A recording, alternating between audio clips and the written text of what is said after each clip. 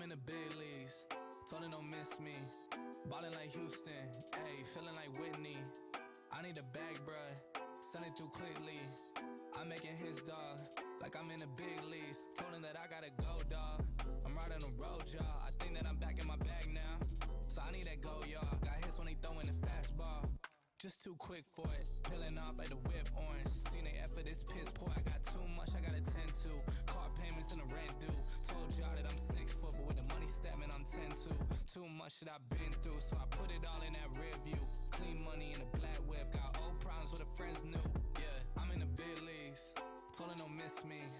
Ballin' like Houston, ayy, feeling like Whitney. Yeah, I need a bag, bruh, send it through quickly. I'm making his dog, like I'm in the big leagues. Yeah, I told him I'ma hit it out the stands. I deserve another 100 bands, I deserve another 100 fans. Told them this was always in the plans. I just did it cause they said I can. Blowing euros when I'm down in France. Labels asking how I built a brand. Told them put a check up in my hands. Boy got time, no cap. Made a few checks but they all in the raps. Had a few friends but they stuck in the past. I don't even trip when I'm thinking about that. Hopped in the whip and we all in black. Shawty wanna ride till the hop in the back. 0 to 100, seen the rap on the dash. They ain't catching up, dog, I'm moving too fast. I'm in the big leagues, told her don't miss me. Ballin' like Houston, ayy, feeling like Whitney. I need a bag, bruh, send it through quickly.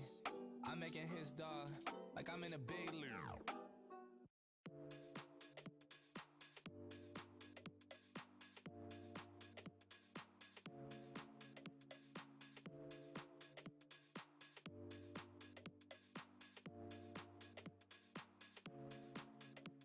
Feeling like you're stuck in a hurricane, 'cause everything around you just keeps on turning. I can see you searching for an escape. The fire in your heart, it just keeps on burning.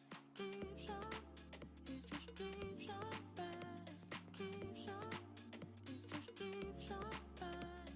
Keeps on, it just keeps on burning. Fire in your heart, it just keeps on burning. Don't worry, you got the future on your mind. No hurry, let's take it one day at a time.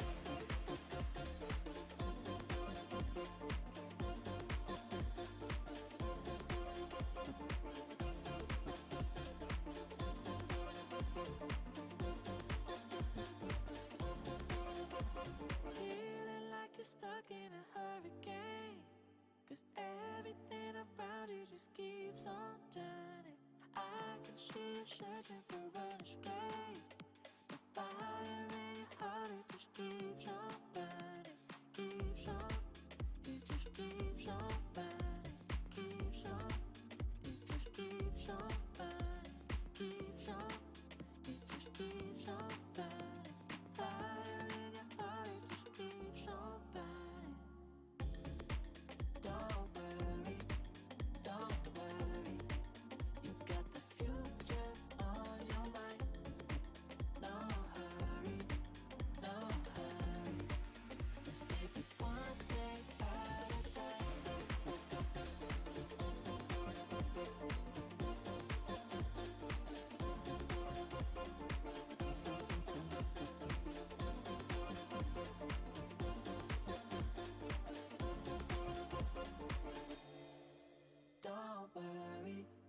Don't worry, you got the future on your mind.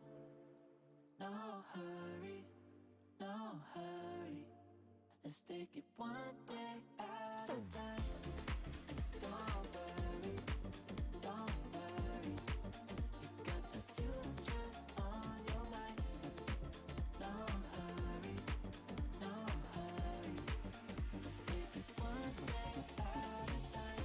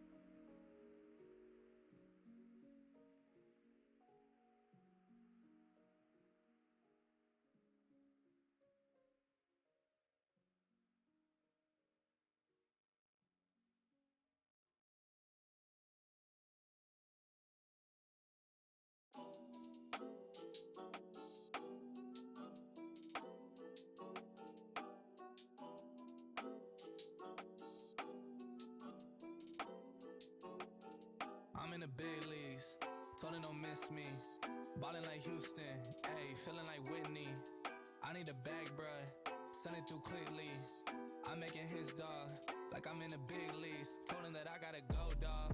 I'm riding the road, y'all. I think that I'm back in my bag now. So I need that go, y'all. Got hits when he throwing the fastball. Just too quick for it, peeling off like the whip orange. Seen they effort, this piss poor. I got too much, I gotta tend to. Car payments and the rent due. Told y'all that I'm 6 foot, but with the money stabbing, I'm 10 to.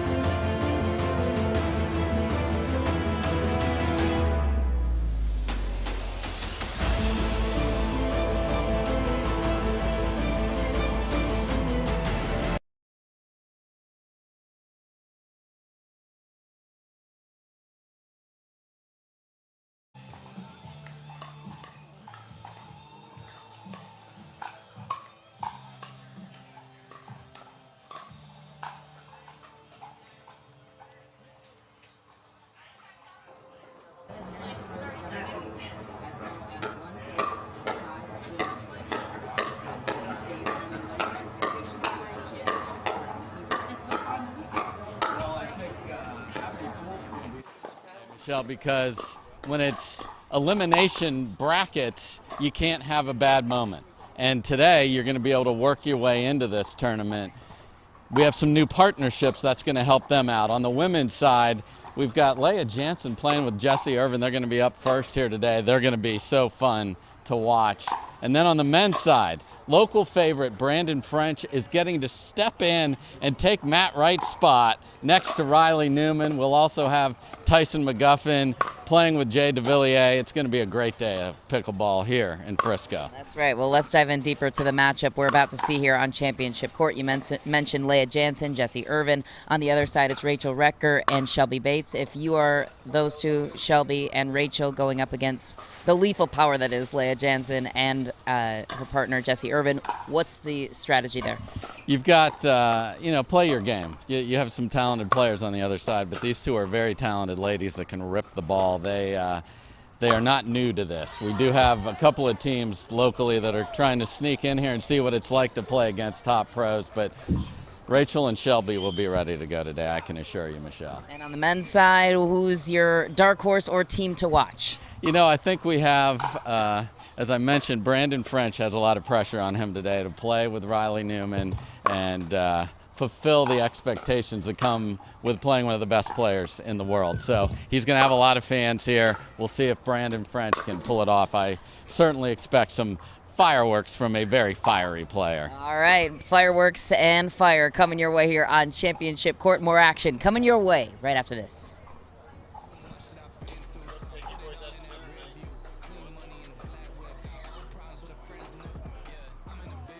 At Baird, we offer a different, more holistic approach to wealth management.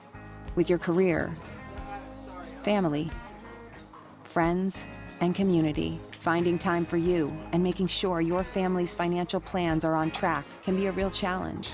At Baird, our financial advisors get it. We'll partner with you to create a unique financial plan and coordinate with your legal and tax advisors to bring it all together so you have more time for what matters most. Our new EV rental fleet is the absolute GOAT. Nice. Speaking of GOATs, is that Tom Brady? Yeah. He comes in to recharge, gets off for updates. Are seated out. Then it's a normal 2 out of 3 with 8. Same time next week? You got it. Cool. Yeah. Let's go. So it's 8 matches.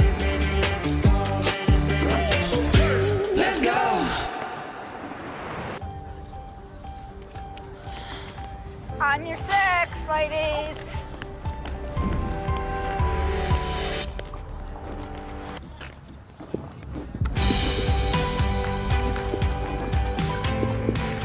The world will get back on its feet.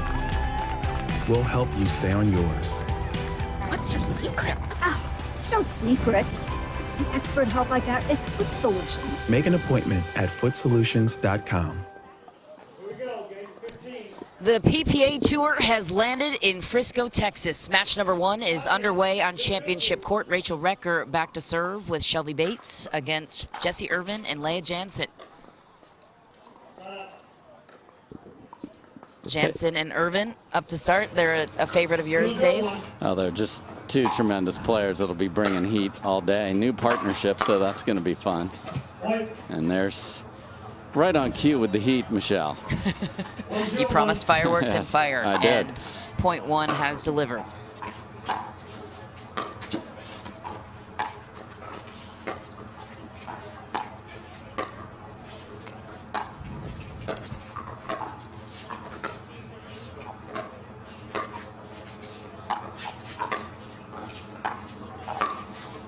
Nice one-handed finish there from Bates.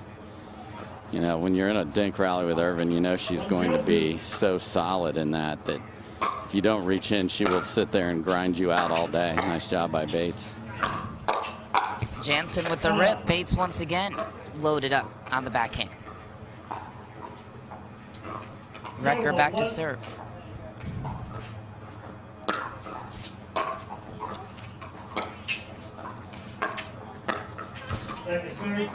That's what you want to do, catch your opponent coming in and put it at their feet. Nice ball by Jansen. Format is 1 game to 15, win by 2.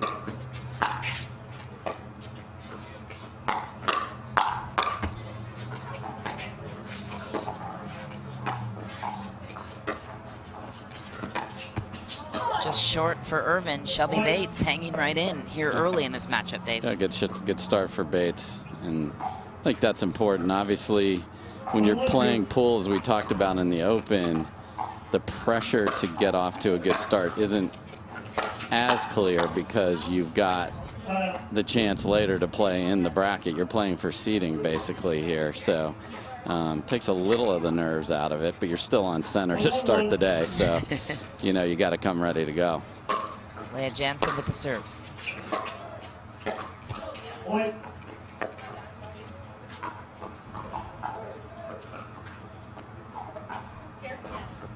Jansen looking to establish some momentum early.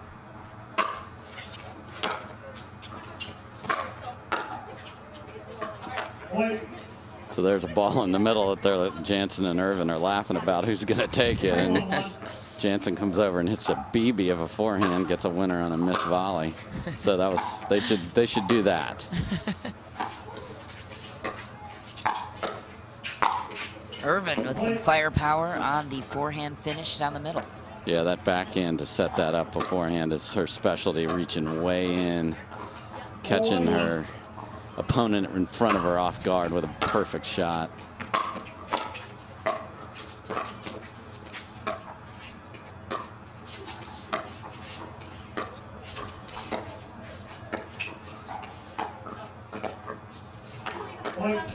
Dink battle in favor of Irvin and Jansen.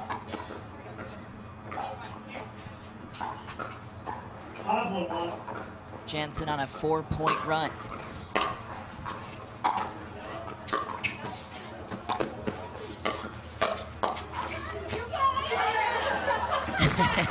And getting used to where they are again is a factor, but laughter goes with it. So, you know, we'll communicate and laugh, hopefully, after the miscommunication and laughter. That's good. Bases look nice to start this match. What in particular? I just like that she's leaning in at the kitchen line. So, you know, if you step back, you let people remodel your kitchen. Don't let them do that, okay? Second serve. Just shy there. Rachel Recker will take it back. 1-5-2. Side out. Not the serve she wanted, No, safe to say. certainly. The obvious point there. Yeah. So Jansen and Irvin will look to run with it.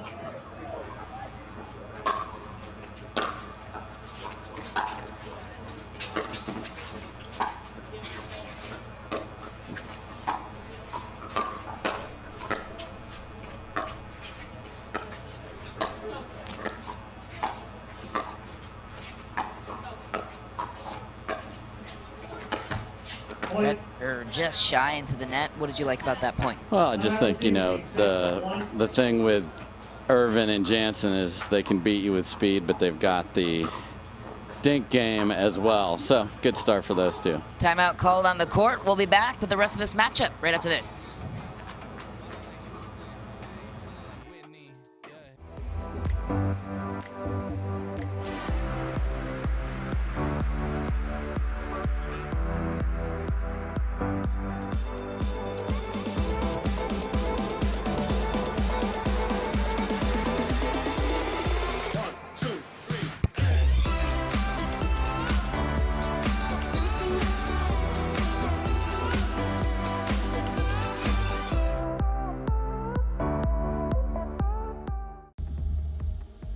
I already told you. Matt Wright is my lawyer.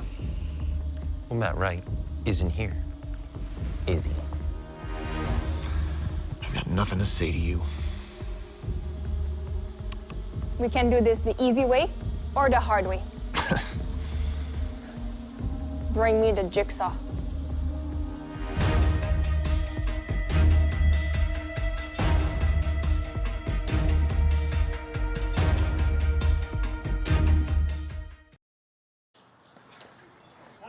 We are back on championship court. Michelle McMahon, Dave Fleming here with you on the broadcast. Leah Jansen was with the serve, and her partner, Jessie Irvin, taking the 6-1 lead early.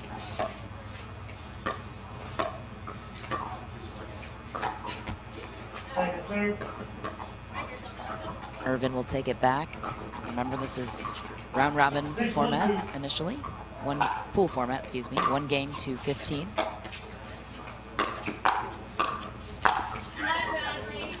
There's that backhand. Yeah, the two-handers on that side of the court are lethal, and they can crack it or they can use it with a roll, too. So they've got variety in what they can do with it. But it's all these ladies are bringing two-handers, and the two-way show is impressive.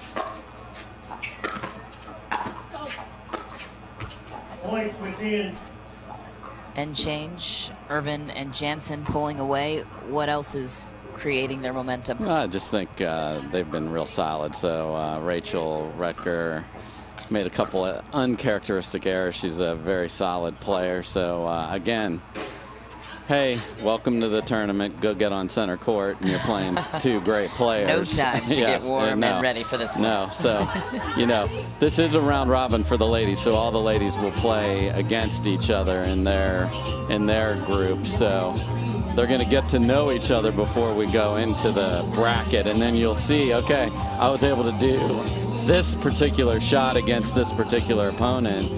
So a database can be built in a format like this where you know, I'm going to see them again maybe. This is what I can do, where in a tournament, rarely is that going to happen.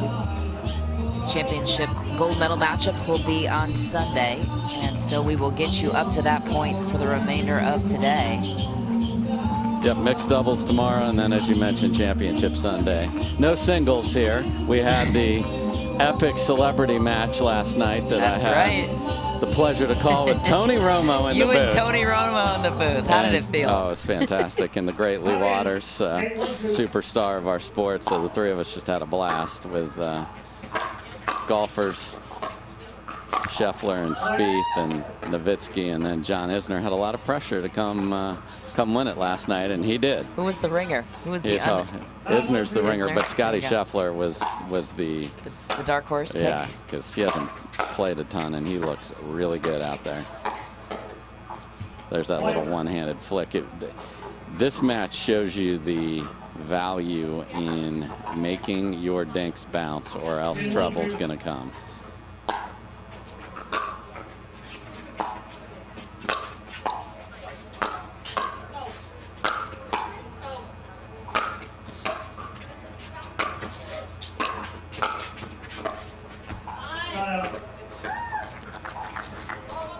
It's good to see Bates and Rutger actually pressing the pace. Obviously, when you return, you are ahead in the point, but they've been neutralized by good drops and some mistakes. So let's see if they're going to go with a side switch here and keep Bates on the left. Just short for Shelby Bates. Rutger, the second server, looking to chip away at a 9-point deficit here.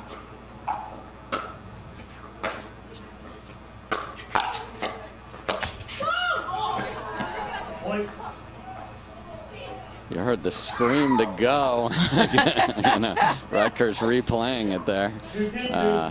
Double bouncer stays on the side of Irvin and Jansen, though. No miscommunication there. No. She was putting the jets up, ready to go. Yeah, this side's communicating better than the other side. They just need to get just, again, if the thirds aren't down, you're going to get punished.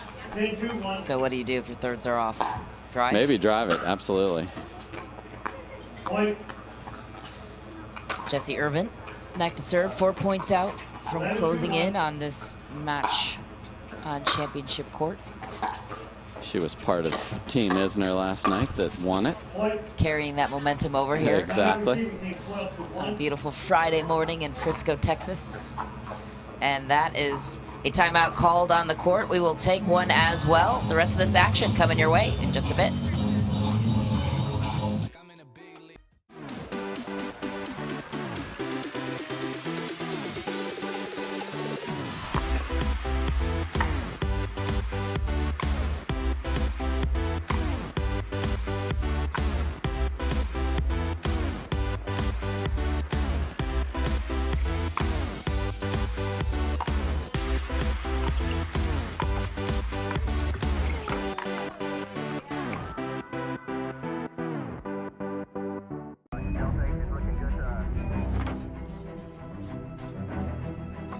Look, if we don't figure out this gravity situation, all of those astronauts are gonna die. And the proof of alien life will be gone forever. But we've tried everything.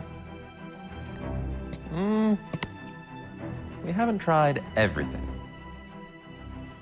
Bring me the jigsaw.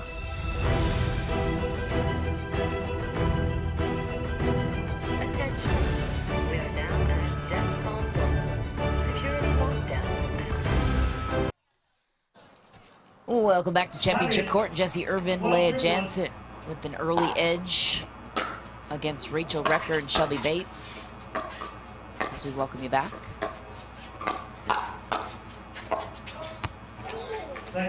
The Jansen willpower did not have enough to ease that over the arms. Still will take the 12-2 lead. Back on the second serve. That ball is not called. That was right on the line, it looked like, All Michelle. right. So that's that. Just Jesse can put the one-handed backhand so many places if it's up.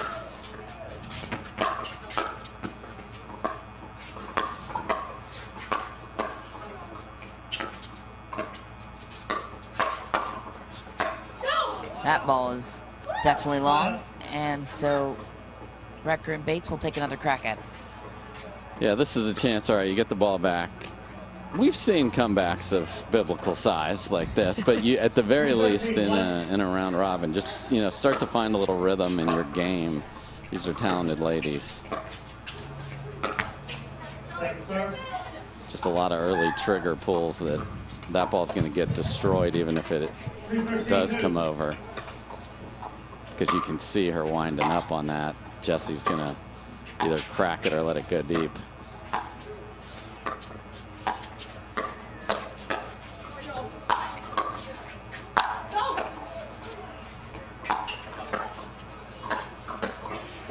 Jesse Irvin once again commanding the kitchen.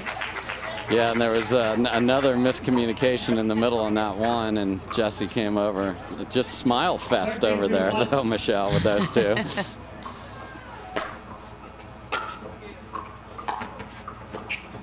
We're seeing 2 of the 5 women's teams involved in pool play this morning. That ball is long, and so point goes to Jansen and Irvin.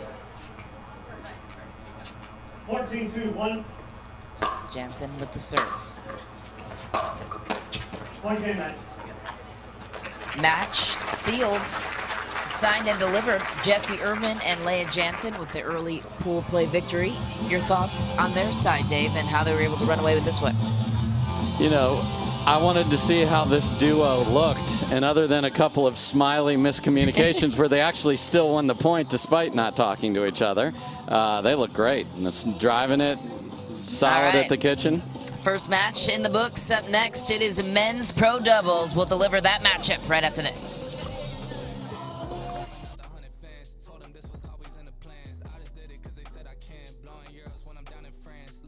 Are you looking for content? Are you looking to up your game by watching some of the best content in the game? Make sure to go over to the McGuffin Pickleball Club YouTube channel.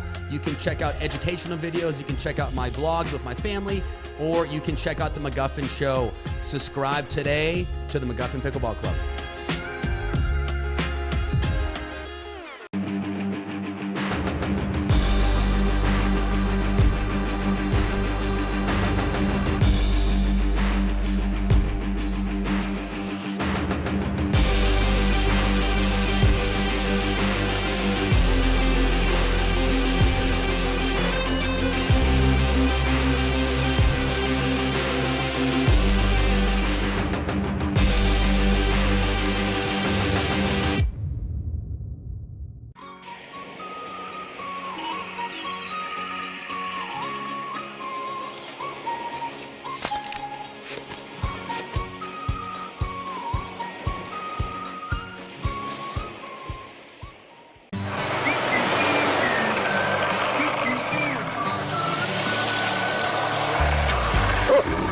Ready yet? Not yet, buddy.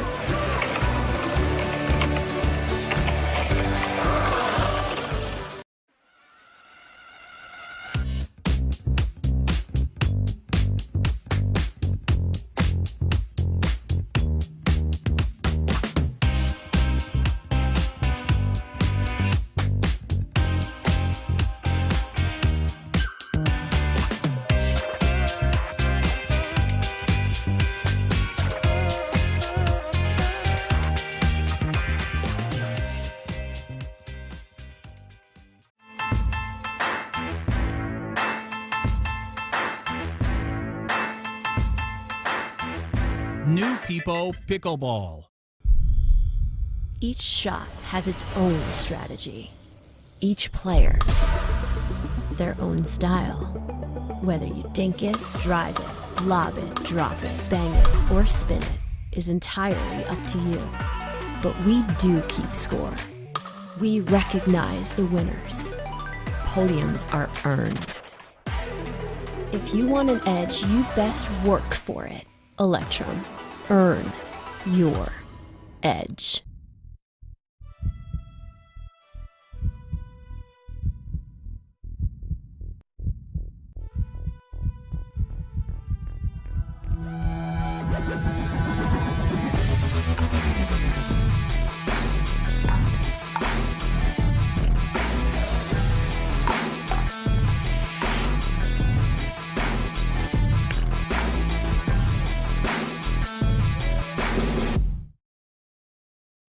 Match point, it's all up to me.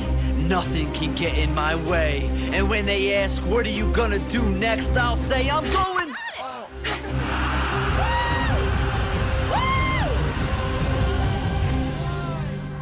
We're going to Margaritaville!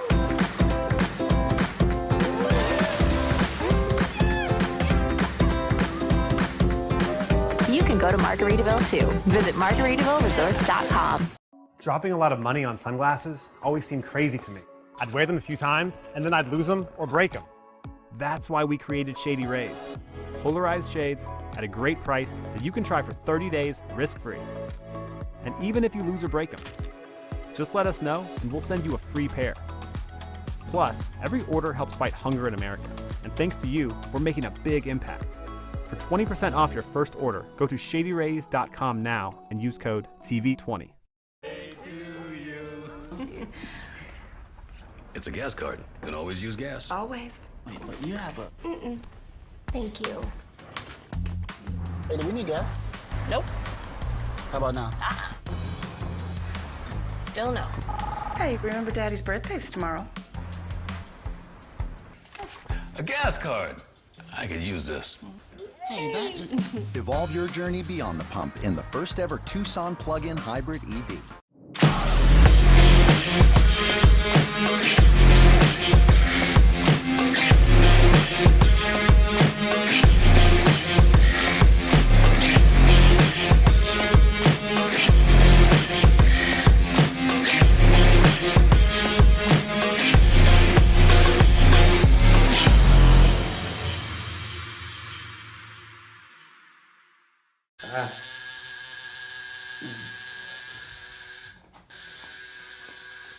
What are you guys doing? We're getting our duper tattoos.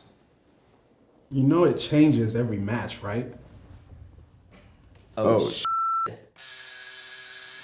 Duper, keeping tattoo removers in business by updating after every match. Download the app and claim your free profile today. Can you change that 6 to an 8?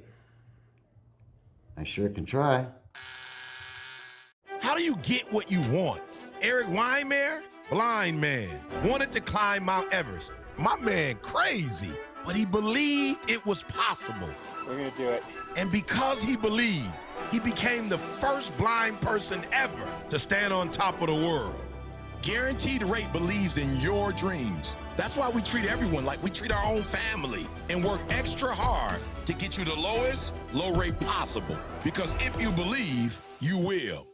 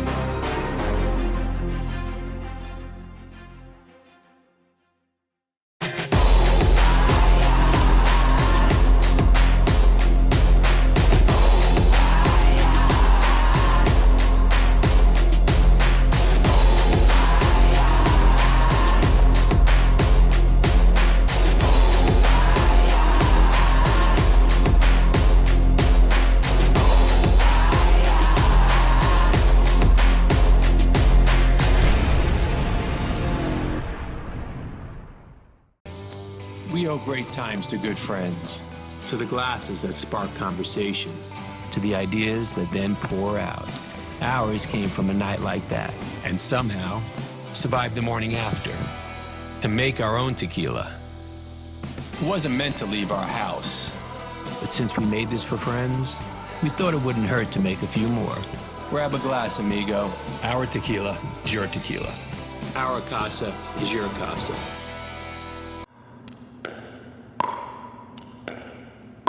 I'm gonna say she's a solid 3.5. Nah, she's definitely a 2.5. Guys, look at that forehand. She's clearly a 3.0. Guys, come on. I'm at least a 4.0. Yeah. Fair enough. Ratings don't have to be hard. Duper, optimized for accuracy, optimized for fun. Download the app and claim your free profile today.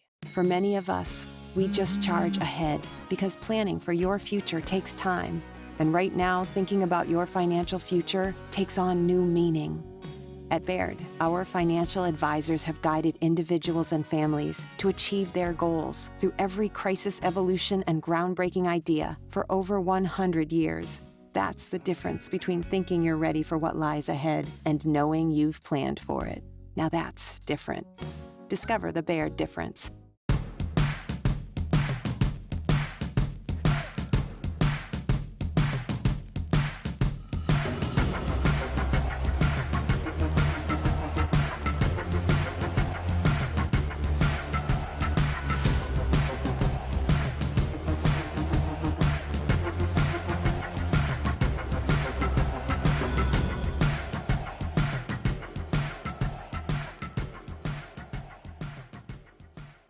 At Baird, we offer a different, more holistic approach to wealth management. With your career, family, friends, and community, finding time for you and making sure your family's financial plans are on track can be a real challenge. At Baird, our financial advisors get it. We'll partner with you to create a unique financial plan and coordinate with your legal and tax advisors to bring it all together so you have more time for what matters most.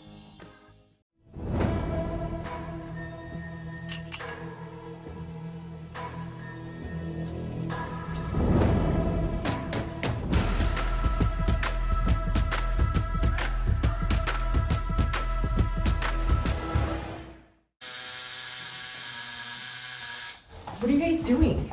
Getting our duper tattoos. Oh, cool. Hey Cameron, how's it going? Almost done. Perfect. Can't wait to see your number. Number? Duper, because ratings shouldn't be a surprise. Download the app and claim your free profile today. I haven't even started yet. Oh.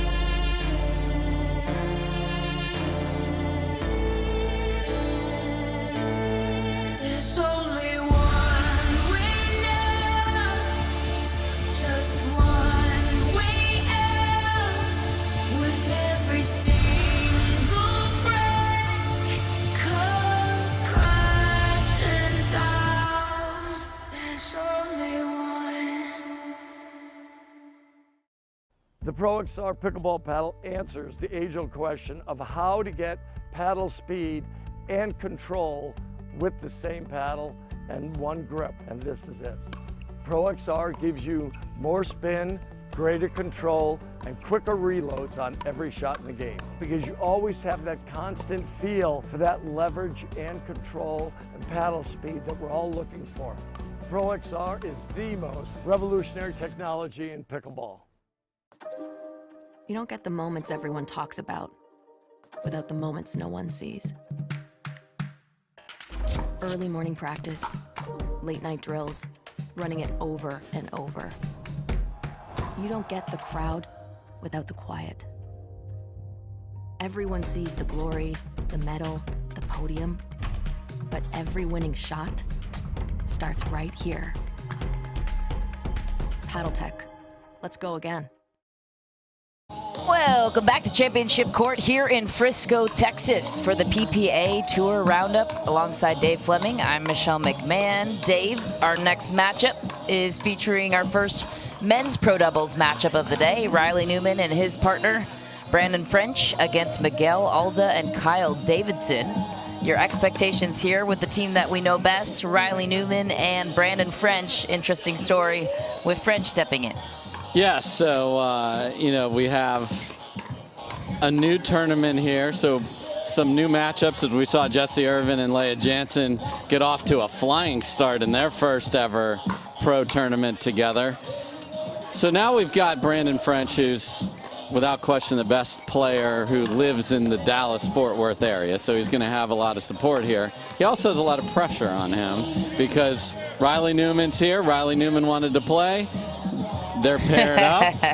Here we go. Brandon is a very aggressive player, but he's going to play on the right side of the court, so he's going to have to tone that down and be more of the setup guy on the right side for the very talented Riley Newman. So Alda and Davidson are going to have to find a way to make the new partnership for them be a problem. Can, throw some balls in the middle. I guarantee you, and Brandon knows this, that French is going to be the target. Let's see if the, air quotes, new guy on the block, and he is certainly not new, but he's new with Riley Newman, can get it done. And you can see them over there sort of getting their who's doing what with what ball. So this is a great format for them, though, because pool, you're going to get 6 matches. You got to finish in the top 4 in your pool, though, but still, you can work some things out as we go here. So let's see how they go. Miguel Alda with that serve, his partner Kyle Davidson in the red. Nice finish early for Miguel Alda. Great start for those two.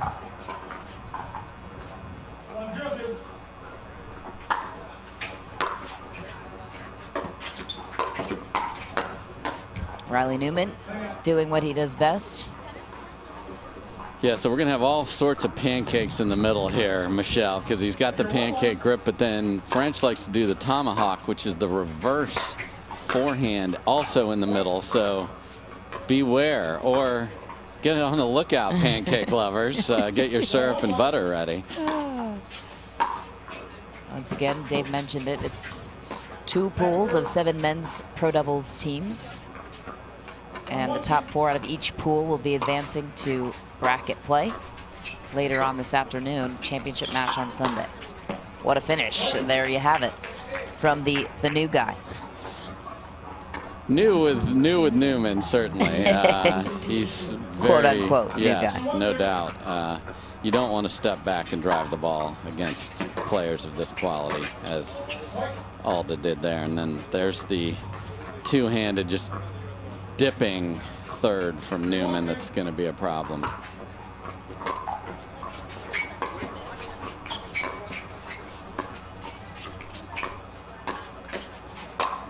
Brandon French making it look easy at the kitchen. Yeah, a little cash over there on Just that one, yeah. swap team and walks out. Yeah.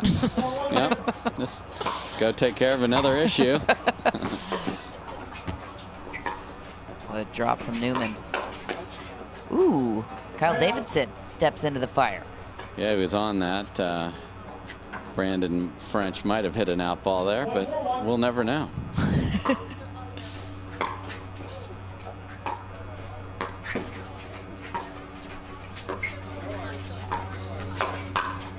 Riley Newman closing in on the backhand.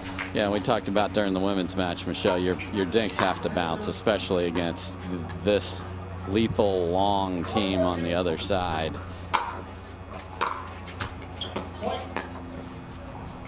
Alda's cracking that serve. I like it. You know, people talk about what you should do with your serve, but in doubles, I like people that go for it. You know, you want to hit very few mistakes, and there's just a beautiful two-hander by Newman, but it's a good way to set up a better third. Just painting that sideline from Riley Newman and that backhand that we all know. Alda and Davidson surrendering that point. A couple of Dallas natives on their side.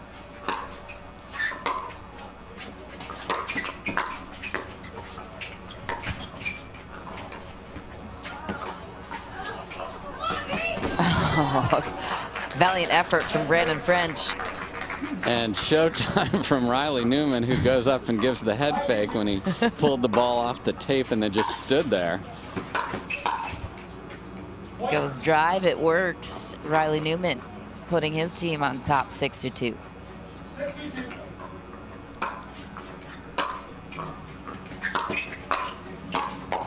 What a step in play from Brandon French. A little shake and bake for these boys. You love the shake and bake. I You do. love to see it this early on a Friday morning. I love it at every hour of the day, Michelle. No limits to the shake and bake.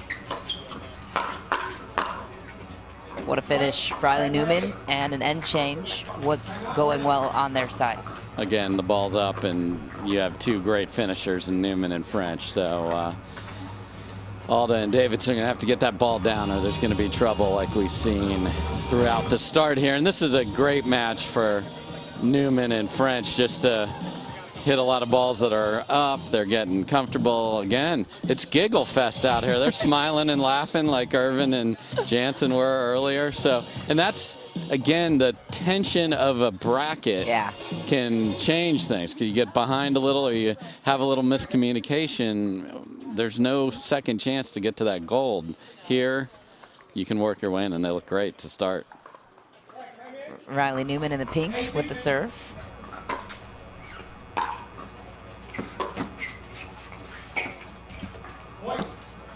It's a nice drop from Riley Newman. He's so good at that top spin drop. And then you want to take that ball solid. Alda tried to cut that, and when you have that ball at your feet, you just can't take a tennis swing like that. And I think that's what we have. We have two accomplished tennis players on the other side, and you're seeing like on Davidson on that one, big swinging volleys. You just don't have time to do that against guys that have their paddle out in front like Newman and French do.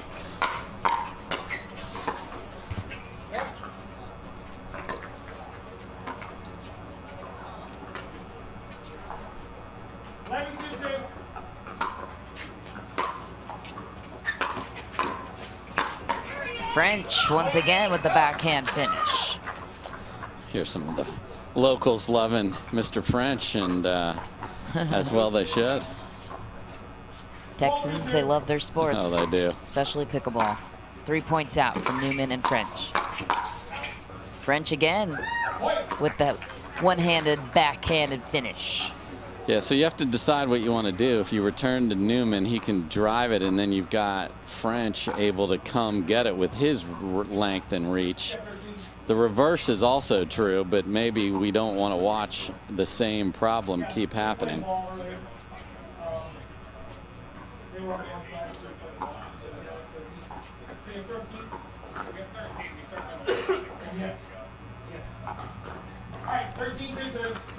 Okay, just getting everyone arranged in the right spot. Davidson with a nice return and a nice finish. Yeah, so that's a beautiful sort of tennis step back, just rope a two-handed backhand right at the guy in front of you. That's the shot that absolutely works and should. Oh boy, okay, miscommunication.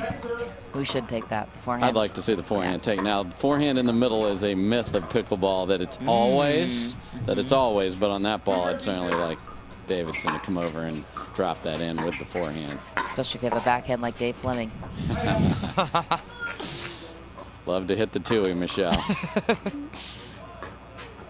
You and Riley Newman, yes, who takes back the serve. 2 points out. This is 1 game to 15 here in pool play format.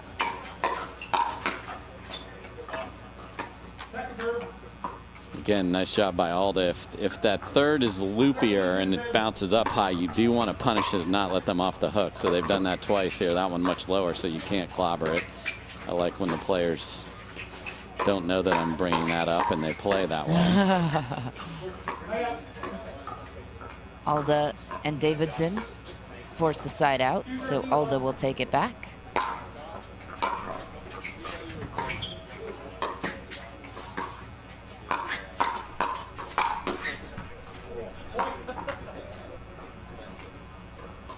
Miguel Alda with an authoritative finish. Yeah. Another aggressive serve. That was a cut. Just wide that time, and Davidson will take it back. Yeah, these guys have all the look and feel of we can play tennis really well, and we're going to try and figure out how to take that to pickleball, and it's a process. What's the biggest key in that process? There's a lot of people that go through that transition. Yeah, I think a lot of them just have to learn what shots work and don't, and the big one is just the big swings when you're at the kitchen line are going to be a problem.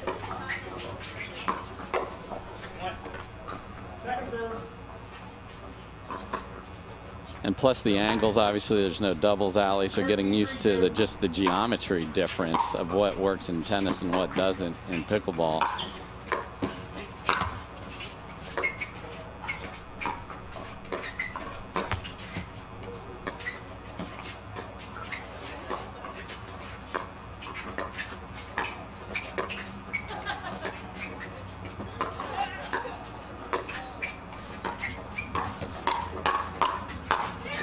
What a finish. Brandon French and his cheerleaders on the sideline.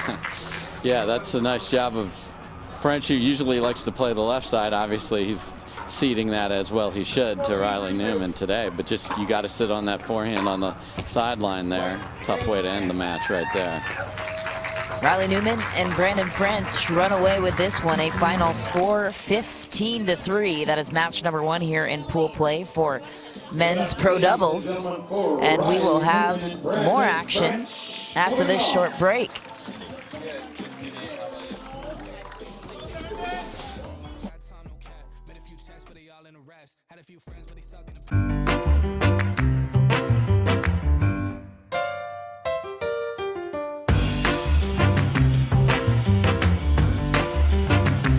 A lot of us miss hit the ball. I know I miss hit the ball a lot.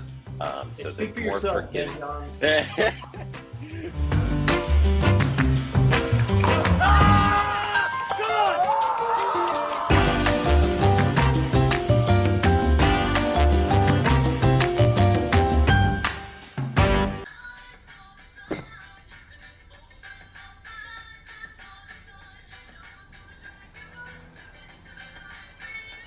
Miller Lite has more taste and only 1 more calorie than Michelob Ultra.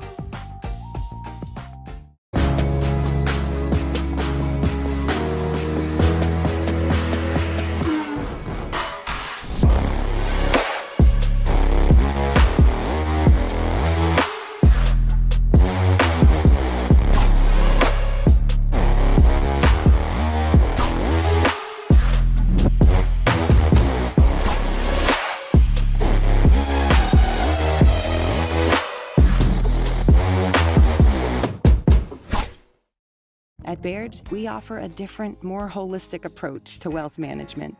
With your career, family, friends, and community, finding time for you and making sure your family's financial plans are on track can be a real challenge.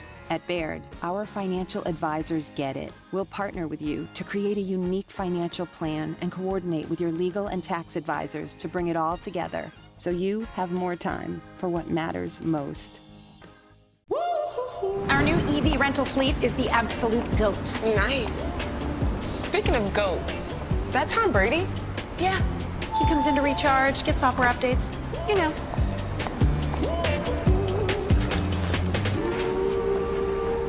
Same time next week? You got it. Cool.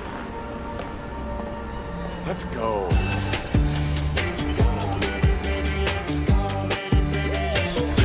Let's go. On your six, ladies.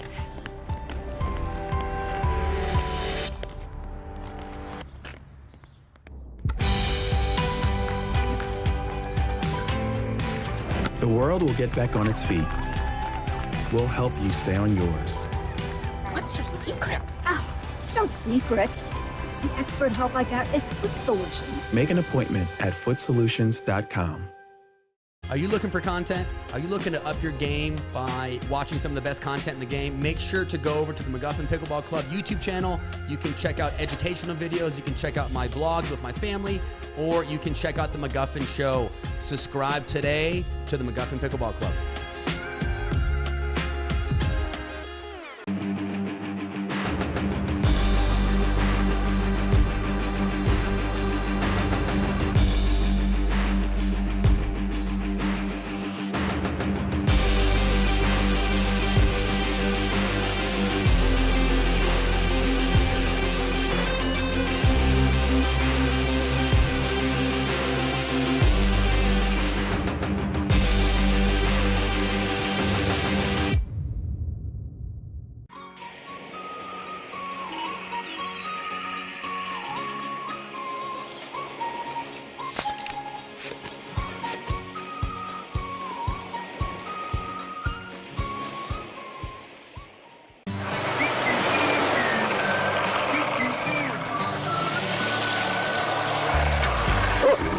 Ready yet? Not yet, buddy.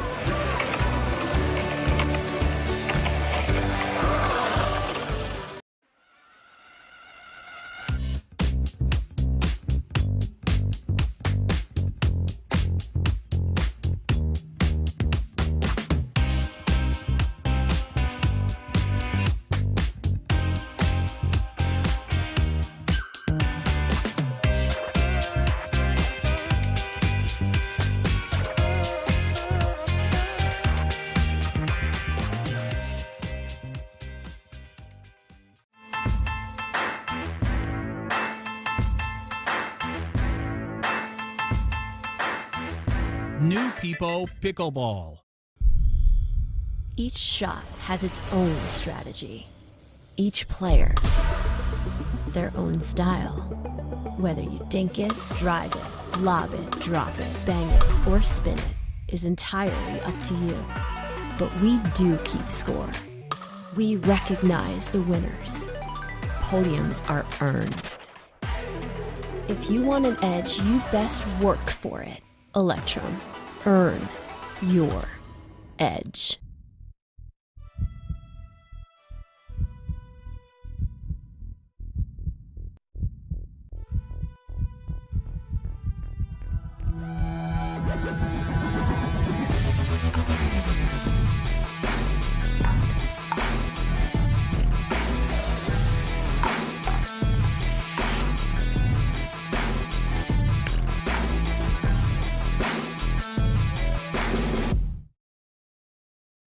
Match point. It's all up to me. Nothing can get in my way. And when they ask, what are you gonna do next? I'll say, I'm going.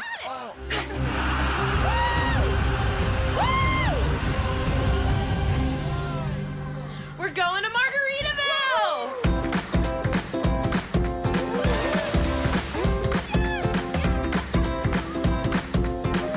You can go to Margaritaville too. Visit MargaritavilleResorts.com.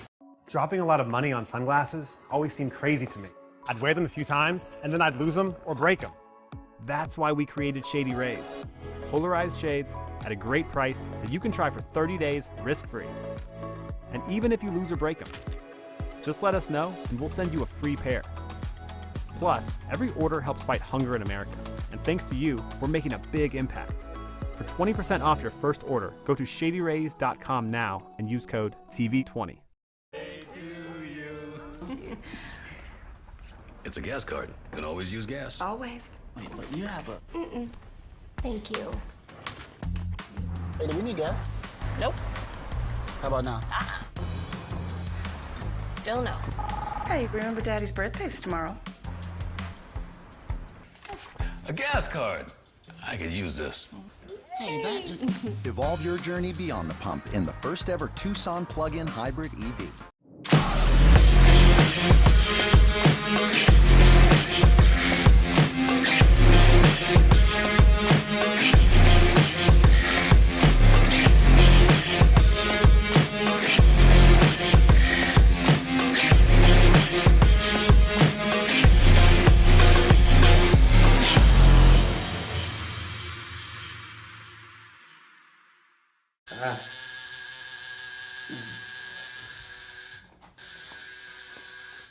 What are you guys doing? We're getting our duper tattoos.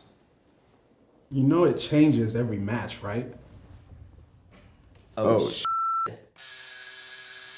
Duper, keeping tattoo removers in business by updating after every match. Download the app and claim your free profile today. Can you change that 6 to an 8? I sure can try. How do you get what you want? Eric Weimer, blind man, wanted to climb Mount Everest. My man crazy, but he believed it was possible. We're gonna do it. And because he believed, he became the first blind person ever to stand on top of the world. Guaranteed Rate believes in your dreams. That's why we treat everyone like we treat our own family and work extra hard to get you the lowest low rate possible. Because if you believe, you will. We are back on championship court here at the PPA Roundup in Frisco, Texas. Alongside top senior pro Dave Fleming, I'm Michelle McMahon. We have our second men's pro doubles matchup here on championship court from Pool A. Miguel Alda and Kyle Davidson, and we saw just a moment ago against Newman and French, and that was in match one. Match number two today is against Spencer Smith and Todd Fote. We haven't seen the duo of Spencer Smith and Todd Fote today, so we'll start there, Dave. What are your expectations on their side? Well, Spencer Smith, a very accomplished player, and actually has a replacement partner here. Shout out to my boy Pat Smith, who got injured in preparation this week, Michelle. So, oh, no. Yeah, so Pat Smith had to scratch. So Todd Fote got on a plane and is coming in. These guys know each other, but you know, Spencer's from Utah. Spencer just has a beautiful game. Spencer's repped by Gamma. He's had some really nice results recently. He and Elise Jones did some damage down in Georgia in mixed, and you're going to see a variety of beautiful pickleball from him. And then, you know, Alda and Davidson have a chance to, okay, back-to-back on center. That's what they thought was going to happen when they woke up this morning. So chance to show, you know, again, just finding a way to refine the tennis. And obviously you can't do it between two matches here, but, you know, the idea of a kitchen is another thing. Just like hitting, you don't hit a drop in tennis. Alda with the serve to start us off. Spencer Smith right out of the gate. Yeah, he's got a beautiful one-handed backhand. Fote will take back the serve, looking for the first point of the game. This is 1 game to 15. That ball is wide, so Fote and Smith will take the early lead. Yeah, you just wonder, okay, what are they going to do? So they're going to play straight up, meaning they're going to just switch sides back and forth, not stacking like we saw Newman and French do, where they wanted Newman on the left side of the court the entire time. Fote back to serve. Second serve. Smith will take a second try at it. 2-0-2.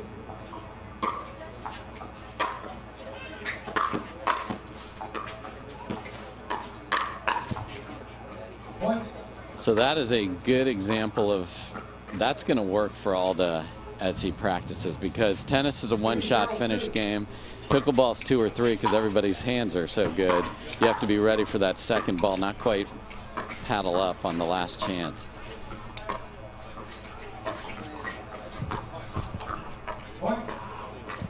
You also see tennis players back off the kitchen line. So Alda's dink there was 3 feet behind the kitchen. Again, don't make the kitchen bigger. Keep that to HGTV.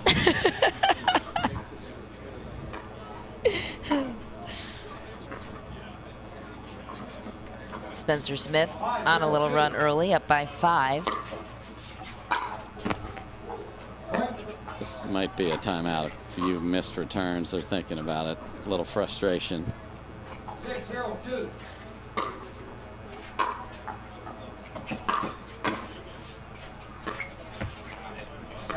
Rare miss for Smith, and Davidson and Alda will catch a break. So let's see if Alda keeps really going after that serve here.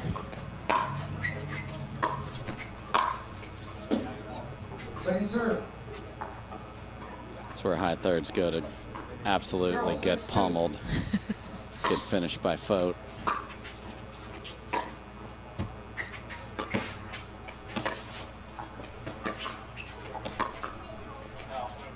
Just wide for Davidson. You can also see the tennis players cross over at the kitchen line. That puts you in a bad position in pickleball. It's your beautiful tennis footwork. So again, just so many paddle skills and racket skills that are brought. Now you got to refine, and that's the opportunity for these boys.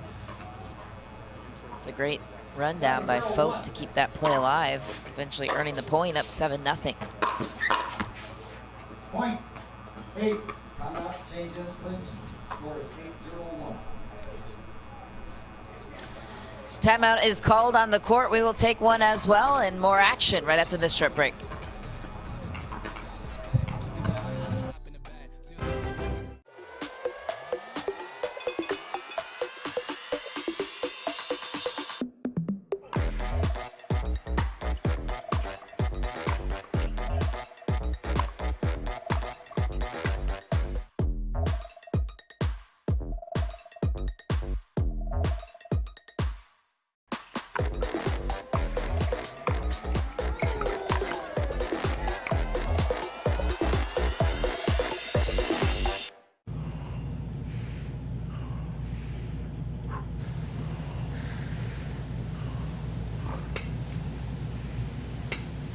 No way she gets this.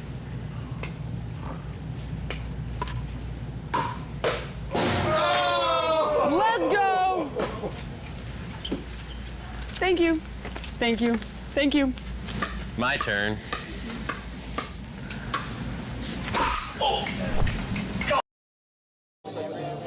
Back on championship court, Spencer Smith and his partner, Fote, off to an early 7-point start. 8-point start, excuse me. On the end change, if you're Alda and Davidson right now, what conversations are you having on your side to get back in this one? Well, let's just not be fancy and make balls. They had some missed returns. And you can see how far back off the kitchen line they are. That's just going to be a tough place to win.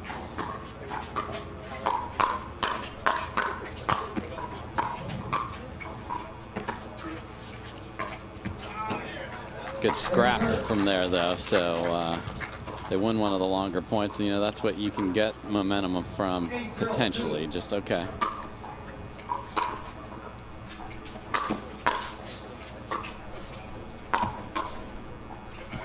And a ball skidding off the tape doesn't hurt either. Miguel Alda will take full advantage, and he'll take back the serve as they look for their first point of the match.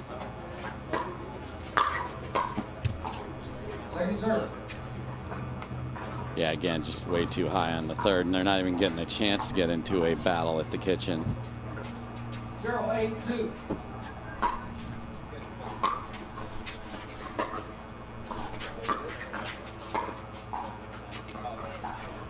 That ball is wide. Serve returns to Smith and Fote. Fote in the white, back to serve. 8-0-1.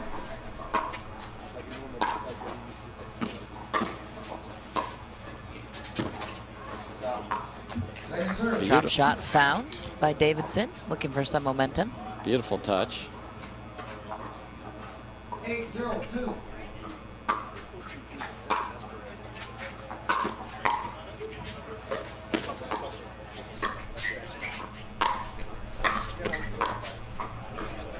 Point.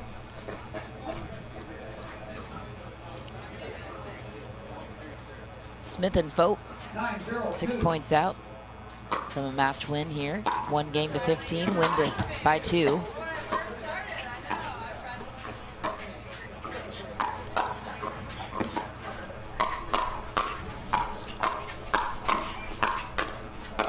Fote was on the attack on the backhand that entire time. Yeah, like once you're engaged, I like you to stay engaged, as Fote did there very well. 10-0-2.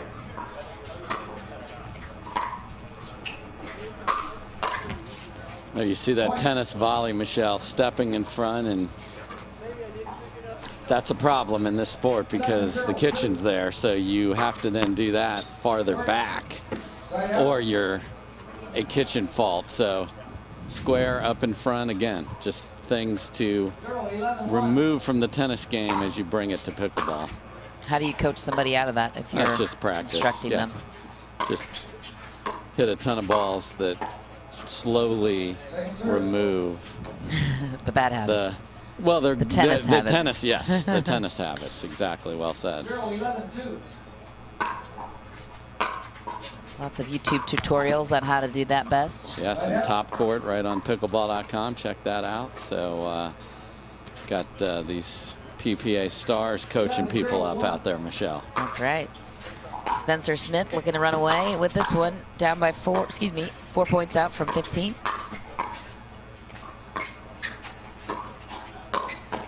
How about that finish from Todd Fote? Again, they're on the line, they're reaching in, the opponents are backing up. It's your dream scenario if you're Smith and Fote, because you're dictating everything.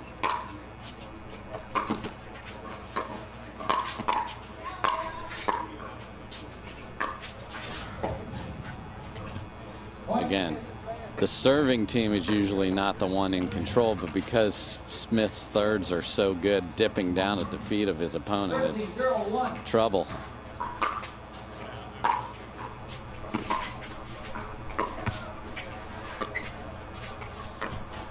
Spencer Smith with the grab. And we are in danger of having a pickle here. It's pickle point here, Michelle. 14-0-1.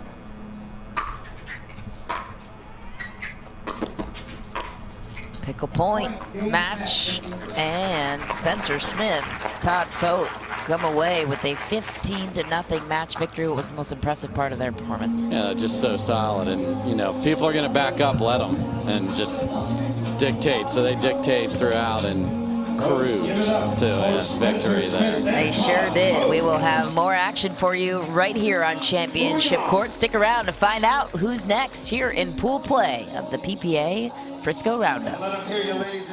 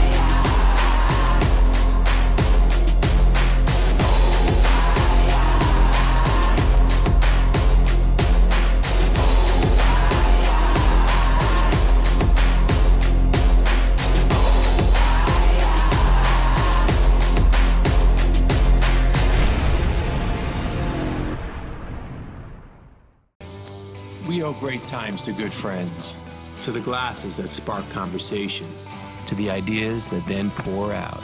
Ours came from a night like that, and somehow survived the morning after, to make our own tequila.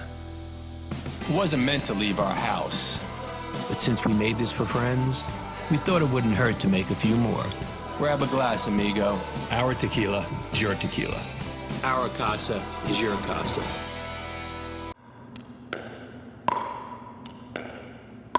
I'm gonna say she's a solid 3.5. Nah, she's definitely a 2.5. Guys, look at that forehand. She's clearly a 3.0. Guys, come on. I'm at least a 4.0. Yeah, fair enough. Ratings don't have to be hard. Duper, optimized for accuracy, optimized for fun. Download the app and claim your free profile today. For many of us, we just charge ahead because planning for your future takes time. And right now, thinking about your financial future takes on new meaning. At Baird, our financial advisors have guided individuals and families to achieve their goals through every crisis evolution and groundbreaking idea for over 100 years. That's the difference between thinking you're ready for what lies ahead and knowing you've planned for it. Now that's different. Discover the Baird difference.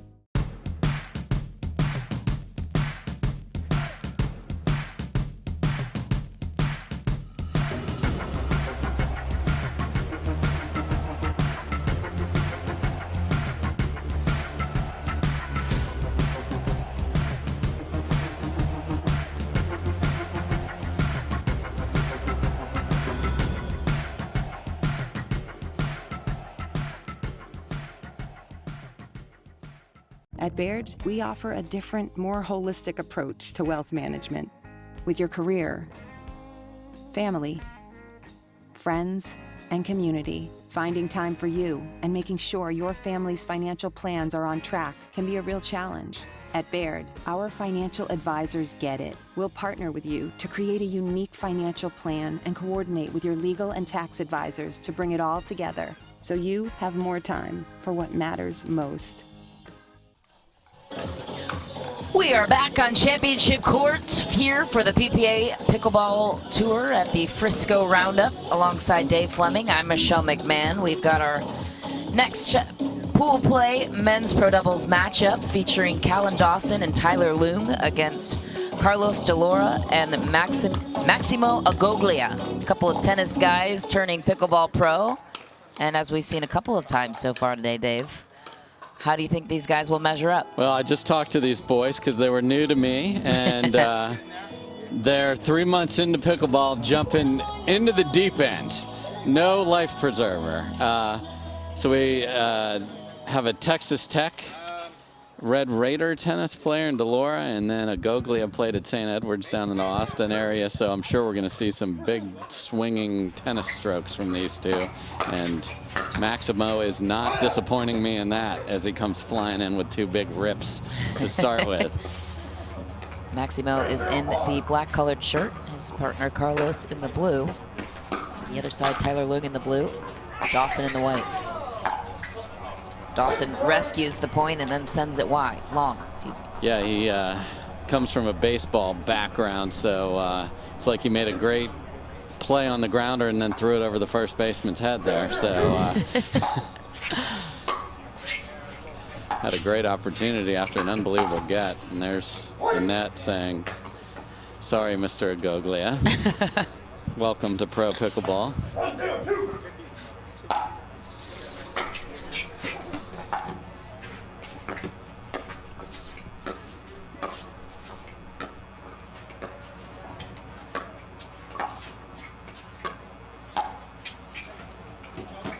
That ball's called long. And the lob doctor doesn't usually miss lobs. He's got the most effective lob on the pro tour there. Just missed that one. You'll see more of those today from him. Maximo Agoglia back to serve.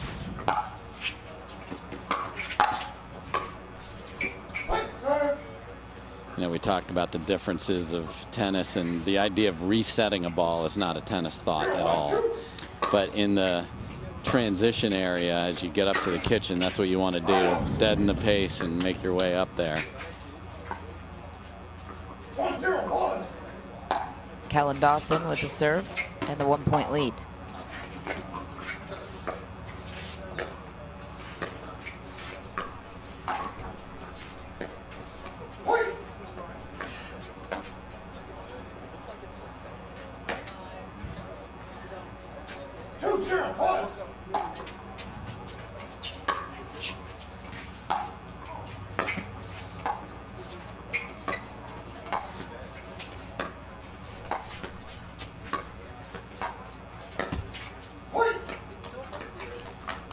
Callan Dawson on a couple-point run here. Yeah, I saw Delora try the little two-handed dinking there as well, so I like the variety I saw from him there. Nice volley.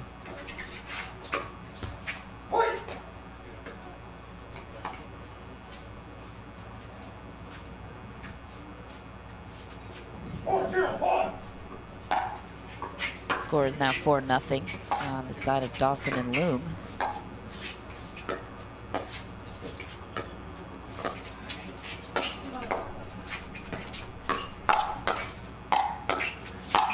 And Callan Dawson says, you do not speed up cross court on me. Beautiful finish by him there.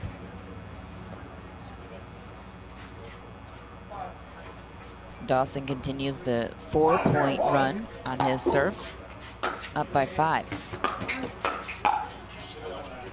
Sends that one wide. It's a good volley by Agoglia there, down. Everything needs to be down.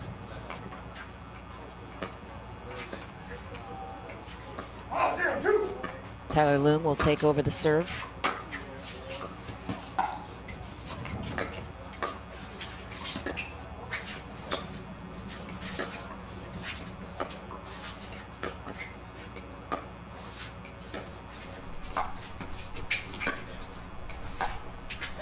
There's the doctor.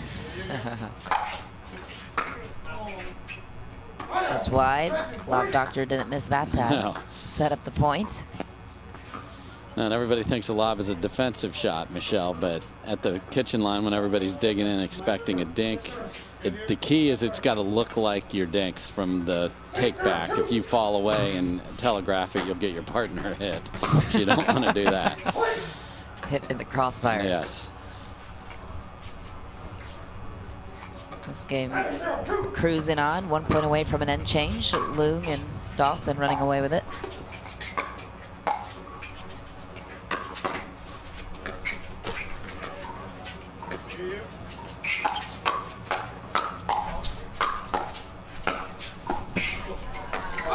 Nice finish from Agoglia, and they'll get the serve back. So on their side, how do you start to create some momentum here? No, just again, like we discussed on some of the other matches earlier, make some thirds bounce and get up to the kitchen line.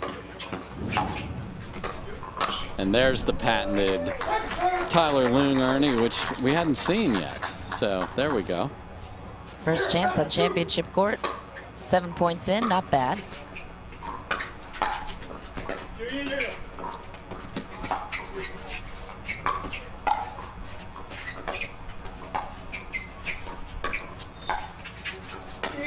There's the lob again. Callan Dawson starting off that play. So that one was a lob volley, which is even more deceptive because it hasn't hit the ground, obviously, taking that out of the air. You have to be real precise with that one, and that's what he's known for, so perfectly done.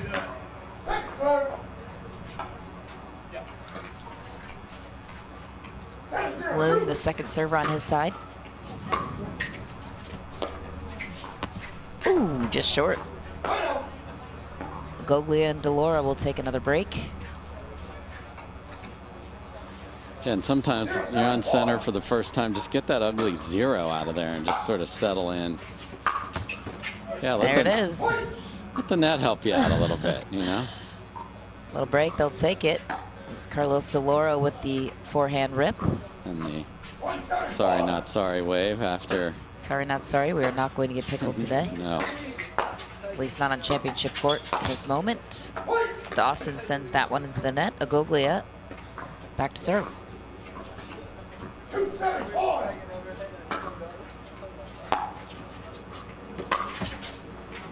Wow. Jay DeVilliers encouraging Carlos to keep ripping him off the tape and bouncing over the outstretched paddles of the opponents. And enough of that, says Tyler Leung. Strong response. Carlos Delora will take back the second chance to create some momentum and close the gap here.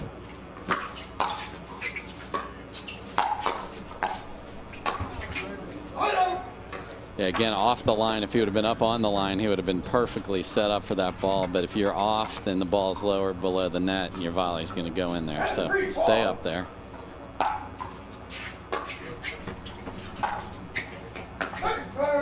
It's 3 missed thirds in a row for Dawson and Leung. So let's see if they can make one themselves here. The answer would be no.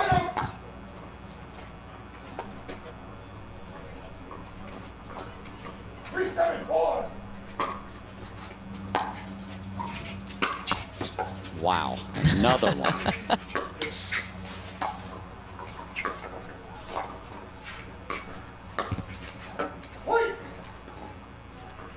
Goglia and Delora and the net taking some points and momentum here. Yeah, 4 in a row. 3 net aided, but no one's going to remember that at the end. Leung closing the door on any hope on that point.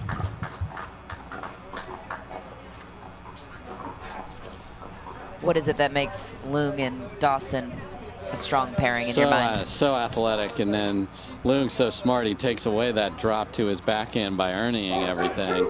So you've got a nice blend of pace and power with Leung, and then Dawson so steady.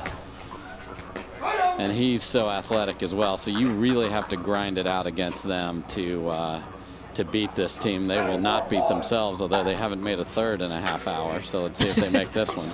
There we go. And there was the third shot drop charm, as you mentioned. So we'll have an end change. Tyler Leung, Callan Dawson, with an 8-4 lead. We will have the rest of this matchup right after this. Don't go anywhere.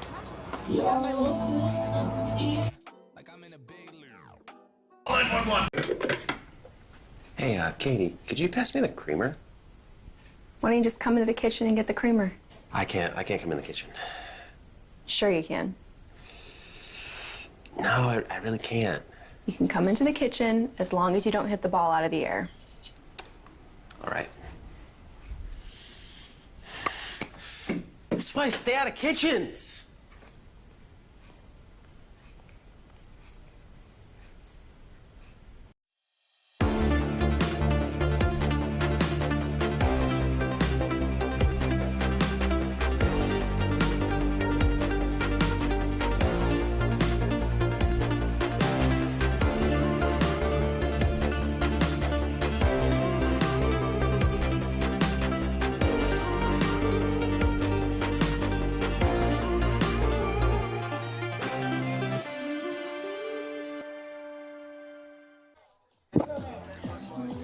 Back on championship court, Tyler Leung and Callan Dawson up 8-4. Dawson back to serve.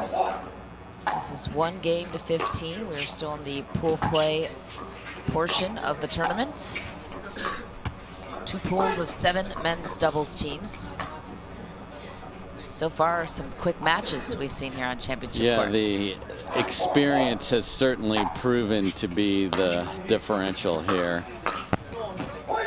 And there's another one of those tennis. We saw that from Davidson and Alba, that step and cut, beautiful tennis volley, which I'm sure these guys are wicked on a court with a doubles alley. That's when they're going to want to punch like that one. Much different, much better.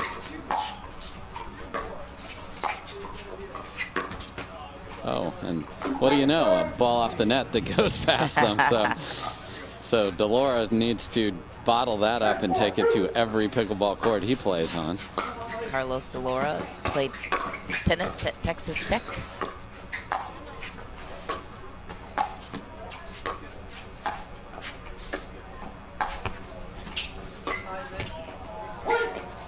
And you saw there, Tyler Leung was retreating because that ball was going to go wide enough for an ATP. Again, experience for Delora. Let that ball go and go for that ATP opportunity. Leung certainly thought it was coming.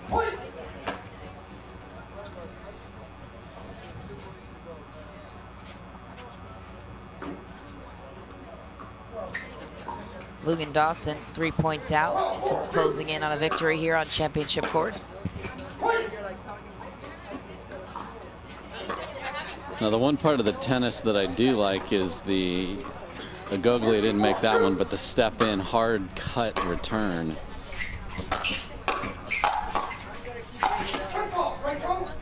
Okay. Get our first footfall of the day called there, Michelle. So a little too close to the net from Dawson there.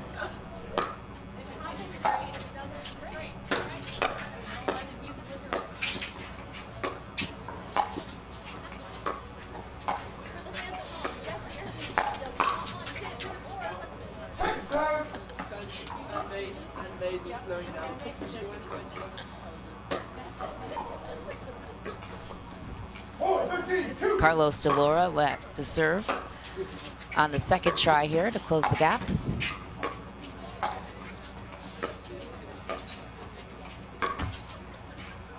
Oh, okay. A little fake out, a pump fake, I think we saw. Hey, we're in the entertainment business, Tyler Leung. I appreciate that. It's better if you finish it, though. Wow, okay. Just long for Delora. A lot of those in Lubbock, I'm sure, on the tennis courts right there. The big, heavy two-y.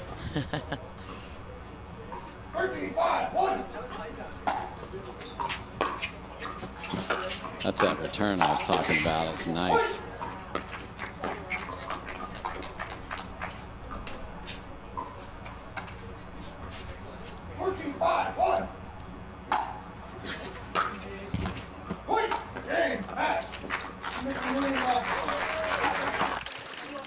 And that is The way this match will resolve on championship court, Tyler Loon, Callan Dawson taking down Agoglia and Delora 15-5 for a final score. And we will return with more pickleball action here on championship court right after this.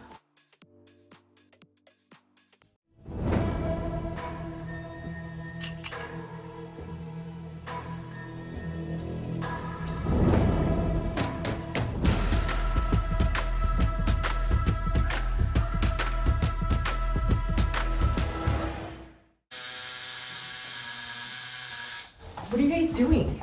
Getting our duper tattoos. Oh, cool. Hey Cameron, how's it going? Almost done. Perfect. Can't wait to see your number. Number? Duper, because ratings shouldn't be a surprise. Download the app and claim your free profile today. I haven't even started yet. Oh.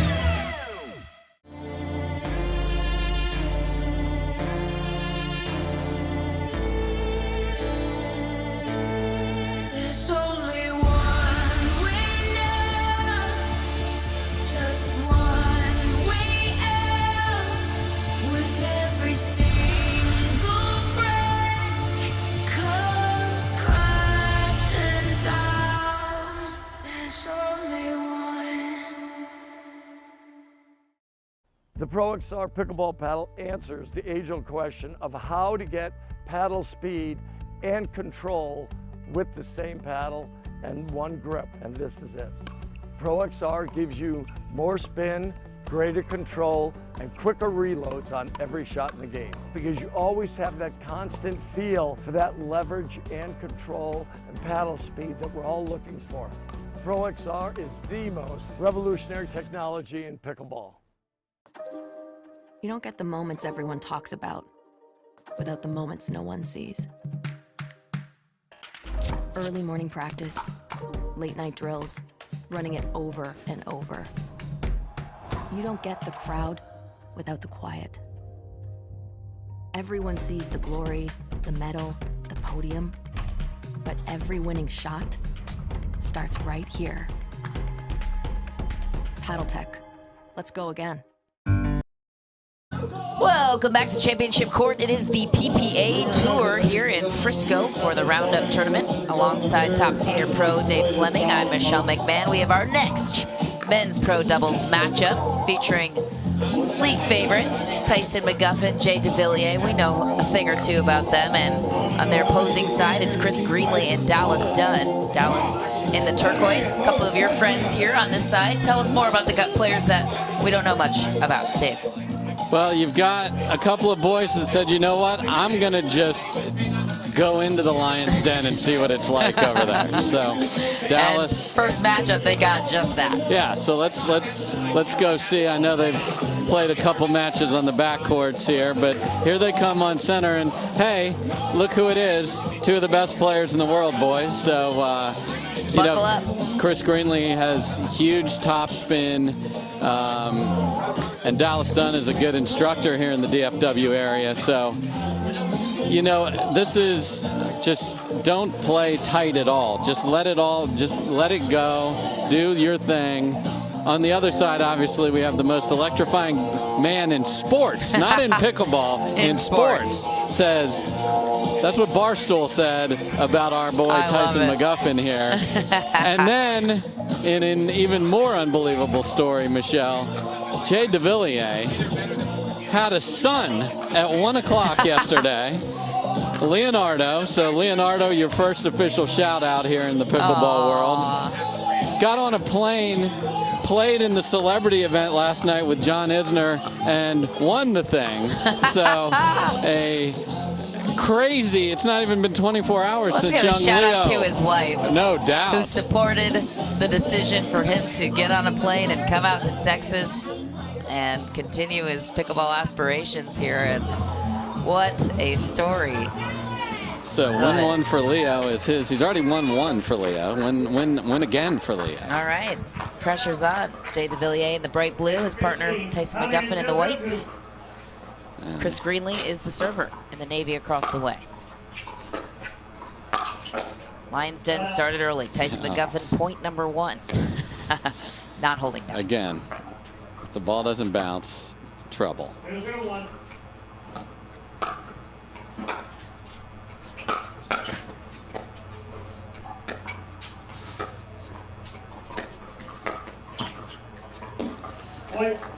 McGuffin and DeVilliers building off that. McGuffin will continue his run. Yeah, and these two have paired up for the first time this year on tour, and it's getting better and better. A little clunky at first as they tried to get to know each other's game, who should play what side. Much better of late. They're going to be a force in this one. Tyson McGuffin, just an easy snipe for him on the backhand. What is it about their partnership that you think has the biggest upside? You know, just that whole idea of how to play complementary pickleball. What do you want me to do? Where do you want to put the ball? Who's got the middle? Who's better on what side against what opponent? And Chris Greenlee, hello. That's an angle. Sneaky no-looky down the line.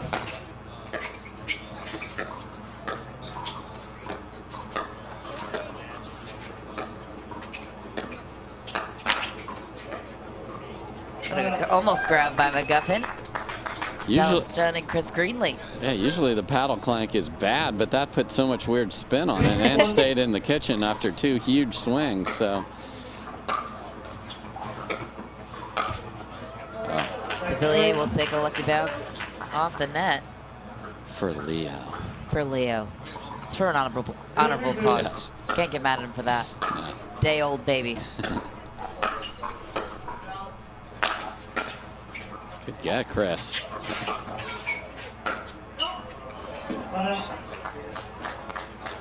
Tough break. Sending that one long, but a couple of good points or shots before that. Serve will return to McGuffin. That ball is wide, and a poaching McGuffin could have forced that error. 100%. So sometimes you don't get the ball, but you get the point because of your movement. A static player does not create any problems. There's big Jay DeVilliers, just the presence, Michelle.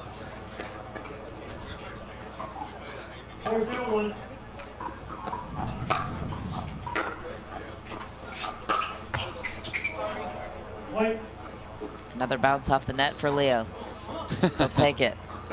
McGuffin and DeVilliers with a 5-point lead. 1 game to 15, win by 2. This is pool play. Each team vying for the top 4 spots in their pool to advance to the bracket play. So far, things looking good for McGuffin and DeVilliers, who one would have thought was a lock for the bracket play. For sure. There's a big serve. And a souvenir in the booth here, Michelle. Let's get it autographed later. I'll get that back. Dallas Dunn playing in Dallas. Would like to score a point in Dallas here. Tall task against McGuffin and DeVilliers, just so powerful on every shot. Yeah. And McGuffin and DeVilliers the first to 8, which means we will step aside for just a moment. The rest of this one coming your way around the corner.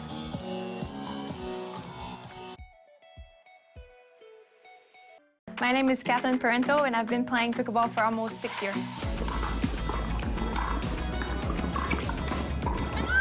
I travel a lot to play in tournaments. I'm always on planes, and I see a lot of people when I travel. I need to make sure that I stay healthy. I need to support my immune system, so that's the reason why I use the Pure Wave C+.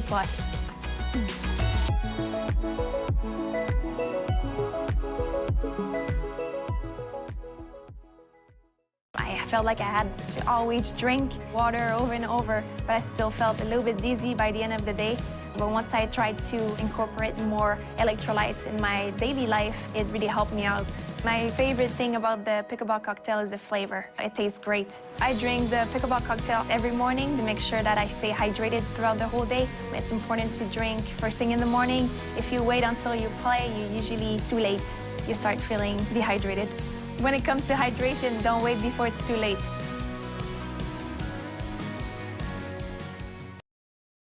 We're back on championship court. DeVilliers and McGuffin running away with this one up 8-0. McGuffin the first server. This is 1 game to 15, win by 2. DeVilliers, the enforcer on that point. Yeah, just coming in hot. That's a tough ball on the move and kept it low.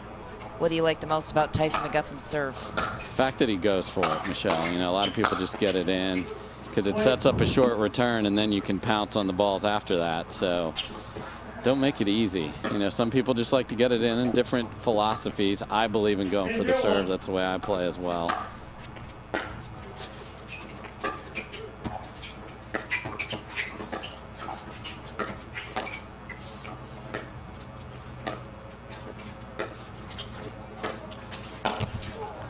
And look where Dallas Dunn's standing 3 feet off the line. He hit a beautiful dink, but then didn't stay on the kitchen line to be able to finish that.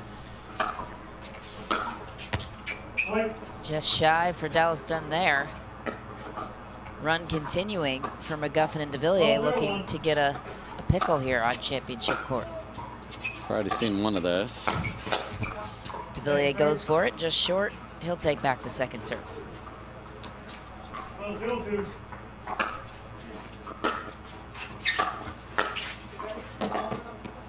That ball called wide. And I like Greenlee taking that as the guy stationary at the kitchen, just a little late and a little uncertain with the Dunn forehand coming in. Guffin with a rare miss, and so Greenlee and Dunn will take back another chance to get a point here on these guys. See if they can get up to the breadstick level and get one.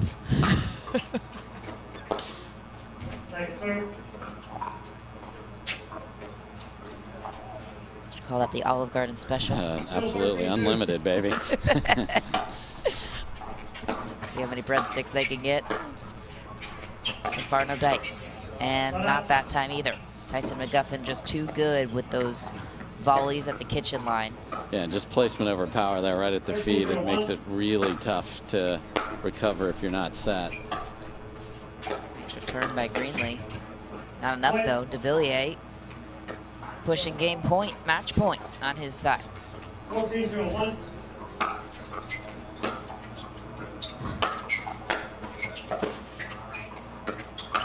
Oh, Jay DeVilliers, graceful as can be.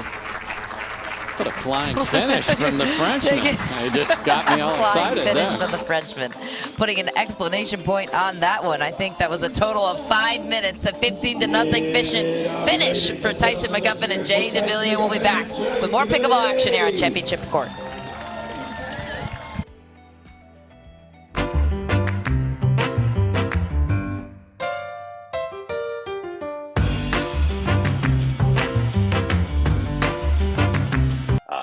Hit the ball. I know I hit the ball a lot. So speak for more yourself, forgiving.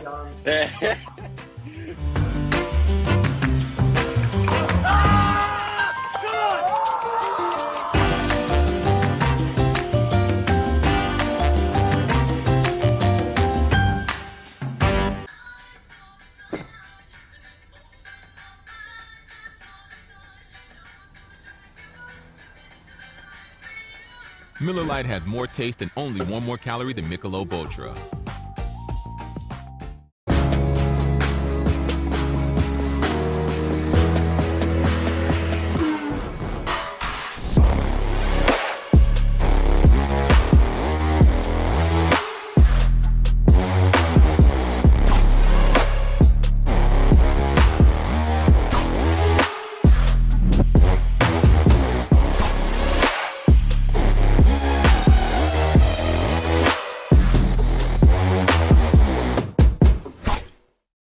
At Baird, we offer a different, more holistic approach to wealth management.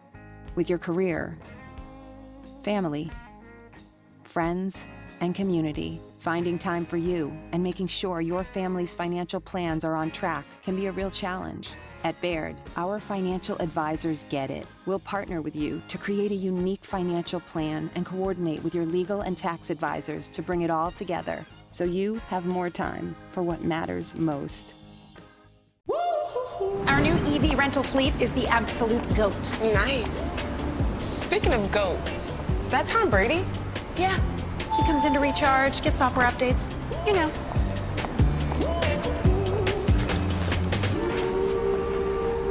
Same time next week? You got it. Cool.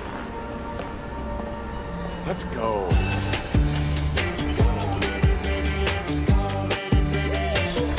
Let's go. On your six, ladies.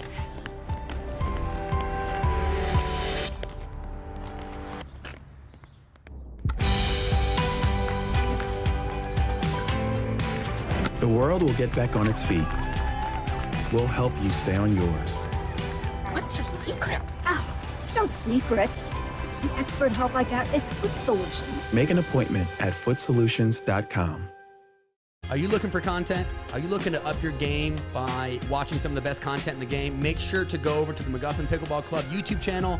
You can check out educational videos. You can check out my vlogs with my family, or you can check out the McGuffin Show. Subscribe today to the McGuffin Pickleball Club.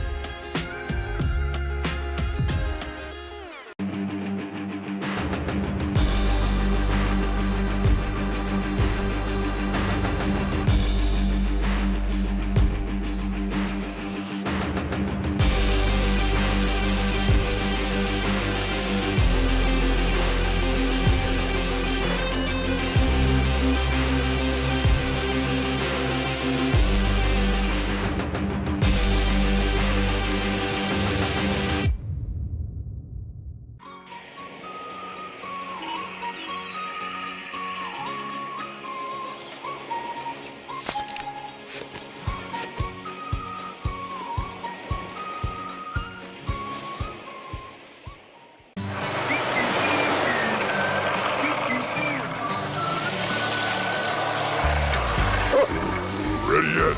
Not yet, buddy.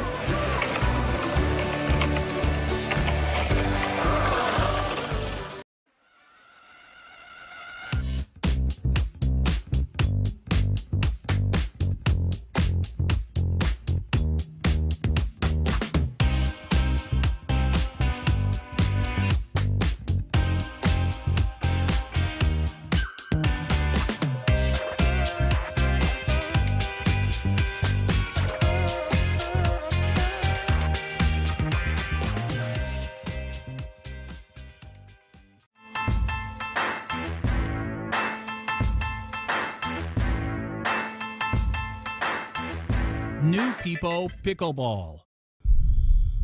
Each shot has its own strategy. Each player, their own style. Whether you dink it, drive it, lob it, drop it, bang it, or spin it is entirely up to you. But we do keep score. We recognize the winners. Podiums are earned. If you want an edge, you best work for it. Electrum. Earn your edge.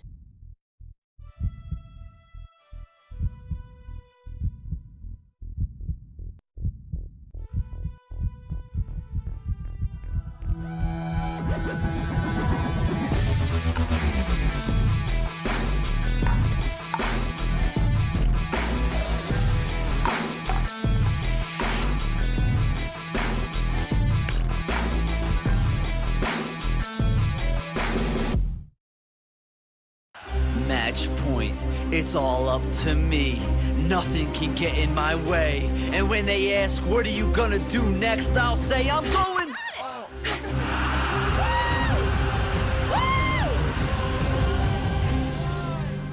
We're going to Margaritaville!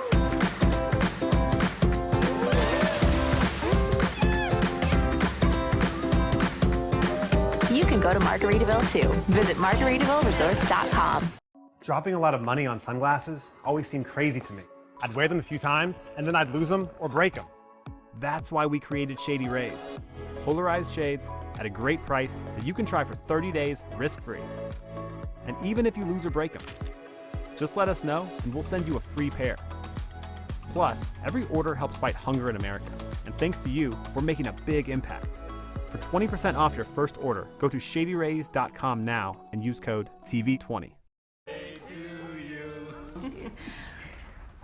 It's a gas card. You can always use gas. Always. But you have a... Thank you. Hey, do we need gas? Nope. How about now? Still no. Hey, remember Daddy's birthday's tomorrow? A gas card. I could use this. Hey, Evolve your journey beyond the pump in the first ever Tucson plug-in hybrid EV.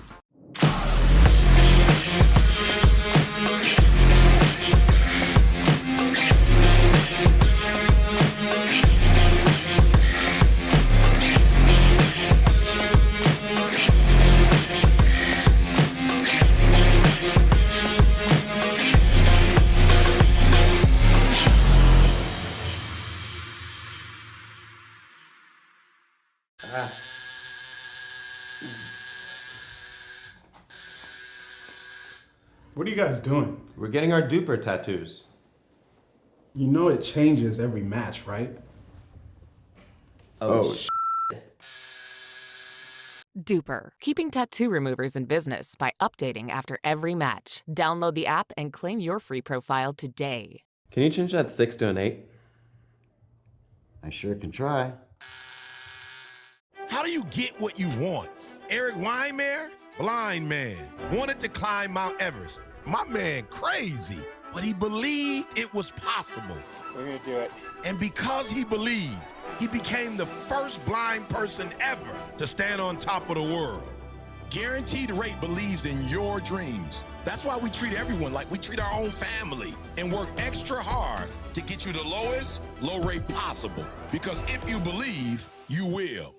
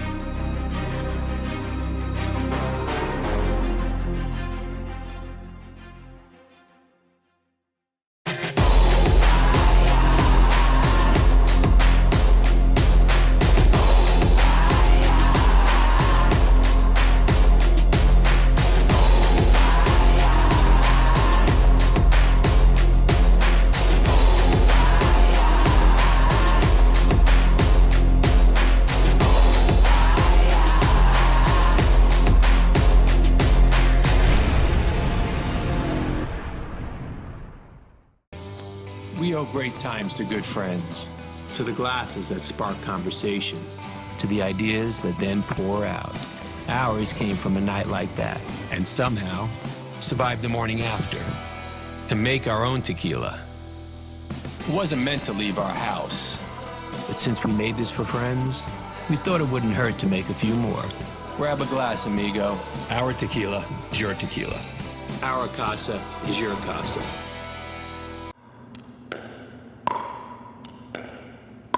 I'm gonna say she's a solid 3.5. Nah, she's definitely a 2.5. Guys, look at that forehand. She's clearly a 3.0. Guys, come on. I'm at least a 4.0. Yeah.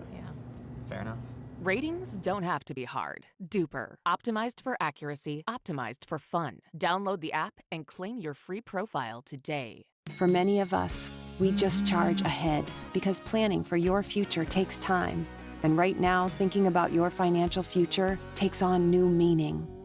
At Baird, our financial advisors have guided individuals and families to achieve their goals through every crisis evolution and groundbreaking idea for over 100 years. That's the difference between thinking you're ready for what lies ahead and knowing you've planned for it. Now that's different. Discover the Baird difference. We are back on championship court for another matchup here of pool play for men's pro doubles. It is Tyler Loong and Callan Dawson taking on Dunn and Greenlee, who we saw just a match ago, Dave. And McGuffin, DeVilliers pickled these two gentlemen before this point. So, a shot at redemption here. What does Greenlee and Dunn need to do to get themselves back on the board? This is either the greatest thing that ever happened to them to redeem themselves this quickly, or the worst thing. Their play will decide which part that this is. If I'm them, I'm like, okay, you put me back out on center. We want to get on the scoreboard, first of all. But wait, Tyler Loong and Callan Dawson are over there. Two of the PPA pros who medal, who have victories over all the best players. So the task didn't get wildly easier here at all. You know, they were a little tight as who wouldn't be playing on center, playing on the stream. Got a crowd here. They got their friends here. They're trying to show their pickleball prowess.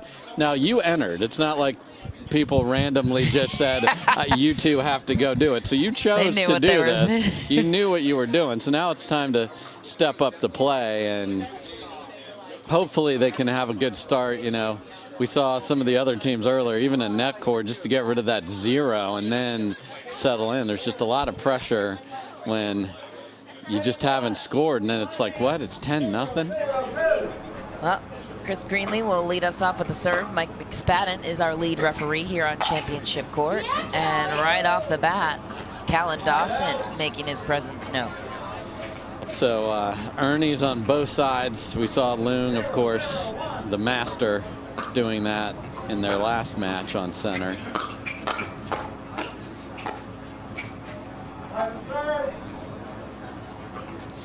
Good hands from Dallas Dunn there to stop the shake and bake.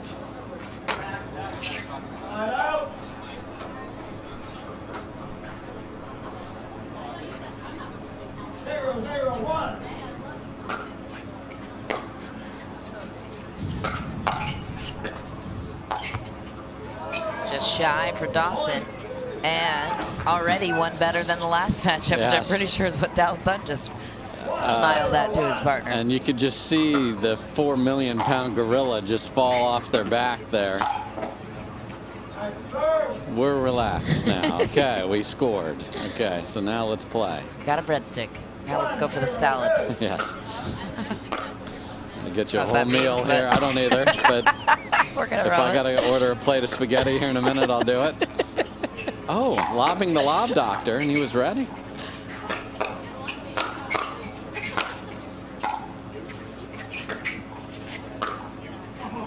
Loong goes line and called good. So after all that, they were ahead, hit some beautiful shots, done with the ATP, side out.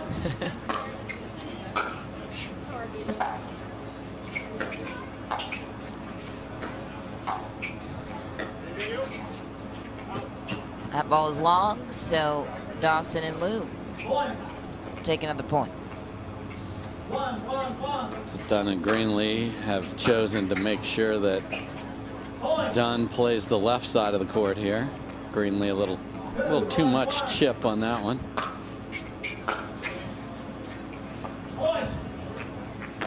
Sometimes this happens when you're unwinding the stack and you're trying to get to the other side. You run through your return and push it deep, and that happened twice in a row there. or you're moving on that first volley when you do get the return in. So runs happen a lot of the time when teams are switching sides. Callan Dawson with the tag and the 2-point lead.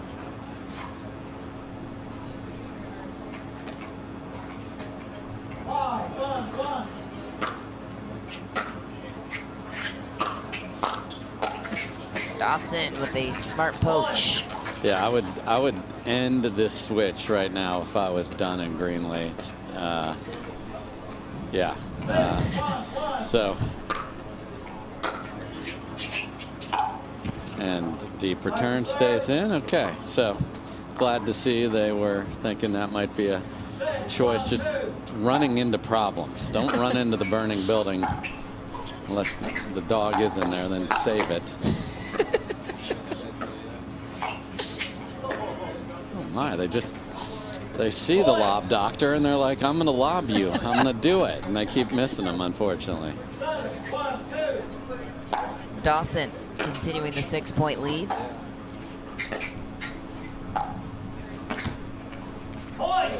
And that is a aggressive choice from that ball position for Greenlee. Dawson and Loom, the first to 8, so we have an end change on their side. They've been playing together, they said, for the last year. Seem to complement each other's games well. The athleticism you mentioned a couple of matches ago, 1 point. What else is their bread and butter in terms of strong points of this duo? Yeah, we talked about the lobs and Ernie's, but I think their ability to have all the shots and then complement each other. Dawson has that short hop dinking. We haven't seen a lot of that just because they've been getting balls and pushing the pace. But Dawson's ability to keep the ball down sets up Loong, and then Loong's athleticism is complemented so well. When Dawson throws it over somebody's head, all the next chances for Loong to slap winners all over the place are there.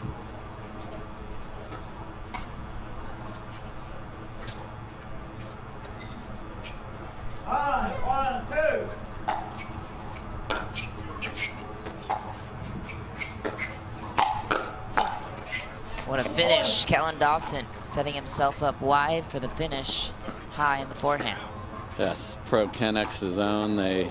Callan is a big part of the Bobby Riggs racket and paddle out in Encinitas, just outside of San Diego, with the pickleball family that is the Dawsons. What a shot. Callan Dawson finds the middle and paints the baseline. Yeah, so if you're going to run around your backhand as Greenlee did, you got to rally back into the middle. Didn't do it, and Dawson saw the opening.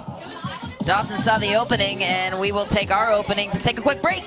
More on the other side.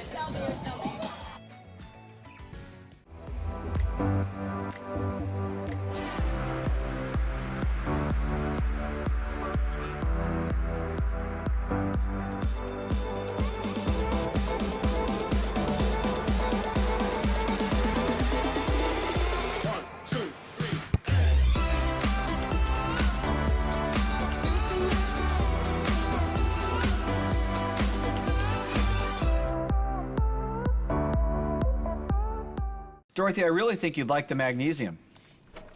Perfect. I'd be happy to get that shipped out to you today. Thanks, Dorothy. You too.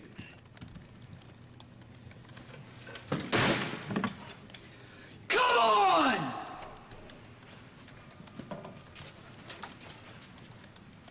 Does he do that every time? Every time.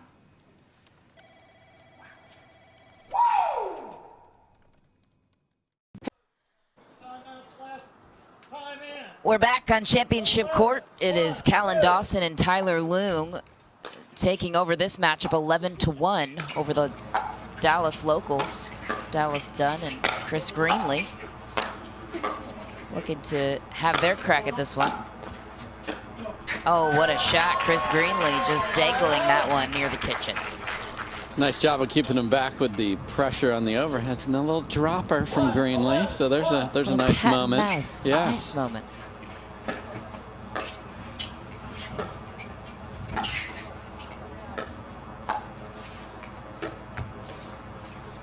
Just short for Dallas Dunn. Not happy with that.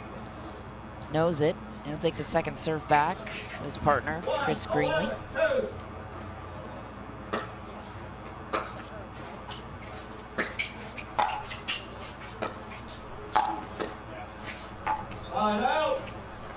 Yeah, again, in transition, you want to get that ball down or your partner's going to have to defend himself, and unable to reset that was Greenlee.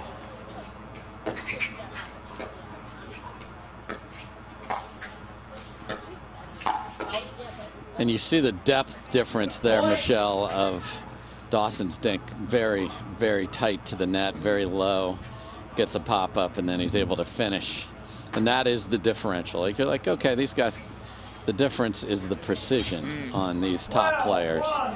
Is it something specific about the way he sets up for that he's able to do that, or just a repetition situation? You know, I think it's reps, meaning not repetition, but countless hours on the court of perfecting this part of the game.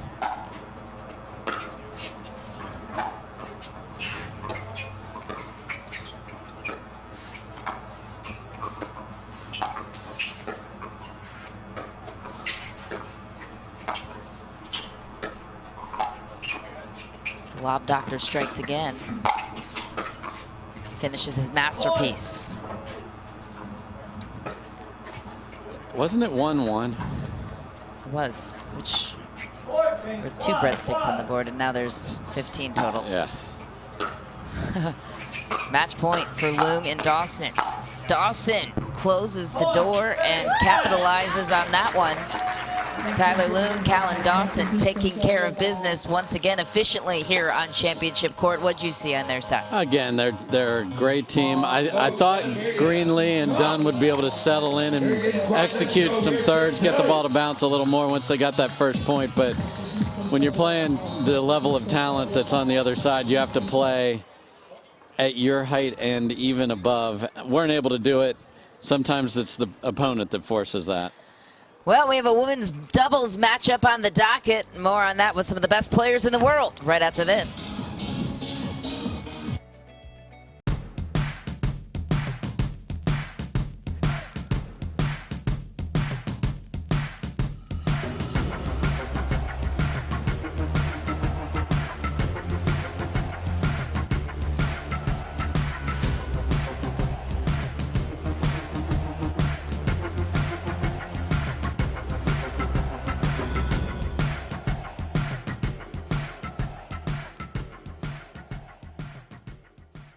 At Baird, we offer a different, more holistic approach to wealth management. With your career, family, friends, and community, finding time for you and making sure your family's financial plans are on track can be a real challenge. At Baird, our financial advisors get it. We'll partner with you to create a unique financial plan and coordinate with your legal and tax advisors to bring it all together so you have more time for what matters most.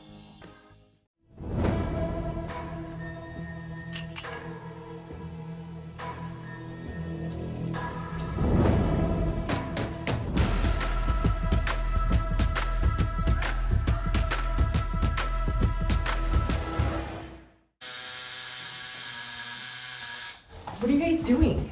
Getting our duper tattoos. Oh, cool. Hey Cameron, how's it going? Almost done. Perfect. Can't wait to see your number. Number? Duper, because ratings shouldn't be a surprise. Download the app and claim your free profile today. I haven't even started yet. Oh.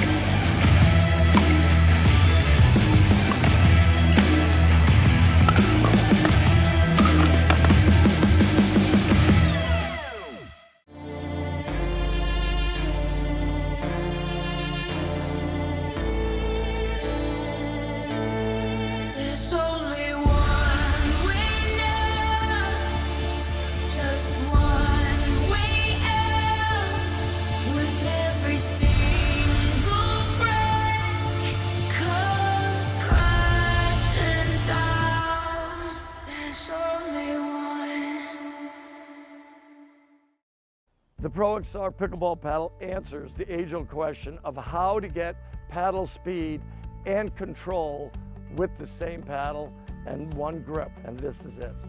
Pro XR gives you more spin, greater control, and quicker reloads on every shot in the game, because you always have that constant feel for that leverage and control and paddle speed that we're all looking for.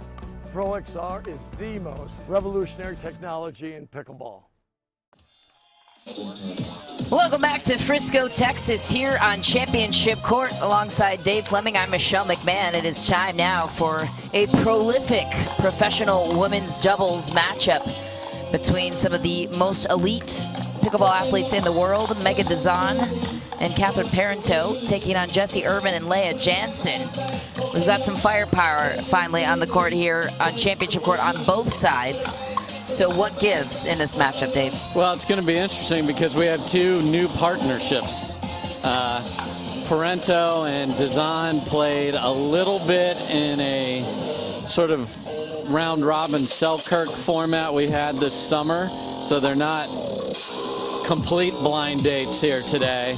And then Jansen and Irvin playing together for the first time. We saw some communication issues with balls in the middle with them, but this is going to be special because this is going to decide who's the #1 seed going into the actual bracket play. And this will also be, if they see each other again, and we're not going to discount the other teams, of course. A likely gold medal matchup, maybe. How did this work out the first time we did this? Megan Dazan will kick off the service on her side to Jessie Irvin. Irvin, the leader in that point. Yeah, it does such a good job of elongating that arm, Michelle, and just finishing down.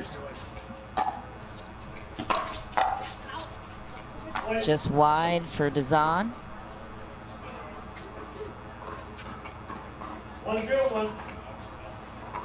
Jansen and Irvin with the early lead.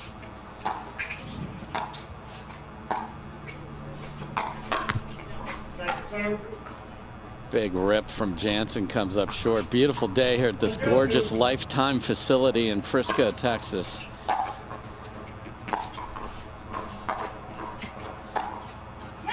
Oh.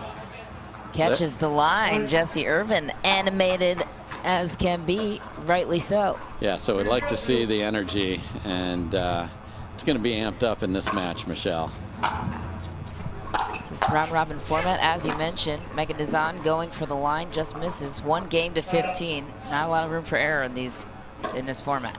I think that just kissed off the line there from Dazan, right. So that's called in. Dazan with that ace of spades paddle just belts the ball with it. And Parento plays so fast, she's an announcer's nightmare.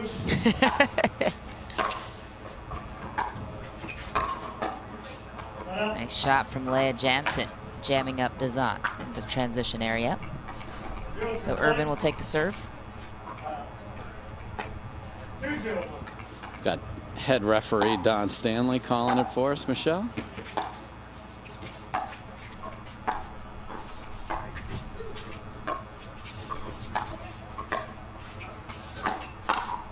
Jessie Irvin lined up on that backhand. What makes her so effective there? Well, that's more reading it there, as Parento went with that second hand on there and set up like I'm going to attack, and just blocked into the open court from Irvin. So that's a good read of your opponent's paddle.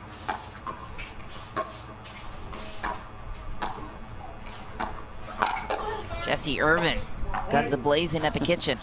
Reaching in with electric force there.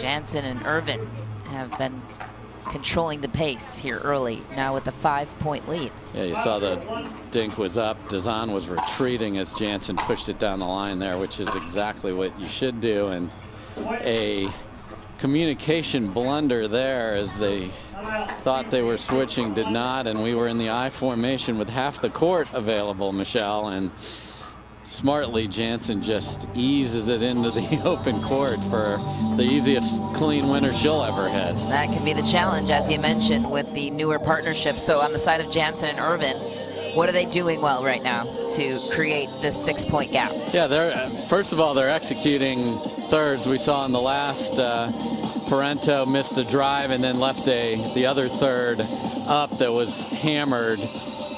And Irvin is reaching in. Irvin is taking any ball she thinks she can attack and bringing it, and it's working. And the fallacy 3 or 4 years ago of pickleball of the team that initiates loses couldn't be farther from the truth in today's pro game, and it has been Jessie Irvin really bringing it.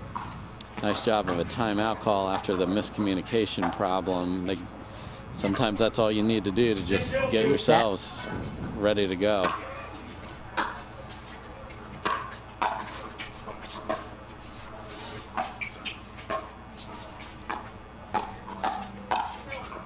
That ball sails long. Yeah, Dazan didn't get a lot on it, but it was jammed Irvin. So they're going to try Dazan on the left now.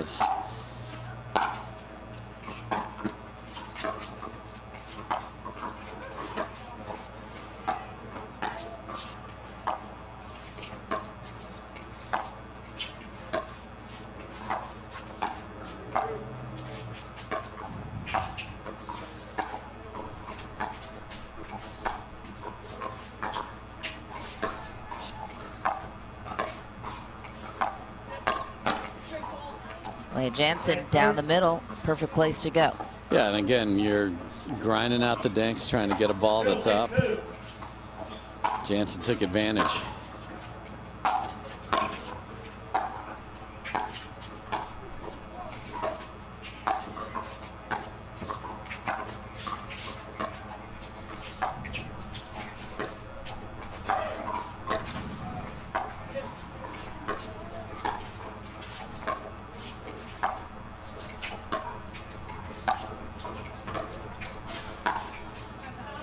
Just long for Parento.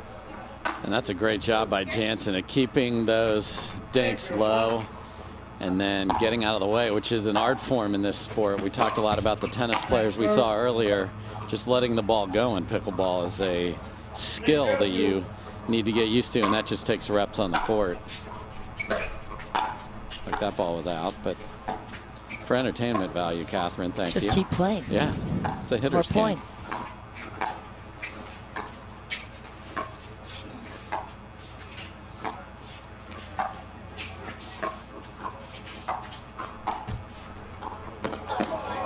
And a tough break for Jessie Irvin, or excuse me, Megan Dazan on the paddle of Jessie Irvin, taking full advantage.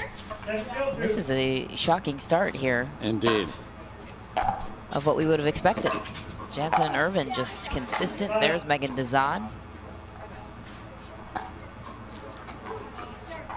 And so, Parento and Dazan looking to get going. What do they need to do? Just make some, you know, again, the basics. Make the third. You can't have a wild swing third like that when you're trying to dig your way out of a problem. Just get up to the kitchen and grind.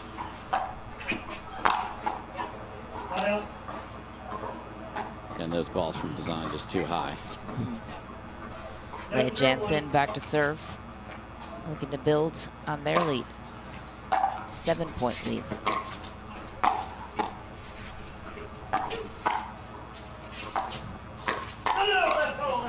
Finish strong for Leah Jansen. But Don Stanley with the alarm clock scream of Jansen's foot on the kitchen line, so that's a kitchen fault. He'll wake you up.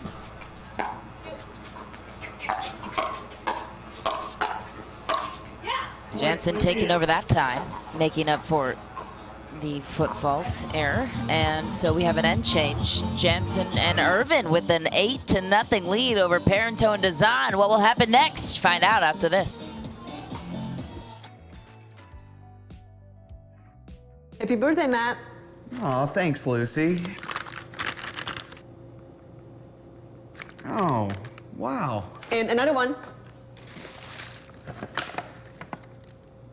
Oh, you shouldn't have. I have one more surprise for you. Okay.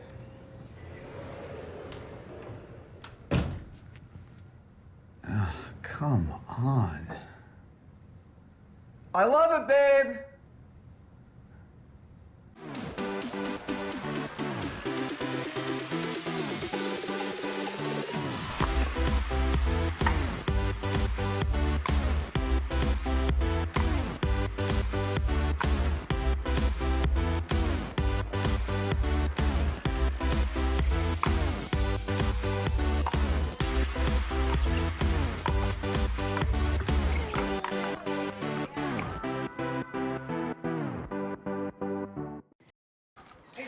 Back on championship court, Leah Jansen, Jessie Irvin up 8-0 and make that 9 on Jessie Irvin's serve. A hot start for Jansen and Irvin. This is round robin pool format play. 1 game to 15. Jessie Irvin, don't look now, but she has been playing that way since the start of this game. Yeah, I love the one-hander to set up the 2E finish.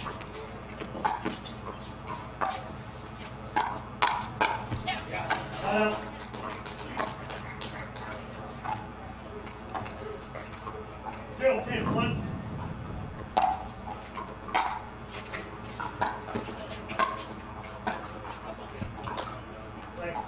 Zero rhythm, Michelle, like zero. Like grandpa's on the dance floor, zero rhythm. I'll make sure that's not you next summer. What a finish. Leah Jansen closing the door on that forehand and finding a lot of synergy despite this being the first time Irvin and Jansen have played together.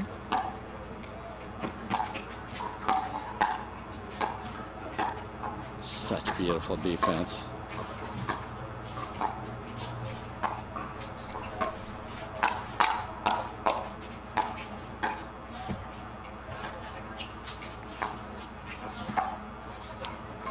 Second serve. 10-2.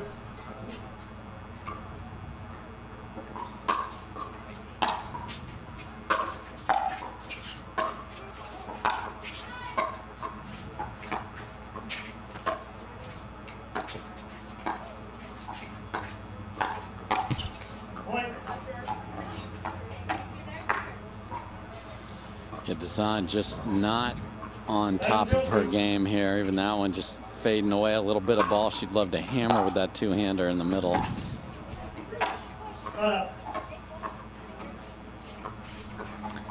Megan Dazan back to serve, looking for their first point of the match.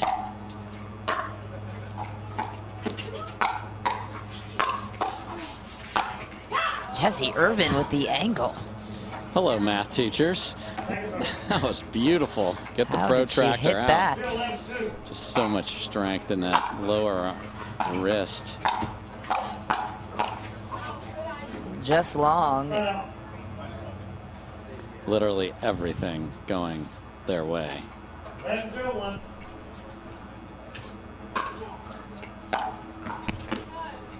Point.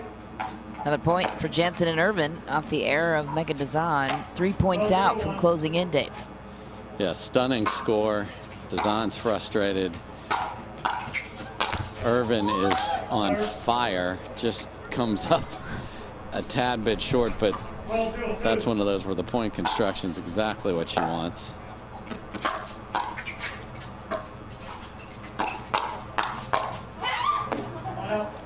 So Parento just says, we're speeding this up, okay? You know, there's one thing to lose, but if you lose the same way, so they've switched sides a couple times, see if they just go all pace. Not what Dazan intended to do with that one.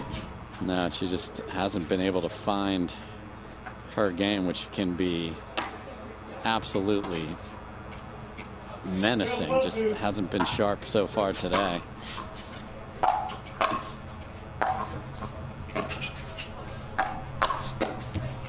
Leah Jansen going toe-to-toe with Dazan successfully. Just sitting on the backhand, like, go ahead, speed it up down the line, I'm ready. Megan Dazan, what, answering back?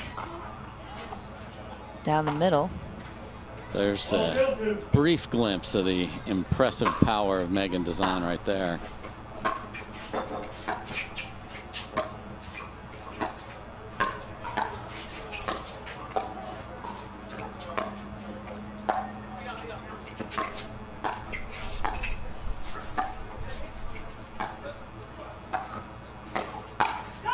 Catherine Parenteau getting in on the action.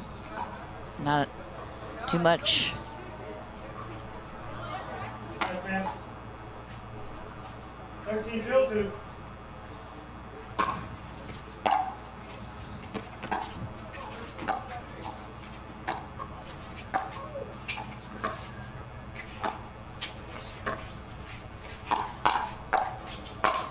Jansen, the punishable offense on that pop-up.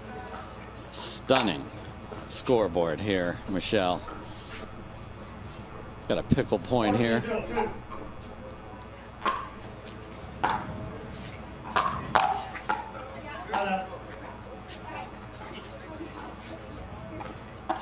So Dazan says, not on my watch on that one, but let's see if they can. Okay, Irvin broke the donut, and now 13 points to go. Yes, and you hate to get that sort of, yay, good for you, you got a point cheer from the crowd here. Leah Jansen was not saying no on that point. The good news is for Parenteau and Dazan, to your point earlier, pool play. Yep. Lower pressure game here. Just looking for positioning with the bracket format. Yeah, they're certainly not going to like this at all, obviously. This is a stunningly one-sided score from what we thought would be a very tightly contested match.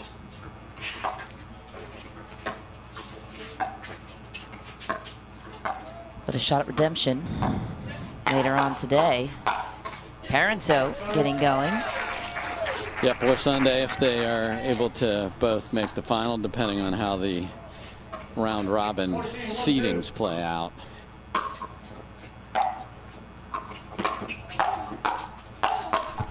There's the power of Megan Dazan that she's been searching for in this one. 114-1.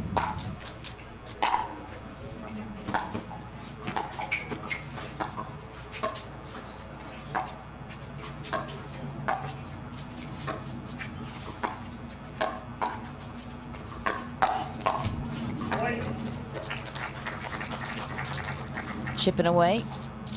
And the crowd is certainly behind them here. They want to see this match heavily extended. 214-2.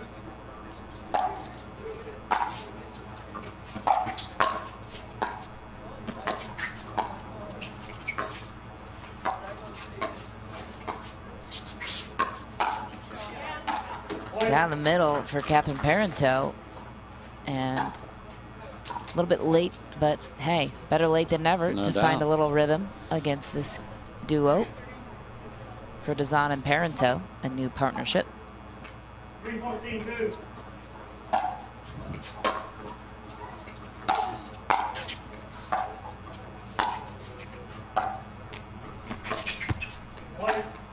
So now they've got Jansen backing off a little bit, a little more precise here, Michelle. Again, we've seen wild comebacks in this sport before. This would be, well, it's as big a comeback as you can have, let's be honest. A lot of work to do to get even close to that.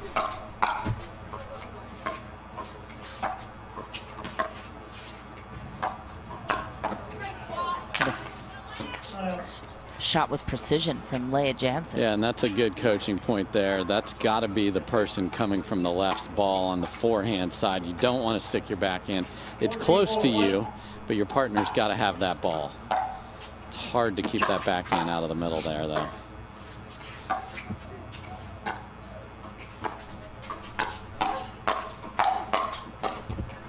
Dazan in the hands battle, and match point will go. Match will go to Leah Jansen and Jessie Irvin. Biggest takeaway for you in this one, Dave? Yeah, I hope Megan Dazan's feeling okay. I know she was struggling a little bit this morning. Hope she's all right, and I'm really impressed with what Jansen and Irvin are putting on the court today. They look fantastic. Our championship action will continue from Frisco. More right after this.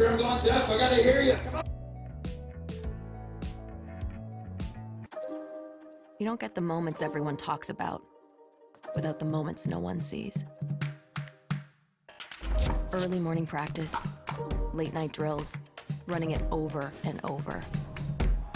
You don't get the crowd without the quiet.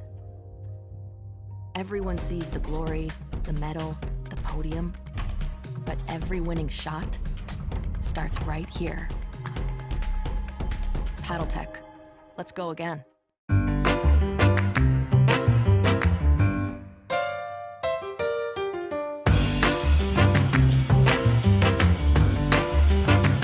A lot of us miss hit the ball. I know I miss hit the ball a lot. So Speak for more yourself, forgiving.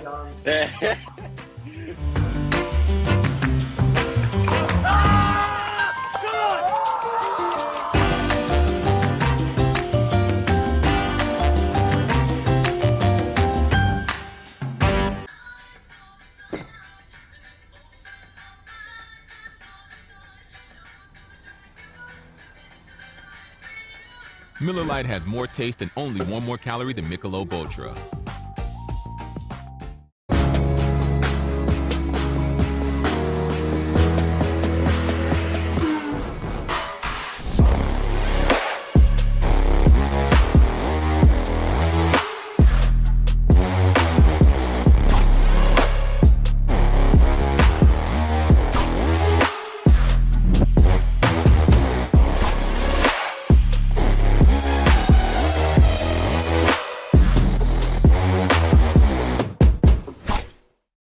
At Baird, we offer a different, more holistic approach to wealth management. With your career, family, friends, and community, finding time for you and making sure your family's financial plans are on track can be a real challenge. At Baird, our financial advisors get it. We'll partner with you to create a unique financial plan and coordinate with your legal and tax advisors to bring it all together so you have more time for what matters most. Our new EV rental fleet is the absolute GOAT. Nice. Speaking of goats, is that Tom Brady?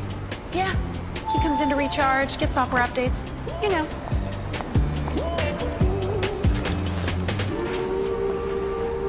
Same time next week? You got it. Cool. Let's go.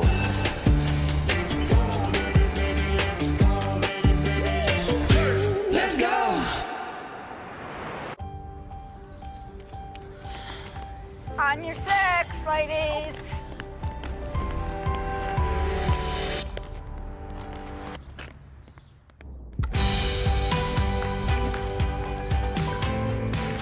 The world will get back on its feet. We'll help you stay on yours. What's your secret? Oh, it's no secret. It's the expert help I got at Foot Solutions. Make an appointment at footsolutions.com. Are you looking for content? Are you looking to up your game by watching some of the best content in the game? Make sure to go over to the McGuffin Pickleball Club YouTube channel. You can check out educational videos. You can check out my vlogs with my family, or you can check out the McGuffin Show. Subscribe today to the McGuffin Pickleball Club.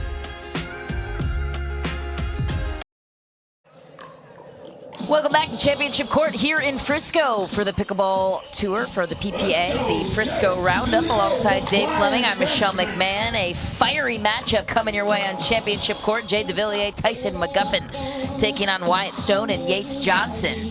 What's your overall outlook on this matchup, Dave? Well, we've got a couple of Texans on the court. Young 17-year-old Wyatt Stone, who is getting better and better. He's aging well at just a teenager. I can't even imagine getting to have played this sport as a teenager. Yates Johnson and his twin brother Hunter have been really doing damage in the pickleball world. So Yates and Hunter started out as many of the high-level tennis players go, doing really well in singles and now trying to make that doubles game work. So they are going to, this is not an easy match for DeVilliers and McGuffin by any means. This is two players that have a chance to play together. They were practicing earlier this week where I was playing with some of these players. So this is going to be a fiery battle. Young Wyatt Stone likes to bring the heat. He's got a big forehand. He'll be poaching. And then we saw the team that I love to call McVilliers looked tremendous earlier. McVilliers, I like that. So, you know, we'll see. Can Stone and Johnson get off to a good start? The teams that have been the underdog walking on the court just haven't, and it's been just this avalanche. You know, we haven't been tight much today at all once we got to 8. So let's see if this is the match where we get some nerves, get some tension out there in the middle of this match. Wyatt Stone and Yates Johnson looking to do just that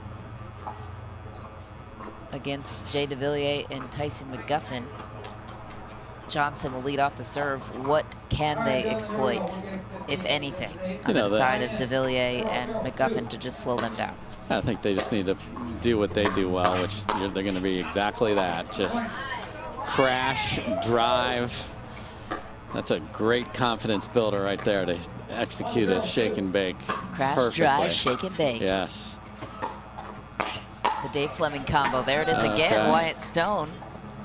They're so athletic. They're so athletic, and they like to drive the ball. So McVilliers need to get deep returns, which then that is also a subset of that. You think I got to get my return deeper, and too deep is the problem. So this is a great start for Johnson and Stone, obviously. And Stone and Johnson running away with a 4-point lead here off the start. Have we been in here 15 seconds? Quick points. You're right.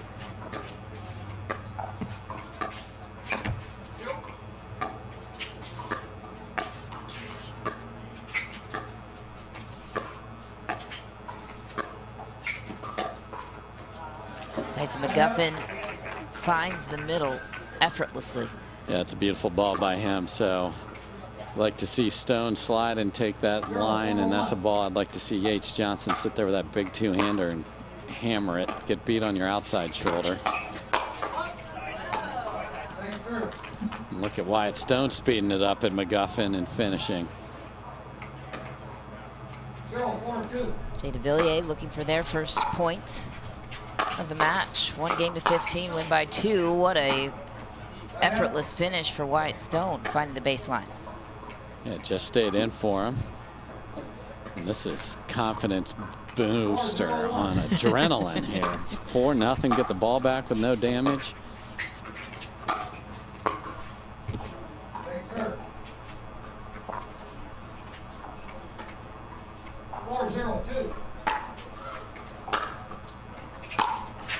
That ball sails long for Wyatt Stone. Asking for clarification. Tyson McGuffin.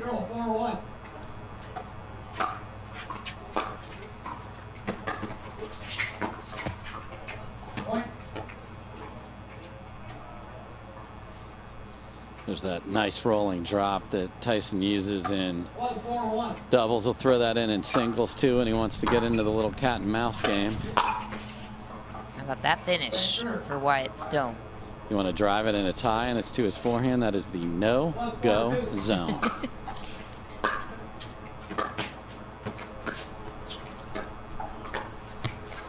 DeVilliers playing soft. It works. Cuts the lead in half.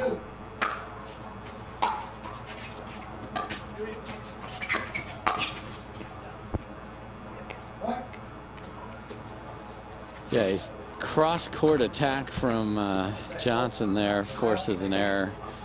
I think Damon Barry, our referee, didn't hear the out call there. I was going to say, did he catch a body there that we didn't see? But nope. Leads Johnson with that serve to McGuffin. DeVilliers with the Ernie. If you're just joining us, literally 24 hours ago, almost exactly, Jay DeVilliers' son Leo was born, so congrats to him. A nice reflex volley right there.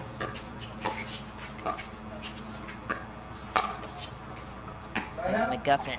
Such fast hands at the kitchen. Pegs Yates Johnson. No points for Johnson and Stone that time. So McGuffin and DeVilliers look to tie things up.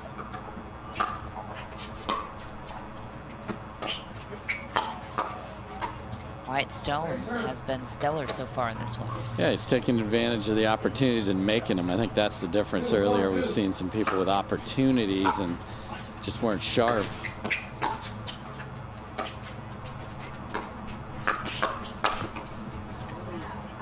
Jay DeVilliers tagged the young Wyatt Stone. Yep, that cut dink was up, and DeVilliers with his athleticism and reach is going to make you pay every time.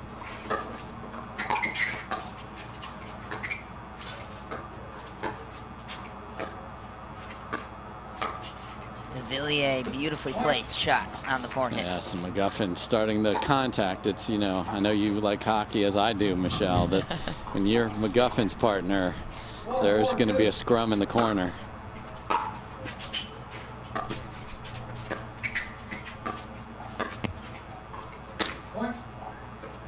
And, you know, you go, oh, aren't those guys the flashy guys? They're the flashy guys. They're winning because they're grinding out and putting the ball where it needs to be. Right. It's more finesse than it is power at this point for McGuffin, and DeVilliers right back in it now with the lead. Not that time. Yates Johnson taking advantage, getting the serve back. 4-5-1.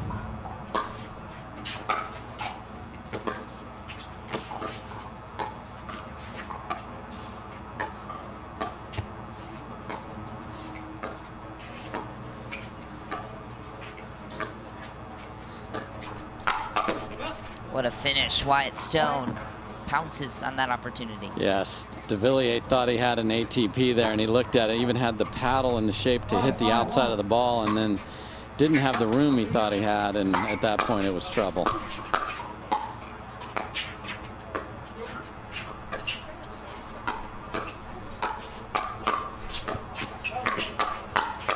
What?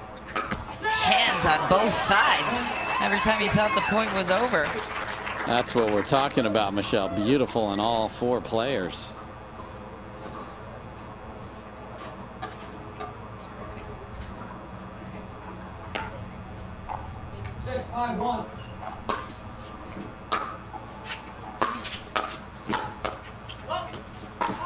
Oh.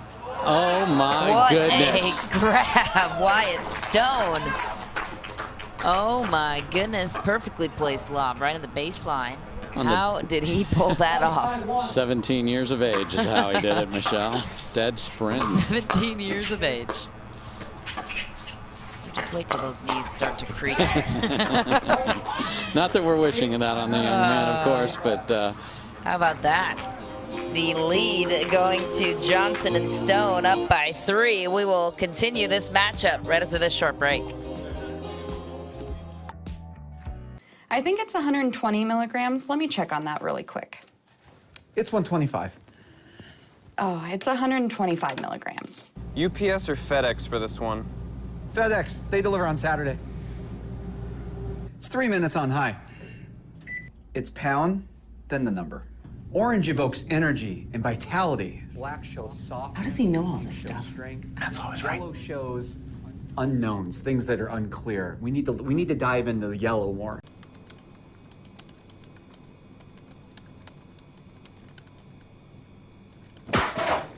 Not today.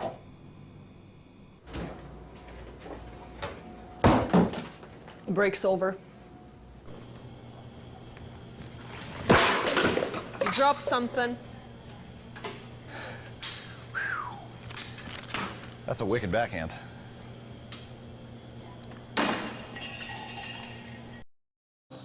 We're back on championship court. Wyatt Stone and Yates Johnson taking a 3-point lead against Tyson McGuffin and Jay DeVilliers. Dave Fleming, Michelle McMahon back here with you.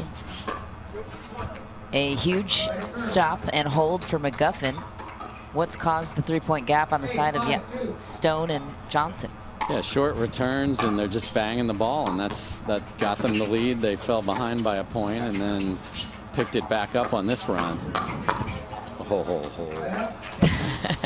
And the youngster had exactly what he wanted. And instead of punching it forward, he pulled it wide and down. Wanted to just sweep that across the, basically have a net as the parallel path in front of you. And there's Yates again, just high octane, press the pace. It's working. Why stop? High octane, the key word of that phrase. McGuffin and DeVilliers looking for answers. What do they need to do to get the momentum back on their side? Answer that after this. Whew. Some great defense by Stone. Yeah, they just need to, you know, settle back in, not give them the chance to press the pace, because you can give them balls that are stupid to speed up, and then that's in your advantage. And you can hit beautiful ATPs, as DeVilliers did there. Got to make your thirds, though, on the comeback trail.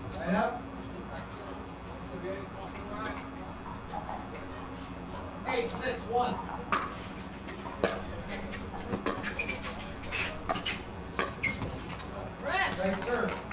Yates Johnson not pleased with that error.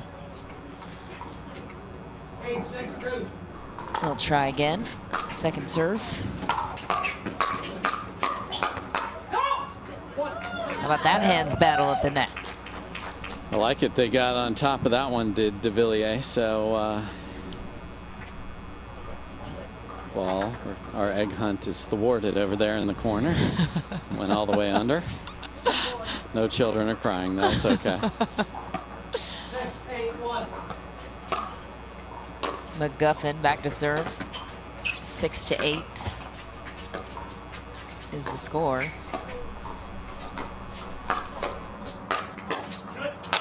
Easy finish for Jay DeVilliers, not once but twice. Yeah, he sort of took a little off, like, okay, this point's over, and they popped it back at him. Not a second time. See the tennis in his background. Beautiful overhead.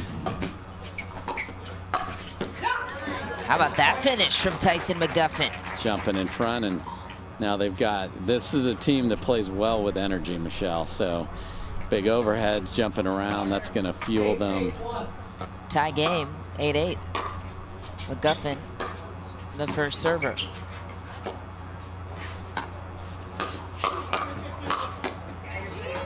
Yates Johnson putting an end to that run, so Jay DeVilliers will take it back.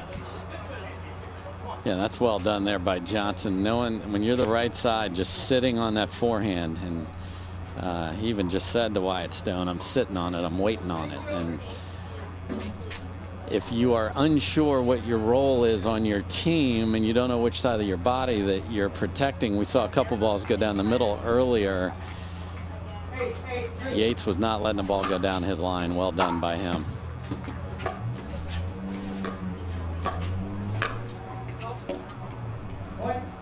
Tough ball to hit out of bounds for Yates Johnson. He knows it. Wants that one back. Jay DeVilliers building on the lead and taking over the lead in this game for the first time in this match.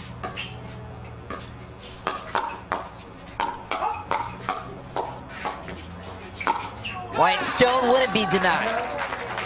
Great job by Stone of just staying engaged. You know, once you are in there, just get after it. Unless it's way out of your paddle reach, you know how hard you hit it and where you hit it. Great job by Wyatt there.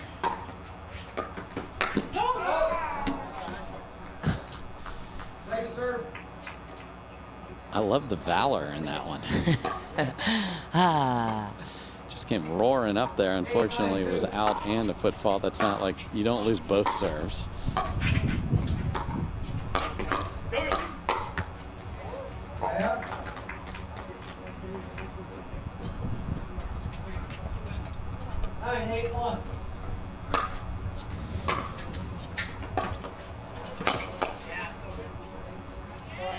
Strong finish for Yates Johnson.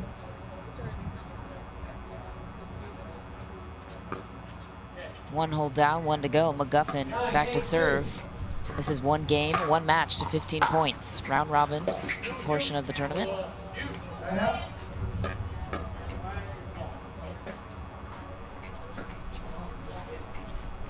Eight, 9, 1.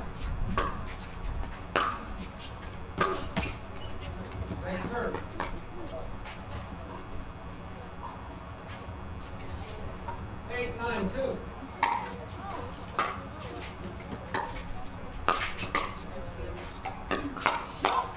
How about that finish for Tyson McGuffin, set up by his partner, de Villiers? Yeah, so the returns are a little better, and then they're staying ahead as the returning team, and they're the ones initiating the pace in the offense. They've been able to keep them at 8 as they've gotten the lead, see if they can add to it. How about that from Yates Johnson? Yeah, just a little breeze kicking up here too, Michelle, so that affects obviously the pace of your third shots.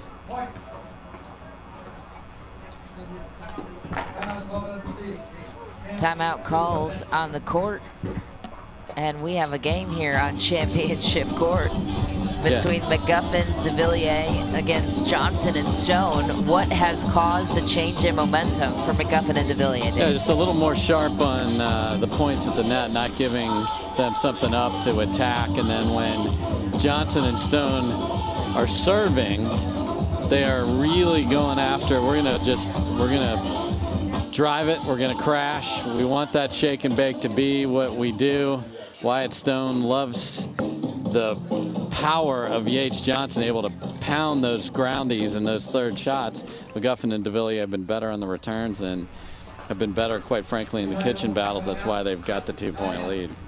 McGuffin takes back the second serve. Johnson on the return.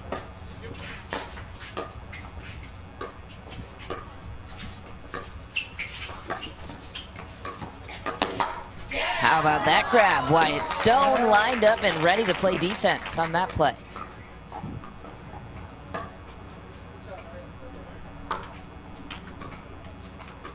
Hey, 10-1.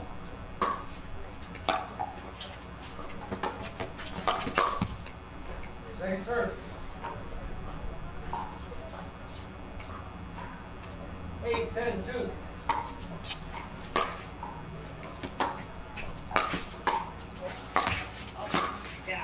Yates Johnson coming away fortuitous in that point.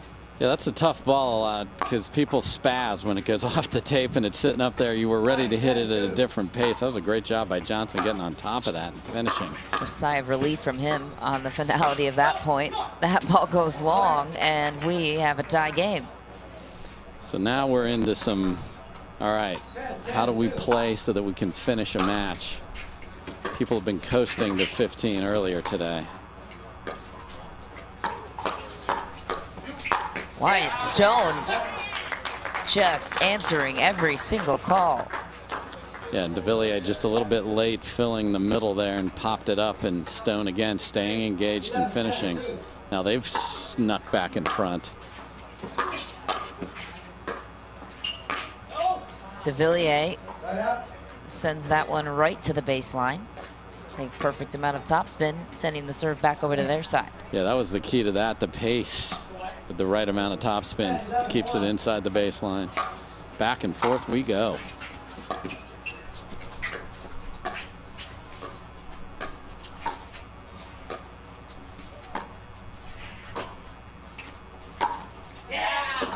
Wyatt Stone, ATP, and it was a beauty. Just rolls the outside of the ball. That's what you have to do to get that arc, Michelle, to keep it back in and low. That's tremendous from Wyatt Stone. And the Wyatt Stone highlight reel continues. Beautiful block volley.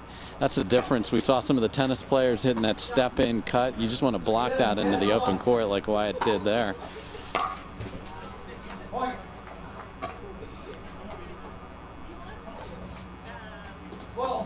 Wyatt Stone with a 2-point lead, 12-10, closing in on that 15-point mark. Jay de Villiers saying, not now.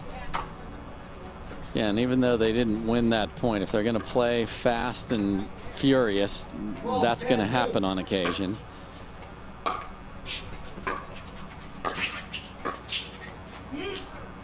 Tough miss for Johnson. Serve goes back to McGuffin and de Villiers trailing by 2. Yeah, if you're not set, you're going to run into a problem like that. You're trying to short hop a ball in a hurry.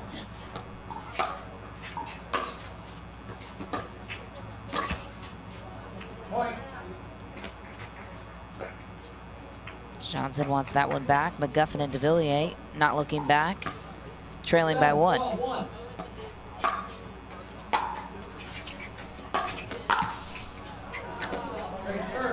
Wyatt Stone will take a bounce off the net for the finish.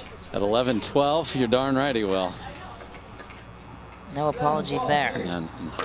De Villiers looks to just close the gap here on his final chance in this round.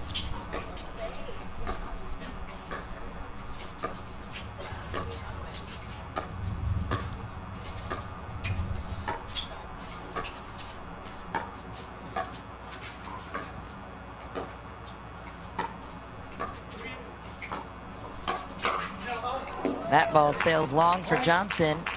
Tie game on championship court. Yeah, when you have point construction that ends up with you having a put away and you don't win the point, very frustrating, especially now that we're 12 apiece.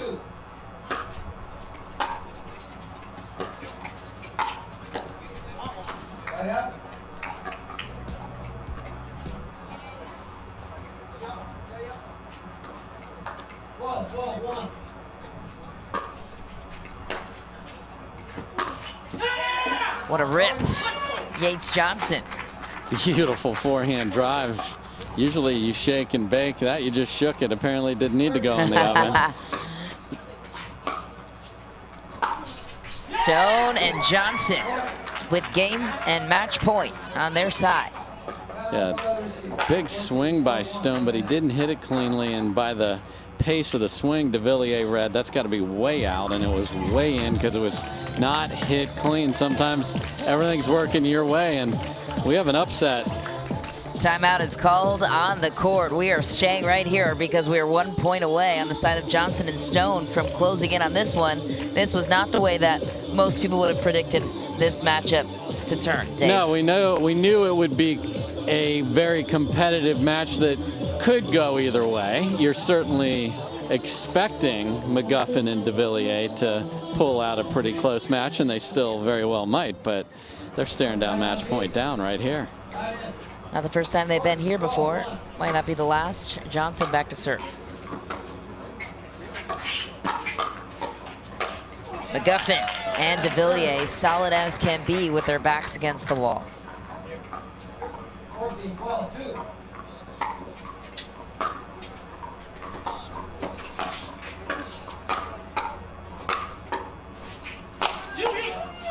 What a finish. Jay De Villiers with a commanding presence at the kitchen. So a little bit tight on the thirds there, just trying to get the D in. Just didn't get to the kitchen line on either try there with match point. McGuffin started that play with the aggressive poach. Didn't work out that time. Jay De Villiers takes back the serve. 12-14-2.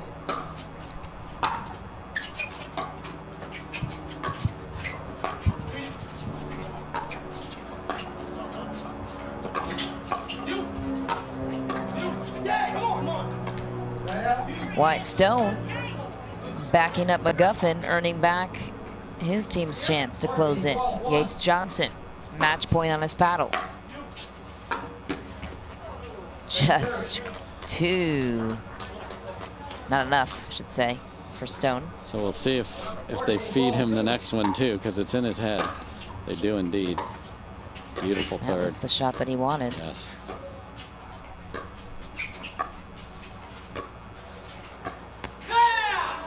Off the elite third shot drop of Wyatt Stone, Yates Johnson and Wyatt Stone come away with a huge win against Tyson McGuffin and Jay De Villiers. How did they do it? We will answer that after this short break. Stick around, we're just getting started here on Championship Court.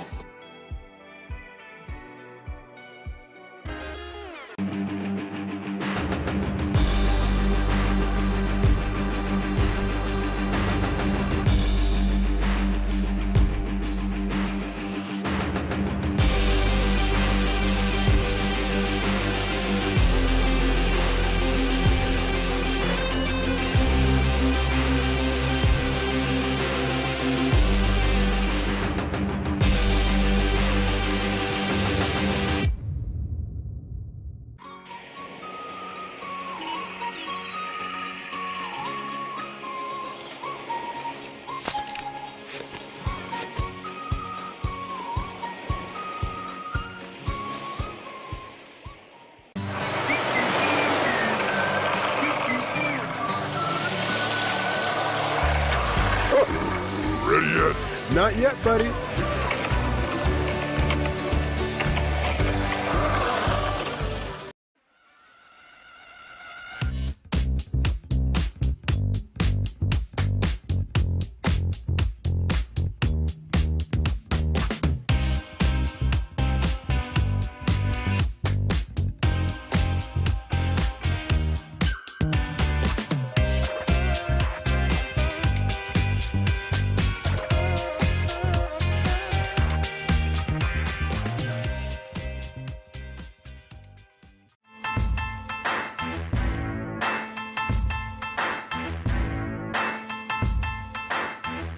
New People Pickleball. Each shot has its own strategy. Each player, their own style. Whether you dink it, drive it, lob it, drop it, bang it, or spin it is entirely up to you. But we do keep score. We recognize the winners. Podiums are earned. If you want an edge, you best work for it. Electrum. Earn your edge.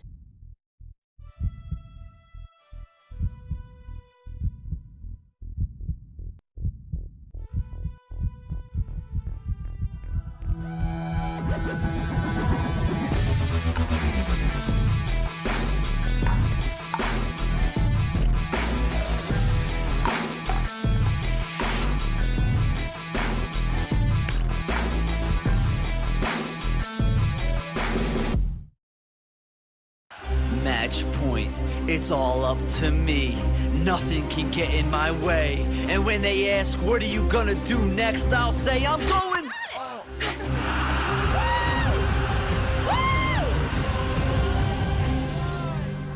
We're going to Margaritaville!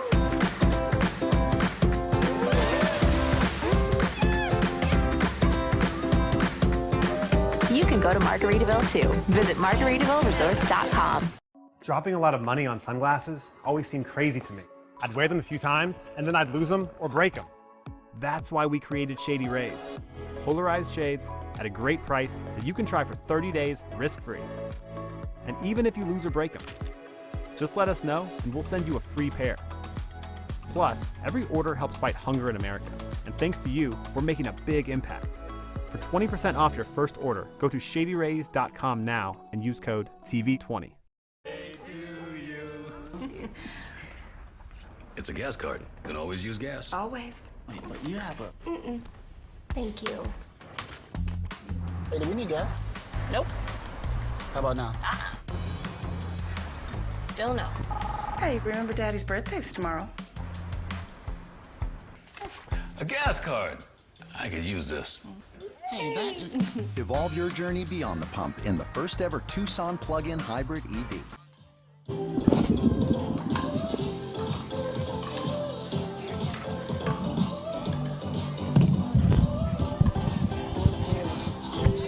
We're back on Championship Court. It is time for our next men's pro doubles matchup. It's Ivan Yakovlevich and his partner Tam Trin taking on Carlos Delora and Maximo Agoglia here on Championship Court for the PPA Tour Roundup here in Frisco, Texas. A beautiful, sunny, hot day for some pickleball alongside top senior pro Dave Fleming. I'm Michelle McMahon. Your expectations in this matchup, Dave? Well, here we have a couple of the upstarts that are getting to play upstart versus upstart as opposed to top level in the world versus top level in the world. So I think we'll see a pretty even fight. Tam Trin, who you see there, played his college tennis at LSU. So he has been refining his tennis into pickleball. He and Ivan, his partner, the lefty, using that Dink Star paddle, play a lot here in town. I play a lot with them, as I live here in the Dallas area as well. So we're going to have a lefty and a righty on both sides. We have a lot of tennis background. Ivan moves brilliantly. He's got a big soccer background, so his court coverage and what he's able to do is fabulous. And then we saw, you know, Agoglia and Deloro earlier.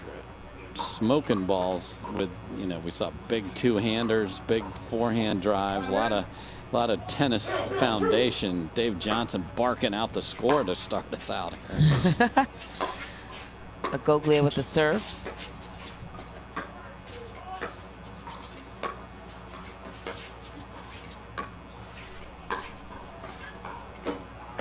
Yakovlevich finds the baseline. No call on the court. Everyone's looking around like, oh, okay, wait now. Okay. Saying they called it out. Okay. Dave Johnson, our lead referee for this one.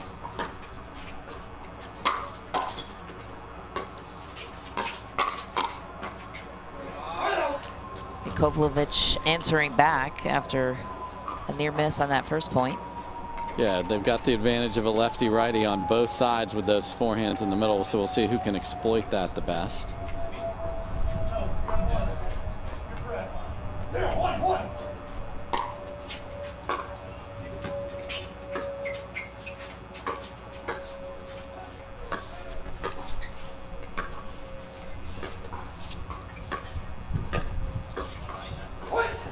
And just complete confusion there as Trin threw a 40-mile-an-hour slow ball right in the middle and got away with it.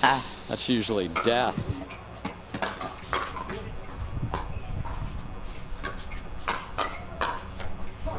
Yakovlevich making his presence known early at the kitchen.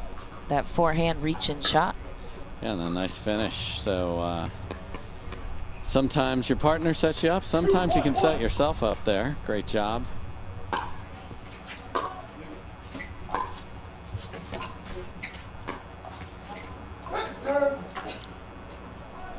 You know, it's those shots that separate good, better, best from the top players in the world.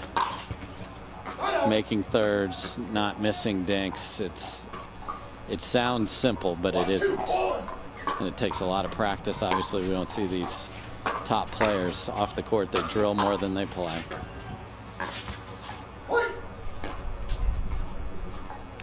Maximo Goglia forcing the error there. Delora will continue the run on his side.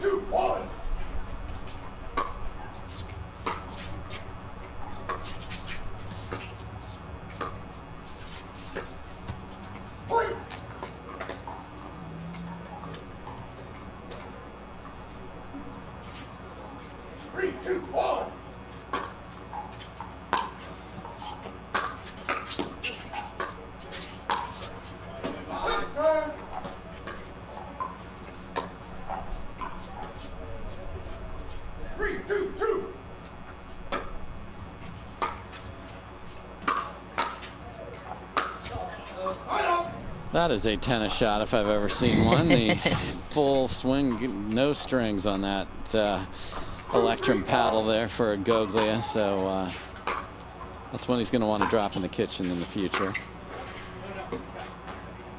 Just wide, so Ivan Yakovlevich will take back the point and the serve.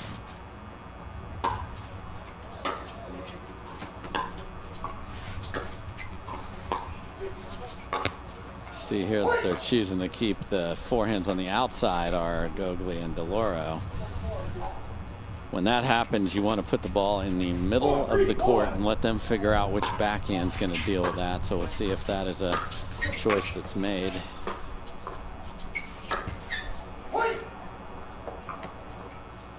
Again, shot selection so important in pickleball, and that is not a good choice there. We're in the pool play portion of this tournament. That ball sails long. Perfect setup. I like the big drive and Trin, the LSU Tiger tennis star. Just goes to show you, players that come out of prolific tennis programs or have strong tennis backgrounds, how different the game of pickleball is, even for those at an elite level of racket sports. Yeah, you get to one position and then it's tiny improvements from there. that get you closer and closer to the elite. Timeout is called on the court. We will take one as well. More action continuing on Championship Court right after this.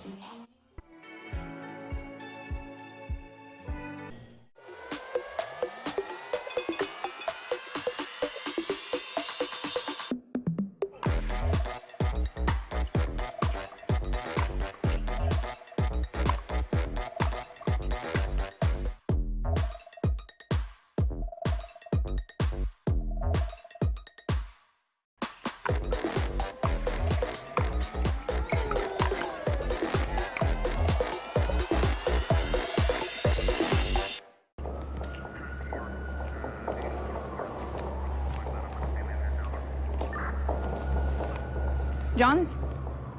What do we got, Prento? Another one. Shame. Third one this week. Any suspects? Not yet. We'll send these to the lab. All right. Let's take a look. What do you think? Bring me the jigsaw.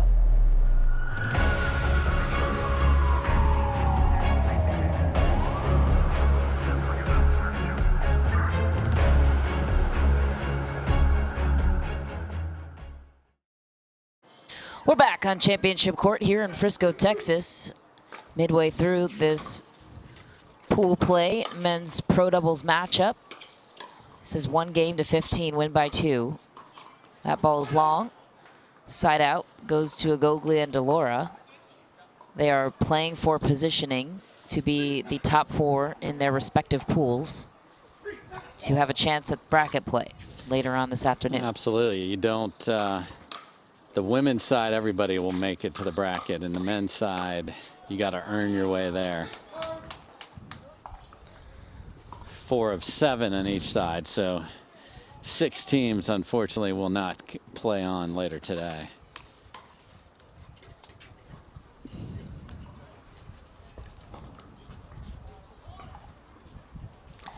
Max Agoglia in the black shirt is the server.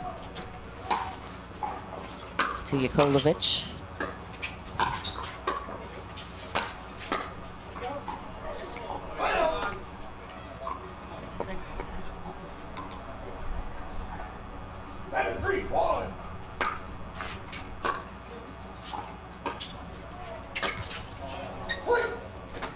Goglia, just let that get a little low, reach out and take that above net height and punish it.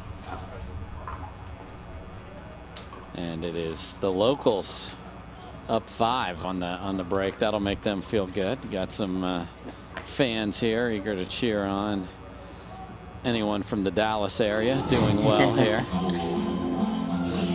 So if you're on the precipice of breaking into the top tier, you kind of talked about it's a game of inches, right? To break into that Tyson McGuffin level, that Riley Newman level. Maybe not inches to get to that caliber. But if you're trying to break into the pro space to get to that level, what are the biggest keys to jump? Yeah, you got to have the dedication off the court. I mean, that really is it. Obviously, Riley, Tyson, 2 different conversations here altogether. But and then you just got to go. You got to train.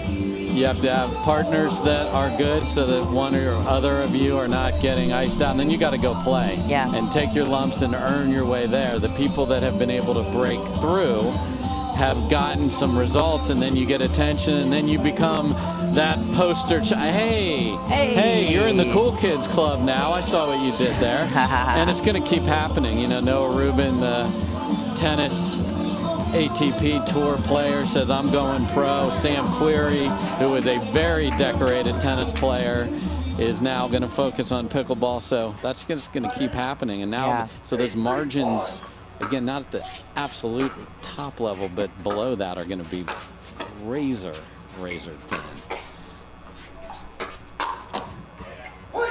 And then it's going to come down to work. It really is.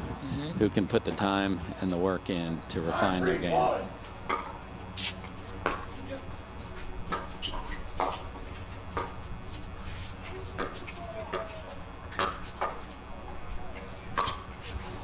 On the TAM Trend Reset Clinic works out for him. Not the way you'd want to win a point, but he'll take it. Yeah, the other thing is, you know, there's video, there's nutrition. So it's not just court time. There's, you know, being a student of the game is a big factor.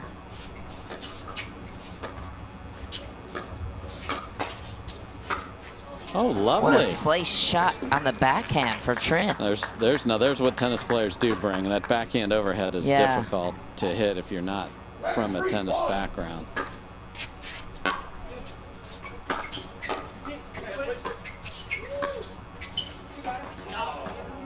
What a shot from Delora. What's the hardest thing to adjust to when you're first entering pickleball from tennis? The thirds? The idea that you can't close the net and that something called a drop is a thing. Like, what? I don't drop the ball near the net. I get hammered in tennis. And then just the angles are different. Obviously, it looks like a small tennis court, but the dimensions aren't. I mean, the net's only 2 inches lower, but the court's basically a third of the size. That is different geometry than tennis.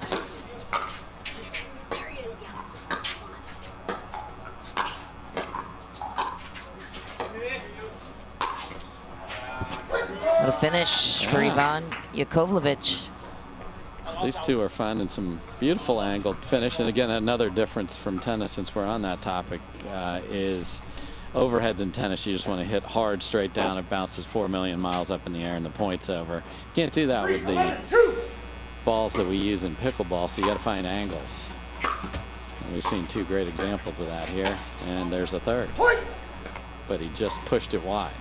So you got to give yourself margin is the teaching point of that one. Angles are great that are in.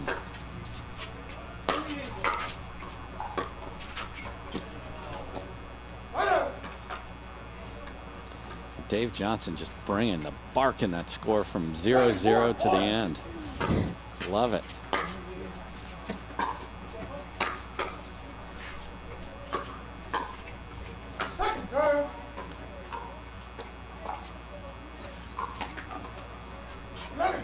Yakovlevich, the second server.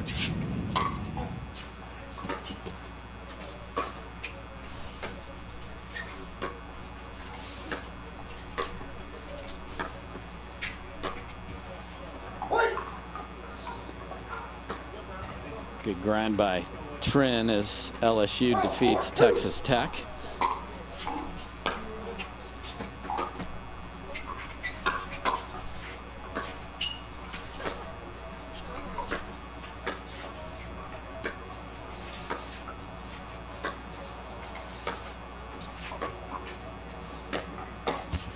What a shot for Tam Trin there. Very nice job. Again, if you hit that two-handed roll from off to the side of the court, you have to rally back in the middle because that's your responsibility.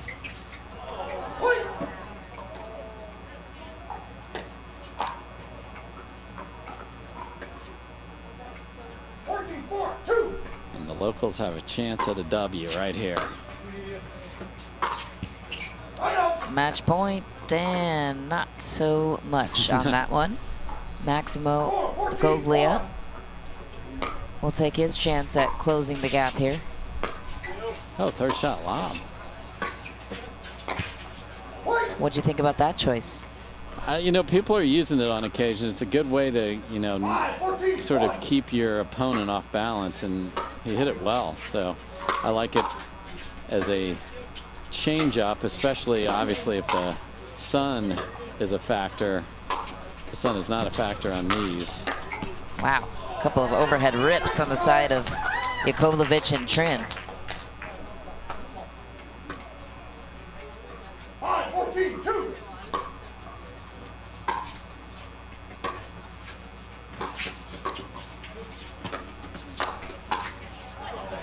Goglia was all over the lob. Yes, nice complimentary pickleball there, set up by a nice dink wide. A good read by Goglia.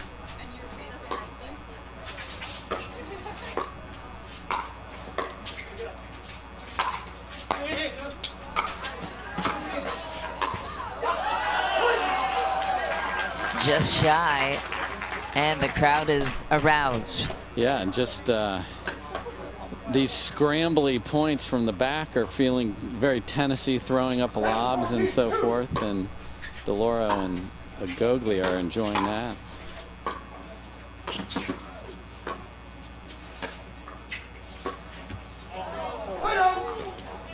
It's a real nice, deep, penetrating dink from Trin. Yakovlevich back to serve, match point on his paddle. Chance to close it out here for the state of Texas. All the pressure here on pool play. Oh, and they get it. Trin finishes it with a tag. Yeah. Your friends? You know, it's good to see what it takes, as we talked about during this match. Every match can help you, just even a fraction. Okay, I know how to hit that ball off that particular reply from my opponent, and you just keep adding it. This is as mental as it is physical, and we love to say it's chess, not checkers. It is, and the best players are playing high-level chess. Chess, not checkers. You heard it here first on Championship Court. More insight and analysis coming your way right after this.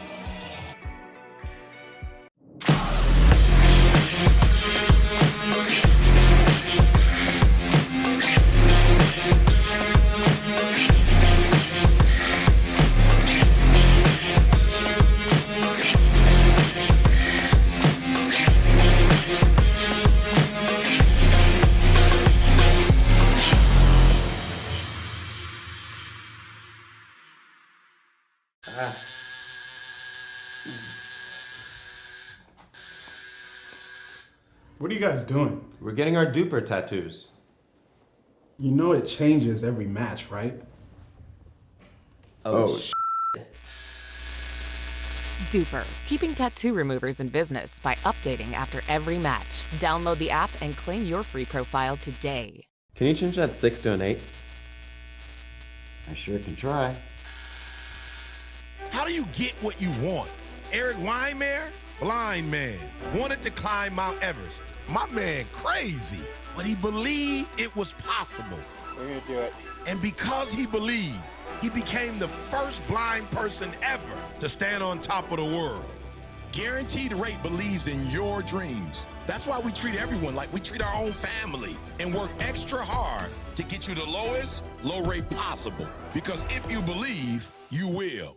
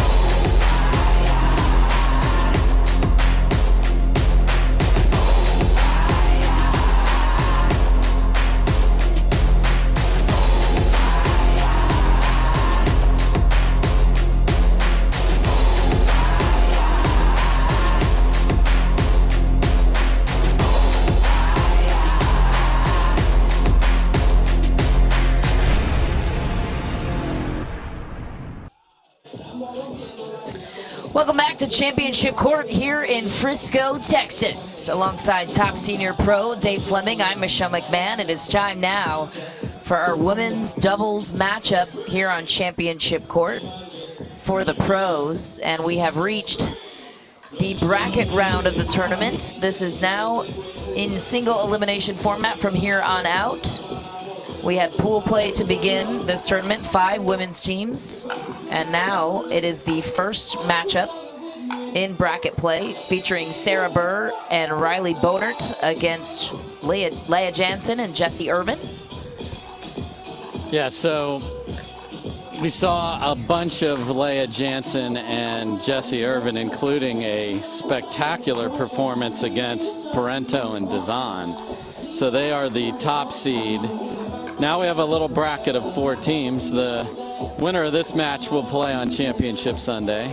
Then we'll have the other semifinal. You will be able to scrap for the bronze in the back draw here, but you cannot rally back and try and claim gold. So this is Championship Sunday. It's pretty simple. The winners play on Sunday. The losers play for bronze in the next 2 women's matches that we have today.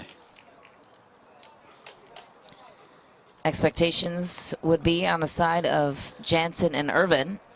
Yeah, you never know when you know, we call it the blind date of pickleball showing up. Obviously, these two know each other well. They've played against each other a ton. But how does that pairing work out? How does that partnership work out? And it's worked out fabulously. Even when they weren't communicating well in their very first match, they were smiling about it. They were loose, and they have played well. We'll see here, though, if Bonert and Burr can push them. Because it's, when you're way ahead, it's easy to have all things going. That's a good ball by Jansen to start.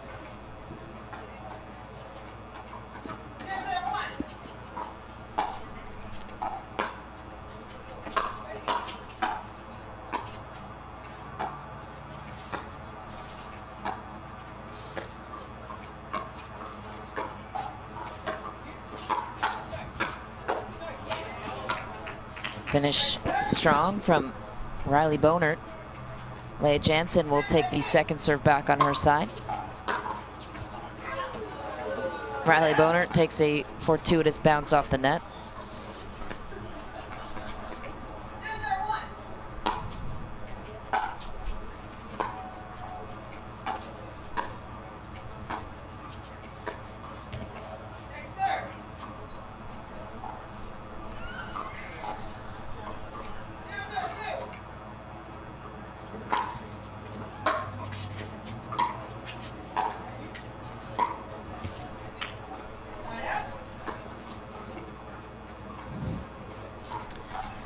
Irvin and Jansen looking to break the scoreboard here, break the zeros. Yeah, don't break the scoreboard. We have one today, Michelle, and I love it.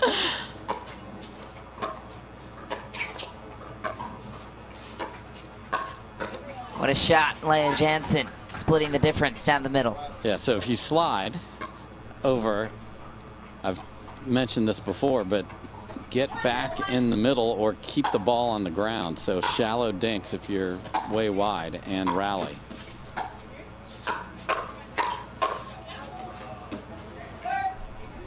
That ball sails long.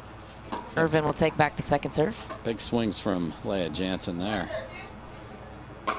Our lead referee is Seyhan Hunter on championship court for this matchup. This is now the best 2 out of 3. Leah Jansen jamming up Bonert. And just as they've done all day, they're imposing their will with their pace.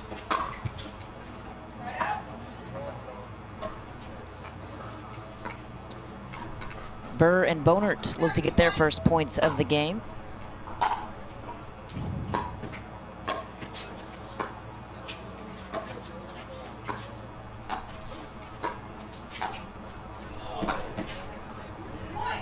What a shot from Sarah Burr with the ATP. Check that angle out, Dave. That is awesome. With the two-handed backhand, you just have to let that ball travel and get low. Great job by Burr. Ball's called long. Tie game on championship court.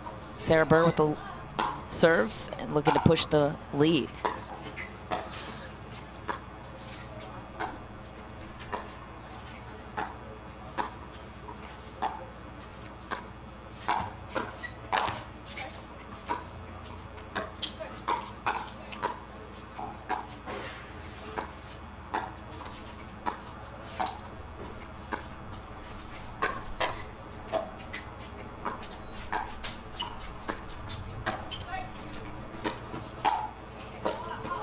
What a play on both sides. Great point. Jesse Irvin finding the opening.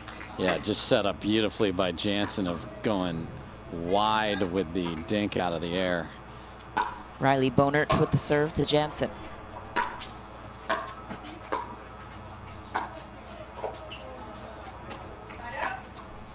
When that ball is on your opponent's paddle, Michelle, you want to stop, not keep moving into it. Ran into a problem there. Great ball by Irvin to force that problem.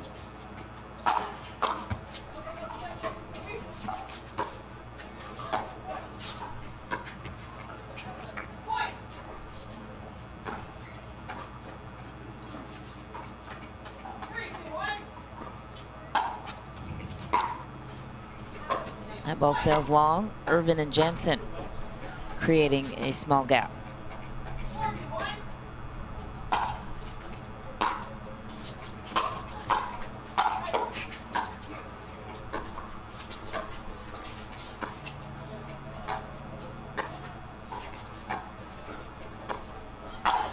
Jesse Irvin taking full advantage. Yes. No margin of error there with the pop-up. No, she's so precise on the dinks, and you know she has that insane power in there too, but so perfect in putting the ball where she needs to. She'll hit it there all day until you leave one up. Leah Jansen coming to life on the forehand. And I see paddles on the ground, Michelle. Guess what that means? Timeout. It sure does. Called on the court. What will we do? We're going to do the same. And we'll be back with the rest of this action right after this short break.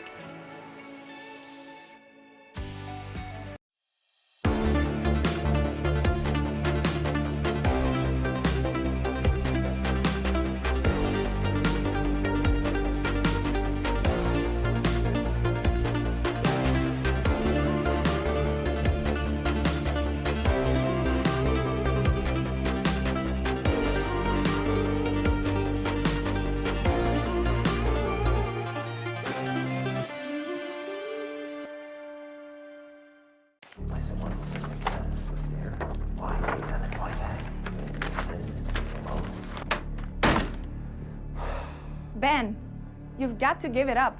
You're stepping out of bounds. I'm so close, Parento. This goes all the way to the top. I'm talking refs, commentators, food vendors. But how can you prove this?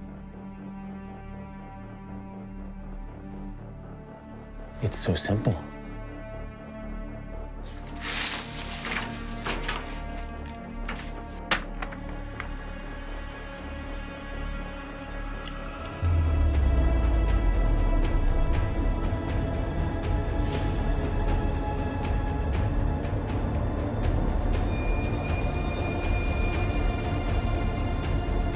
Bring me the jigsaw.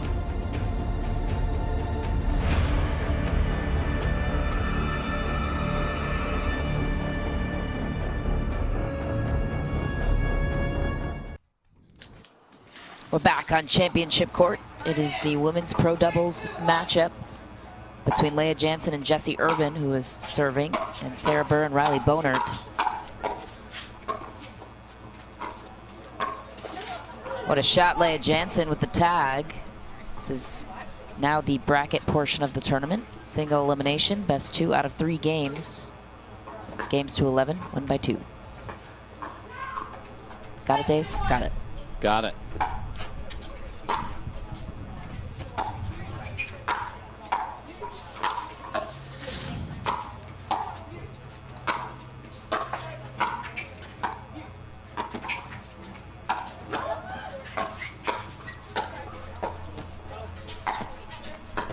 Jansen and Irvin went from defense to offense. How did they do it?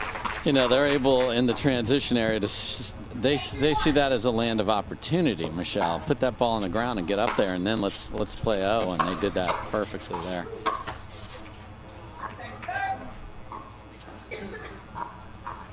Jansen, the second server.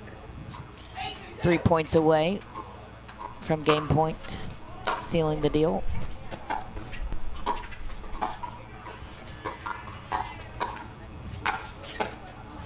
And that is a great job of Jesse Irvin reaching into the kitchen and not letting that thing bounce and catching Burr off guard, and then it's over.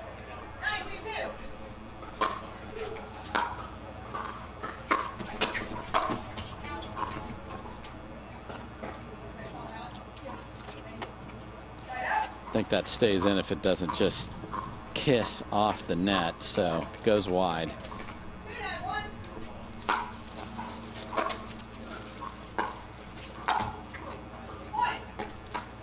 A rare miss for Jessie Irvin. Sarah Burr looking to create some momentum on her side. I like the take from Irvin, though, being aggressive up there. You're at the net. You can protect your partner. Ooh, that was a nasty backhand finish. Best in the business with the one-hander. Best in the biz. Absolutely right on that. Riley Bonert back to serve.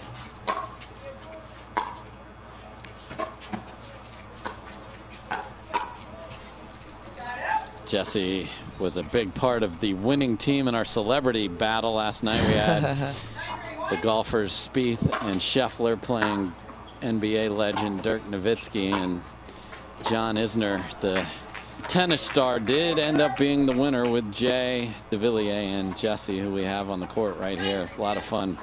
So fun. Tony Romo in the booth. Just going bananas. It was fantastic.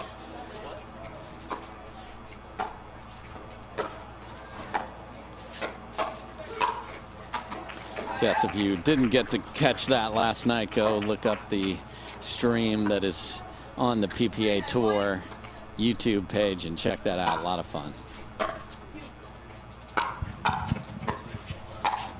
There it is again, textbook. Yeah, that's a textbook that very few are able to read, though, because her one-handed backhand is so deadly.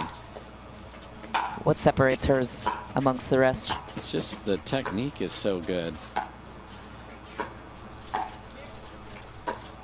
And this is a woman that works on wrist strength, wrist dexterity, making sure that she is healthy and being able to play her best and hit shots like that.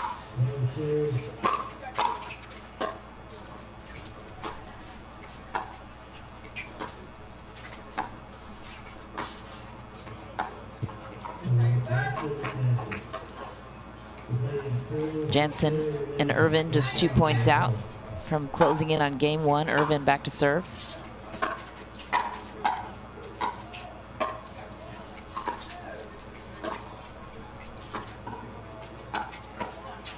And when Burr chooses to stay on the left side, guess what? 2 backhands in the middle, uncertainty. Irvin, one of the smartest players, a great, actually both these ladies, great strategists as well. See that opportunity and just blows it with the right amount of pace in the middle for the winner. It's smart pickleball.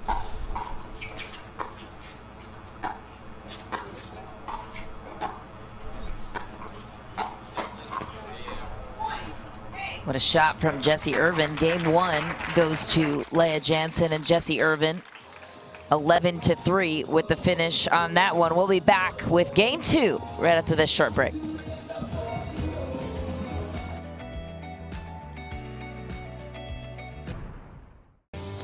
We owe great times to good friends, to the glasses that spark conversation, to the ideas that then pour out.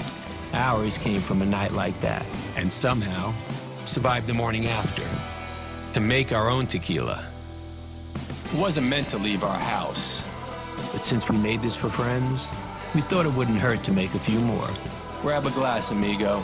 Our tequila is your tequila. Our casa is your casa.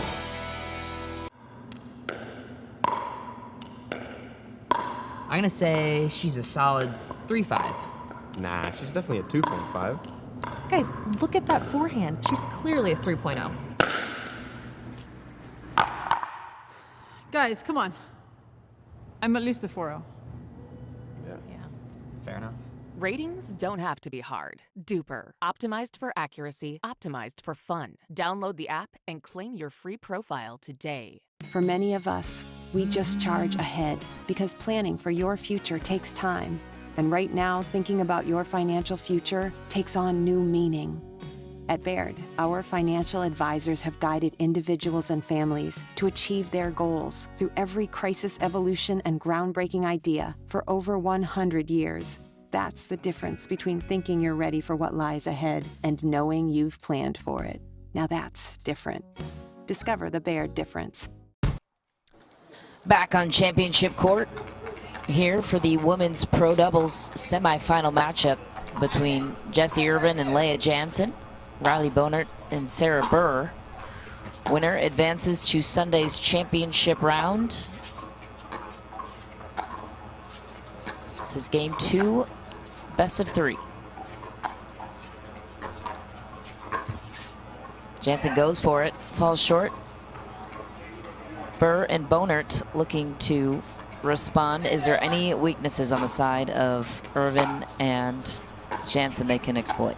Well, I think every team has weaknesses. The challenge is the ability to just get into points that make them uncomfortable. And what that means is let's drop the thirds, let's get up there, and then let's grind and make them put some balls in the middle. They're a new team. Who's hitting what ball? I think that's the susceptibility of a new team always. Let's see if they can figure out return the ball in the middle when they're up there at the kitchen, drop it in the middle, and hit big, deep returns like that to start out the point. That was well done by Burr.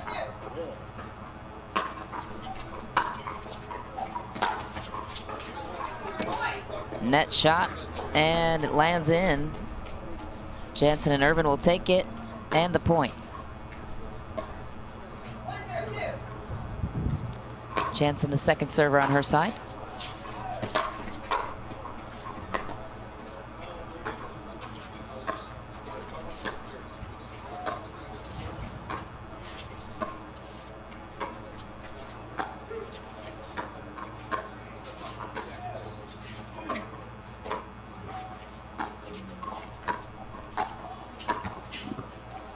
Just shy for Riley Bonert.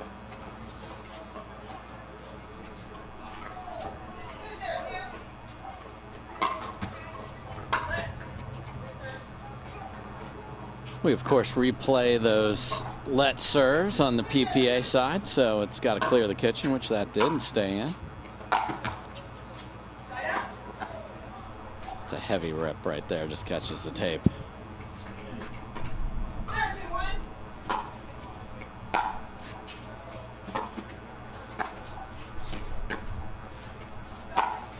Jessie Irvin. Best ATP in the women's game. I mean, just hits it so hard and still keeps it in. Best in class. That's her other magic trick right there. Quite a few of those in several categories. Yeah, she's the one. She's the one asking. Yep. She's the one asking for the extra credit projects for sure. Just yes, period. Agreed. Signed. Signed, Dave Fleming. Sincerely yours. Yes. Oh, third shot lob from Jansen. Woo. Well fought off by Bonert and Burr. What would be the goal there on the third shot lob? I mean, again, you're trying to get everybody's momentum is forward. So if you can catch them, you can really take the kitchen line if you execute that well. And there's, again, Irvin with that one-hander. That time goes cross court. You see her flicking that wrist there.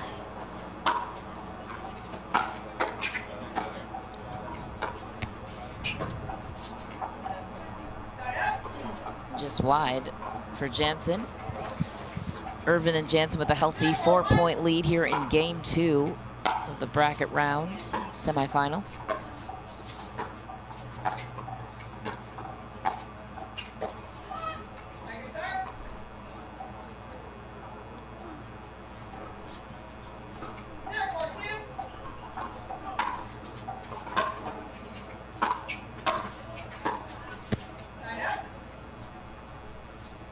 Just a great first volley. Punch deep, puts Burr in trouble. It's textbook returning right there.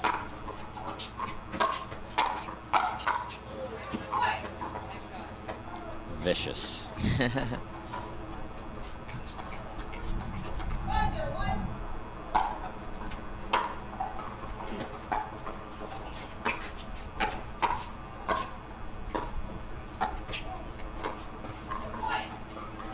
And the impressive part about Irvin is she's played with a few different ladies this year on tour, and it's comforting.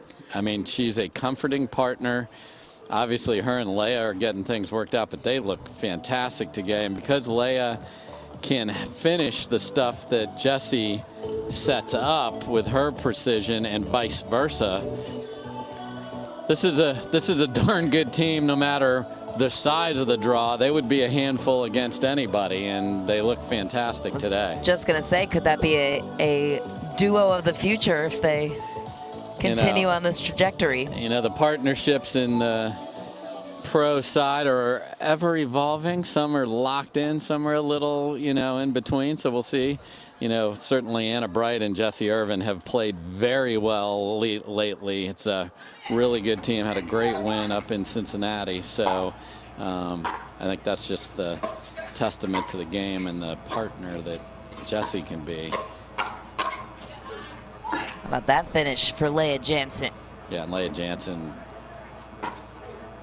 has sort of burst on the scene last year in singles and now is a very accomplished doubles player to boot. Jessie Irvin goes for it. Looks confused.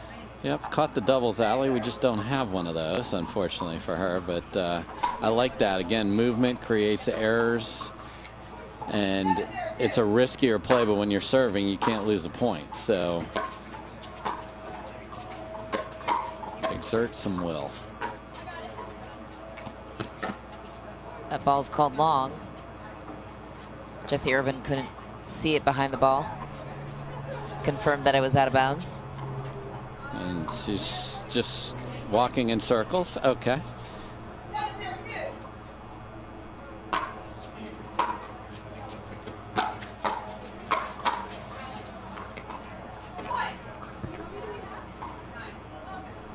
Yeah, I think the wrong score was called, and that confused everybody, myself included, but we are at 9-0. 2 points out from a match victory. Jessie Irvin and Leia Jansen looking to punch their ticket to Championship Sunday.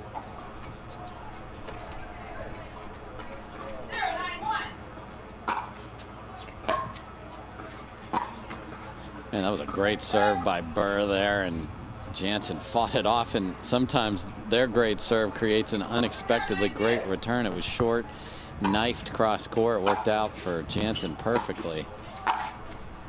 Jessie Irvin, so unpredictable with her angles.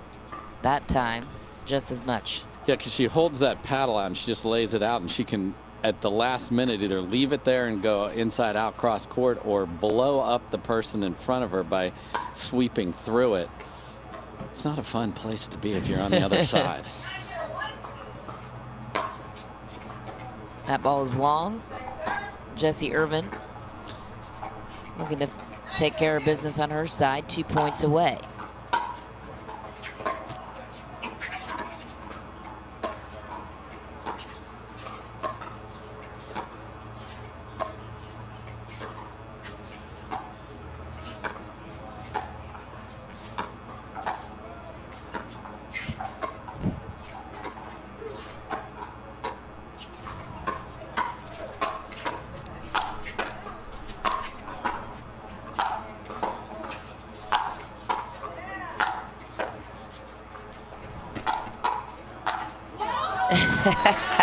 Jessie Irvin just sighing in disbelief. And staring at the heavens to get an answer for how did that happen. Great scrap from Burr and Bonert, though.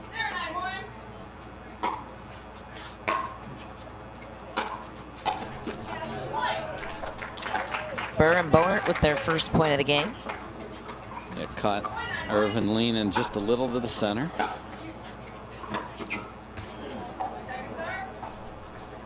That one's frustrating for Bonert. Bent her legs, like all the hard things she had to do, and it just hit the top of the tape there.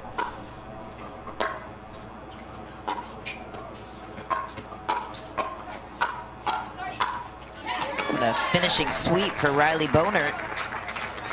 Yeah, that's nice. She's got that similar, a lot of the ladies, Annalie Waters being one of them, has that index finger. She runs up the back of the paddle for the two-handed backhand. You'll see it right there. And what's the purpose of that? That gives you control and stability of that left hand. But these crazy Irvin angles continue.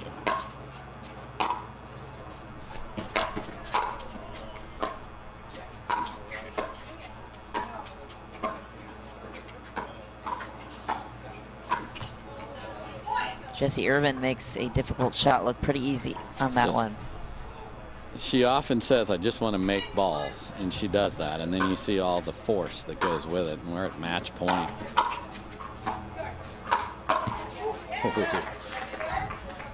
Another try at match point here on the paddle of Jesse Irvin.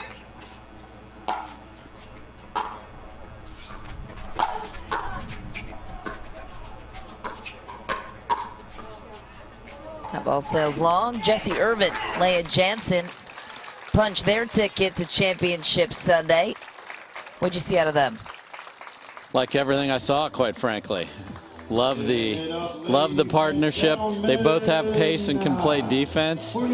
They got the middle figured out. I mean, they're going to be a menace on Sunday. Our second semifinal matchup for the women coming up right after this short break.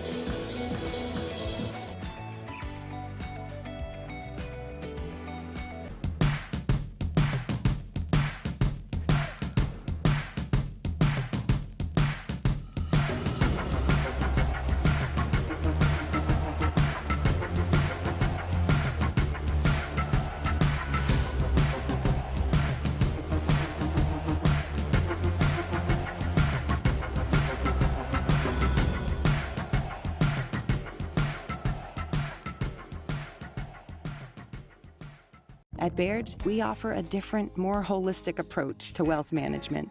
With your career, family, friends, and community, finding time for you and making sure your family's financial plans are on track can be a real challenge. At Baird, our financial advisors get it. We'll partner with you to create a unique financial plan and coordinate with your legal and tax advisors to bring it all together so you have more time for what matters most.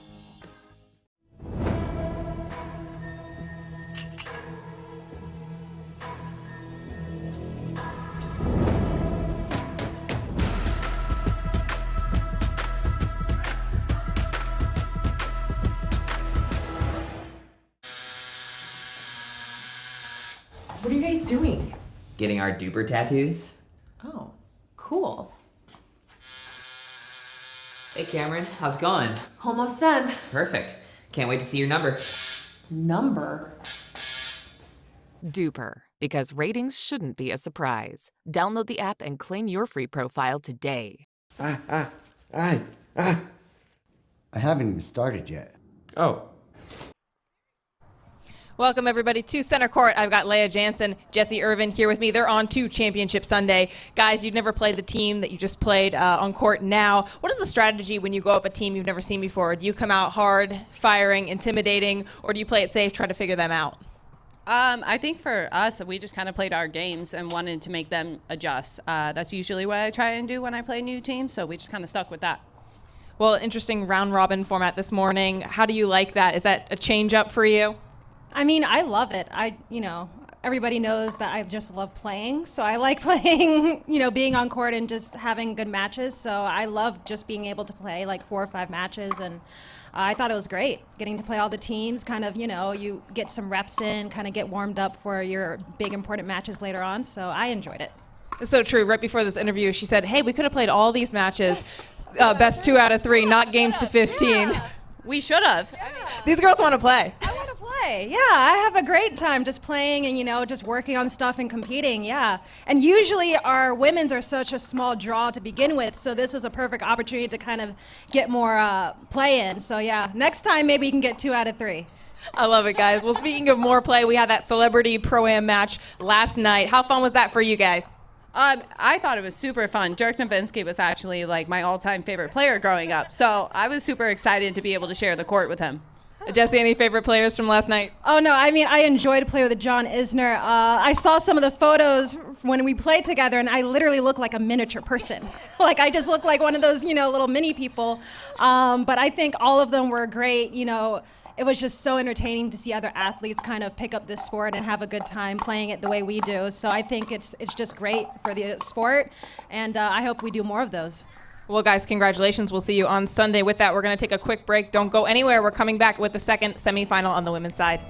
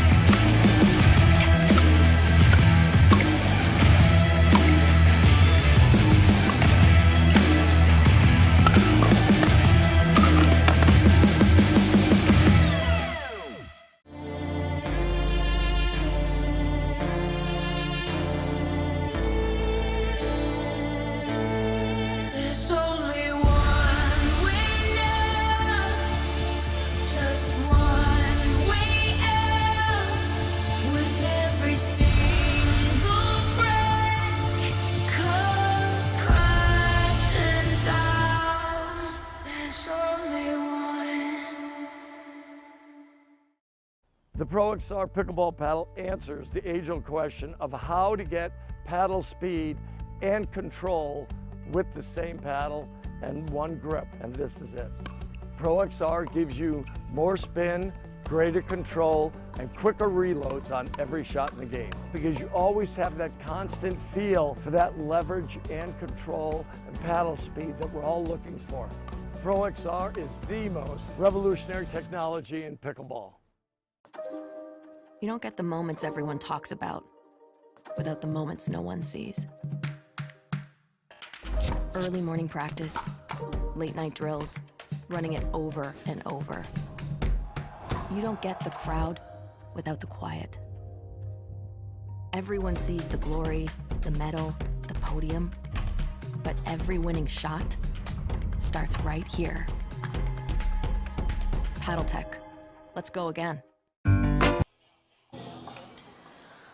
Frisco, Texas is home to the PPA Tour Roundup, and our second semifinal matchup is underway on championship court for women's pro doubles, featuring Megan Dazan and Catherine Parenteau against Rachel Recker and Shelby Bates. Alongside top senior pro Dave Fleming, I'm Michelle McMahon, and we will be bringing you plenty of pickleball coverage here on championship court the remainder of this afternoon. Rachel Recker will bring us back with a serve to Catherine Parenteau.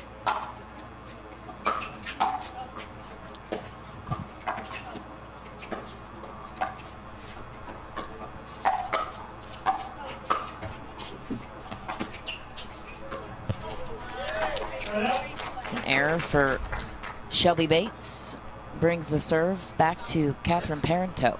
0-0-1.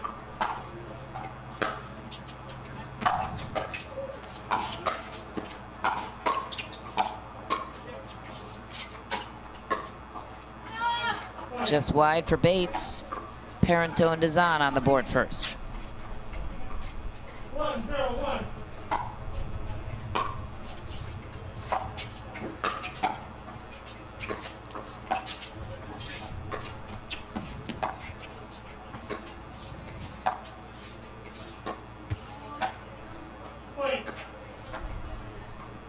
Parenteau taking the early 2-0 lead. This is the best 2 out of 3 games to 11, win by 2.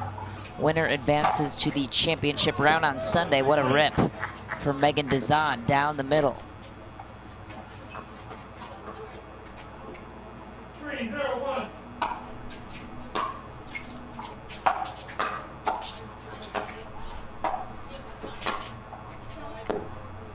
Bates looking for the line just a little bit wide. Parenteau and Dazan off to a hot start. 4-0-1.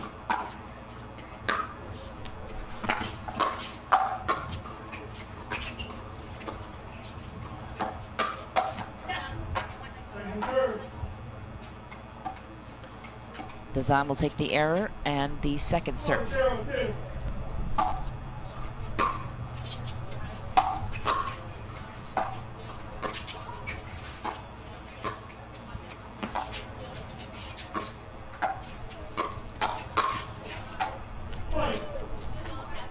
5-0 start for Parento and Dazan.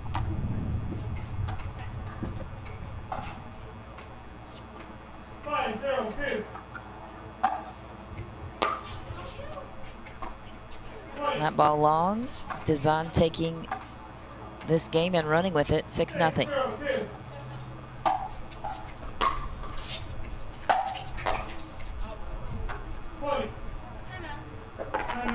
Timeout is called on the court. Parento and Dazan up 7-0 early in game one. Shelby Bates and Rachel Recker discussing the matter, trying to figure out where to go from here. So the question is, Dave, where do they go from here in terms of how do you just get out of a rut? Down by 7, calling the timeout. Where do you reset first? I mean, first you got to just go, okay, can we just settle in and stop the train we've run into here? Because can we add a stop on this bus and this train that is just flying on top of us here? Let's use every piece of transportation we possibly can here. You know, the good news for them is this is 2 out of 3, so unlike a game to 15. And this is a bounce-back match for Dazan and Parento, who did not like their outing against Irvin and Jansen. No, Irvin and Jansen are the new team to keep your eyeballs on. They look fantastic today.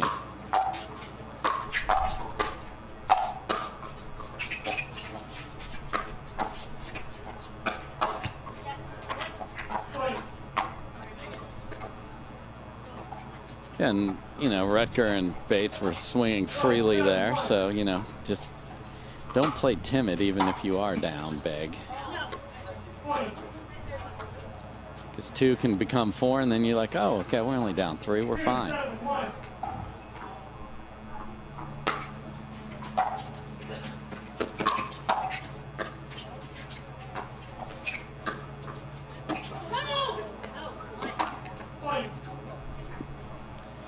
I like that. Mix it up. Throw the lob up.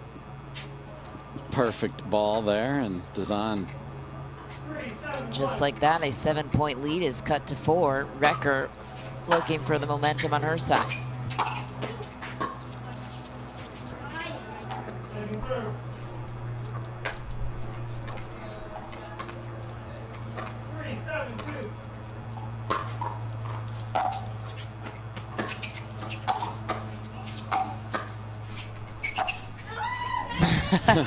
Rachel Recker couldn't get out of the way of that one. Megan Dazan just too quick.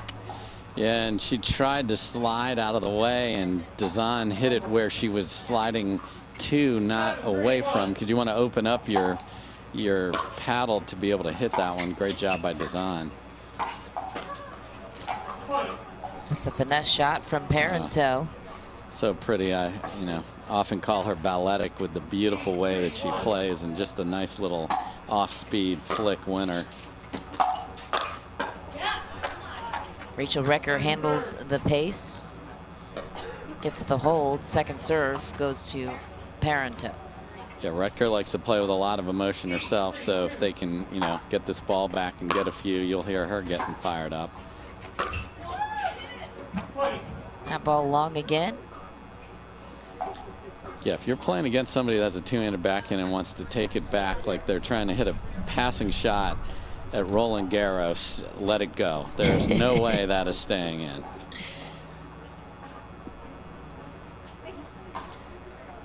Parento and Dazan closing in on match point. Excuse me, game point.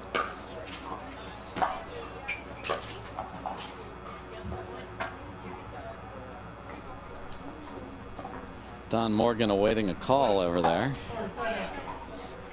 They're going to say, we weren't sure, it's good. I like to see that. Yes. We weren't sure, we call it out is not the way I like to see people call it, so.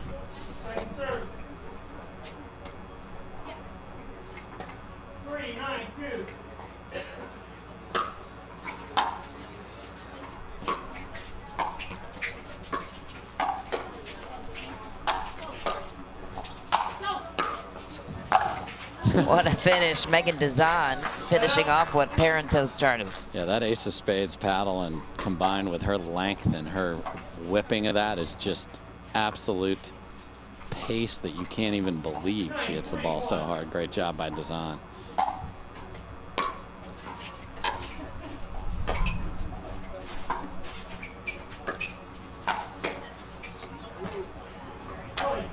Saw Retker the last time she brought that paddle up for the two-hander. She hit it 10 miles deep, so she tried to do a little roll, left that up, and easily finished.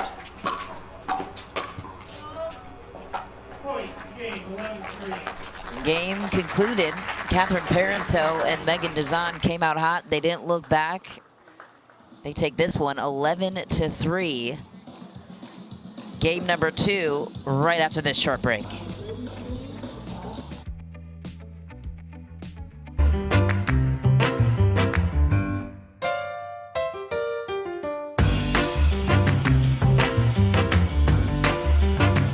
A lot of us mishit the ball. I know I mishit the ball a lot. So Speak for more yourself, forgiving.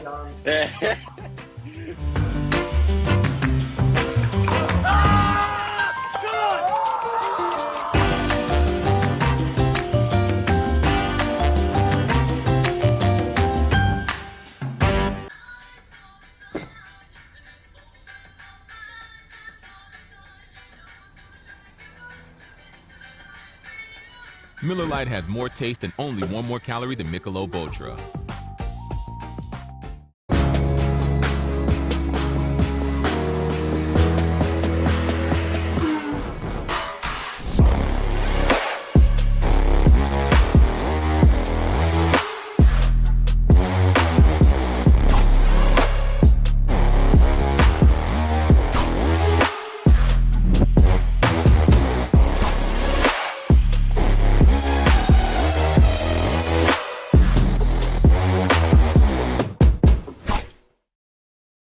We're back on championship court for the PPA Roundup Tour. Here it is in Frisco, Texas. This is game 2 of the semifinal match between Catherine Parento, Megan Dazan, Shelby Bates, and Rachel Recker. Shelby Bates coming out firing. It's a great start. Obviously, the good news with the 2 out of 3 format is you can just flush the first game and get a fresh start. You win the first one, you get a weird bounce on the serve, doesn't come up, and you have a lead. 1-0-1.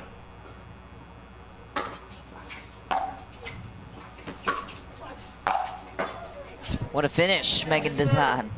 Beautiful return, and her percentage of finishing with that paddle is stunning, because these ladies can play defense, but the pace is too much to put back in play. Side out.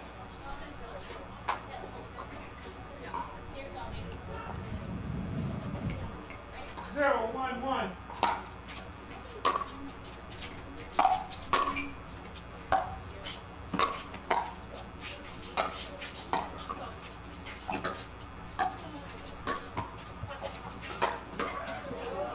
Catherine Parento makes it look easy. She does. Beautiful ATP. A lot of people panic when it's out there.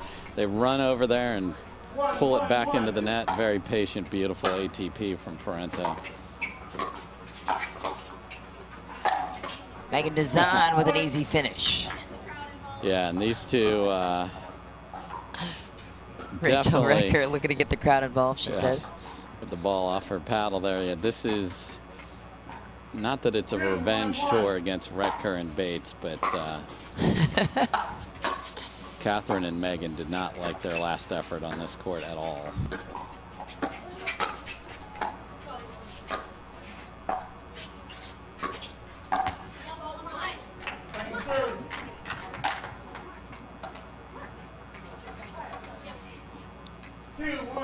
Parento and Dazan with a 2-1 lead. Dazan, the second server. Strong finish for Megan Dazan. Yeah, there's just a little more pace than you can even believe on those exchanges, and then if she gets it on that forehand to finish, it's impressive. Got to keep rounding out her game. That's what she's working on.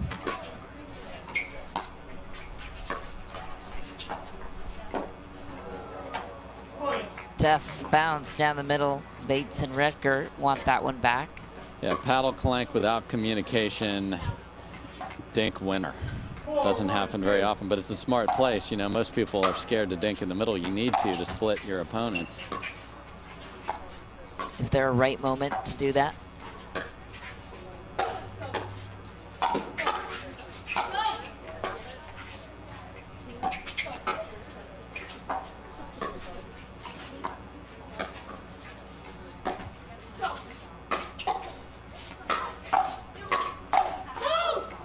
Full pace ahead for Bates, Redger, and Dazan.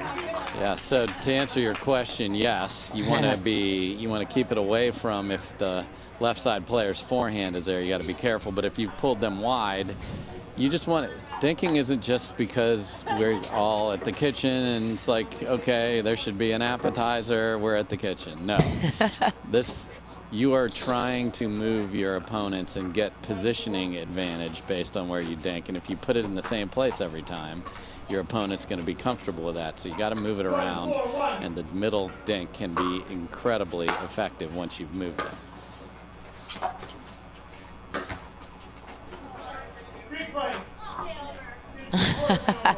Replay is called on the court. Yeah, hit the bar. So the bar is a replay. 1-4-1. Never had a chance to play it off the kiss off the tape there. It's a great drop there by Redger. She agreed that the first one is so good. She just called her second one nasty, her words.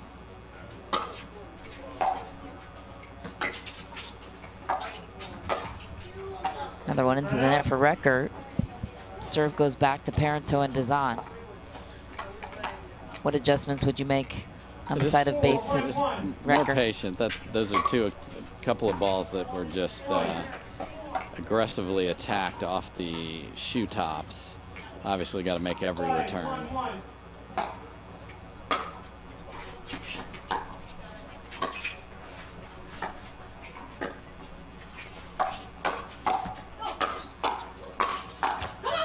Bates and Redger were locked in, ready for pace. Yeah, I mean, now it's, 11-3, 5-1. Hit your best shots and see if they're good enough to get you back in this. You get a missed serve there.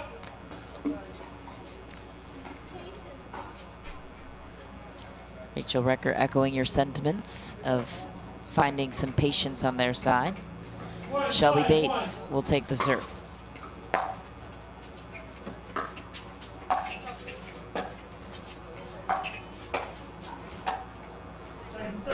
There's just a lot of pressure coming in. You don't want to be in a hurry. So if it takes 7th shot, 9th shot, drop, whatever, just be set when you're working on these shots coming in.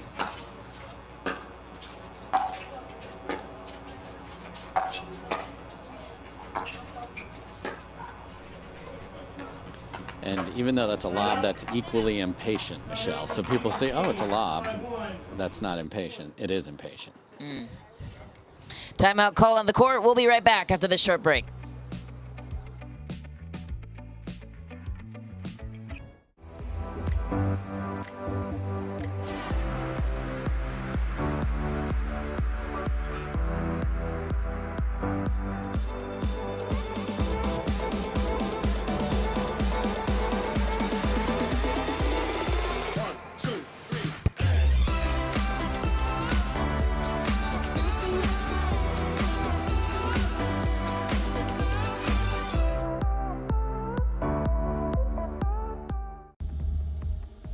I already told you. Matt Wright is my lawyer. Well, Matt Wright isn't here, is he? I've got nothing to say to you. We can do this the easy way or the hard way. Bring me the jigsaw.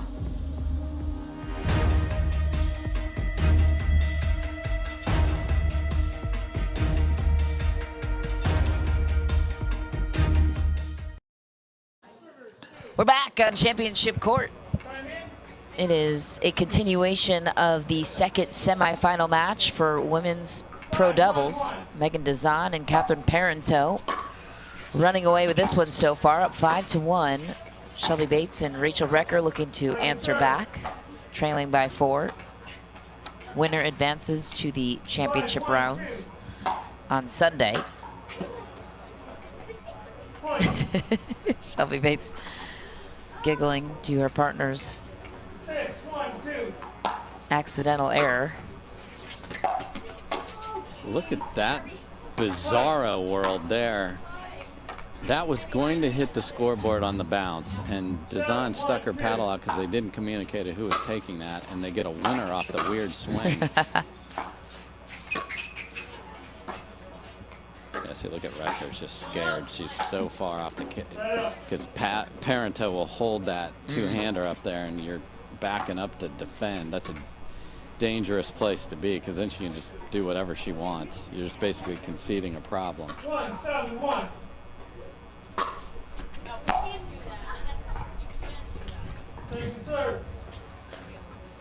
Shelby Bates saying you can't do that. I hate to agree with her this vehemently, but I do.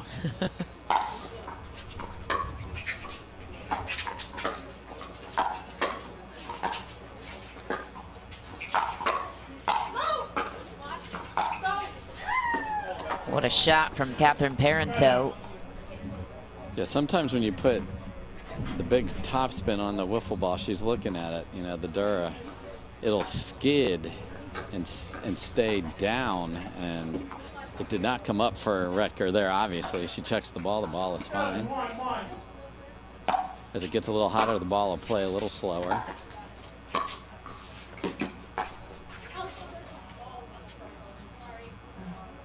Oh no. A ball snuck in there out of nowhere. Must have been in the hidden. Where's a great explorer to come find all of these artifacts?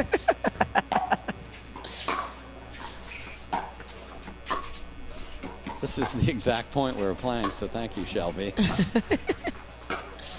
Okay, What a Rachel. finish. Rachel Recker down the middle. Beautiful ball there.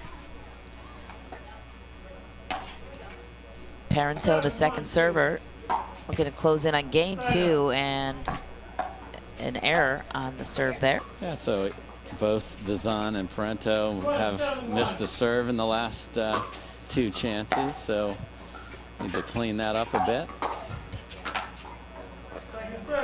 But Dazan is not letting anything even remotely high live.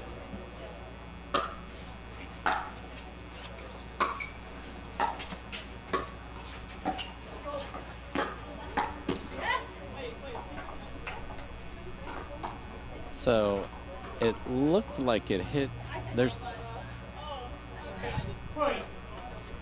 That was weird how that ball came off. Megan thought it went off her arm somehow, but it did not. So we're going to continue on.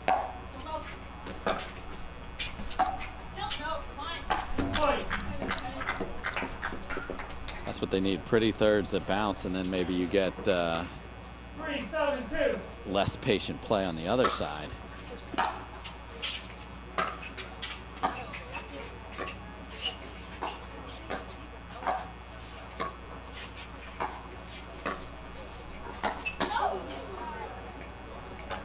That ball is wide. Shelby Bates with the miss, and side out goes to Parento and Dazan. 4 points away from advancing to the championship rounds.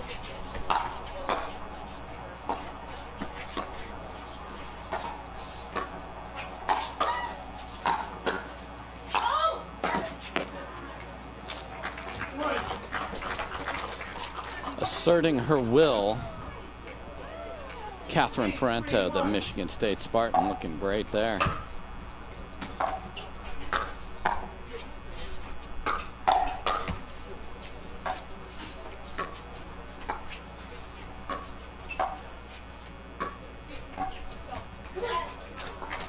There's a beautiful example of dinking middle. Well done by Shelby Bates there.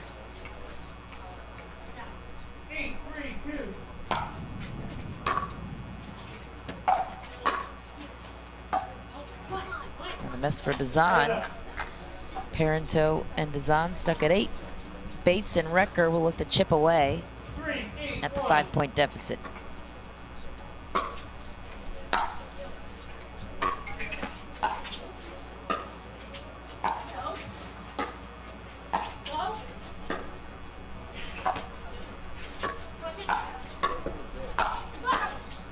What a get.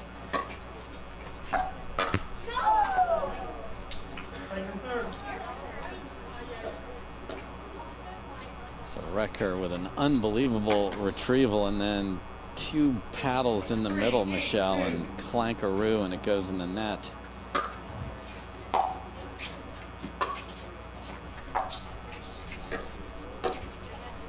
Point.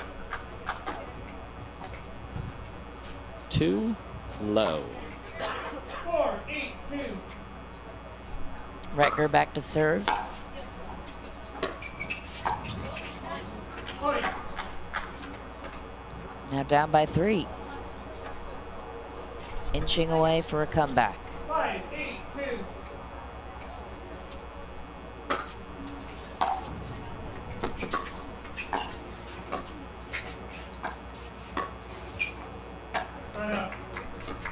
So that's where I'd like to see Shelby Bates either let it bounce or slide and not just reach and be off balance. That's what creates errors.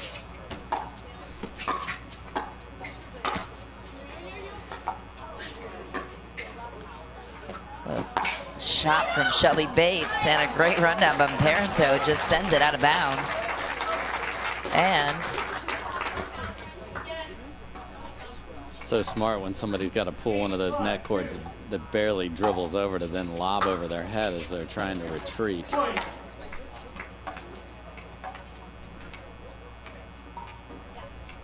9-5-2.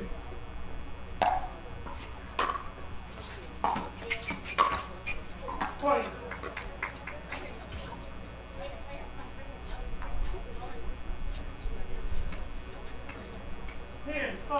Megan Dazan with match point. What a shot from Shelby Bates, holding off that duo once more. 5-10-1.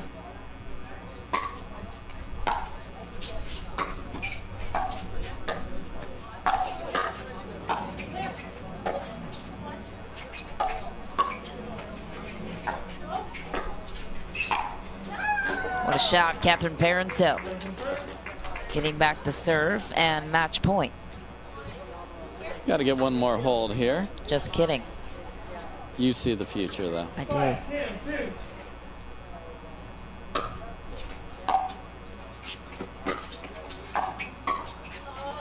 Now they get back the serve. Just saying, you saw, you had already seen that point before we had. Match point. Megan Dazan with the finish there. Catherine Parenteau with the match on her paddle. Chance to advance to send it. Shelby Bates says no. Yeah, again, just the quality of the third, much too high, but third shot at winning here.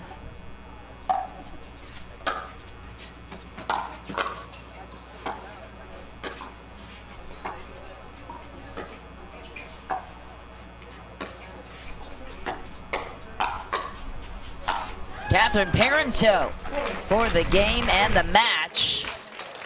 What a finishing shot for her and Megan Dazan, who will square off against Jessie Irvin and Leah Jansen for the Sunday championship round. We will be back with an interview right after this short break. Don't go anywhere.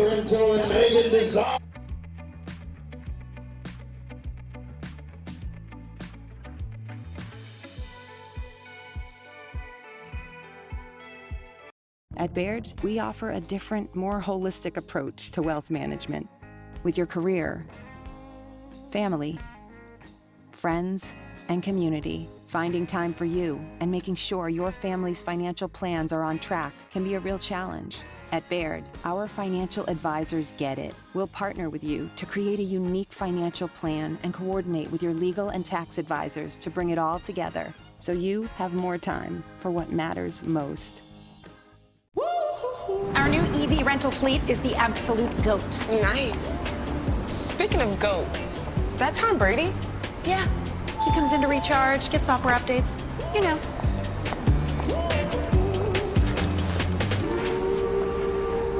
Same time next week? You got it. Cool. Let's go.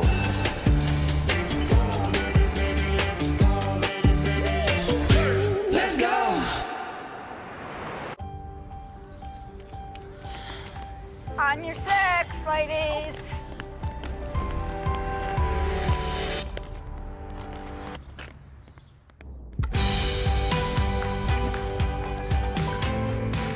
The world will get back on its feet.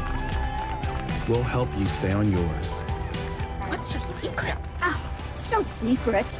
It's the expert help I got at Foot Solutions. Make an appointment at footsolutions.com. Welcome to Center Court, everyone. I'm here with Meg Dazan, Catherine Parenteau. Guys, you're headed to Championship Sunday. How do you feel about your performance so far in this event? Feeling really good. Catherine's a super supportive partner, and we're having fun, so I'm looking forward to my first Championship Sunday. You know, we often see partnerships that have a mix of personalities. You got one mellow, one intense, but you guys are two of the nicest players on tour. How do you make that work? I guess we're just being nice to each other. We're keeping being nice to each other. I think I'm a little bit more intense than Megan. I think we're both pretty hard on ourselves, but I think it works out for us. All right, guys, you both took part in the Celebrity Pro-Am that went on yesterday, just like Jesse and Leia. How did you like that? What was your experience like? Oh, it was so fun. Tony Romo, right before we played, said he's only ever played for 5 minutes. And I told him that it's all good. We'll just have fun. And it was a fun event. I loved it. How about you, Catherine? Oh, I love playing with Jordan. After the match, he said, oh, I'm sorry. I felt like I didn't play very well. I'm like, it's okay. We're just having fun. It was fun. All right, guys, congratulations. We'll see you on Sunday. We're going to take it back to the court here in just a minute after this quick break. Are you looking for content? Are you looking to up your game by watching some of the best content in the game? Make sure to go over to the McGuffin Pickleball Club YouTube channel. You can check out educational videos. You can check out my vlogs with my family, or you can check out the McGuffin Show. Subscribe today to the McGuffin Pickleball Club.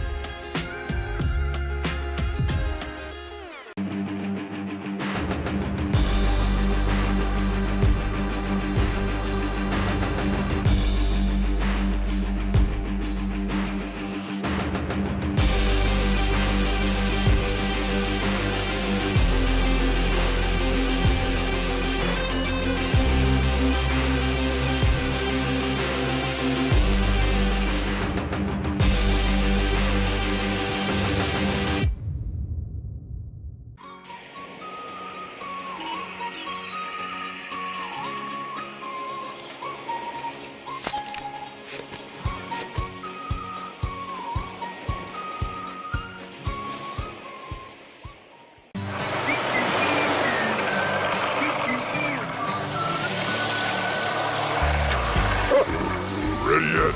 Not yet, buddy.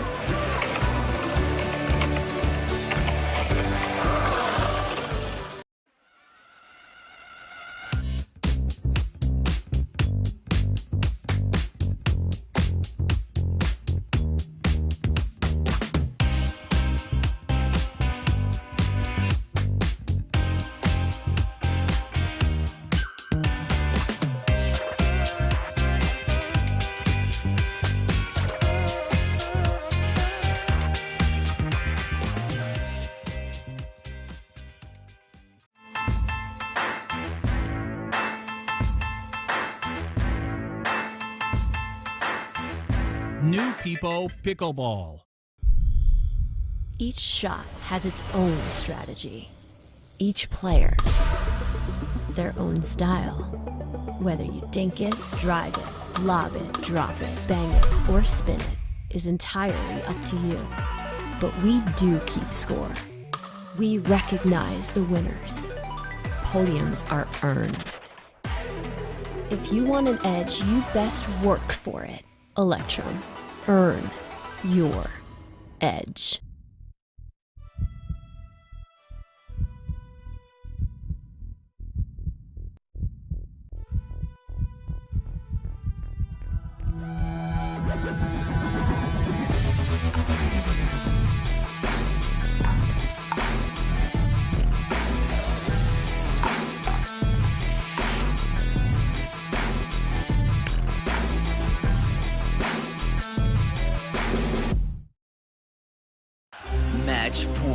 It's all up to me. Nothing can get in my way. And when they ask, what are you gonna do next? I'll say, I'm going.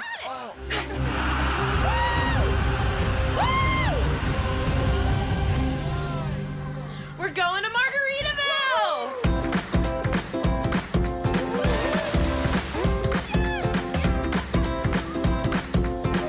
You can go to Margaritaville too. Visit MargaritavilleResorts.com. Dropping a lot of money on sunglasses always seemed crazy to me. I'd wear them a few times, and then I'd lose them or break them. That's why we created Shady Rays. Polarized shades at a great price that you can try for 30 days risk-free. And even if you lose or break them, just let us know and we'll send you a free pair. Plus, every order helps fight hunger in America. And thanks to you, we're making a big impact. For 20% off your first order, go to shadyrays.com now and use code TV20. It's a gas card. You can always use gas. Always. Wait, but you have a... Mm-mm. Thank you. Hey, do we need gas? Nope. How about now? Still no. Hey, remember Daddy's birthday's tomorrow. A gas card. I could use this. Hey, that... Evolve your journey beyond the pump in the first ever Tucson plug-in hybrid EV.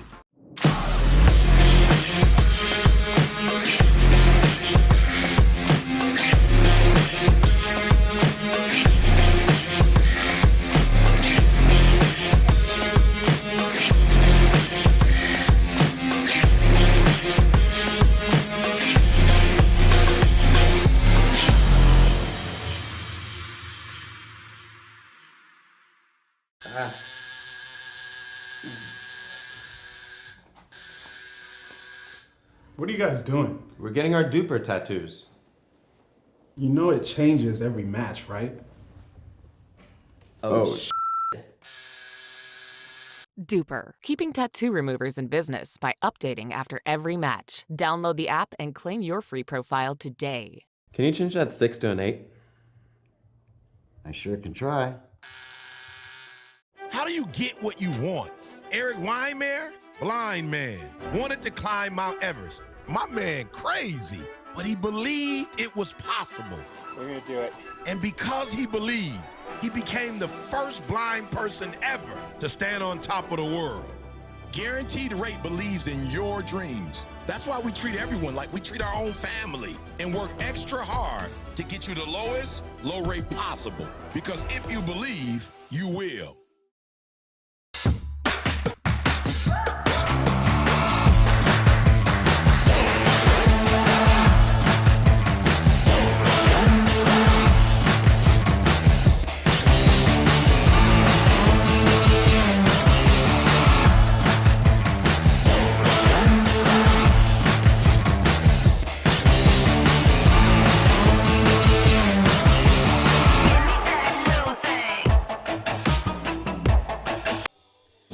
Welcome back to Frisco, Texas. It is time for the PPA Tour Roundup Women's Pro Doubles quarterfinal matchup featuring Rachel Recker and Shelby Bates taking on Riley Bonert and Sarah Burr here on Championship Court alongside top senior pro Dave Fleming.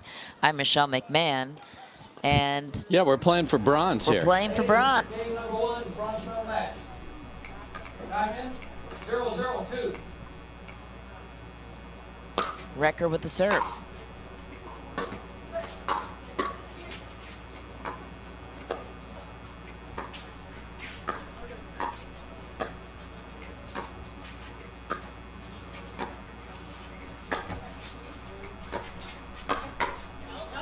What a rip from Rachel Recker on the two-handed backhand.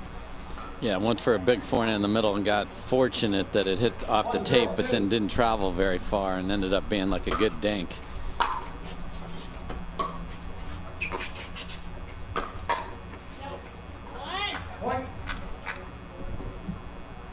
And Rutger has come out here with the I am going to attack before being attacked mentality, and it is working.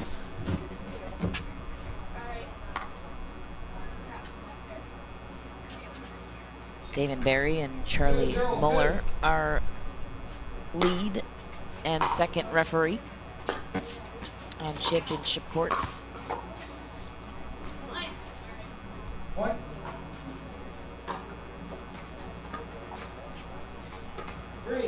2.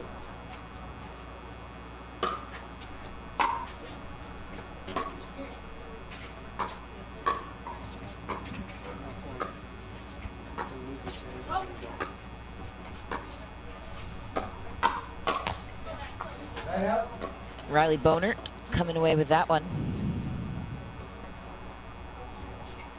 Yeah, Bates is in position just a little off the line after Wrecker speeds it up down the line.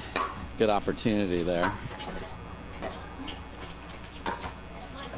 Just shy of the net there. So Bonert will have another chance to redeem herself here.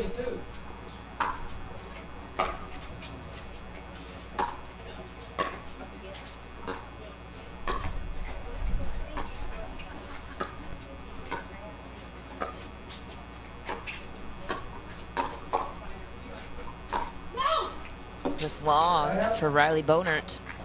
Serve returns to Wrecker and Bates. 3-0-1.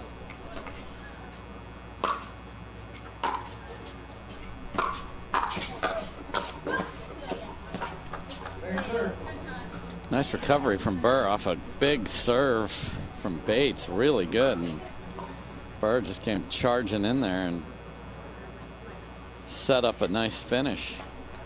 Looked like they were in trouble. 3-0-2.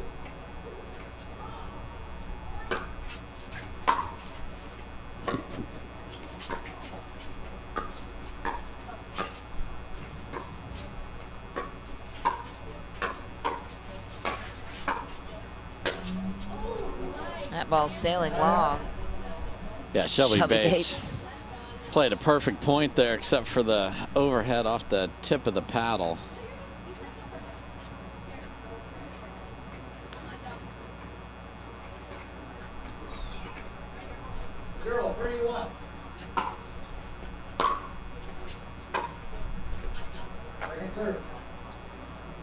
Sarah Burr goes into the net.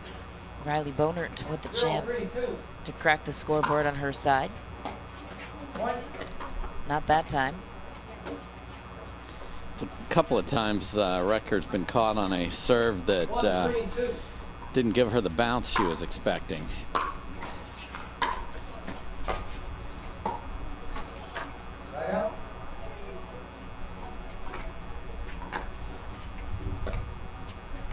Shelby Bates will take the serve back on her side. Second serve.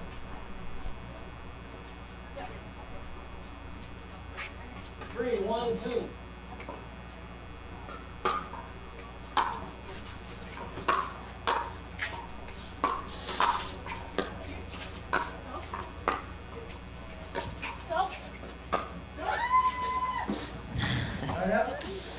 An elongated scream from Rachel Wrecker. Yeah, we talked to her before this match about the scream meter and that we should keep track of it as a stat. I said, you're winning that by a mile today. Second serve. It's a quality return there, nice deep cut.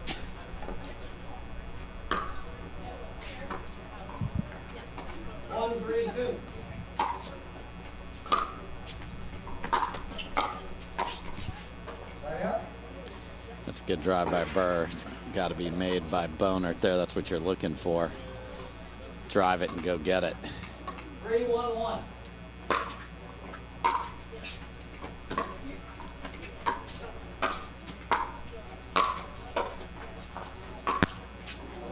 Just shy of the net for Shelby Bates. Good job by Burr of tracking that down when things look perilous. 3-1-2.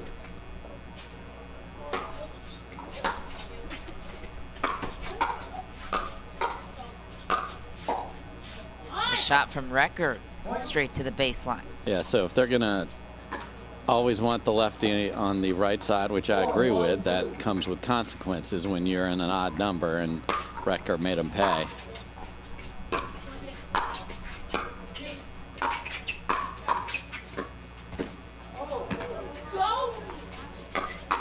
Oh my, that was going to hit the 8th row. And Wrecker knows it too as she looks. She's covering her face even though they won the point.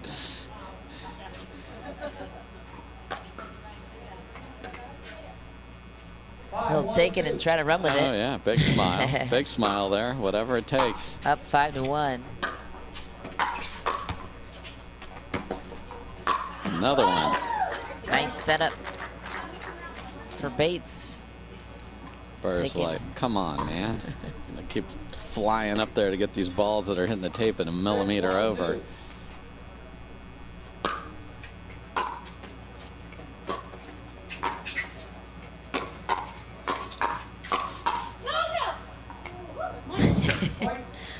The animated Shelby Bates making Yes. sure Rachel does not touch that ball. Don't you even have that thought cross your mind, young lady.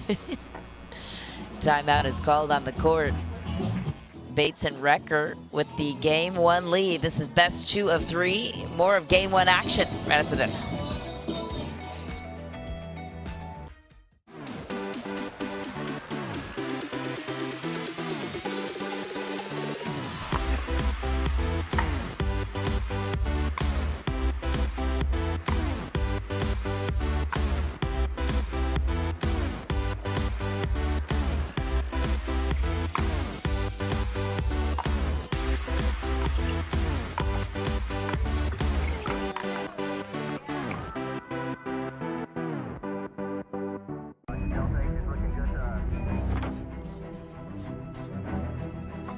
Look, if we don't figure out this gravity situation, all of those astronauts are gonna die. And the proof of alien life will be gone forever. But we've tried everything. We haven't tried everything. Bring me the jigsaw.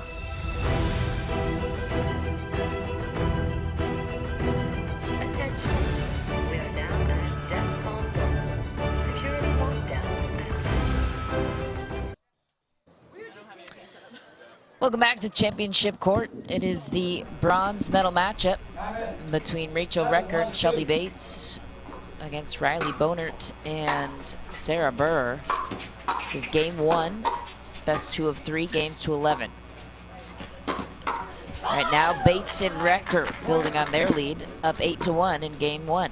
Yeah, nice job of Bonert to get to that ball, but too much hook. Sometimes the two-handed backhand, left hand swings it wide.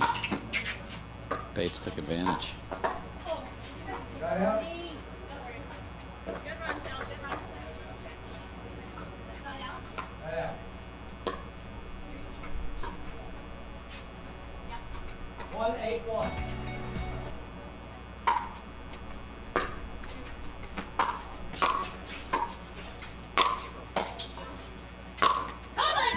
What a finish for Shelby Bates.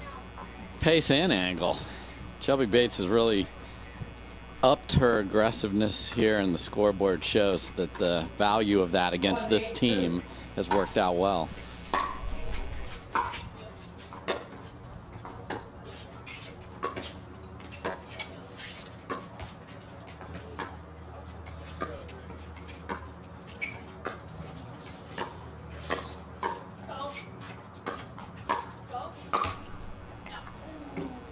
Just wide off the net for Wrecker. Yeah, unlucky there. They were in control of that entire point. They'd take that construction all day long.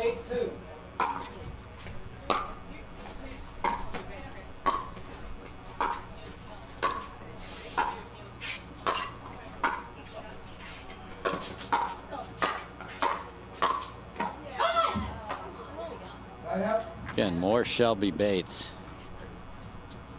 She goes back and touches very gently the video board before every point. So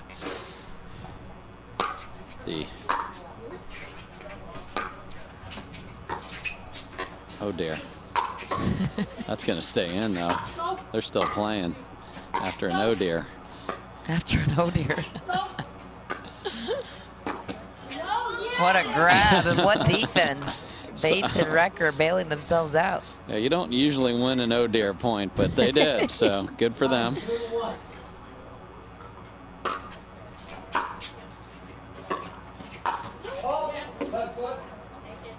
Footfall is called on the side of Burr and Bonert. Got Damon Barry all over it. 10-2-1.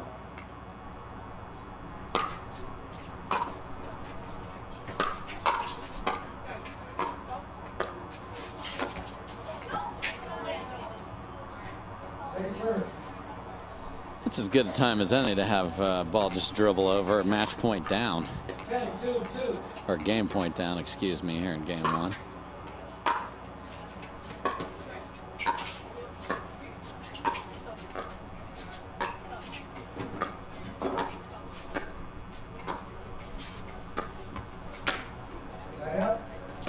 And those thighs take abuse. Some of these folks that just smack the, they're wailing on their own legs after they miss a dink. It just looks painful.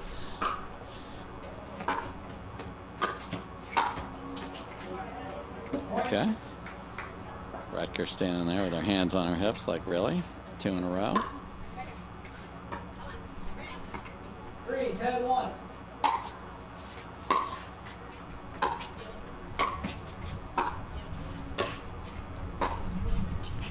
Hear the wind pick up in the mics there, and that definitely affected that ball, as it would be into the face of Burr and Bonert.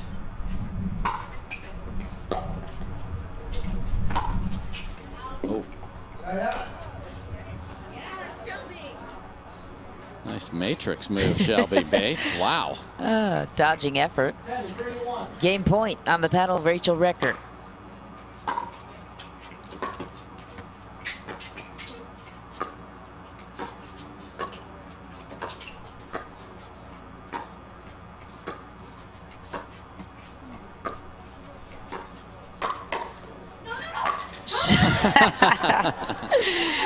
Rachel Recker telling her to leave it. It was going out of bounds.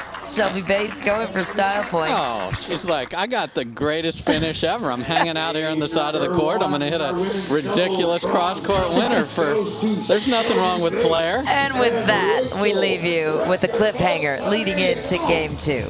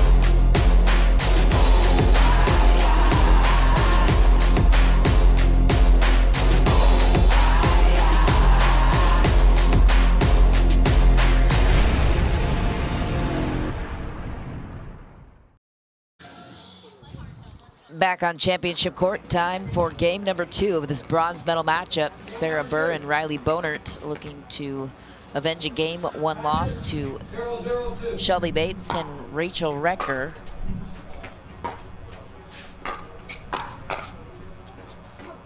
Sarah Burr right out of the gate. Flying in, pressing the pace. See if they choose to just crank. Certainly love freebies. 2-0-2.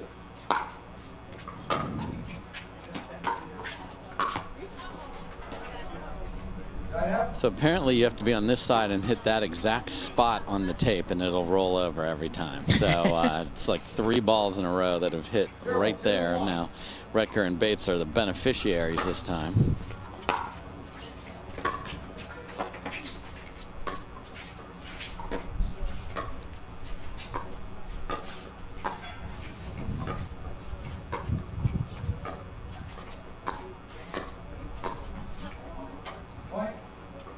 Nice job of moving the dinks around. We talked about that a little earlier, Michelle. It's important to have variety there. Got to keep it down. Got to keep it shallow, but don't put it in the same place. So the wind can be a backboard, so it's in the face a little bit. It's swirling into Retker and Bates, so you can use it, throw that third up in the air, and the wind will bring it back and makes it tough on the other team.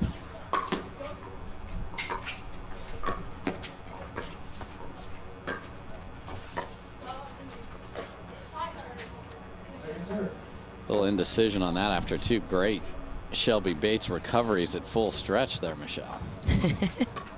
Two.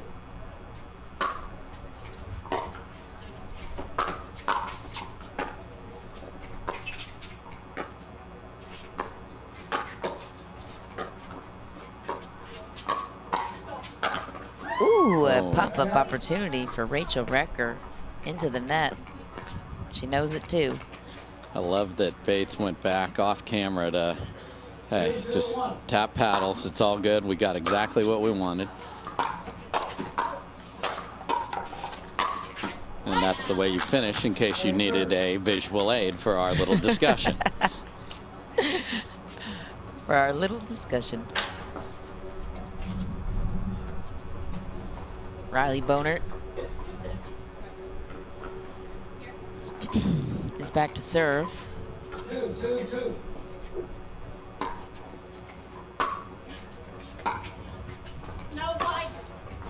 Ball called wide, and so serve returns to Retker and Bates, looking for a game 2 victory to this achieve this bronze medal matchup.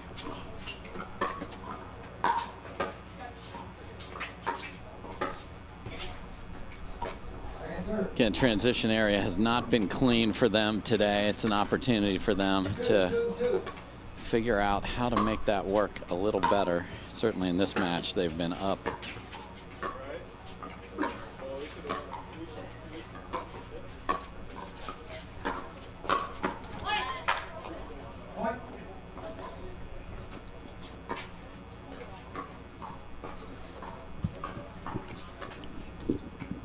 Two.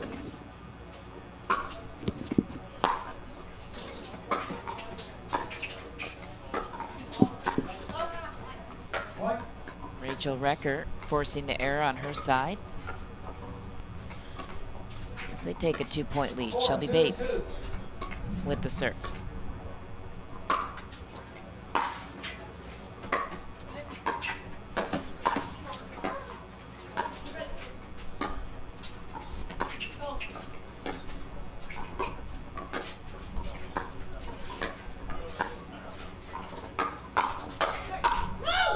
That ball sails long, dodging effort from Rachel Retker.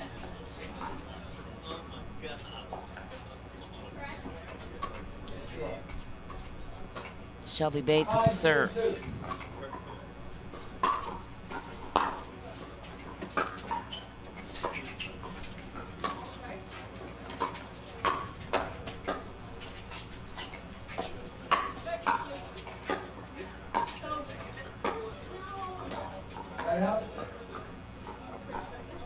Tough error for Rachel Retker. Serve returns to Burren Boner.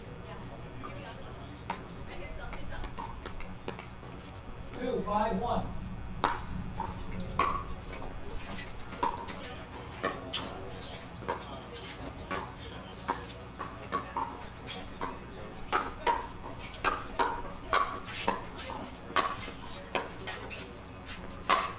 What an angle, Shelby Bates.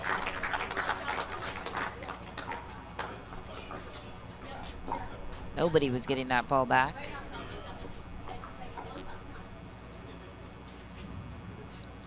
Riley Boner will take her second try at the serve on their side. That ball is long, so Retker and Bates take back over. Up by 3. 5-2-1. Chasing game 2 and the bronze medal.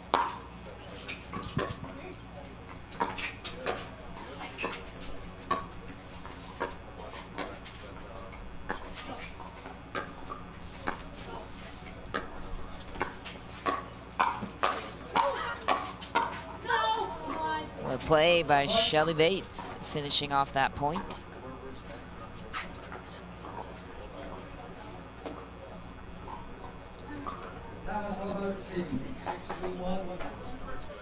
Timeout is called on the court. We will take one as well and bring you back with game 2 action right after this.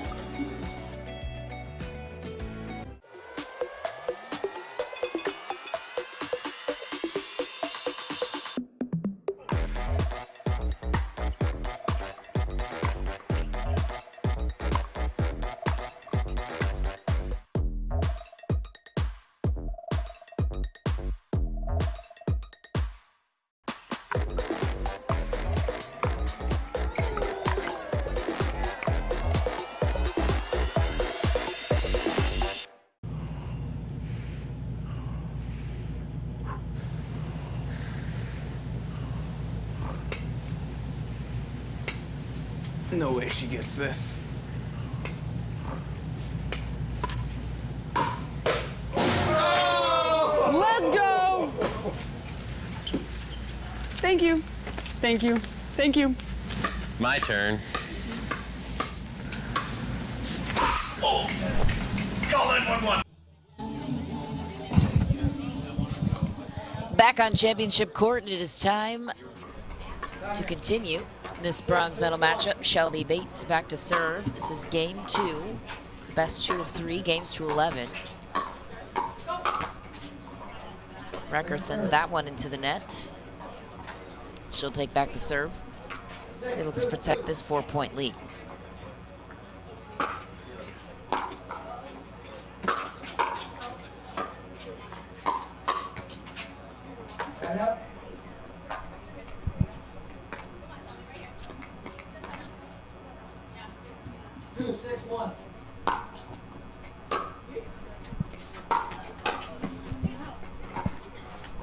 Another error for Bates and Recker. Burr looking to carve a run on her side.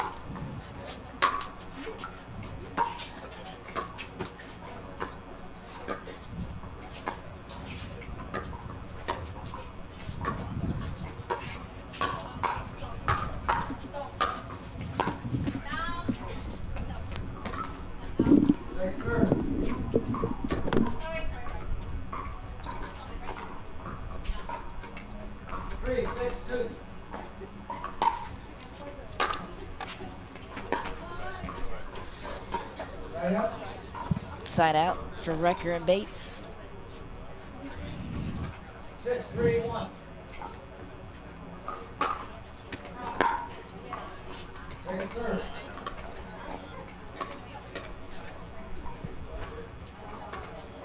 6-3-2.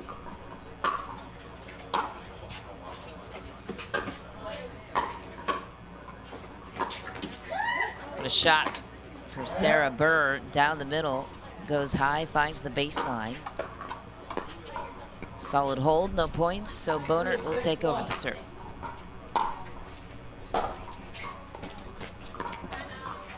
Timeout is called on the court. Rachel Recker and Shelby Bates looking to gather themselves here on championship court. This is game 2 of the bronze medal matchup.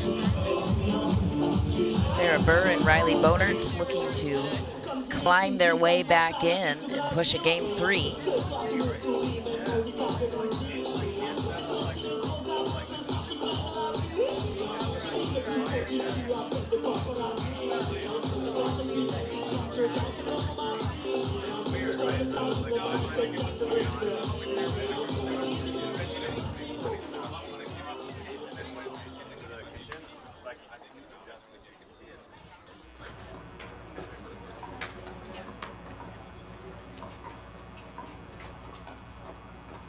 Bonert will continue with their serve. Down by 3.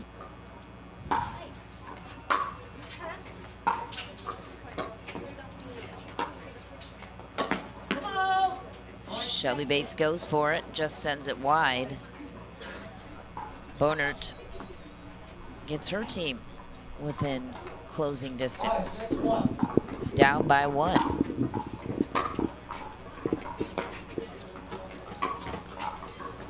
Another error for Bates.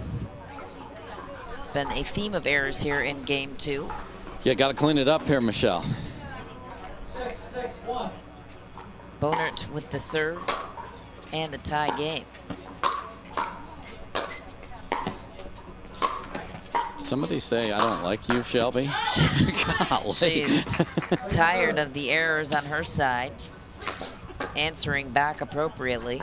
Come swatting in. 6-6-2.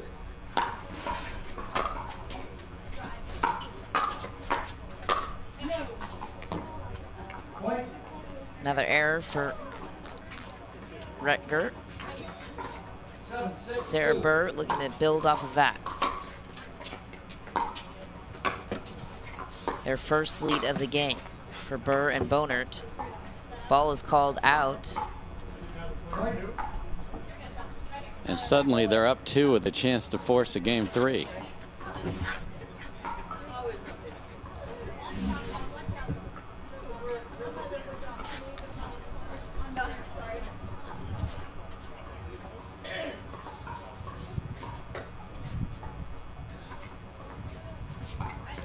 New ball in play here, which if you're as finicky as me and some other players are, I would have been crawling underneath there. If I was on a run like they are to get a lead back, I want that ball. Well, apparently it doesn't matter. 2 points from a third game. 9-6-2.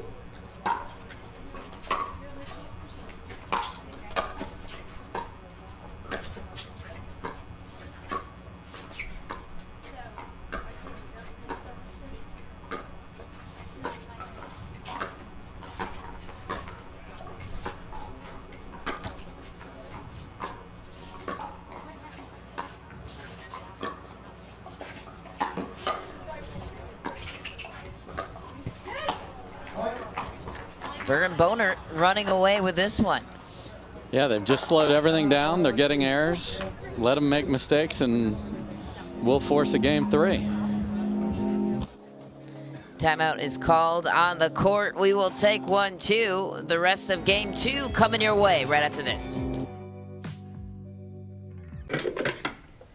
Hey, Katie, could you pass me the creamer? Why don't you just come into the kitchen and get the creamer? I can't come in the kitchen. Sure you can. No, I really can't. You can come into the kitchen as long as you don't hit the ball out of the air. All right. That's why I stay out of kitchens.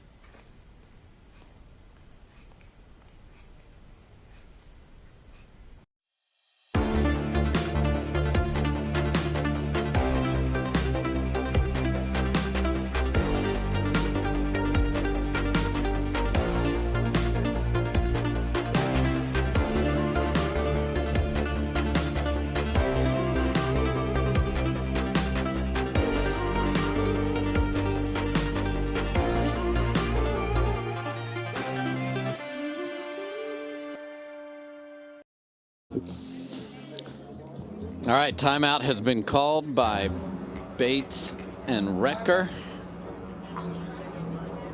And it is Burr and Bonert looking to force a game 3.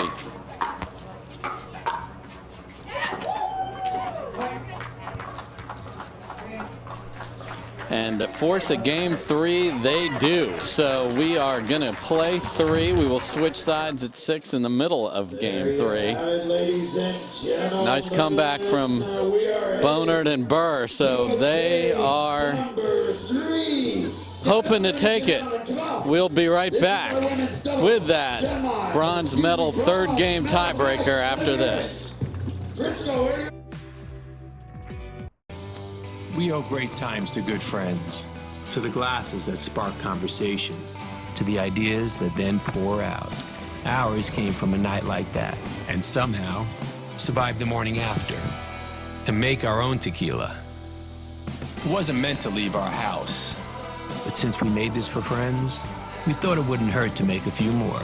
Grab a glass, amigo. Our tequila is your tequila. Our casa is your casa.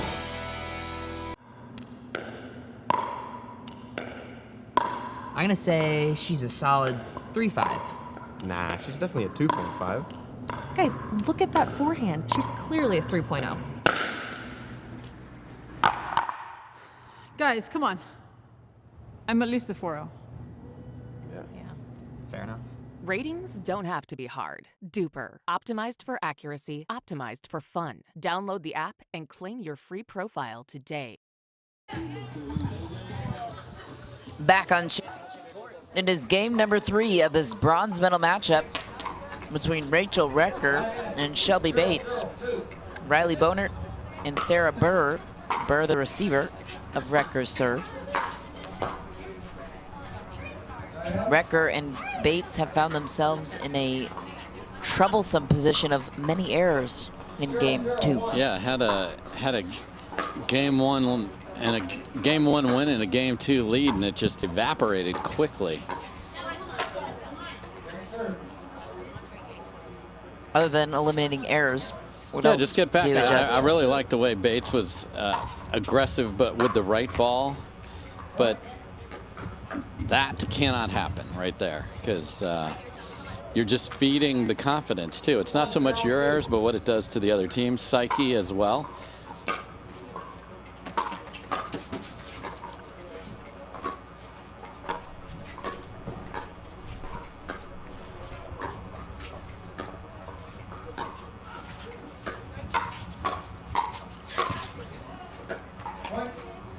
Perfect point execution, but not perfect finish. I mean, that's exactly the construction that they want.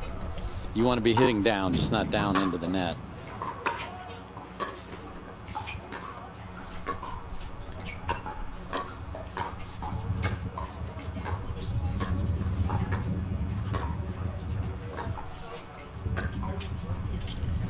Rachel Recker with a textbook lob, and they need it.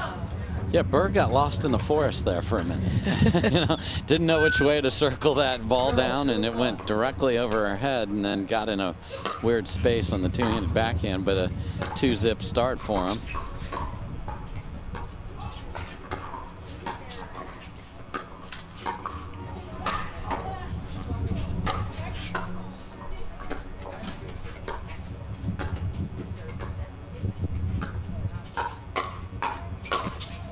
Bates into the net. Just, she's stunned that that's 2 of those in the first 4 rallies here that she's had on her paddle, and instead of hitting through, the ball hit straight down. That's big for their confidence, because Bonert and Burr are just going to play steady now. That's what got them back in. Let them make mistakes. You don't have to win the flashy way. You can win the steady way. And there's what the steady way does. Force a service error. Now maybe scrap a couple together. And Burr with the serve. Recker with a huge forehand answer. Yeah, you want to make it hard on them. You want to taunt them, sort of, we call it a bait ball. Just put that third in there. Make them try and do too much. Oh, another missed return.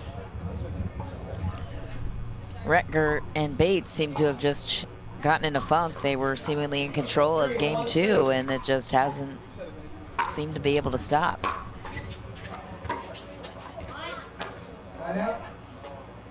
So a couple of missed thirds are, you don't want to feed a team that's struggling, to your point, and make them hit balls.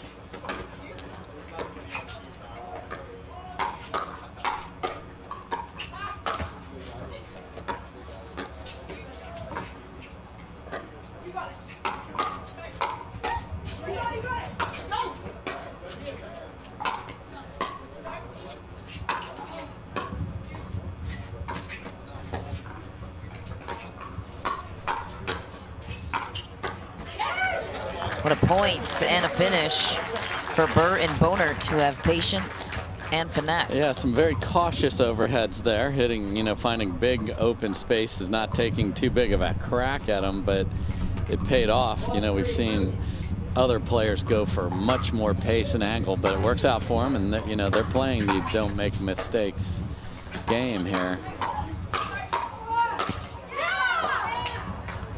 And yet another error on a ball that is exactly what you desire. So that's the thing. You're like, you call timeout and you go, okay, this is every ball we want.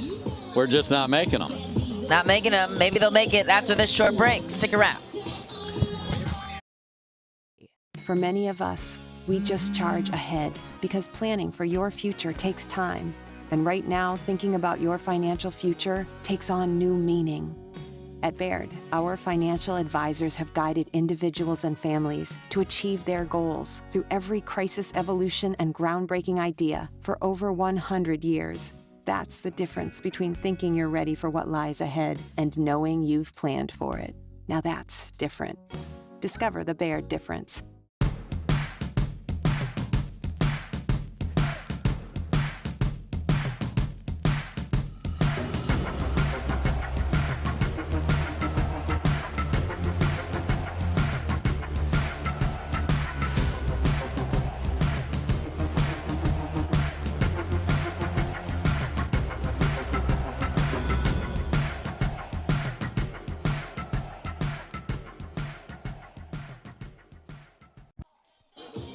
Back in Frisco, Texas, here outside of Lifetime in the beautiful pickleball facilities here. It is the bronze medal matchup for the women's pro doubles. Riley Bonert back to serve. Shelby Bates with the return. The story has been errors for Recker and Bates in games 2 and 3. They're looking to avenge that there. They did just that. Yeah, sometimes it's we're getting beat because we're getting beat. The other team's playing better than we are. We're putting the balls where we want, and they're just better. This has been, we're putting the balls where we want and getting the balls we want back. We're not making them. And credit to Burr and Bonert for making them play a lot of balls, and that's a strategy as well.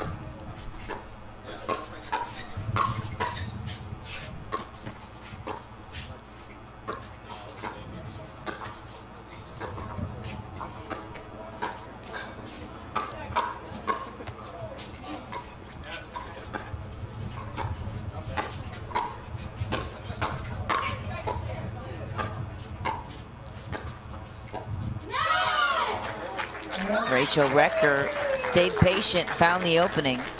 So that's the first patient point that they've won in an eternity. We'll see if that can trigger a comeback back to the way that we're playing before.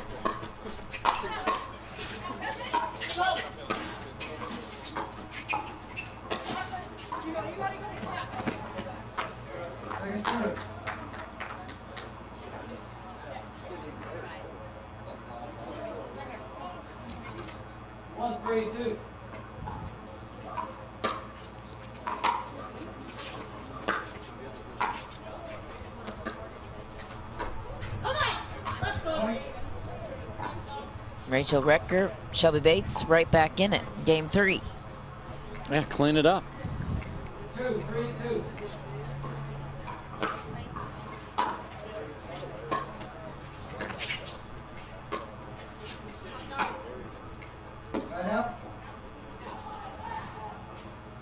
Checking in with the referees. Charlie Muller confirms. 3, 2, 1. Riley Bonert protecting a 1-point lead here in game 3.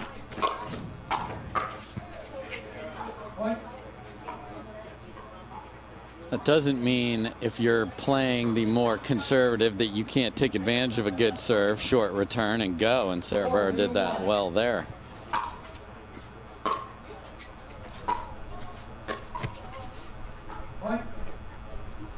Yeah, and the force, and we talk about the third shot so much, but it's the fourths that have been a problem over here. Overextending the reach.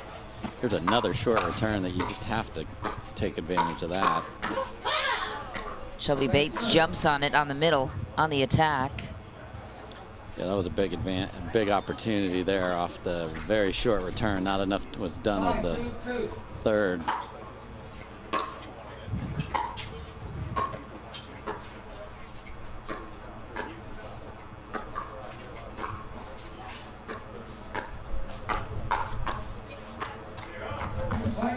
And it's more of the same from the second half of game 2.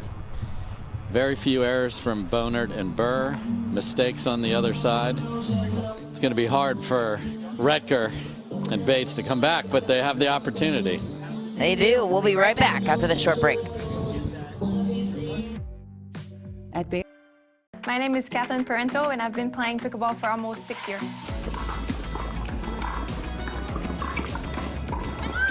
I travel a lot to play in tournaments. I'm always on planes, and I see a lot of people when I travel.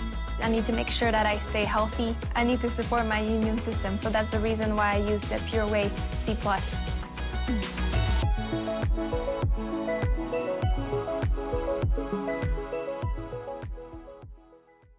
I felt like I had to always drink water over and over, but I still felt a little bit dizzy by the end of the day. But once I tried to incorporate more electrolytes in my daily life, it really helped me out. My favorite thing about the pickleball cocktail is the flavor. It tastes great. I drink the pickleball cocktail every morning to make sure that I stay hydrated throughout the whole day. It's important to drink first thing in the morning. If you wait until you play, you're usually too late. You start feeling dehydrated. When it comes to hydration, don't wait before it's too late.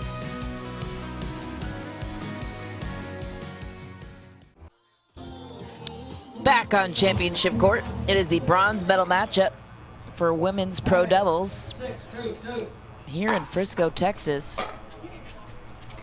Sarah Burr and Riley Bonert on top 6-2, inching their way forward to a bronze medal.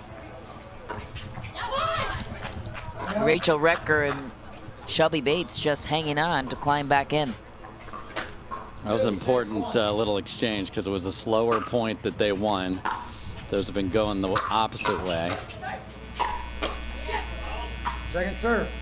Riley Bonert locked in, not letting anything pass her. 2-6-2.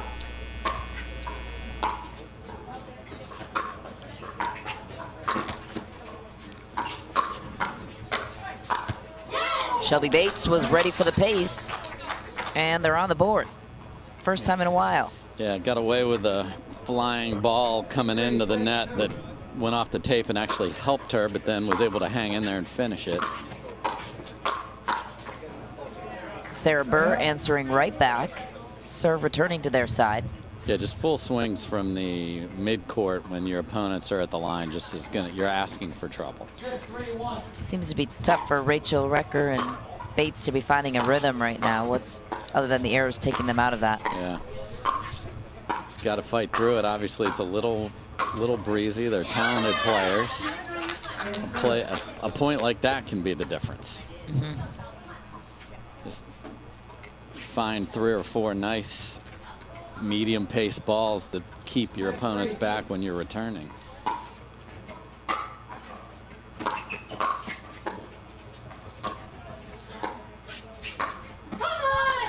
Shelby Bates down the middle, a graceful forehand. And not trying to do too much. The right amount of pace, still a winner. They've just done nothing when they've been serving.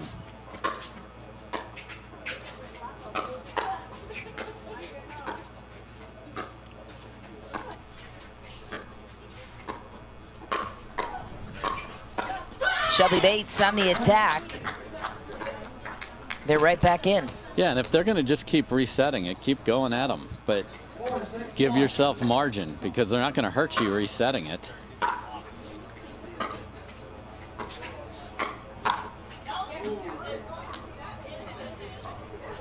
Okay, so wait a minute. Okay, so we had Bates called it out. Retker said, I think it's in, but overruled. So Charlie Muller saying, I saw it clearly out. That's a huge momentum point for Retker and Bates.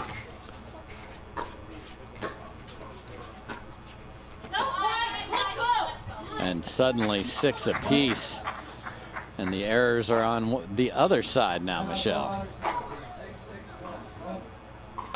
Bronze medal match just got a little more interesting here in game number 3. What do you think caused the shift in momentum? Well, again, when you are ahead in the construction of the points, which Bates and Retker have been the entire match, things, when you get your execution figured out, should favor you. Now, there has been a long stretch here where the errors associated with that point construction have been a problem. Now they're making some balls, and Bonert and Burr are settling in a little nicer into what they like to do, and now suddenly, okay, Shelby Bates is reaching in. Shelby Bates is hitting 70%, not 110% on trying to put the ball away. And now it's five points for the bronze.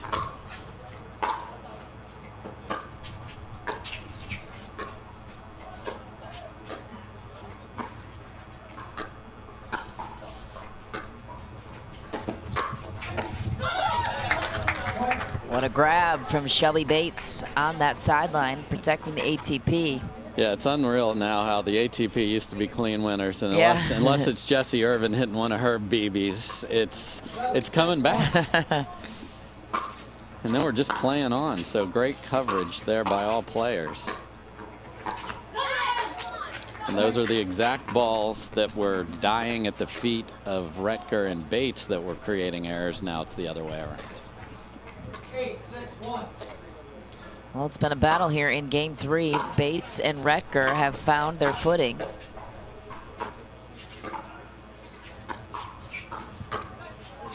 Rachel Retker hits a BB down the middle. So look what confidence does for you. That ball wasn't hit outrageously hard. That ball was hit in the perfect spot. The middle, the rally to the middle with the left hand wasn't there. That's well done by Retker. Timeout on the court. We'll take a timeout as well. The verdict on this bronze medal match right after this.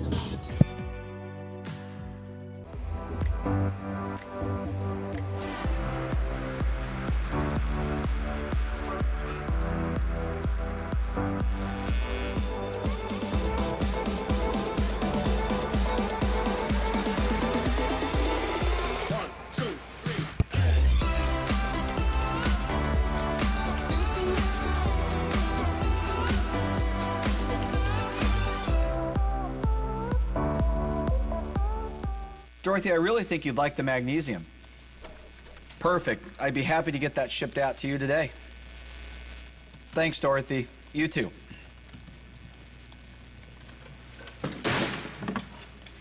Come on!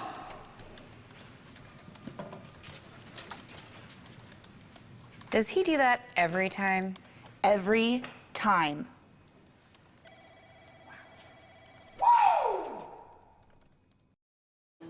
Back on championship court and ready for the conclusion of this bronze medal match here in women's pro doubles. Shelby Bates and Rachel Retker pulling a huge comeback here in game 3.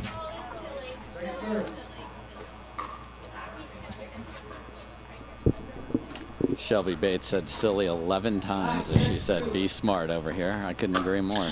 She hadn't hit a backhand drive in an hour, and then what a powerful timeout there. So just eased off the momentum. They get 2/3 mixed to Burr and Bonert. So here's the opportunity after seeing 7 in a row go the other way.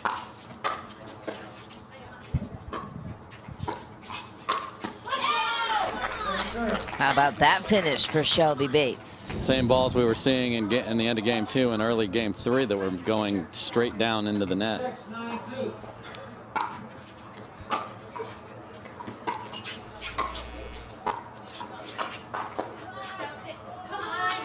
And a nice finish on a high third right there.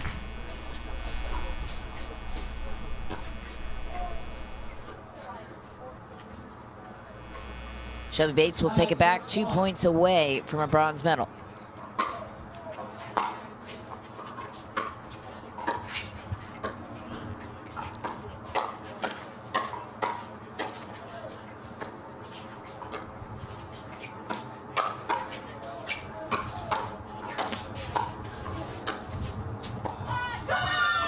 That's a finish for Bates and Retker. Match point on their side. Yeah, what a battle. Great battle. Let's see if they can finish it. 10-6-1.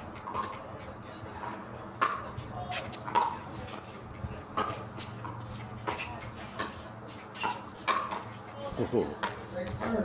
Burr dangles it up on the backhand of Bates, who couldn't finish, so Wrecker will take her try at match point.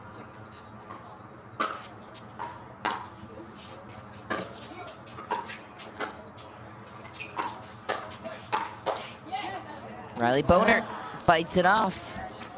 2 holds, and you never know, Michelle. It's pickleball. It's a game of inches.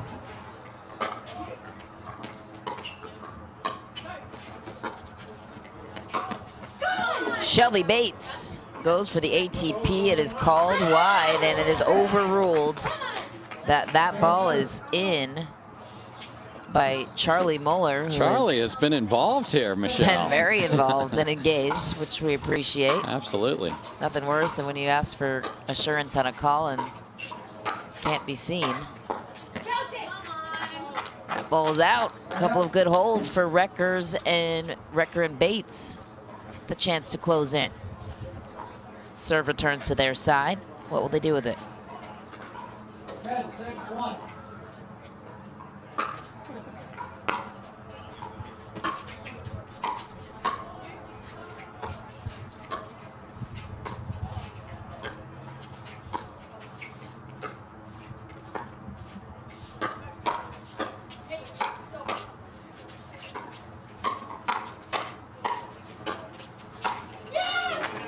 Just shy for Sarah Burr, and Shelby Bates, Rachel Wrecker come away with a bronze medal finish.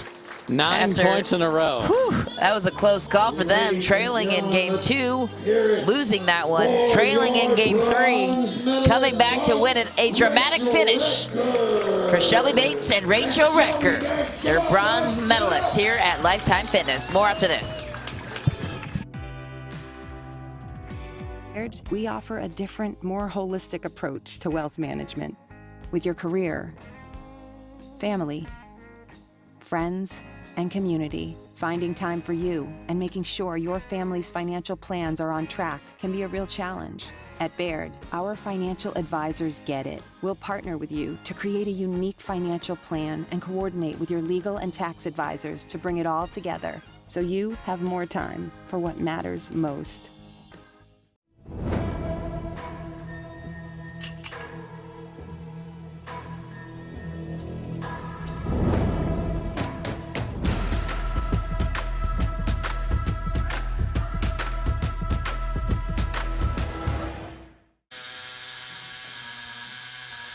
What are you guys doing?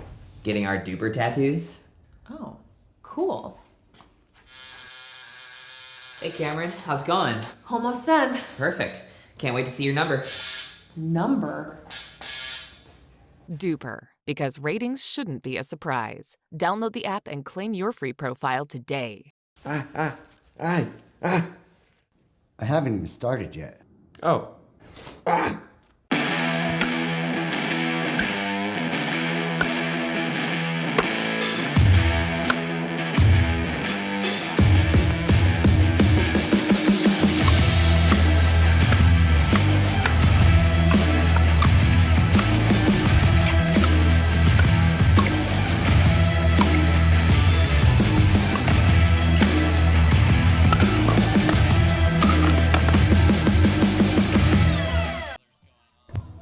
Welcome back to Center Court, everyone. I'm here with Shelby Bates, Rachel Wrecker. Guys, you just snatched the bronze medal here today. Guys, you won game 1, up in game 2. They came back. It felt like you lost a little bit of that momentum. How did you work your way back, stay passionate, and dialed in game 3?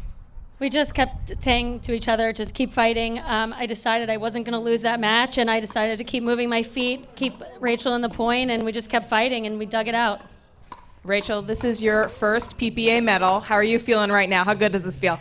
It feels good. I was thinking that it was going to be a much easier feat after game 1, and then Riley and Sarah played so well in game 2, made us really earn it, but feels great. Well, guys, it's awesome to see a new team here in the winner's circle. Tell me a little bit about yourselves. Where are you from? How did you get into pickleball? What's your sports background? I'm originally from New York. I live in Florida. I played college tennis.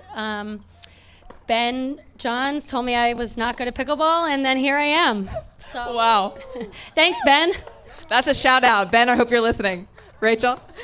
I'm from Chicago area. Same as Shelby, I played tennis in college. Ben didn't tell me that I was terrible at pickleball. I'm sure maybe he would, I don't know, but yeah, that's pretty much it. Well, you're Team Yola too, just like Ben, so you guys are on the same team. Yes, we are, yeah, go Team Yola. All right, guys, congratulations on the bronze medal. Great playing out there today. Dave, back over to you.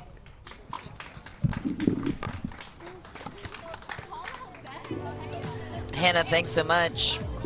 Dave Fleming, Michelle McMahon in the booth here with you as we get you set for the bracket play in the men's pro doubles here in Frisco, Texas for the PPA Roundup tournament. Your expectations with the matchup we're about to see, Dave Fleming. So the preliminaries, if you will, are over. We've got a bracket of 8 very solid teams.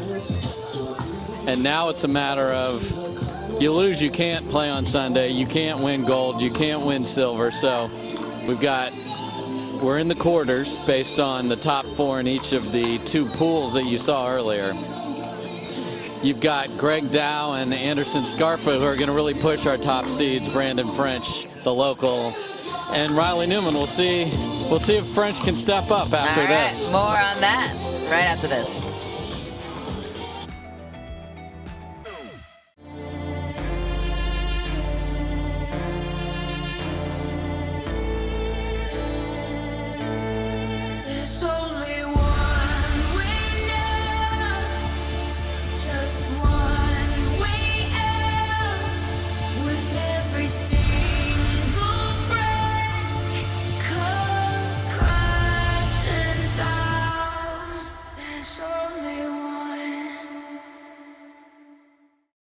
The Pro XR pickleball paddle answers the age-old question of how to get paddle speed and control with the same paddle and one grip, and this is it.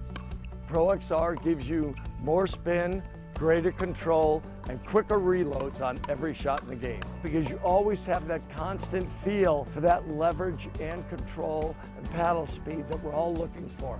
Pro XR is the most revolutionary technology in pickleball. You don't get the moments everyone talks about without the moments no one sees.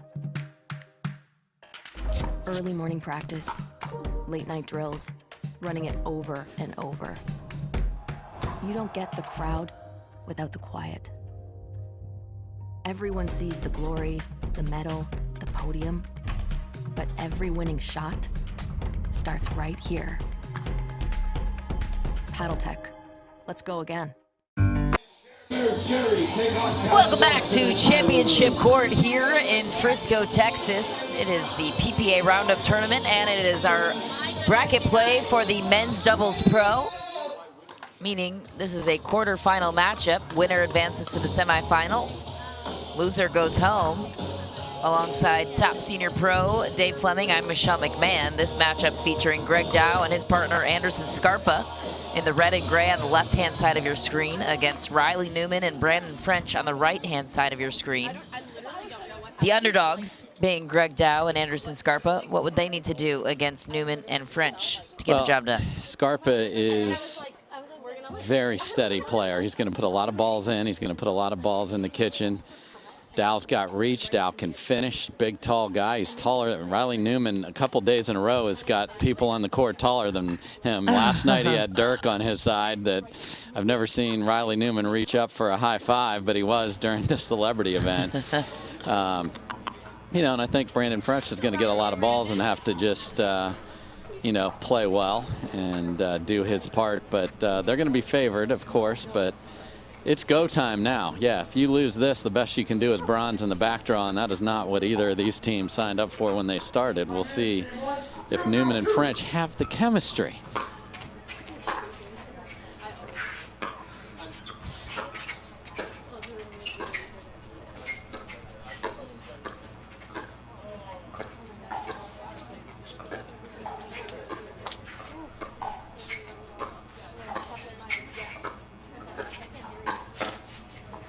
What a shot from Scarpa. Yeah, so French sped it up, and Scarpa counters well. Both these players counter well, so you got to be smart about what balls you choose to speed up. And Dave Johnson again barking the loudest score you'll ever hear. Over there is our referee.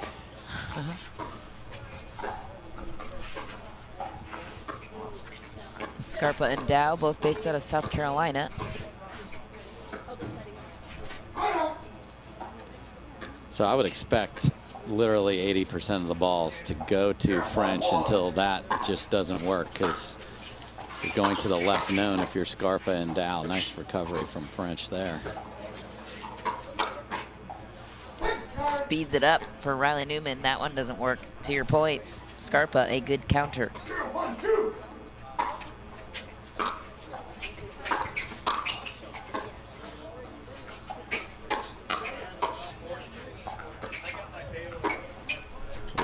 Okay, so that's the concern. What's happening there in the middle, Michelle? And it's not solving the riddle. No, I'll tell you that much. That's, and Dow and Scarpa are obviously going to see that and keep doing it.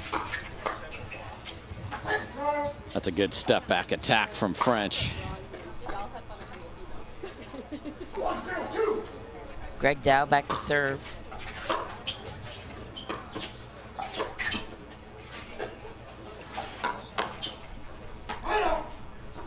So it'll be interesting to see if Riley Newman, when he gets balls that he can think about attacking at all, does he pull the trigger every time?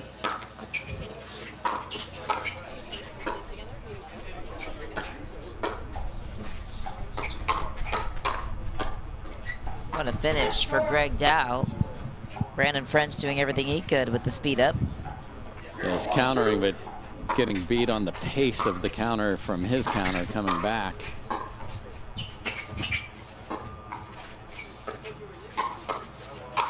Woo. And a strong finish for Riley Newman. Yeah, nice Not job. the shot you want to send to that left side of the court, but No, set up well by French there, so that's what they want to do.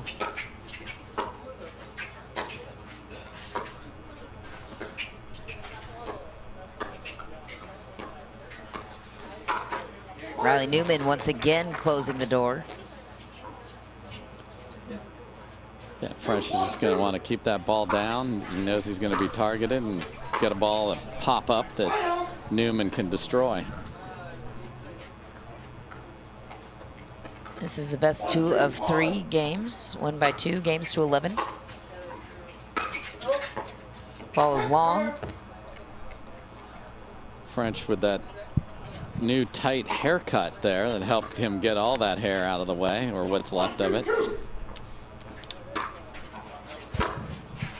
Just on the line on the serve.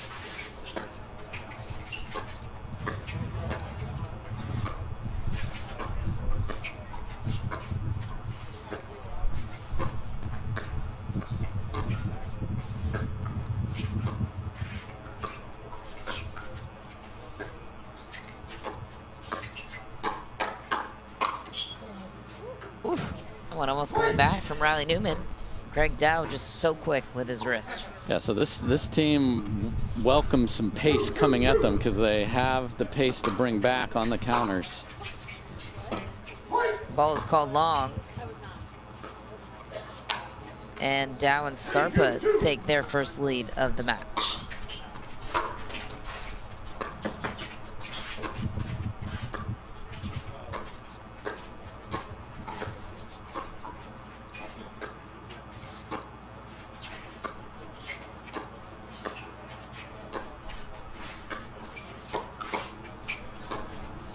And great handle from the trickery there by Scarpa.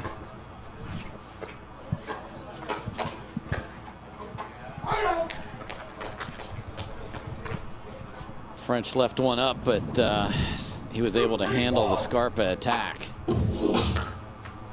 Okay. Base drop, mid-serve. We'll take it. Yeah, Mr. DJ wants to impact the play here.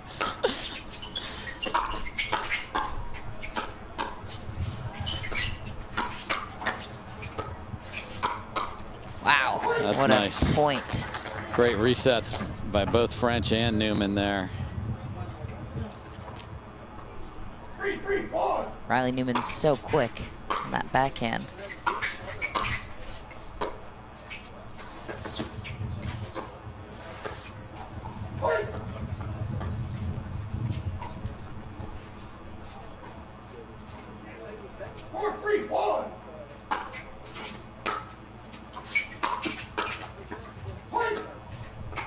And a run continues here for French and Newman. Yep, French is a lawyer. From the Really? the Bra Miller group on his back here. Wow. What kind of lawyer? International trade law. Wow. Trade law lawyer by day, pickleball pro by night. Or vice Local versa, hero, whatever he does vice at versa. whatever hour. You're right. We're not here to judge. No. There we go. Just right on time. Thank you, Brandon, for finishing off our statement there. And I'm probably in the right general range of what that firm does. We appreciate their support of Mr. French.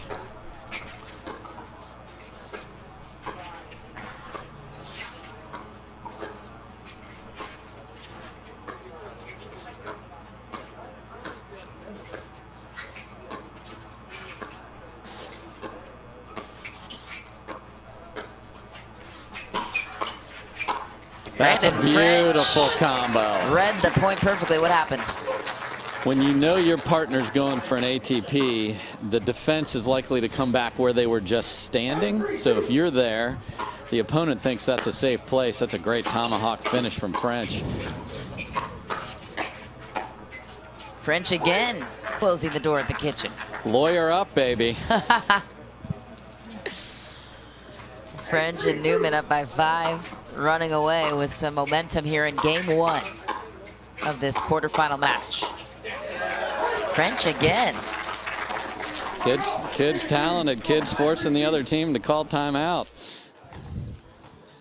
Timeout it is, so we'll take one as well and return with game 1 action of this quarterfinal match after this. Happy birthday, Matt. Oh, thanks, Lucy. Oh, wow. And another one. Oh, you shouldn't have. I have one more surprise for you. Okay.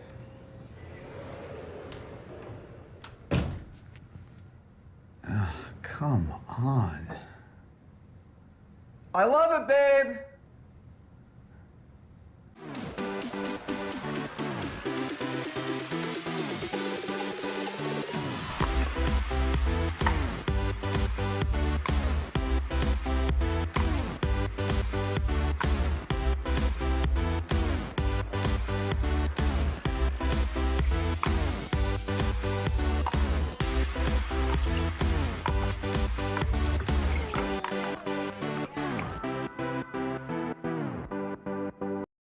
To the splash zone. Back on championship court here for game number 1 of this quarterfinal matchup. It is been creating some distance. Riley Newman answering exactly what you were wondering.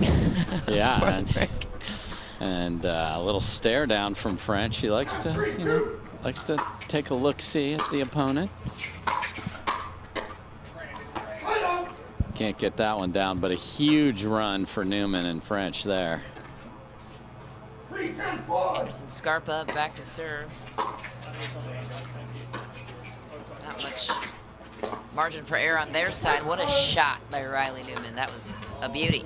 Yeah, because you're coming into the middle of the court as Dow, and then it's on your outside, and it's right at your feet. Difficult ball to dig up. Perfect pace from Newman. Brandon French, king of the angles here in this game. Yeah, he's got that great lawyer reach. Which means? Which means he's a lot taller than most of us, and his arms seem to be 50 feet long. Strictly from his lawyer skills. Yes. When he passed the bar, they went 3 feet longer. Down the middle for Riley Newman. And putting a rampage. His final touch on game 1. And a rampage is right. Game 1 goes to Newman and Brandon French. More after this.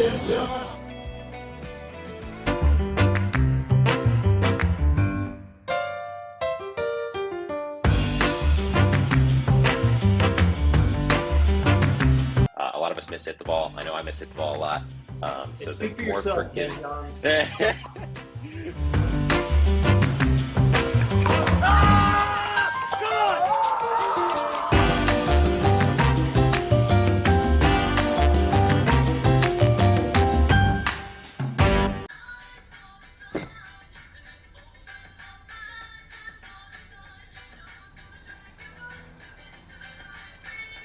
Miller Lite has more taste and only 1 more calorie than Michelob Ultra.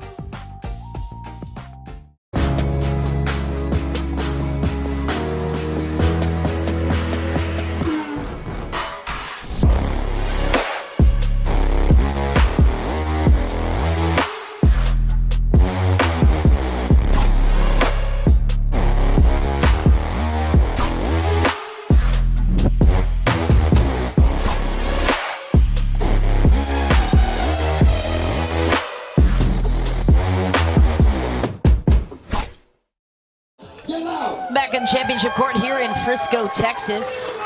It is the quarterfinal matchup between Brandon French, back to serve, his partner Riley Newman, against Anderson Scarpa and Greg Dow. Game 1 went to Newman and French.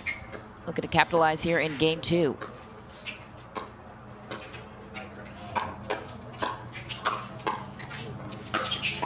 Oh, look at this defense.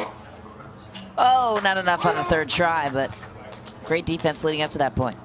Yeah, Newman standing right behind French, and French tried some little weird backhand. Newman's like, I have a forehand here, FYI. FYI, in case you needed it. Yeah, just, you know, I'll send a text. Send your lawyers. Yeah. Oh, wait, you are my Yeah. lawyer. Just deep on the big serve, Scarpa. So Scarpa and Dow have got to get the ball down. You know, the game plan early was hit a lot of balls on the ground to French, but French was up to the task. What a shot. Anderson Scarpa right down the middle, finds the baseline. On his backhand, no less. Newman with the serve.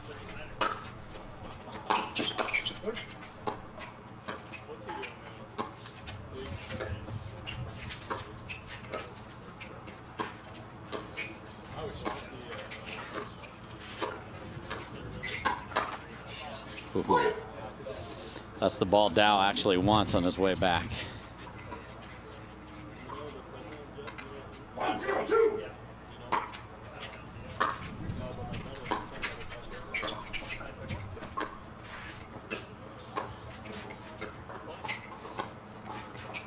Just short of the net for Brandon French. Yeah, just for the new partnership over there, real good support of each other. Obviously they're ahead, but even still, looking good out there. I wonder if Matt Wright's taking a peek at this. Coming off a victory with Riley Newman out in Vegas. What a shot for Brandon French. ATP jams up Anderson Scarpa. Yeah, and the ones that do that the best are able to hit it with pace but keep it in. And that's by hitting the outside of the ball and curving it in. Great job by French there. Whew. Scarpa setting himself up for pace and the finish.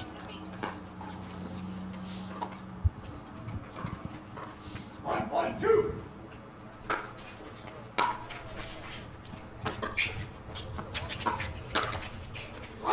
Dow's frustrated. That's the second forehand he's had a real good look at and just couldn't quite finish the deal.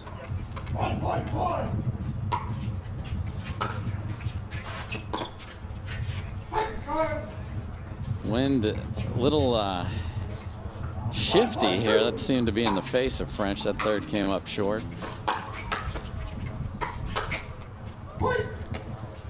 And if the wind is affecting your 3rds, drive it, Michelle. Drive it. You don't have to tell me twice. No. Queen of the drive. It's the only thing I know. Just short again. Yeah. Opportunity to drive there. That's what you're saying? Well, I mean, if you're not comfortable with where do I need to dial the wind, where is it on that meter from my normal swing based on the wind? A couple of 3rds mistakes from French there.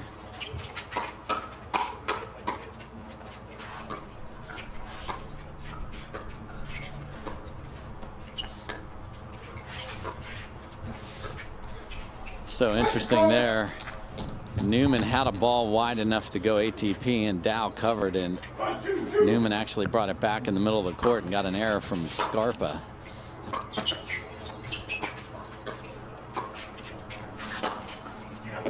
ATP for Greg Dow, and a beauty down the line. Yeah, when you're tall, you have such a huge advantage if you're able to reach out and, again, hit the outside of the ball and curve that in. Well done by Dow. So the NBA guys had no problem with that, is what you're saying. Well, they're new. They're kind of new, but yes, Isner for sure. The potential is there. Oh, yeah. Dirk could be the king of the ATP. And not just the step back jumper. If you're not catching the reference, there was a celebrity event last night with several of these pros. Nice block by French into the open court. Yeah, what a great night. We had Tony Romo sitting in these chairs we're in right here. Me and Lee Waters had a blast with him, and a couple of golf for Scotty Scheffler and Jordan Spieth looked fantastic out on the pickleball court. Okay, now French is talking. And then John Isner had all the pressure coming in. Tennis, obviously the closest to pickleball by a mile, and he won. So there you go. There you go. But fun had by all. Riley Newman steps in. So good with his read on the court. Yeah, and that is French's job. Set up Newman and wait for an opportunity.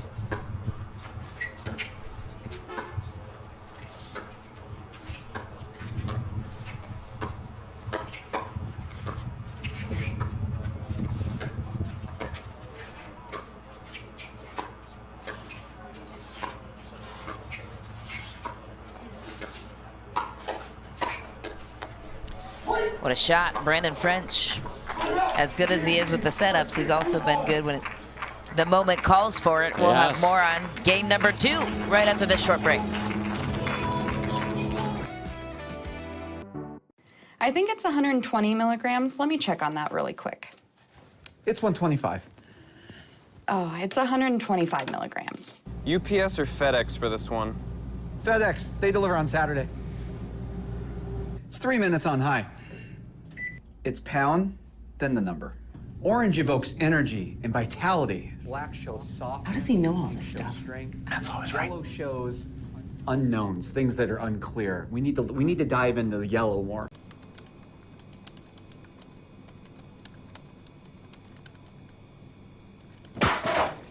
Not today.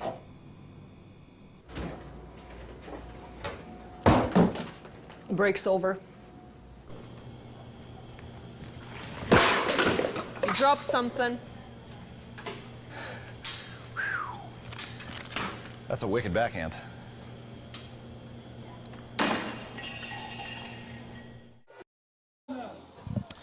Back on championship court here in Frisco, Texas. Riley Newman and Brandon French beginning things the way they ended it in game 1, and that's with momentum on their side here in game 2.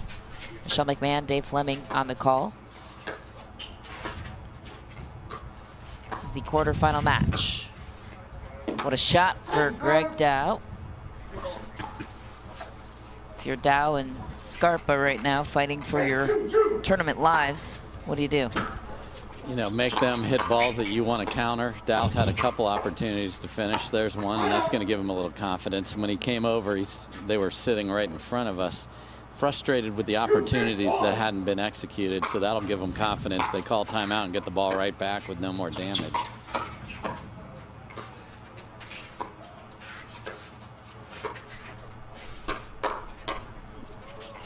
Just wide for Dow. And speeding it up at Newman is not the answer, just to be clear. Don't wait do that. for them to do it. Duly noted.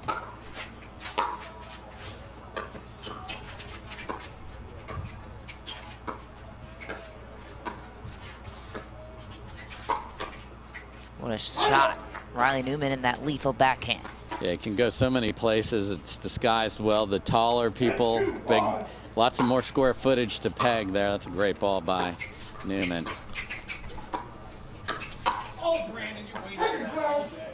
And Brandon French having a long conversation with Brandon French there.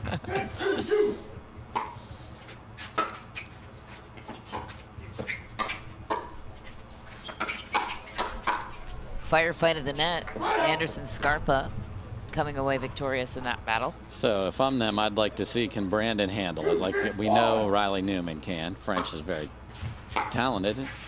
Can he handle our speed ups? 2 in a row for Dow and Scarpa, testing the pace. Boy, Dave Johnson in mid-season form over there with that score.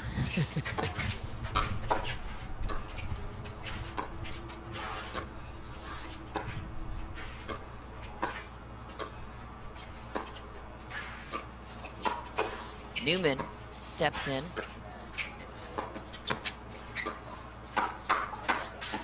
French counters the pace. Yeah, Tommy season with the tomahawk.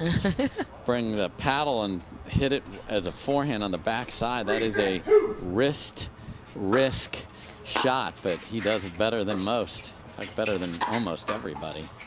It's a shot that's not in very many people's repertoire just because it's so hard to have the wrist dexterity to make it, and he puts a lot of pace on it.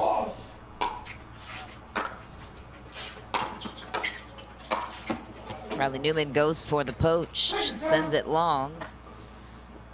Yeah, that's a ball he's going to make most of the time off the good French drive there. 3-2. Newman takes back the serve.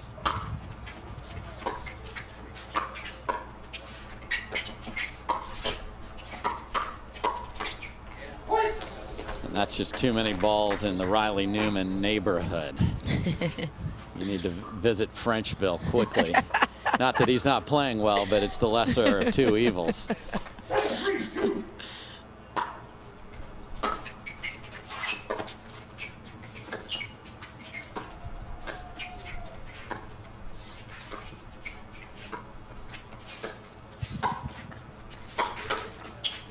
Riley Newman all over the put away both times. Yeah, a little bird action, which is when you jump in front of your partner and across there. So little visit to, we talked about Frenchville. We went Where to are we going now? We're going to Sesame Street. We got a bird that goes with the Ernie. So a lot of GPS and geography and street names here. But I tell you what I really like about what's going on here with Brandon French has a lot of pressure being put out here to play with Riley Newman. Obviously, Riley Newman's played incredible this entire year on the PPA Tour with Matt Wright. This event was added late. Some players are playing, some are not. Wright and French, or excuse me, Newman and French get put together, and you have to play a certain way. French is usually an aggressive player setting. This is where you got to be a table setter, and he's doing his role very well. Scarpa and Dow have got to get the ball down, make French beat them. Yeah. So far, he's been more than up to the task. Yeah. Mayor of Frenchville is sitting pretty.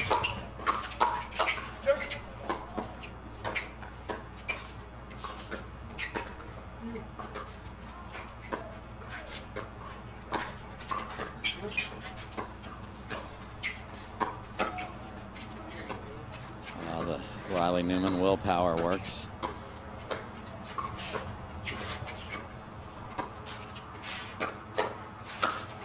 Anderson Scarpa all over the setup of Greg Dow. Yeah, and Dow gets Riley Newman caught. That doesn't happen very often on a step away from the kitchen line, and then Scarpa up for the task, so good timeout.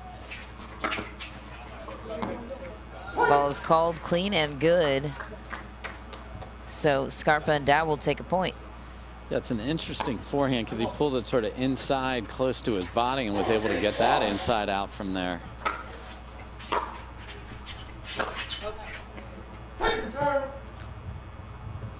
Yeah, with this scoreboard, every third's got to be made. I don't care if it's a drive or a drop, Michelle, but it's got to be in. Give yourself a chance to score every time.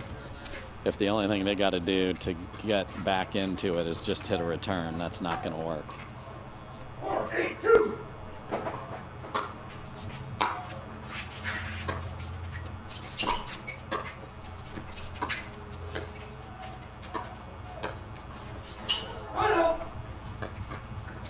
Tough miss for Anderson Scarpa. Serve returns back over to Brandon French. 8-4-1.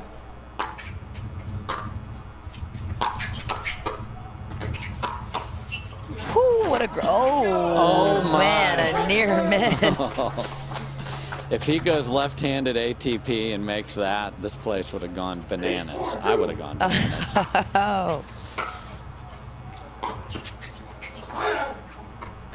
Good hold for Scarpa and Dow. No points surrendered in that rotation.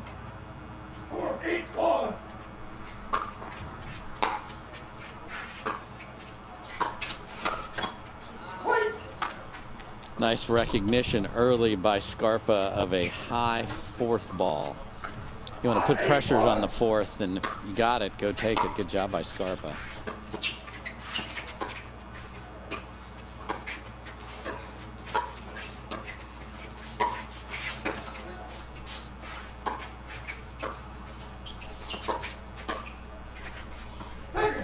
Too much pressure there.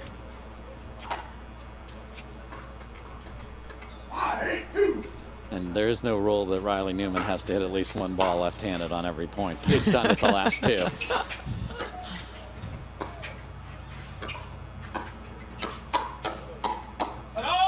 Brandon French getting tested, passes that time. Yeah, I mean, that should be the strategy. And sometimes you're going to get beat. You might get beat the whole time, but you got to see it. It's just a great low drive, and again, when you're on the run to fill the other side of the court, because they want Dow on the right, a short return creates problems.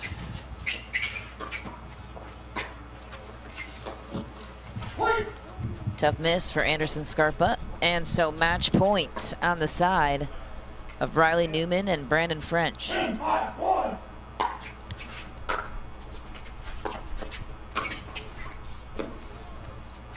Ball is just no one's sure, so they're going to just. Nobody knows. You don't want to win on a ball where you're not sure. If you're not sure, call it in. Nobody knows. So we're going to say what we do know. Close enough to be in. Second chance at a match here.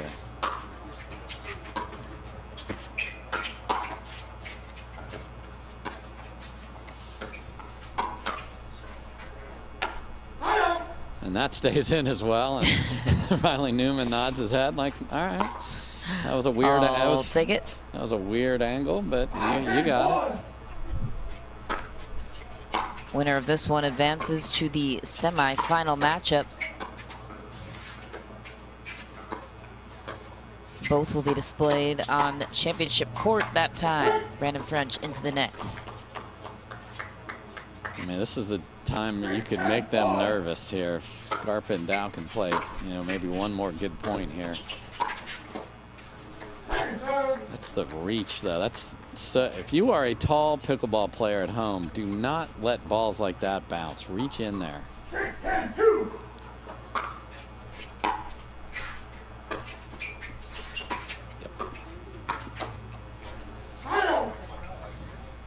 Match point returns to Riley Newman and Brandon French. A chance to punch their ticket to the semifinal matchup. 10-6 ball.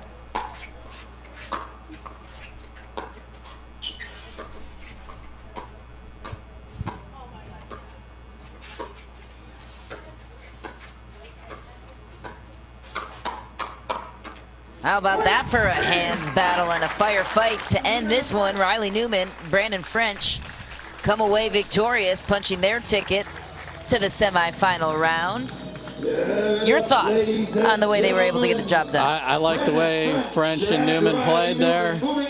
Good complimentary pickleball by French on that right side. Newman was Newman with lefty shots, beautiful finishes, crazy angles. And Brandon French had Tommy season going, and Frenchville is a happy place right now, Michelle. Our next quarterfinal matchup will be on display right after this short break. You don't want to miss it. It's only getting started here in Frisco, Texas.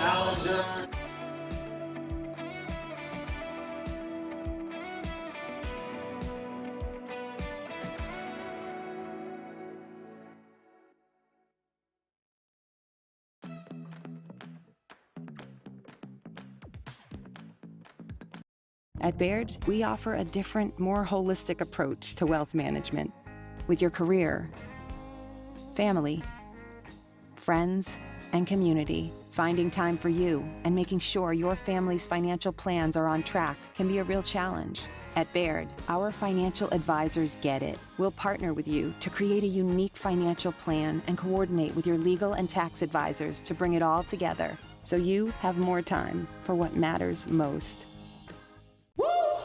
Our new EV rental fleet is the absolute GOAT. Nice. Speaking of goats, is that Tom Brady? Yeah. He comes in to recharge, get software updates, you know.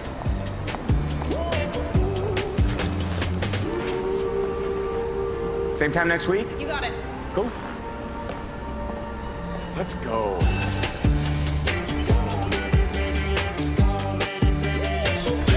Let's go. On your six, ladies.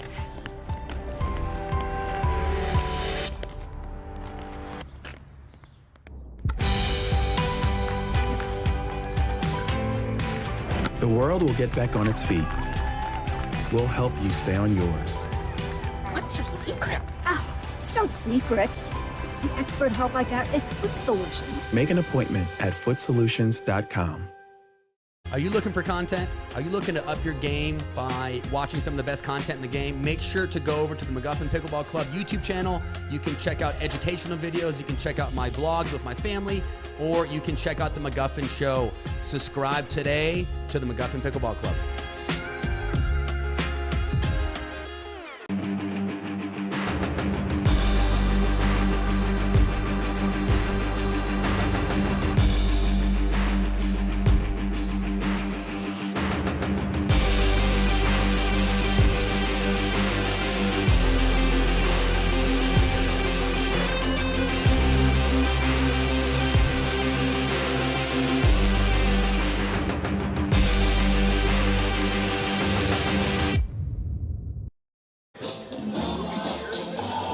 Well, welcome back, everybody. We got Tyler Loong and Callan Dawson playing the all-nickname team here, Michelle. We got the Share Bear, Ryan Sherry, and then Matt Pickleball McNasty. He loves to be called Pickleball McNasty. And the Share Bear played his college tennis at Florida. He has won a PPA title in singles. Manassi from California, very involved in the sport at a number of different levels. I talked to him yesterday. He's excited to be out actually competing in a pro draw with his buddy Ryan Sherry. So Loong and Dawson, you know what you're going to get. Ryan Sherry will be hitting absolute bullets of forehands and two-handed backhands. So you're going to see a lot of pace coming from him from the baseline. The play at the kitchen is where Dawson and Loong are going to have an advantage here. And we'll see what happens. Winner of this one will take on Riley Newman and Brandon French in the semifinal matchup round. And on the other semifinal, it's Tyson McGuffin and Jay DeVilliers against Spencer Smith and Todd Fote.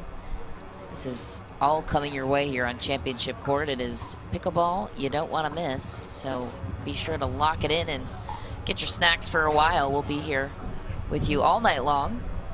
Yeah, get your snacks. Stay hydrated like our Bring players. me some. Yeah, yes. Everybody stay hydrated. Get your snacks. In fact, send some over to the booth for Michelle, would you? Thank you. All right, Ryan First, Sherry. sir, Ryan Sherry also probably needs snacks.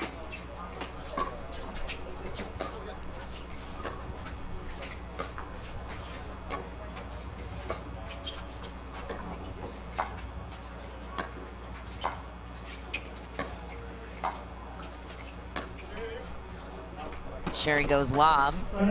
That ball is out. You like that choice? Yeah, I think little bit of the wind behind him. It's harder to lob into the wind. You'd much rather lob against the wind, throw it up there and let the wind bring it down in the court. We do have the lob doctor, Callan Dawson. There he is, right on cue. Are you a psychic, Dave? I am. I'm so proud of Callan right now. You have no idea. Thank you, Callan. But you can see he threw it over their head and the wind brought it right back down in. So you'll see more lobbing from that side, or at least you should.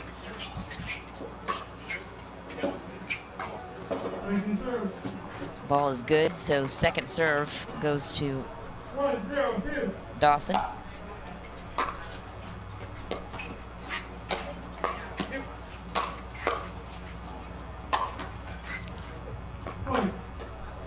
And again, that ball's going to stay in. That's a tough overhead that's going to land near the baseline for Manassi. 2-0-2.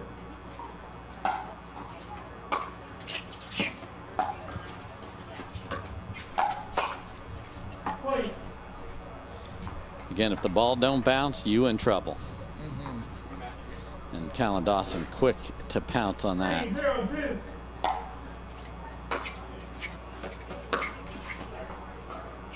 Loon sends that one into the net.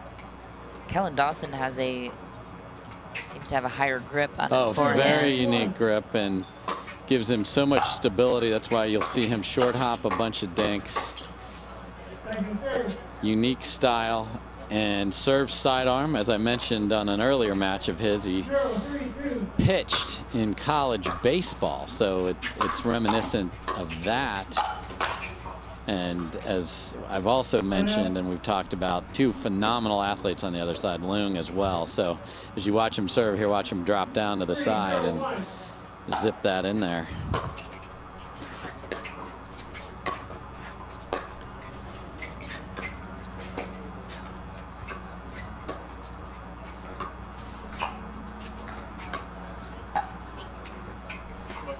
And that's the beauty of our sport. We talk about the tennis players, and obviously that's a big entry, but baseball, basketball, we have volleyball players playing, Michelle. That's right. Fellow volleyballers, look at that rip from Dawson. Just short for Ryan Sherry. I'll speak for Michelle. Michelle played high level D1 at Michigan, so Thank you. Players from all sports come into pickleball. That's right. Brings us all together. Absolutely.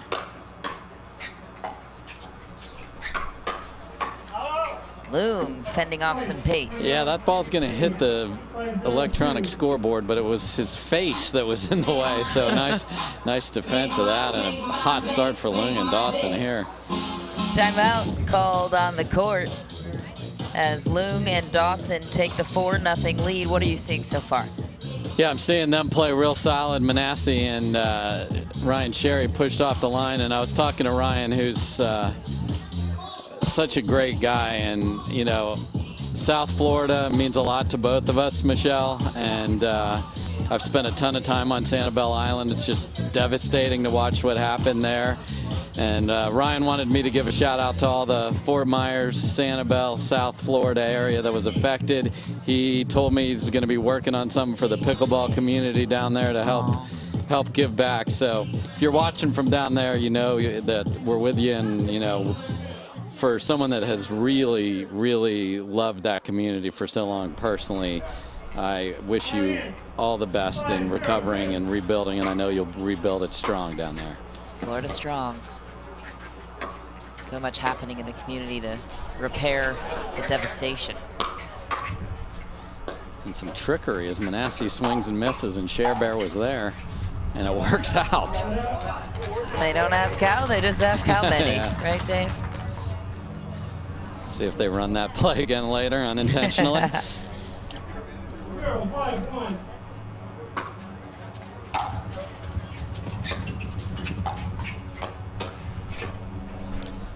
And Loon will go tomahawk too. We saw Brandon French with the right-handed version of that, and it's just a wild, you got to get the paddle on the other side of your body, but he has one of the biggest wrist snaps of anybody when he gets one up. And Manassi just pushed way off the kitchen line, and what Callan Dawson, you talked about his grip, he takes time away by short hopping those dinks, and that puts you in even more pressure.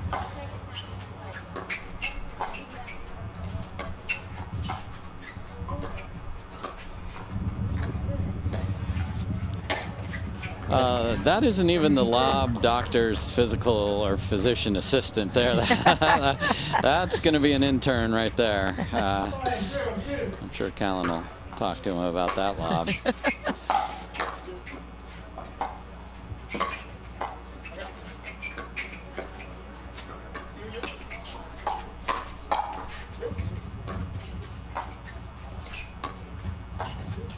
See, Sherry thought a lob was coming. Oh! Massey sends it long. And so Callan's like, okay, your move's the Ernie, my move's the lob, and we're reversing roles here. That was a nice jump of the kitchen from Callan Dawson there, and they look fantastic here in this match. Up 6-0 in this best 2 of 3 matchup. Quarterfinal round. Riley Newman and Brandon French awaiting the victor in this one. Great fill by Manasseh in the middle there.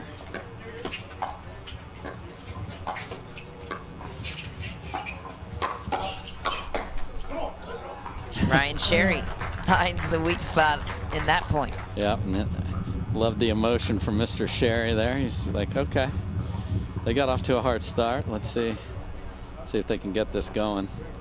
We're gonna put Manasseh on the right side now. 0-6-1.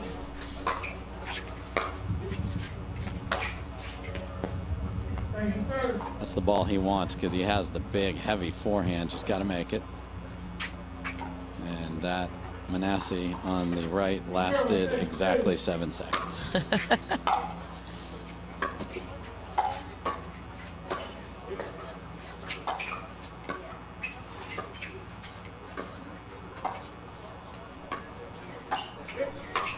What a snapback, Ryan Sherry. There you go. Lob doctor that needs a little different prescription on that one. That was not the height that he's accustomed to. And again, the wind is tricky in here. It's swirling around a bit. Definitely in the face of Leung and Dawson.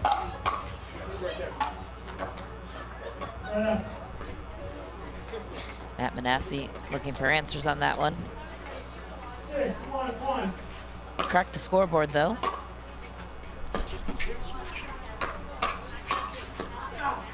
Leung almost snags it up.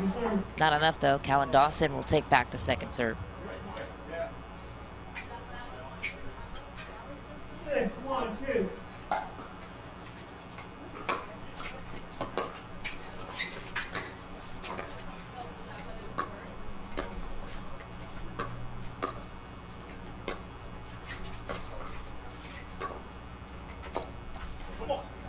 Okay, Manasseh wins the cross-court dink battle with Leung. See if that can get them excited. 1-6-1.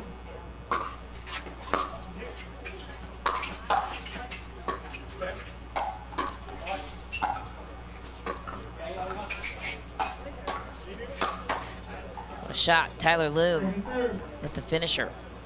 Yeah, one of the most vicious finishers, certainly, of all the southpaws, and probably of anybody, quite frankly. Just able to really whip that Vulcan paddle.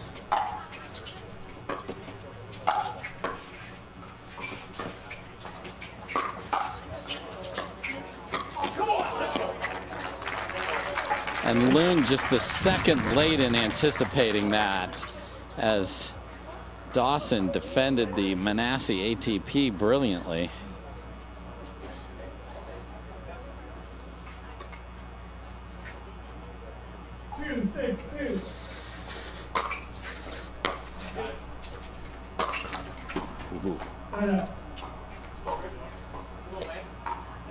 Leung and Dawson take back the serve on a Ryan Sherry mistake. 6-2-1. Been stuck at 6 for a little while. Yeah. Not for long. No, that's Leung has one of the best forehand drives when it is on, and you've got the lurking Dawson looking to finish anything that comes from that. Here it comes again. Yeah, that time the drive was too high. So then your partner's in trouble if they're crashing. 7-2-2.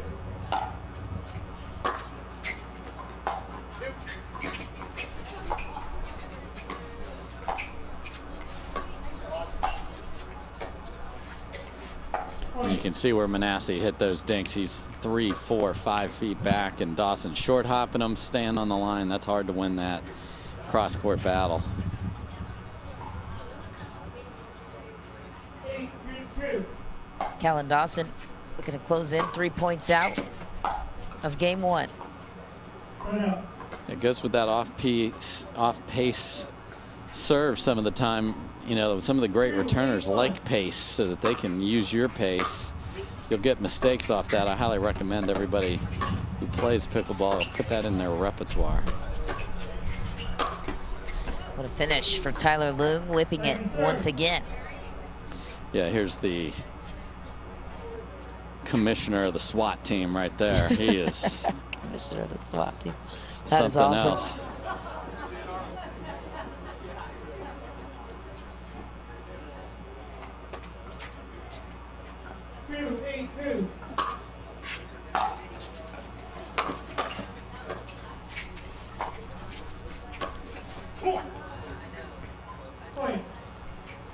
Nice speed up at the left hip by Manassi there. That's where you want to go, the paddle side. So usually you hear right hip because it's predominantly right-handers. With all due respect to you southpaws, I love you, but coaching it up here. And a nice drop by Manassi.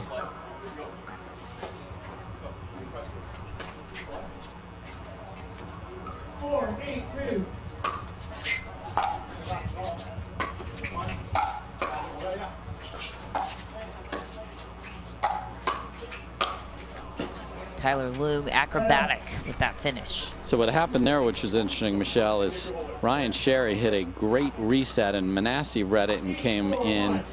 Sherry didn't go with him, so the value of that shot was taken away. You gotta read it and go. Manassi did. Usually it's the other way around. The player that hit it is the one that has the read.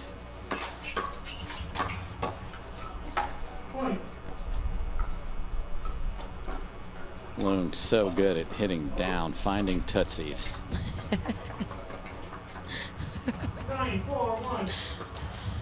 Leung and Dawson 2 away from a Game 1 win.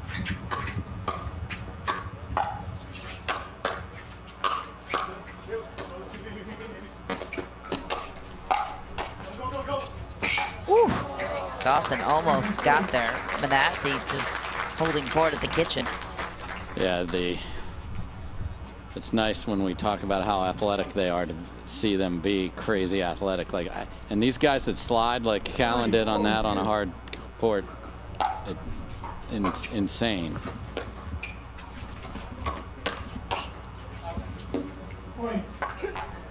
That's the perfect setup by Manassi. And again, that 1-2 of pickleball. Roll it down and have that paddle up. Just a little late getting the paddle up for the second ball there.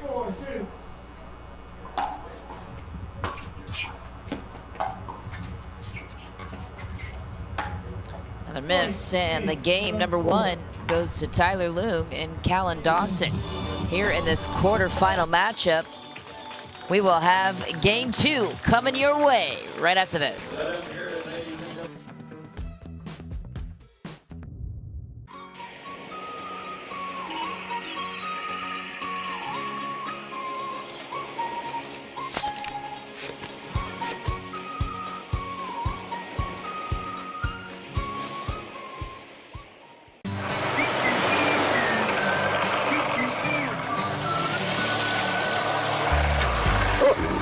Ready yet? Not yet, buddy.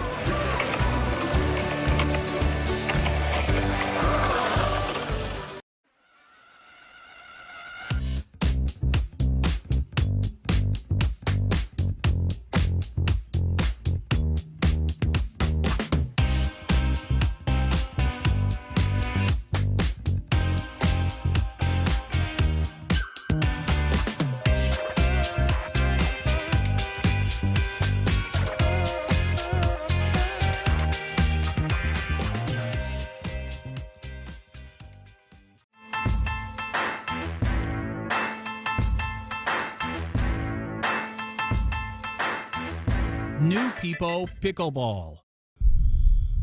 Each shot has its own strategy. Each player, their own style. Whether you dink it, drive it, lob it, drop it, bang it, or spin it is entirely up to you. But we do keep score. We recognize the winners. Podiums are earned. If you want an edge, you best work for it. Electrum. Earn your edge. We're back on championship court. It is Game number 2 of this second quarterfinal matchup we've seen here on Championship Court in Frisco, Texas. Tyler Loong back to serve with his partner Callan Dawson. Matt Manessy right there with the rebuttal on that point, and his partner Ryan Sherry looking to avenge a Game 1 loss. What adjustments do they need to make? Manessy, very accomplished tennis player, so you tennis players love when there's a high third to step back and just clobber it with your forehand. When you have those opportunities, let your strengths roll. That's, you know, Ryan Sherry, as we mentioned at the open of this match, has won a PPA singles match. Let's see those heavy drives like this one should be. There you go. That's the drive that set up the point. So you're a genius. 2-0. Plus, just Sherry has such a nice energy about him, and when it's going, and he's got, that's just off the line with a big serve, and now that.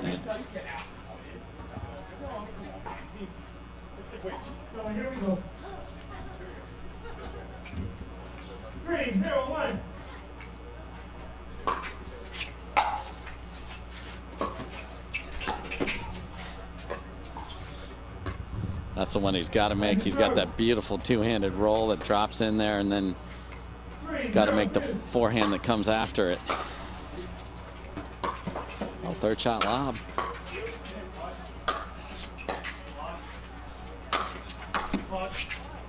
Oh, no, not the way anyone expected that point to go. Yeah, Manessy counting his lucky stars on that one. Yeah, and I can see why Dawson got out of the way, because it's usually Loong finishing those with that SWAT team commissioner badge he has. 4-0 lead for Sherry and Manessy. That's a really good start, obviously matching what they got in the entirety of Game 1. Just the energy's better.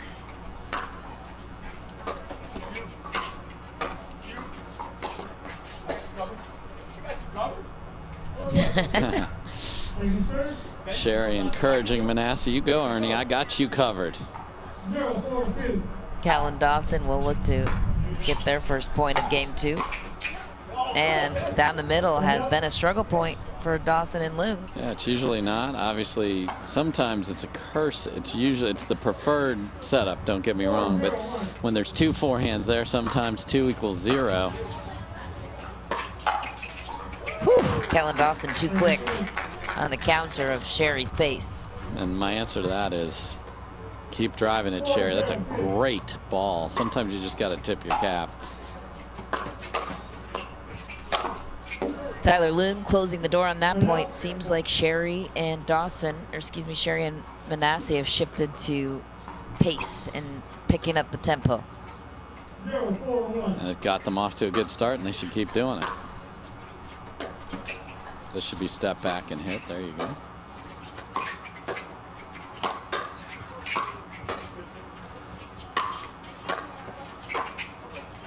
Another middle problem.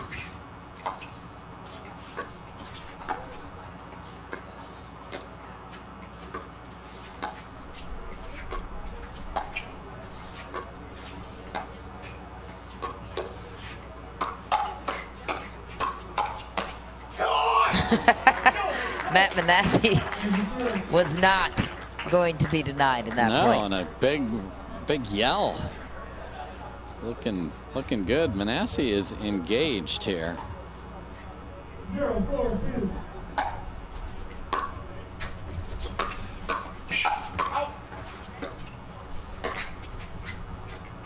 And you heard Sherry yell out, the one ball is definitely going to probably go off the video scoreboard behind the court, but when you're this engaged, sometimes that engagement gets you to hit more out balls because you're so in tune with the ball. It's an important skill. Just let it go.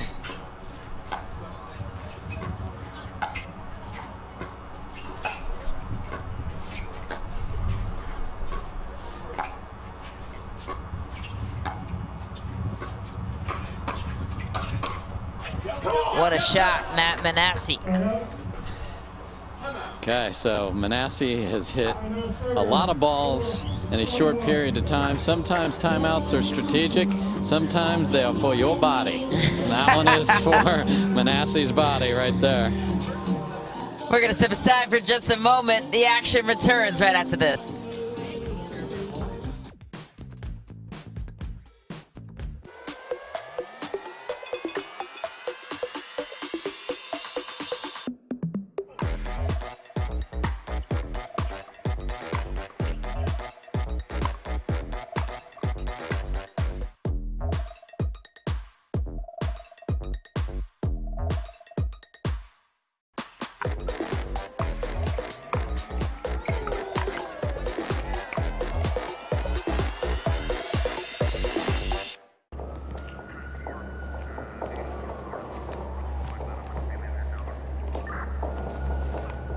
Johns? What do we got, Prento? Another one. Shame. Third one this week. Any suspects? Not yet. We'll send these to the lab. All right. Let's take a look. What do you think? Bring me the jigsaw.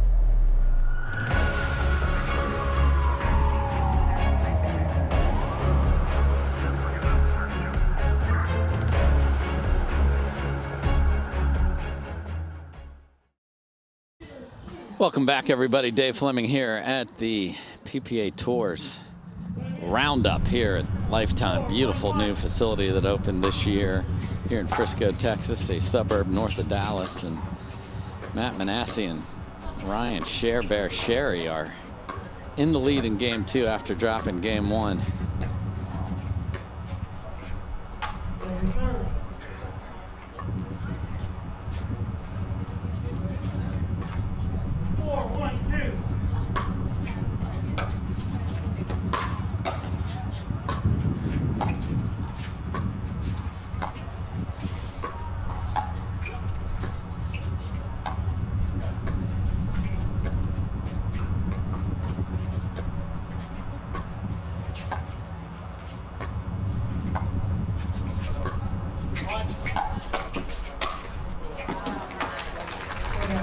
So a dink that goes a little wide right here sets up the ATP.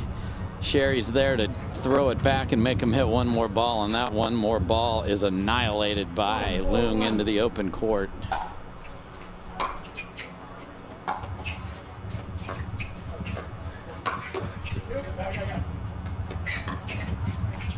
And that just stays in at the baseline. The wind did not carry it all the way out, just to the baseline. So good fight from Leung. 3-4-1.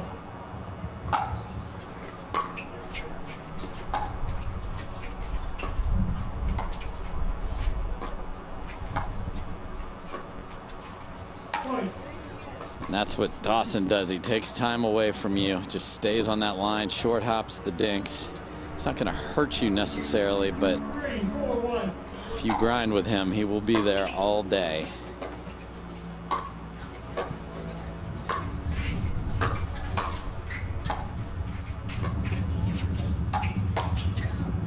Nice flick down the line from Dawson, and they are quickly tied up here in game number 2.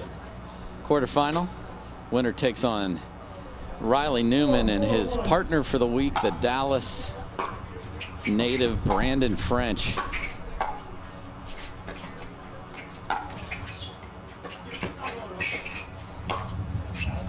On the ball flicking on the off the net all over the place, not in the favor of team nickname, as the Share Bear and Pickleball McNasty have dropped 4 points in a row. They did use a timeout on offense. 5-4-1.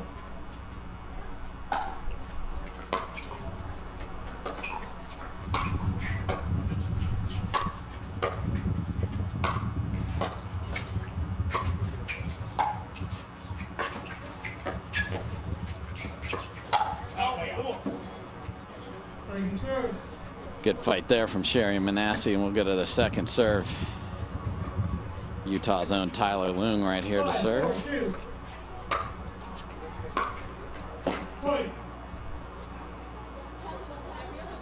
And the freebie, not what Manasse had in mind there. 6-4-2.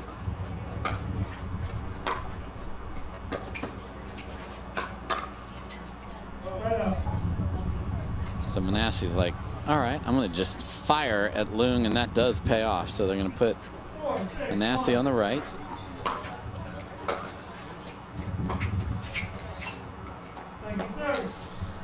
Serve and return are deep, but Sherry cannot handle it on the third.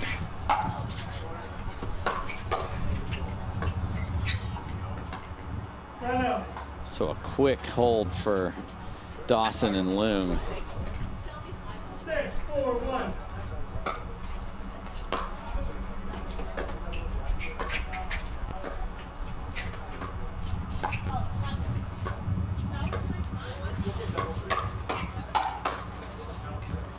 That time it is Leung sitting on the speed up down the line, got the two-hander ready.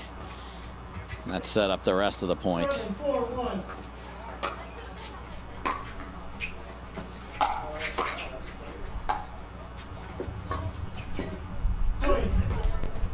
Manasseh's had a little bit of a problem with that backhand dink, and they're going to use their second and final timeout of game number 2. So Leung and Dawson looking to punch their spot in the semis.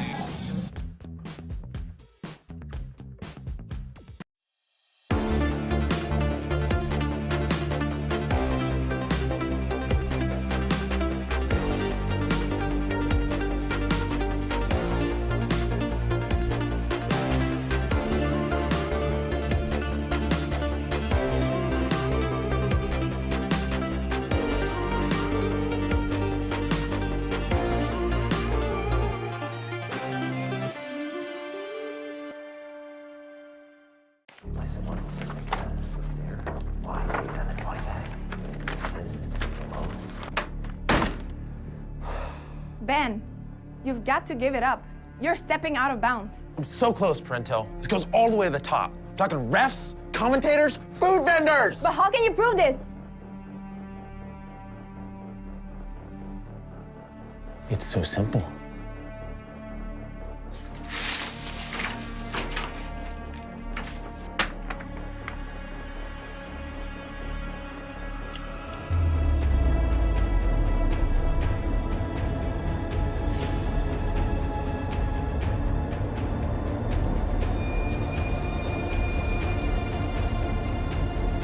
Bring me the jigsaw.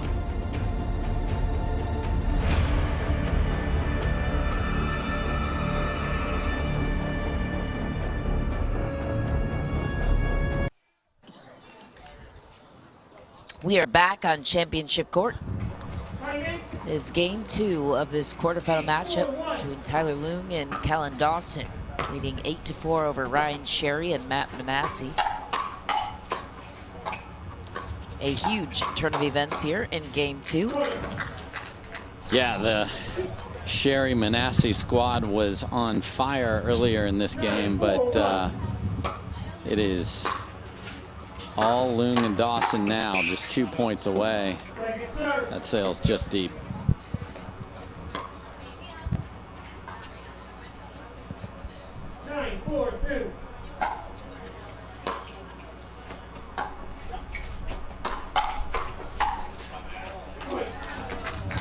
Callan Dawson just saying, go ahead and speed it up, Cher Bear. Counters the first one, finishes the second one. 10-4-2.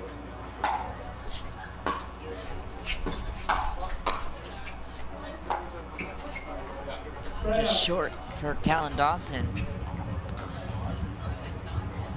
Huge hold for Ryan Sherry, back to serve.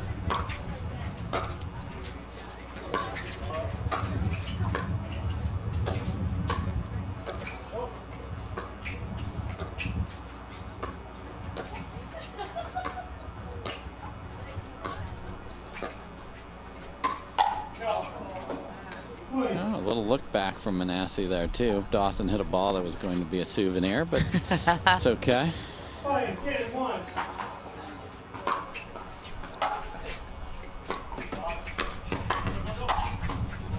Callan Dawson covering. Yeah, that's what having a partner you've played a lot with does. When Loon goes, Dawson goes with him.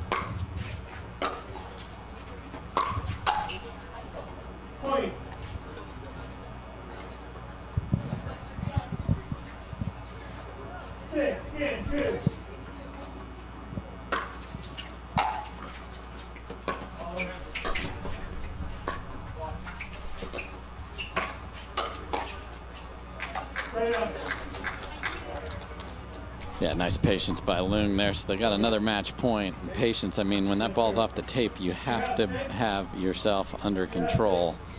And he was able to do it beautifully right there. 10, 6, 1.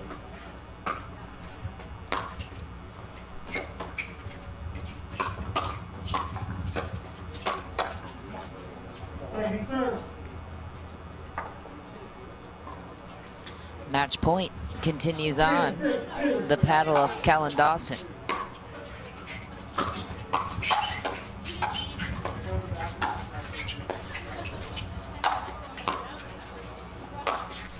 What an angle, Tyler Loon with a capitalizing finish. What'd you see from Loon and Dawson? Saw a great complimentary pickleball. You know, Manasseh and Sherry, you knew were going to speed it up. They got hot for a minute there and pushed them, but that's going to be a beautiful match between French and Newman and Loon and Dawson. That'll be one of our semifinals coming up. But this is an experienced team playing well. All right, time for another break here, and our semifinal action will roll on after this. Tyson McGuffin, Jay DeVilliers looking to make their presence known here on Championship Court.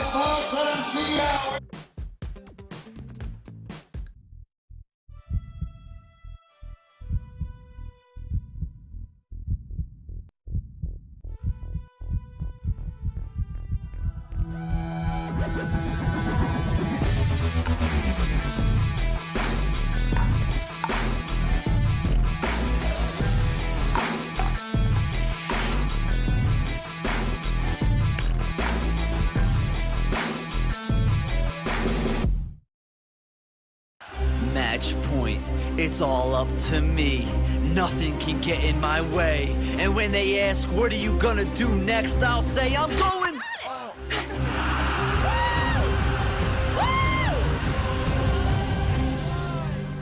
We're going to Margaritaville!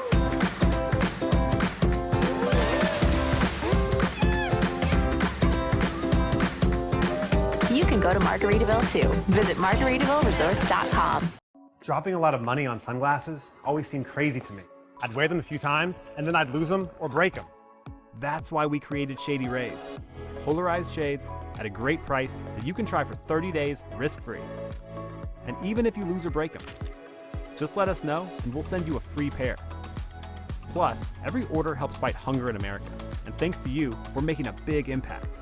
For 20% off your first order, go to shadyrays.com now and use code TV20. It's a gas card. You can always use gas. Always. Wait, but you have a... Mm-mm. Thank you. Hey, do we need gas? Nope. How about now? Still no. Hey, remember Daddy's birthday's tomorrow? A gas card. I could use this. Hey, that... Evolve your journey beyond the pump in the first ever Tucson plug-in hybrid EV.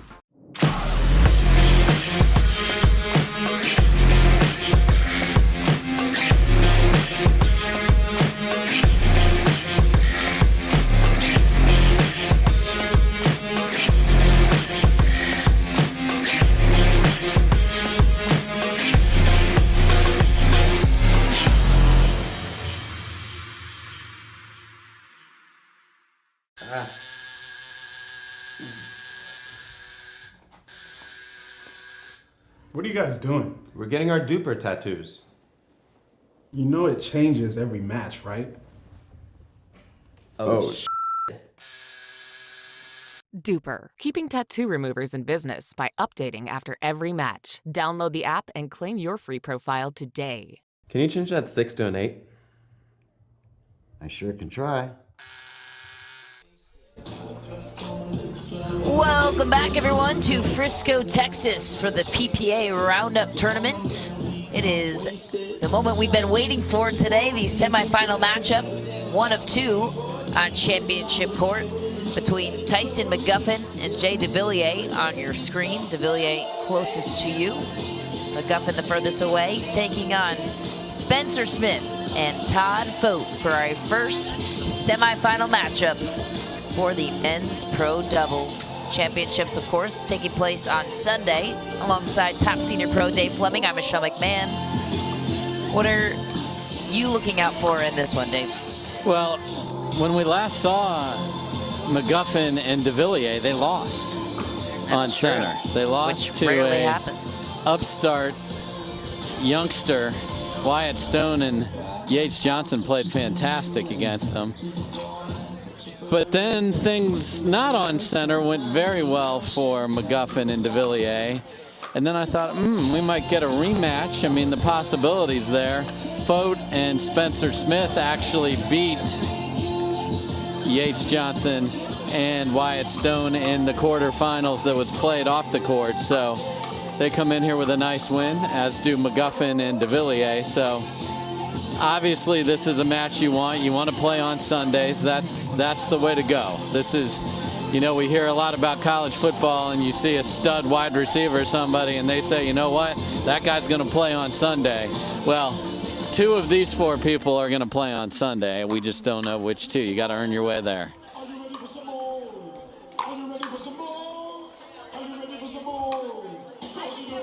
Who's ready for some more, ladies and gentlemen? Let them hear you. Come on, right now.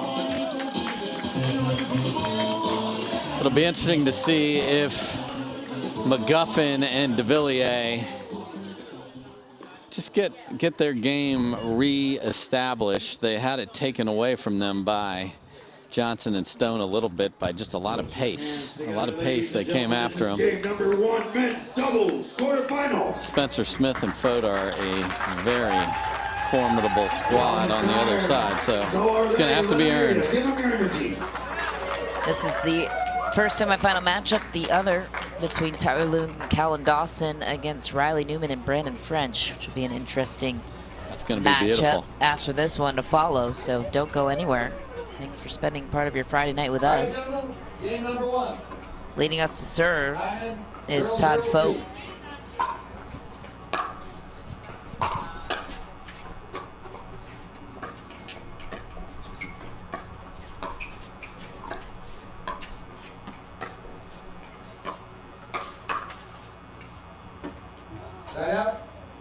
Spencer Smith was there, but just not on top of it.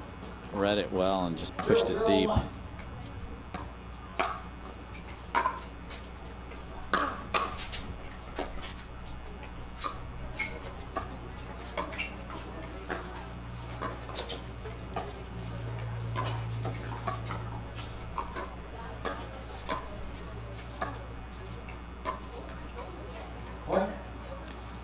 That's the thing with this team. McGuffin and DeVilliers will happily grind. McGuffin especially. This is a guy that has been at the top of the sport for several years. McGuffin brand is a strong one in pickleball.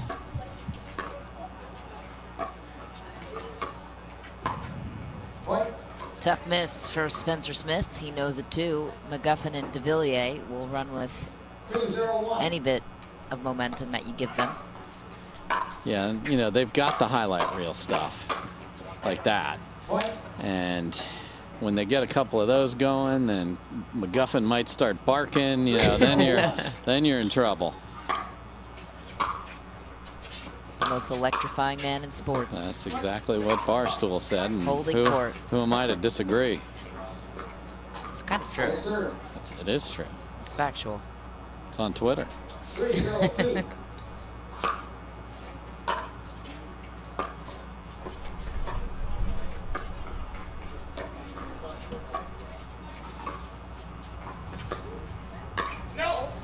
I like that dink behind DeVilliers by Spencer Smith. Then he's got to go Ernie that. I think he had an opportunity there. 4-0-2.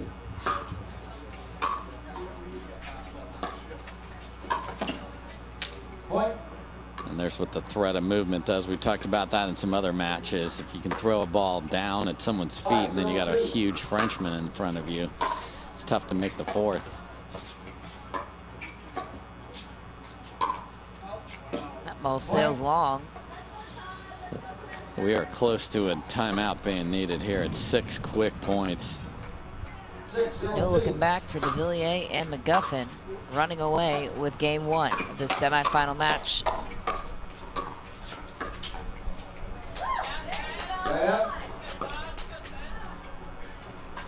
A rare miss and a break, much needed for Smith and Fote.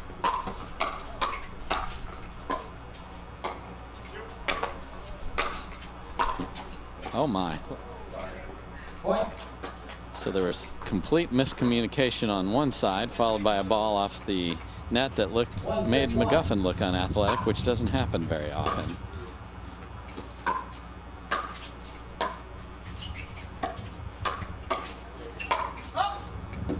Ball is long. Yeah, that's a ball that's got to be reset. It can't be off balance, swinging for miracles in the transition area.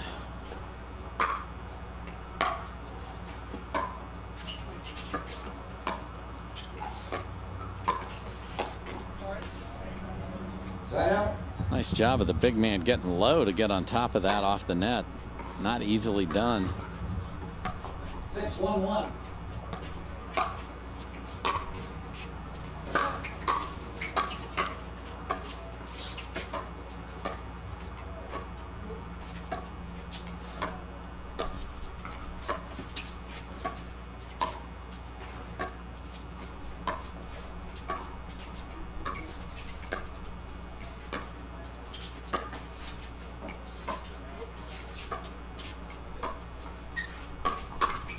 Patient point ending on the paddle of Spencer Smith, who is visibly frustrated. Yeah, he thought he should have been on that. McGuffin is the one that chose to pull the trigger. A couple of net cords in there. There's a good look at McGuffin. Loves to go for that serve. Didn't get the bounce he expected on the third there, as it's way up and finished easily by Fote there down the middle.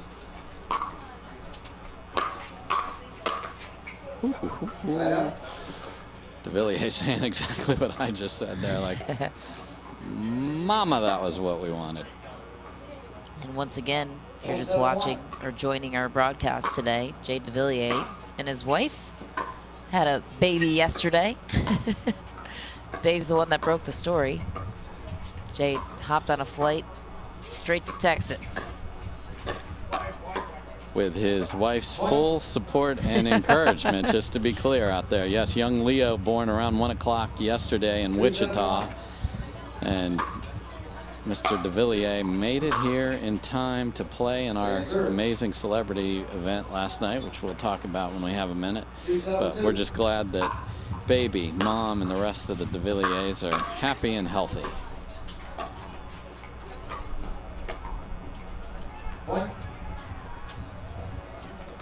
Not sure what happened there, according to Jade de Villiers.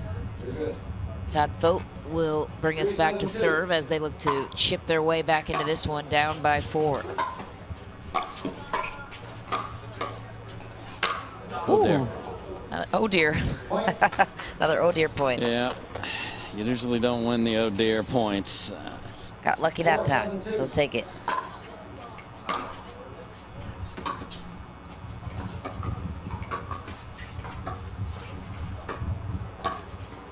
That's a beautiful little flick from McGuffin.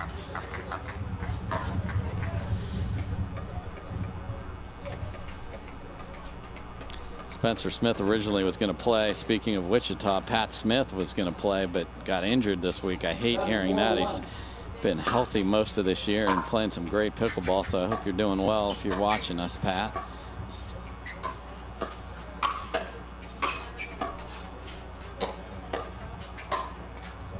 The finish for Todd Fote. McGuffin and de Villiers looking to build on their 3-point lead.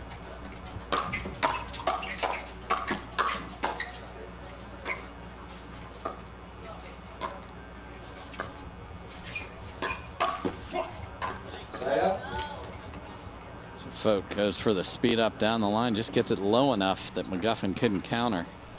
They've been on 7 for a bit here, Michelle. Stuck on 7. Meanwhile, Smith and Fote looking to get off for 4. Not that time. Smith will take back the serve. 4-7-2.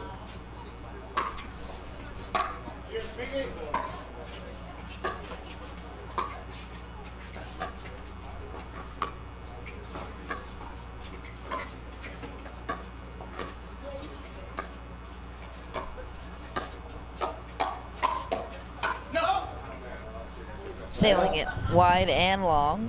DeVilliers and McGuffin will take advantage of the error. Yeah, I really like what Fote did there. He was ahead and then tried to go back across court to stay on that paddle in front. And I think that's a 2-shot shot because he is thinking about that other point there, Michelle, without question. Not the time or place for that. Down by 4. Second serve. DeVilliers missing a couple of gimmies on his side.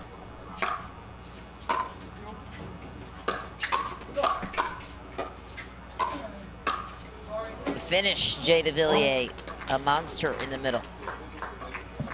For Leo, right there. Nice finish down the middle again. 9-4-2.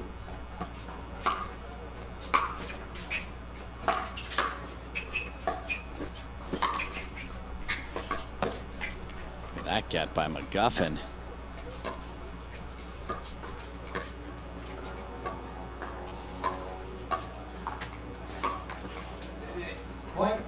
Spencer Smith goes for it, just shy, game point. Yeah, the dreaded HTP. They hit the post, not the around, and we're in a tough spot here. Oh, and HTP squared here as that smoked off the post from McGuffin. 4-10-1.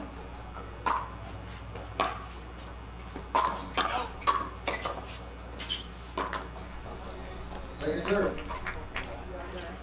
Fote's been very aggressive off the bounce over there, and 4-10-2. his percentage has not been high.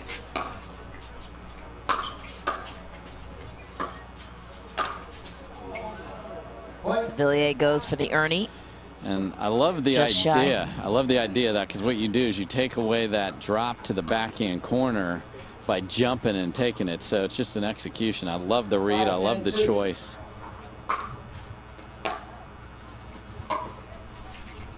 Side out.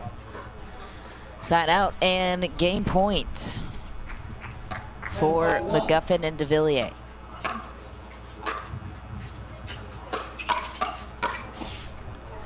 Tagged him. DeVilliers caught it off the bounce. Yeah, it's a free souvenir if you catch it off the bounce, but he's going to just go ahead and serve it in on game point again. And Fote goes long. same idea as what DeVilliers did, so both of them missed it. I like the reads. Just got to make the ball. McGuffin and DeVilliers on top of that one, 11-5. We'll be back with game 2 after this short break.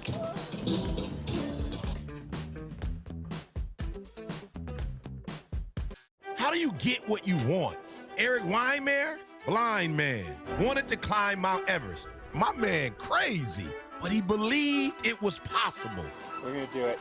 And because he believed, he became the first blind person ever to stand on top of the world. Guaranteed Rate believes in your dreams. That's why we treat everyone like we treat our own family and work extra hard to get you the lowest low rate possible. Because if you believe, you will.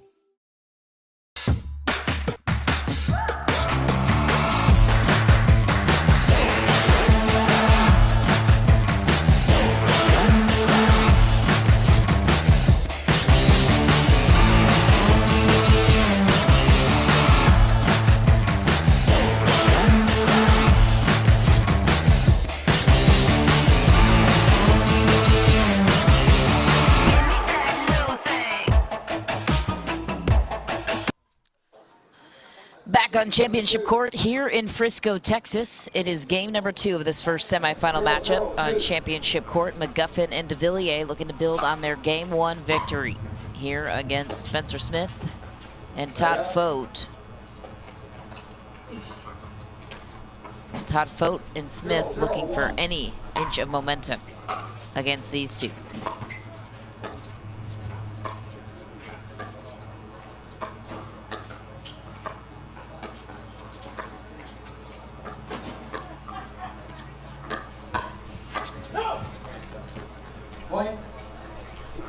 Nice job by Fote of defending the ATP. Make him hit another ball. Got a mistake. 1-0-1.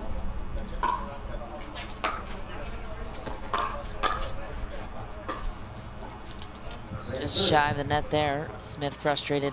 What could Smith and Fote replicate that Stone and his partner did so well to neutralize de Villiers and McGuffin? Yeah, Yates, Johnson, and Wyatt Stone played at one pace. 1 million miles an hour. And it worked. They took every short serve. They served big. They hit returns that were short, and they put pressure on them, and they won the speed-up battle.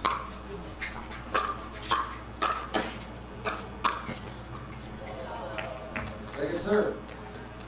Spencer Smith certainly has that in him, as does Fote. It's just a different style, so stylistically, they're more of a, I would say, a mixed version of that team. So certainly can take elements of it, Michelle, and fire away. You just got to be ready to know if that's not your absolute best thing,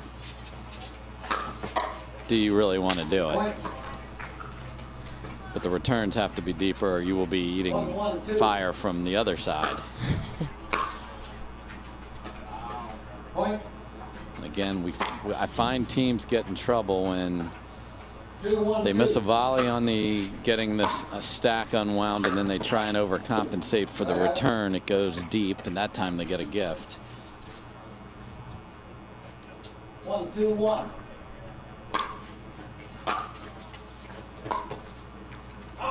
Second serve. Fote and Smith with a couple of unforced errors, looking to get those back. 1-2-2.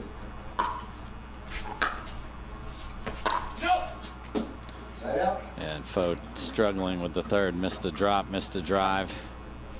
See if he continues to be the target of the returns when they have the ball back.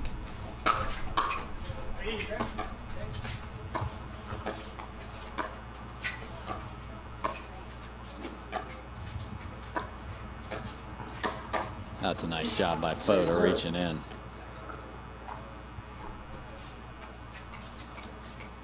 2-1-2.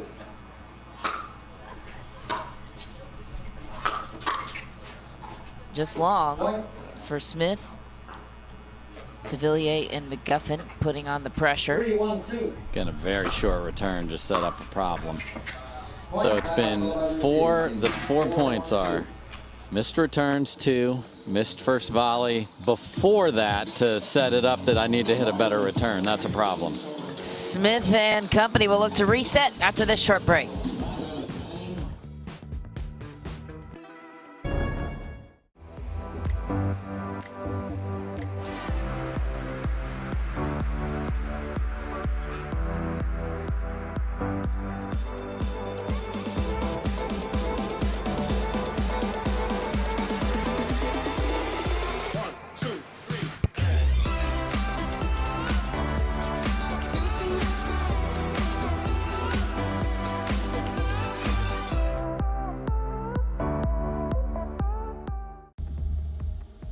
I already told you. Matt Wright is my lawyer. Well, Matt Wright isn't here, is he? I've got nothing to say to you. We can do this the easy way or the hard way. Bring me the jigsaw.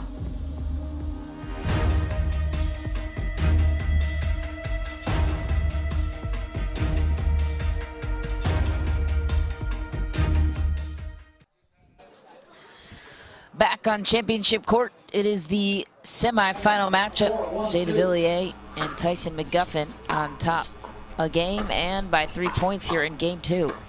How about that for a swap team from Jay DeVilliers? Love that backhand reaching in. Down. The key is down. If you hit it parallel, that's going to just get McGuffin hammered in one of his tattoos. So he'll get a new one.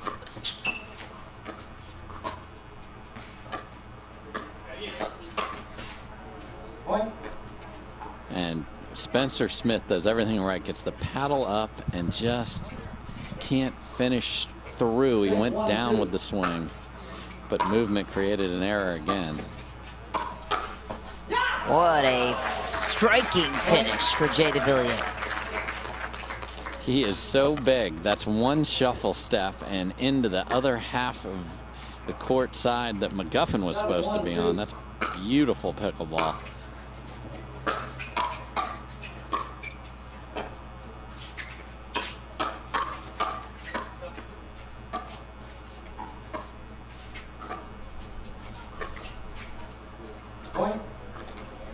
And the frustration for Spencer Smith is mounting over there. 8-1-2.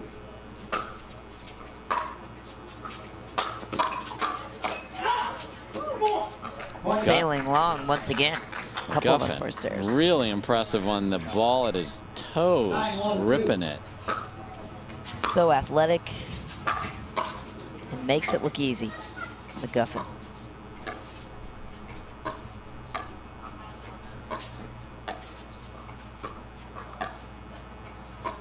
It's a wrestling background, comes from a large family. And has a large family. Has a large family, exactly.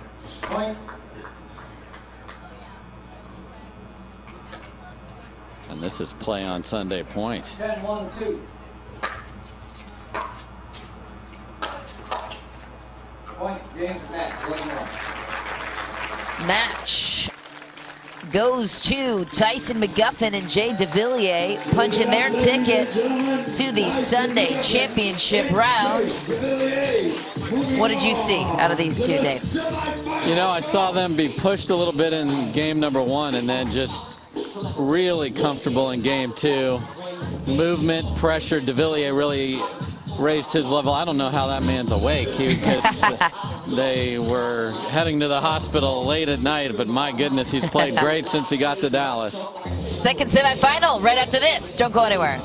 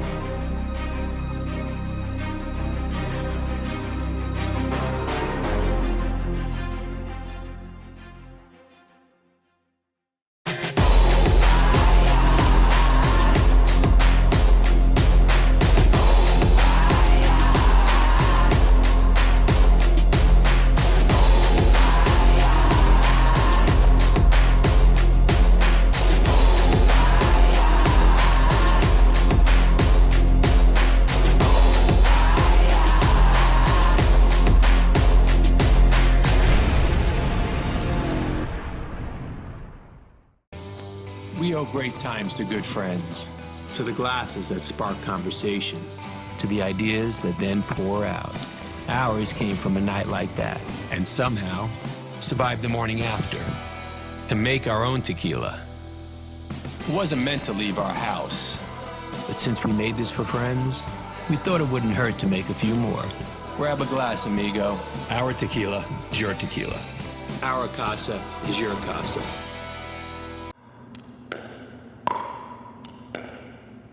I'm gonna say she's a solid 3.5. Nah, she's definitely a 2.5. Guys, look at that forehand. She's clearly a 3.0. Guys, come on. I'm at least a 4.0. Yeah. Fair enough. Ratings don't have to be hard. Duper. Optimized for accuracy, optimized for fun. Download the app and claim your free profile today. For many of us, we just charge ahead because planning for your future takes time. And right now, thinking about your financial future takes on new meaning. At Baird, our financial advisors have guided individuals and families to achieve their goals through every crisis evolution and groundbreaking idea for over 100 years. That's the difference between thinking you're ready for what lies ahead and knowing you've planned for it. Now that's different. Discover the Baird difference. Well, welcome everyone back to Center Court. I've got Tyson McGuffin, Jade DeVilliers here with me. Guys, that was a tough team. They played you well, but ultimately you're able to come in, clinch your spot in Championship Sunday. How good does it feel to be back in another one? Yeah, no, it's very exciting. I truly didn't have much expectation. I didn't sleep much. I just became a father.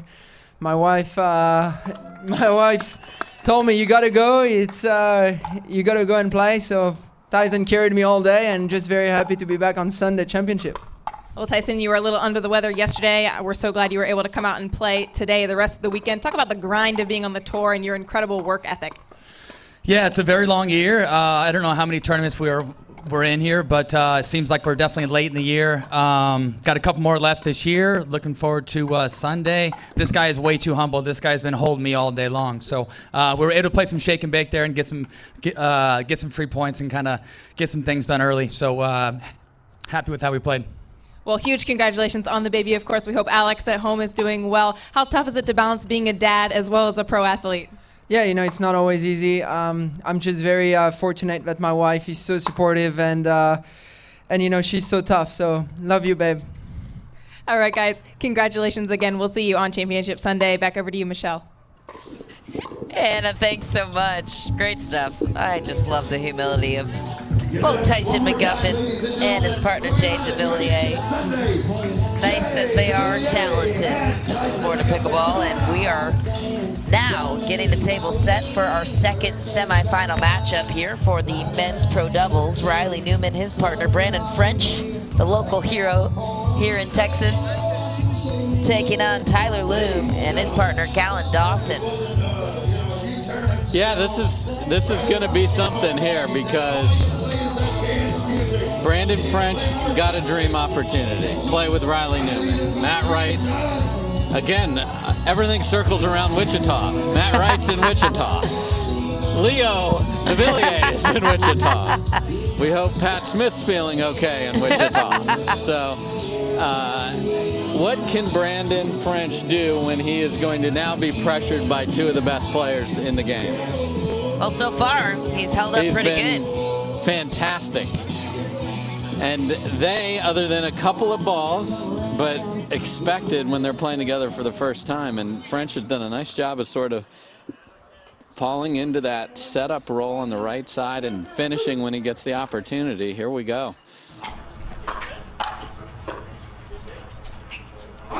And a near net dribbler,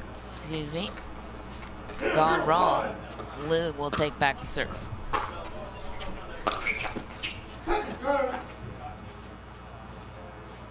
Right away, you see the target being Brandon French, as you mentioned. Yeah, they could have put a bullseye on him. It wouldn't have mattered. And the Loom drive is vicious. So it'll be interesting to see where do they return the ball, Michelle, because Loom can bring it off the forehand.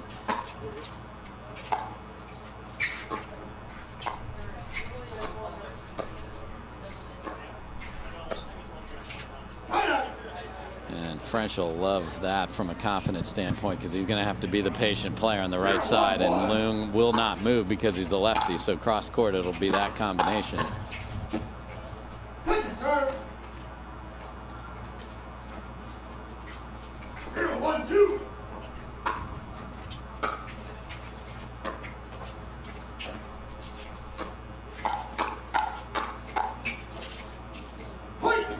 Tomahawk season is still in business here in October. Nice job by French there.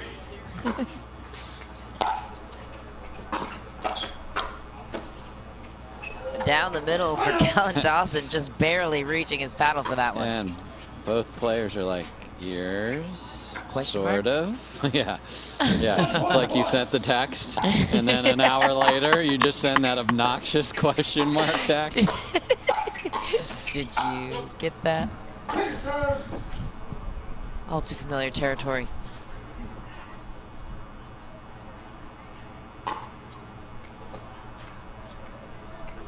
One, two.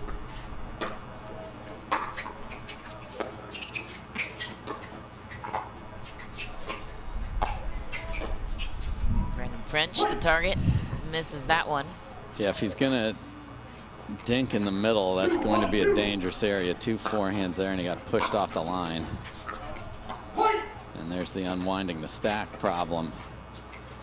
3-1-2. Dave Johnson's voice still in full force over there, barking out the score. All hands battle at the net. Newman coming away victorious there. 1-3-4.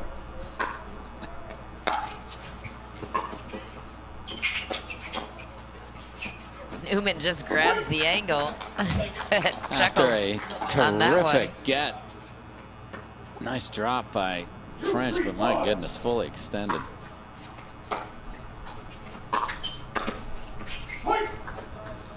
And French returns the favor to Leung with the big blasting forehand drive.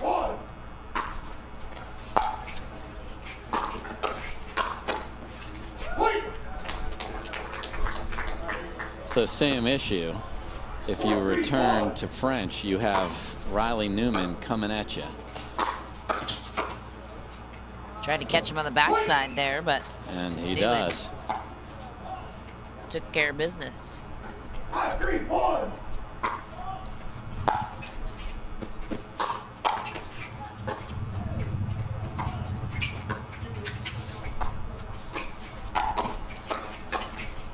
Oh, French would have loved that one.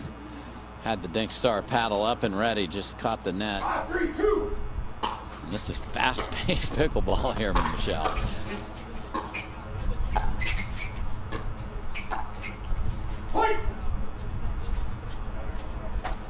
French and Newman with the momentum on their side.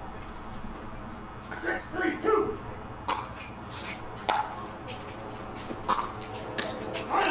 Not the miss you want from French. But Luke Dawson take over. Yeah, good run with the drive and crash. So I would say keep doing it.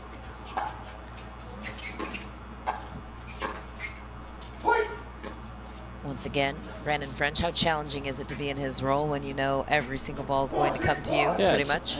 It's hard, but it also enables you to get a rhythm. I think it's sometimes harder to play if you are the one frozen out because you don't get many balls, and then when you do, you feel like you need to do more. Makes sense. Loom back to serve. Second server on his side.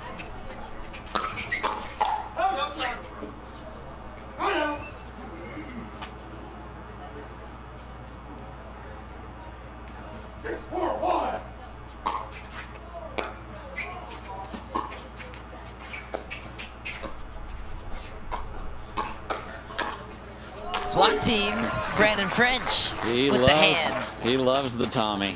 He's got his crowd behind him. Absolutely. A lot of people here, and they heard this was happening. He's playing with who?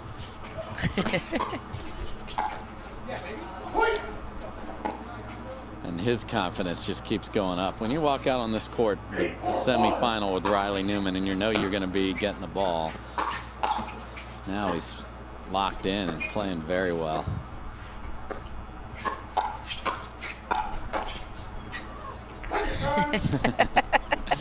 Sounded like a Rachel Recker scream on Yeah, that one. just a little scream, and then he looked over at Riley Newman like he was his dad, like I didn't mean to scratch the car.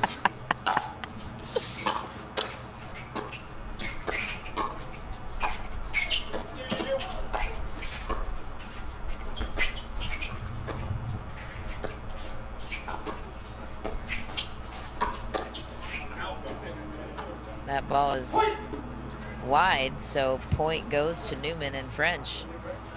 Yeah, sometimes with the two-hander, when you're protecting your body, you have the face of the paddle not square, and that goes wide. And that's a brilliant drive by French. And it worked. How about that? Game point, just like that, on the side of Newman and French. The X factor was Brandon French so far. And the Holding court. X marks the spot right now, man. Playing well.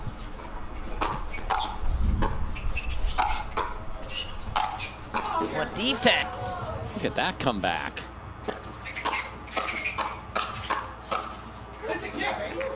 It was that. He was almost surprised himself. Brandon French looking back at Riley Newman, just saying, "Do you see what I just did up there?" I think he thought he was playing singles for 10 seconds there. Game 2 coming up right after this.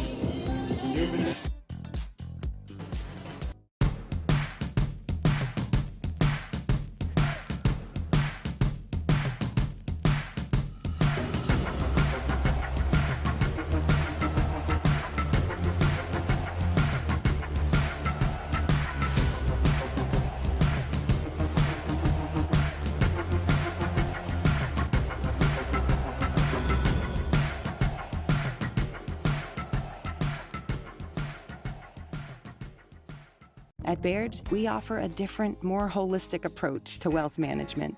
With your career, family, friends, and community, finding time for you and making sure your family's financial plans are on track can be a real challenge. At Baird, our financial advisors get it. We'll partner with you to create a unique financial plan and coordinate with your legal and tax advisors to bring it all together so you have more time for what matters most.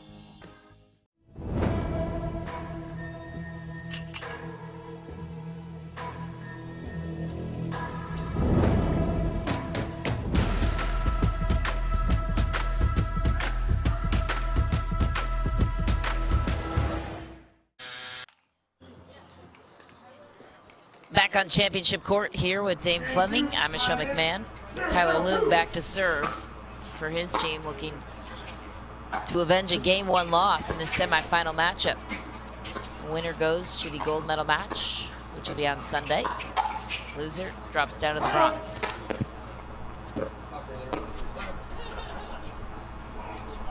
Yeah, and actually have to play a match to even get to the bronze with the 8-team bracket, so winner's done, loser is not.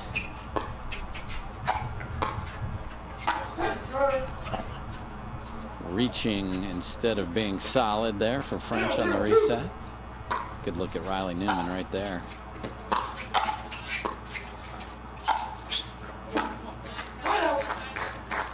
So I expect, as much as we feel like French got the ball in Game 1, it's going to be, if there is more, we're going to see what more looks like right here. There's the drive off the bat. It worked. To your point, Dave. And point for Loog and Dawson.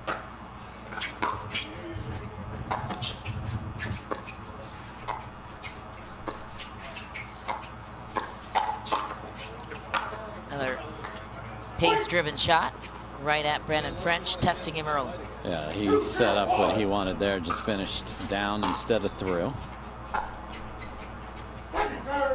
And when you have a player who knows he's going to get the ball a lot and has made a couple mistakes, you hate to miss a third to that player because you know they're thinking about it.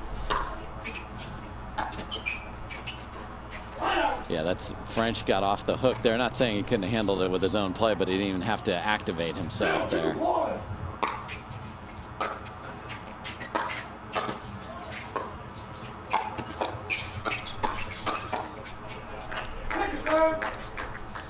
Nice movement by Dawson there.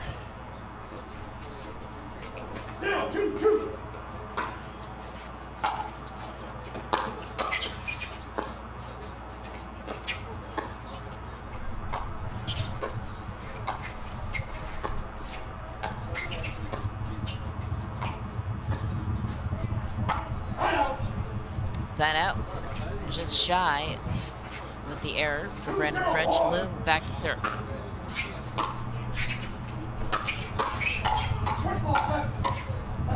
Foot fault is called on Callan Dawson. Yeah, you know, they slide in. We talked about how insane that is on a hard court, but that time he slid on the volley.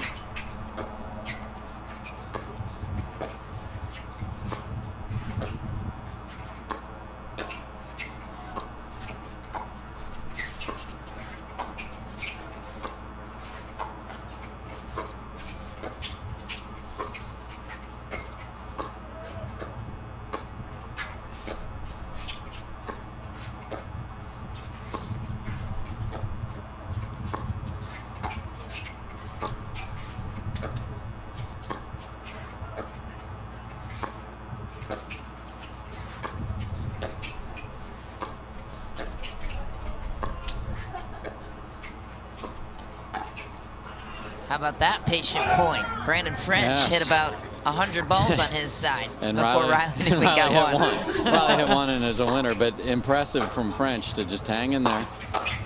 Where do you put it if you're Brandon French? How do you get creative when you, every single, where's the best place to go? You know, you got to mix it up. We talked about that earlier about using the whole width of the kitchen. And the wind in his face a little bit now is affecting those resets, and he's going to just keep getting the ball, but move it around and give Riley a chance to get in there like he did last time. And Callan Dawson's had a few thirds come up short here. 2-0-2.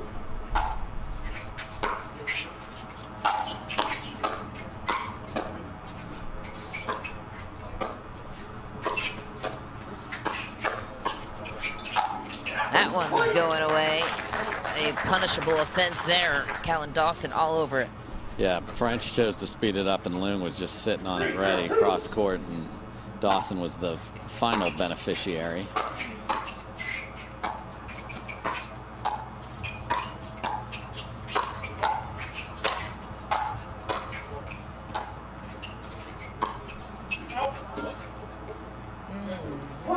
Ball was called out. Looks like there's questioning.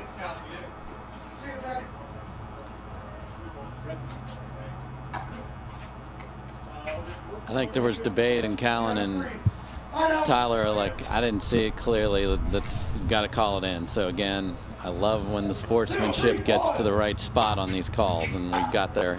I think the ball was in from my vantage Pretty point. in to me as well. Brandon French was about to pull out his lawyer expertise. What options do I have here? Is there an appeals court somewhere? It's a nice ball by French there to counter the Ernie. Loon goes for the sideline, frustrated on the miss. Yeah, he's had Ernie's back-to-back, and usually that's 2 for 2 for him, and it's actually 2 for 2 for the other team. That's a rarity. Newman with the framer, out of bounds. So this is bizarro world, because that's a ball that Newman usually just pounds for a winner. So 3 consecutive points end in the opposite. Wow. That third comes up well short, so let's see if we can get back to normal ball.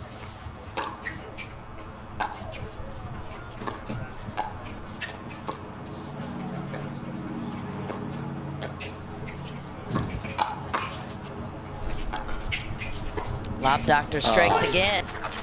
And a beauty there, because French is a tall man, and he got it over him, and he was close to him, so that means you got to have the right arc immediately, and he did. 4-2-1. Going with the lob serve to make them create the pace. Oh, and there's too many pancakes in the middle. We had the tomahawk pancake, and we had the normal Riley Newman pancake. And 2 pancakes do not a waffle make. I don't know where I'm going with this, but they did it again on the next point, but that one worked out. So Thought you were going to dive into some Dr. Seuss poetry. Love me some Dr. Seuss, but that's the danger of a new team, and who both like to finish with that same type of shot. Good pull back there, and a communication by Riley Newman. Yes, Riley and Lindsay Newman have the best out screams to their partners of anybody. It's not even close. Almost scares you enough to just back away from it. French with the finishing touch off the lethal backhand of Riley Newman. Yep, that's what got them the win in the first game, setting each other up.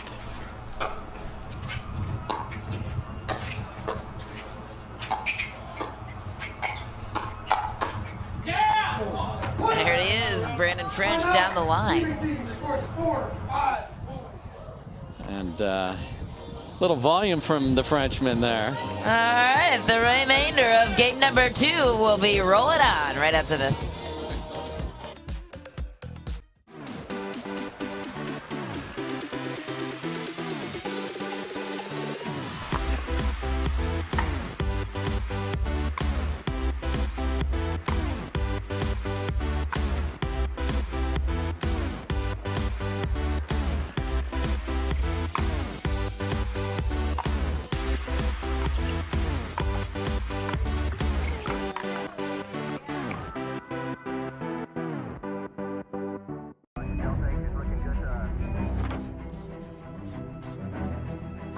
Look,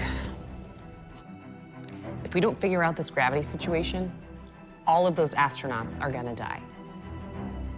And the proof of alien life will be gone forever. But we've tried everything.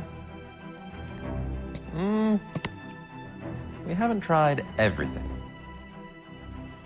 Bring me the jigsaw.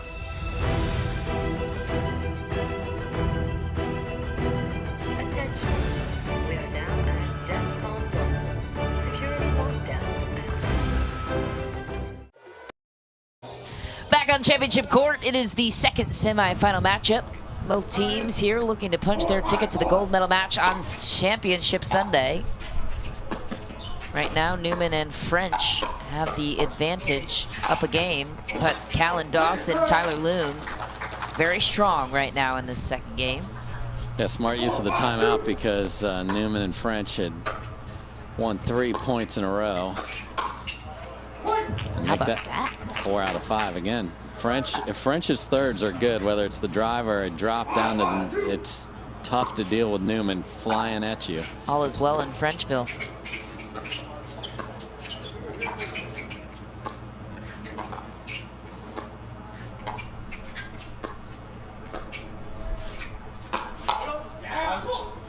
Brandon French once again coming away with the big point. Patience on the ATP to let it travel as far as it will, and then you can just hook it in there. Well struck. 6-5-2.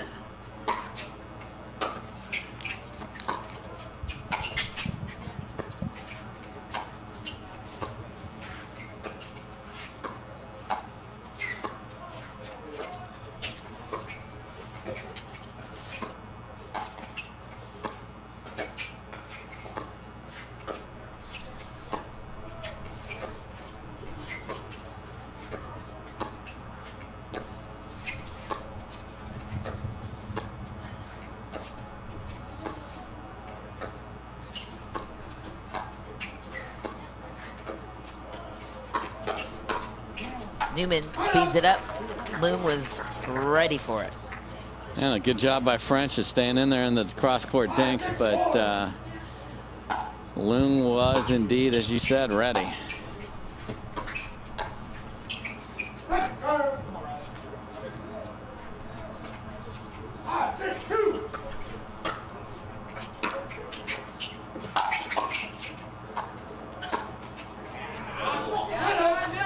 Brandon French down the middle.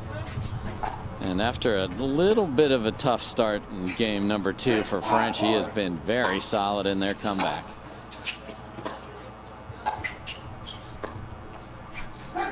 I'll tell him I take responsibility for that. Newman looking to tie things up. Tyler Loong just trotted on over for that Ernie with the absolute utmost casual finish. I mean, Ernie's are usually explosive and violent. He's like, hey, I'm going to go pick up some milk at the to take a little crawl through the field and just capitalize on this one. Look at a dandelion. Wow. Look at a dandelion.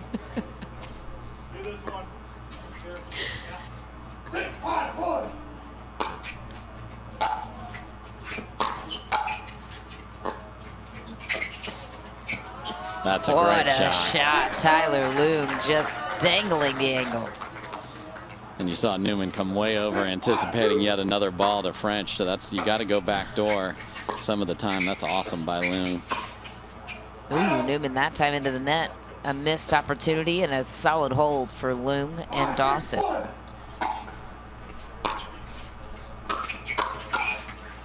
Not that time. Riley Newman all over the middle. Yeah, drives way too high from Loong.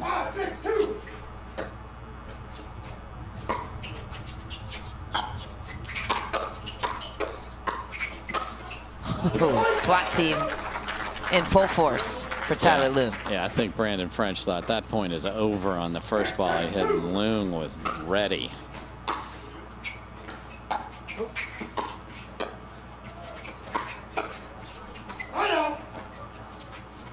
Tie game. 6-6-1.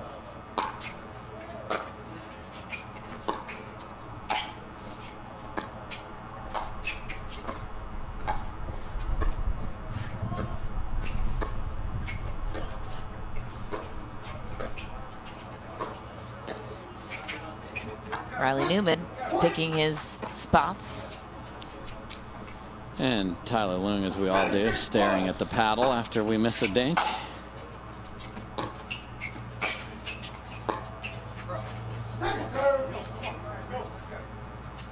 Newman will take the second serve. His team back on top, 7-6.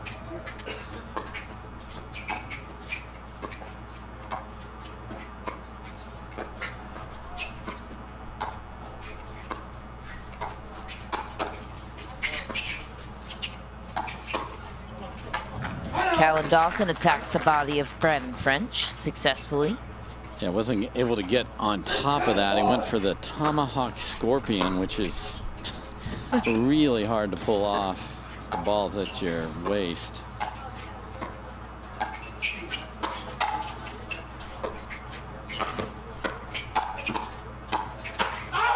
Ooh, Riley Newman just catches the body of Callan Dawson.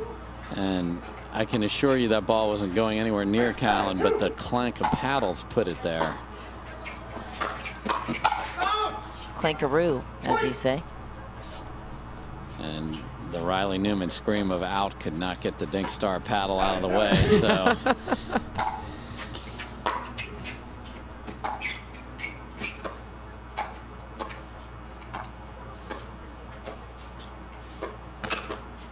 An amazing earning for Tyler Loong, who read it the moment it came off the paddle of Riley Newman. I mean, just so explosive, and he's there, like, most of the time it's like, oh, is he gonna get there? He's just dangling in the air like a helicopter over there, just ready.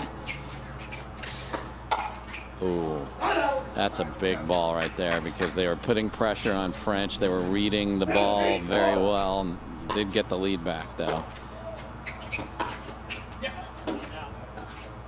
That ball was called wide. See if we can see that one again. Brandon French doesn't seem to agree. Replay the net serves as long as it gets past the kitchen on the PPA.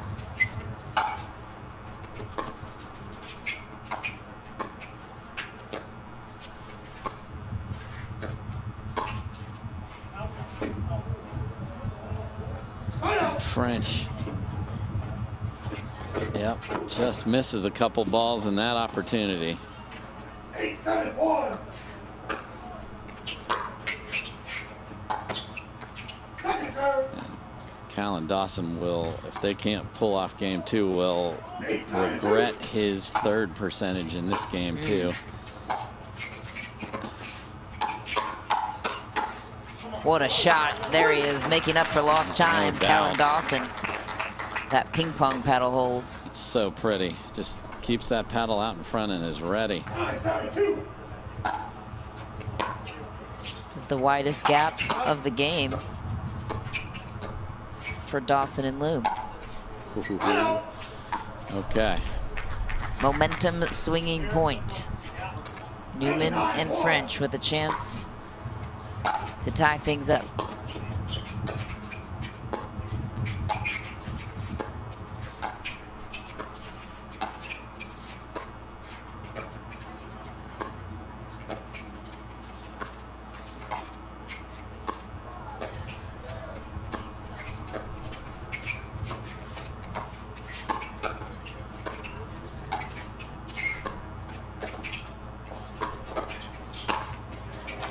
Brandon French, how about that?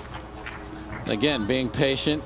Newman looking, not trying to do too much too early. We talk about the frozen out player. You just cannot do that, but he found a ball that set up his partner. Lefty, lefty, righty. That one wasn't coming back. That might have been a broken ball, and if it is, we're going to have a decision here. Discrepancy on the court ensues. So here we go, because if the health of the ball affected the play, it's a replay, but it's at the discretion.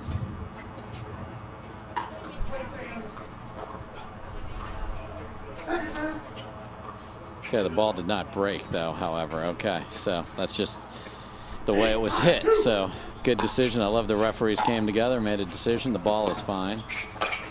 Loom does it again, as if the first time wasn't enough, proving his point. Yeah, yep. Loom and Dawson looking to push game 3. And just to be clear on what happened there, if the ball was cracked and then it just bounced crazy because the ball was broken in that swing, that's a different story. That just stayed down.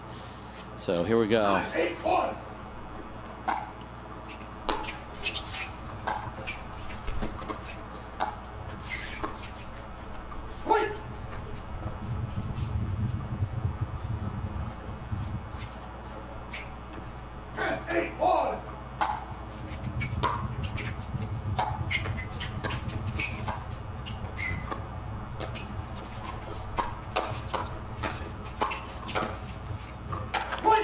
Just wide. No, that's in. Oh, it's in? Yes. All right. Game number 2 goes to Tyler Loom and Callan Dawson.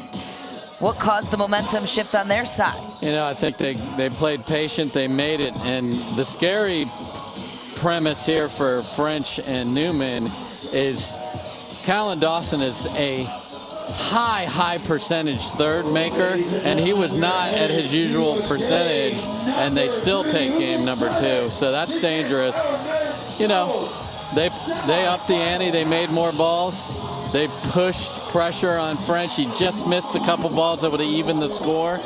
And now he's going to have to hang in there and play a solid game number 3. We're going 3 here on Championship Court. Gold medal match on the line. It is all coming your way right after this. What are you guys doing? Getting our duper tattoos. Oh, cool. Hey Cameron, how's it going? Almost done. Perfect. Can't wait to see your number. Number? Duper, because ratings shouldn't be a surprise. Download the app and claim your free profile today. I haven't even started yet. Oh.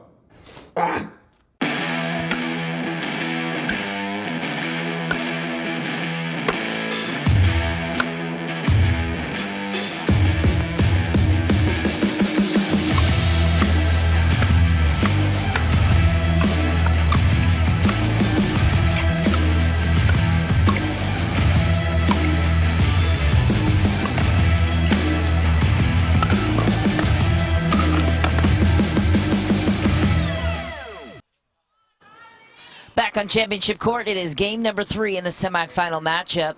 A huge comeback win for Tyler Loom and Callan Dawson in game 2 leads us here after a dominating game 1 victory for Newman and French, looking to build on that in game 3. First team on the board there for French and Newman.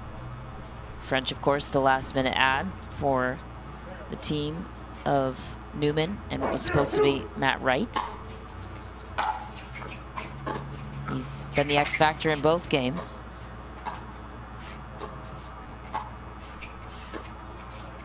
Yeah, I don't know so much as the replacement as just, hey, Matt wasn't playing this one. Let's find who the partner is for Riley, and it is the local hero. Great start for him with the big drive. Tyler Loom has been so impressive with his finishing touch. It's and when I say touch, we're talking SWATville. Yeah, this is going to be important for French to settle in here. He's playing well.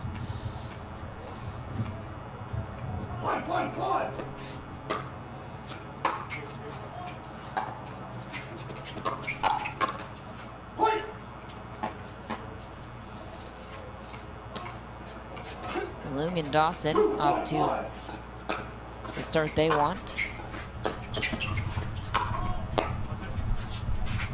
Look at the wind play with that. French capitalizing. Yeah, just reaches in and is such a great finisher with pace and angles.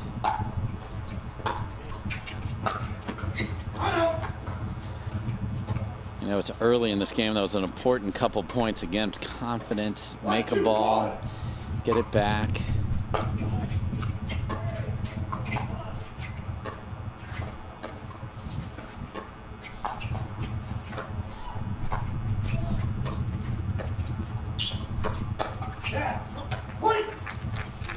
Riley Newman picking his shot on Loom. Tie game, championship court, game 3. Winner advances to Sunday's gold medal match.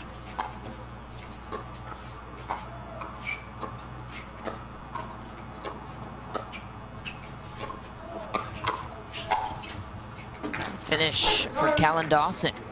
Yep, French left one up just a bit. Newman tried to bail that out, but unable to finish that job.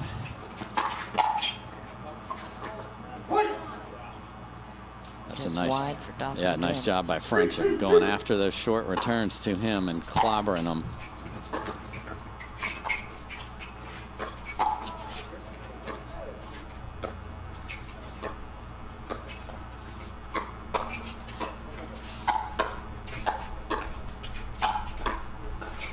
Oof, almost a great grab from Newman. Not enough, though.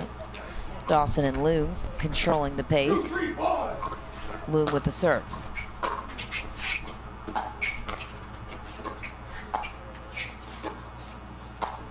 Oh, Ooh, beautiful. Some finesse. Callan Dawson. Backdoor sneak Yeah, attack. because Newman not only slid, but he always is holding forehand, Michelle, so there's no way to recover to that. Just perfectly done by Dawson.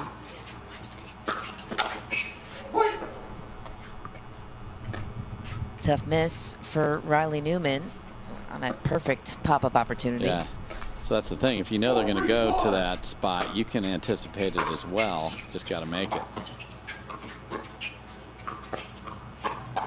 Any sense of Newman trying to do too much on his side, or just unforced errors? I think that's a good read. Just had to make it, and I'm sure his confidence rolls through Brandon as well, because he wants French to make the right plays, and that's a great read by Dawson.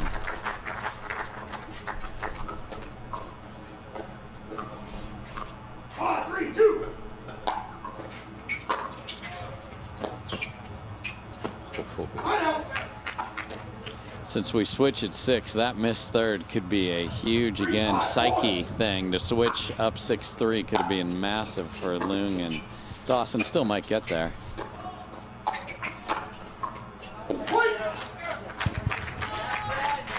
How about that shot for Brandon French? So that time his dinks forced the high ball, and he does not miss the finish.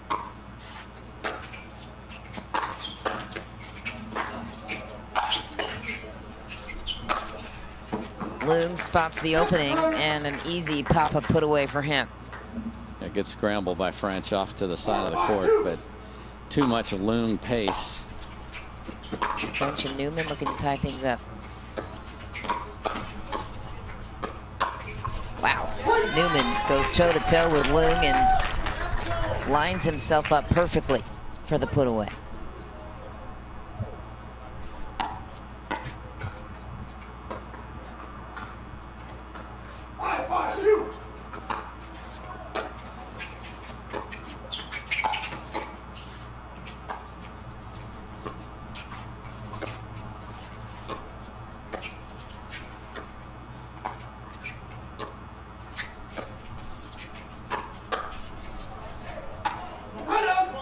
Miscommunication down the middle. What happened? Yeah, I mean, I don't think Riley expected him to speed that up, and French thought, I'm going to speed it up right into your forehand, and the fact that neither of them were on the same page is a problem.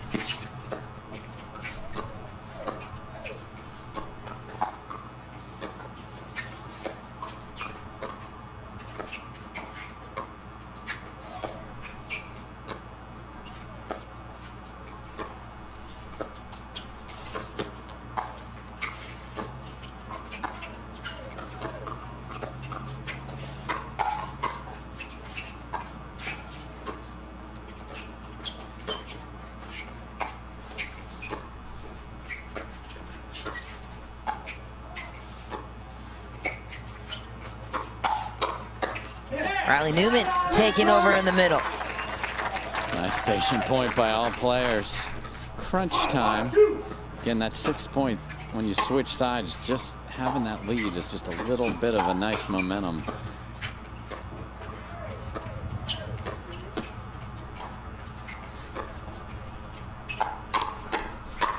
Brandon French read the pace and set up his partner Riley Newman for the put away.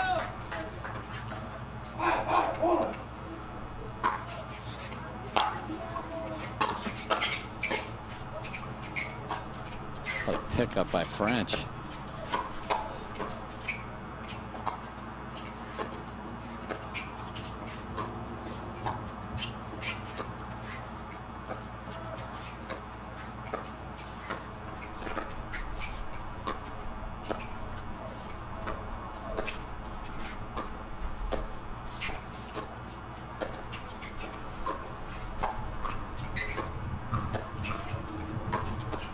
What a shot. Riley Newman with the winner down the middle. And a beauty. Yeah, so he is known for bringing that down the line. So Lung is thinking, I got to get my Tui ready for that. And he catches him paddle side on the left hip. The conclusion of this semifinal matchup right after this. Join the show. Come on.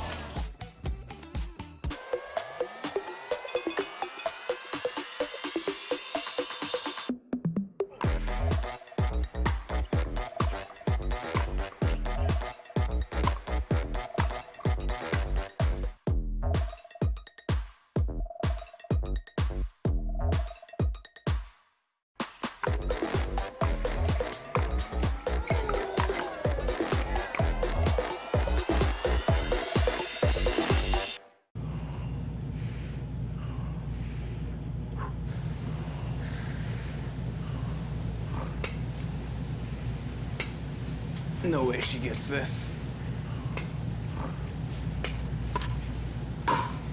Let's go!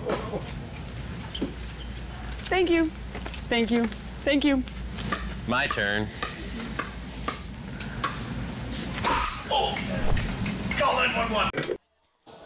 Back on championship court, game 3 is underway here for this semifinal matchup. Winner advances to the gold medal match on Sunday. Riley Newman so far running away with the momentum here. Yeah, they were down. Things were a little tenuous. And then 3 or 4 in a row here. And Riley Newman's been big in the middle.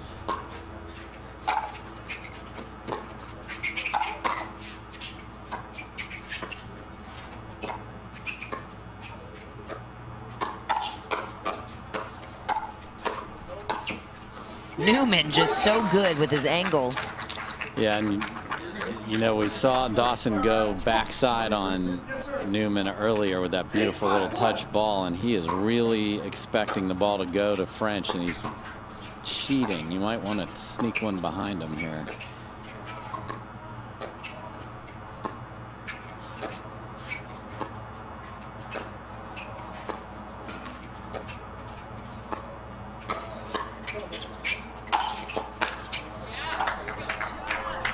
Finishing shot for Callan Dawson.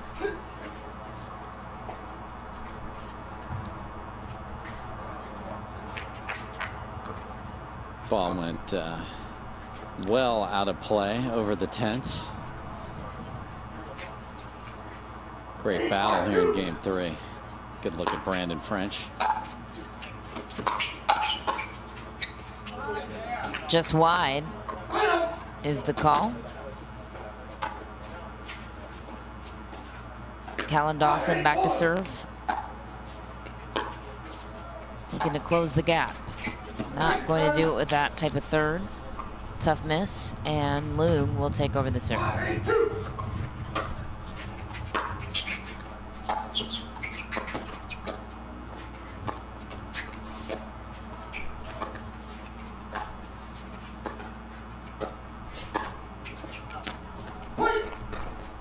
French goes for the speed up, and Riley Newman's nodding his head like, all right.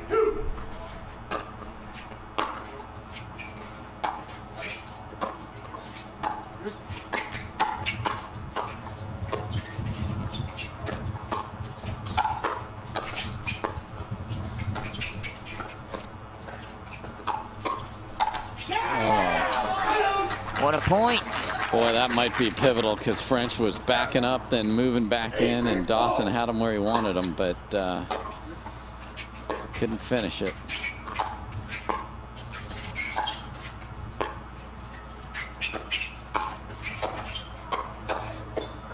Couple of net grabs, and Riley Newman, the second server on his side.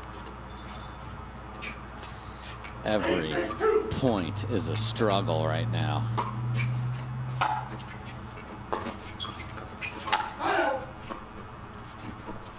And the struggle is real. 2-point gap. Points are a premium on championship court.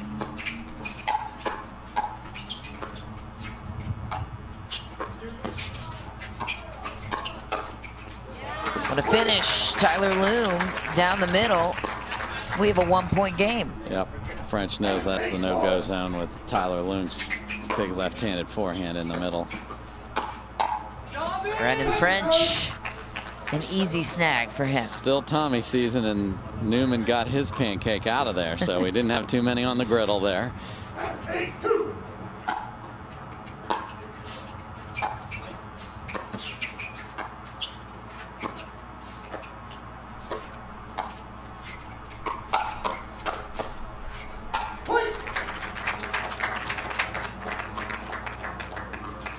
And Dawson is ready. When he sees Newman thinking about speeding it up, his paddle is up and ready. 8 apiece snowmen in Dallas. Tough miss for Loong. A nice run to tie things up on their side. French and Newman looking to pull away.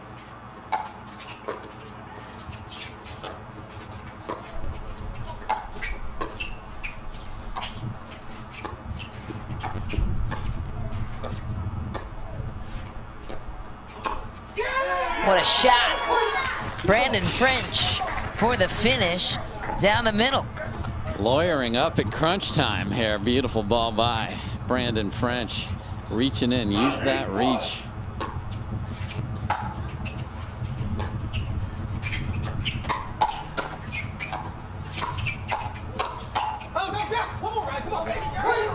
One point away from a gold medal matchup on Sunday. Winner of this one has some steep competition on the other side. Jay DeVilliers, Tyson McGuffin eagerly await. That ball is wide, and so Riley Newman and Brandon French will advance to Sunday's championship round. What did you like the most about their performance in the partnership? I like that they didn't play tight or safe at the end. That Brandon French has a lot of pressure on him playing with Riley Newman, and he went for it. And good for him. So a great battle. Leung and Dawson showed their mettle, but just a little too much. And Riley Newman really pushed himself to the middle of the court. Maybe a few more balls behind him might have made a difference, but French hit a huge shot at 8-all to get them that 9th point. That was a big one. The crowd is on their feet for their local hero, Brandon French. We will hear from the winners right after this short break. Stick around.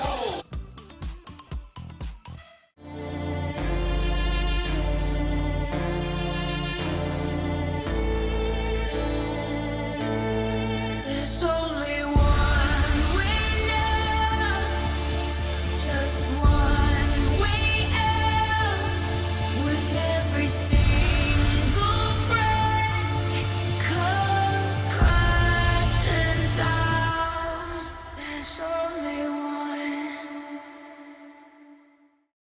The Pro XR pickleball paddle answers the age-old question of how to get paddle speed and control with the same paddle and one grip, and this is it. Pro XR gives you more spin, greater control, and quicker reloads on every shot in the game, because you always have that constant feel for that leverage and control and paddle speed that we're all looking for. Pro XR is the most revolutionary technology in pickleball. You don't get the moments everyone talks about without the moments no one sees. Early morning practice, late night drills, running it over and over. You don't get the crowd without the quiet.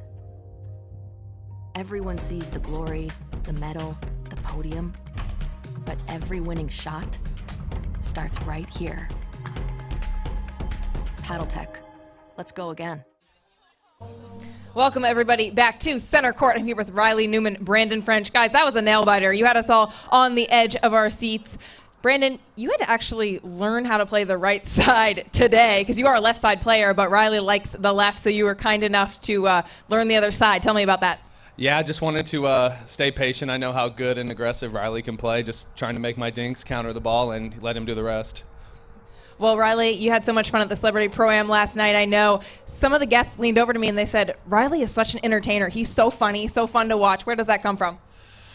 I'm not really too sure. I think I was watching a lot of SportsCenter back in my day, watching a lot of tennis exhibitions. So honestly, I love just competing and just playing in front of the crowd. I think anytime I can just get the crowd going, whether it's cheering, clapping, standing up, I just love bringing in the juice and the entertainment. So happy to do that on Thursday. Well, Brandon, this will be your first championship Sunday, first time playing together for you both. You're going to see Jay and Tyson in that one. They're great players. What is the plan for that? Yeah, I think gonna let this one soak in for a minute first. But yeah, I'm looking forward to playing Jay and Tyson. I kind of wanted to, when I saw the brackets come out, those were kind of the two I was thinking about for Sunday. So they know we'll be there, so we'll see them. Well, there you are. You're in Championship Sunday, guys. We'll watch you compete on Sunday in that match. Congratulations again. Michelle, take us away. Thanks so much, Dave. We're only getting started on the weekend here with our pickleball coverage. What else is left on the docket here for the PPA Roundup? Yeah, well, I'm thrilled to have had the day with you in the booth, Michelle, so thanks for calling men's and women's doubles. I'll be back tomorrow morning at 10 a.m. Central. It's mixed doubles day here, so we'll be here all day for that, but great day. Brandon French is going to play on Sunday, so the locals will be fired up to see that. Jay DeVilliers and Tyson McGuffin will be excited to face them in that matchup. And on the ladies' side, Megan Dazan and Catherine Parento want another shot. They were down 14-0. 14-0 to Leah Jansen and Jessie Irvin, who looked incredible today. They would have loved to not have a championship Sunday and just say, this is our day, we want to play. So we'll see those matchups on Sunday. Tomorrow it'll be mixed. Thanks everybody for watching. And then we talked a lot about the celebrity matchup. We had Tony Romo. If you didn't see that, go to PPA YouTube and check that out. But a great day of pickleball for Michelle McMahon, for Hannah Johns, for all the referees, the volunteers, and everybody that makes this work. I'm Dave Fleming. Thanks for watching. Have a great Friday. We'll see you 10 a.m. Central in the morning. Peace.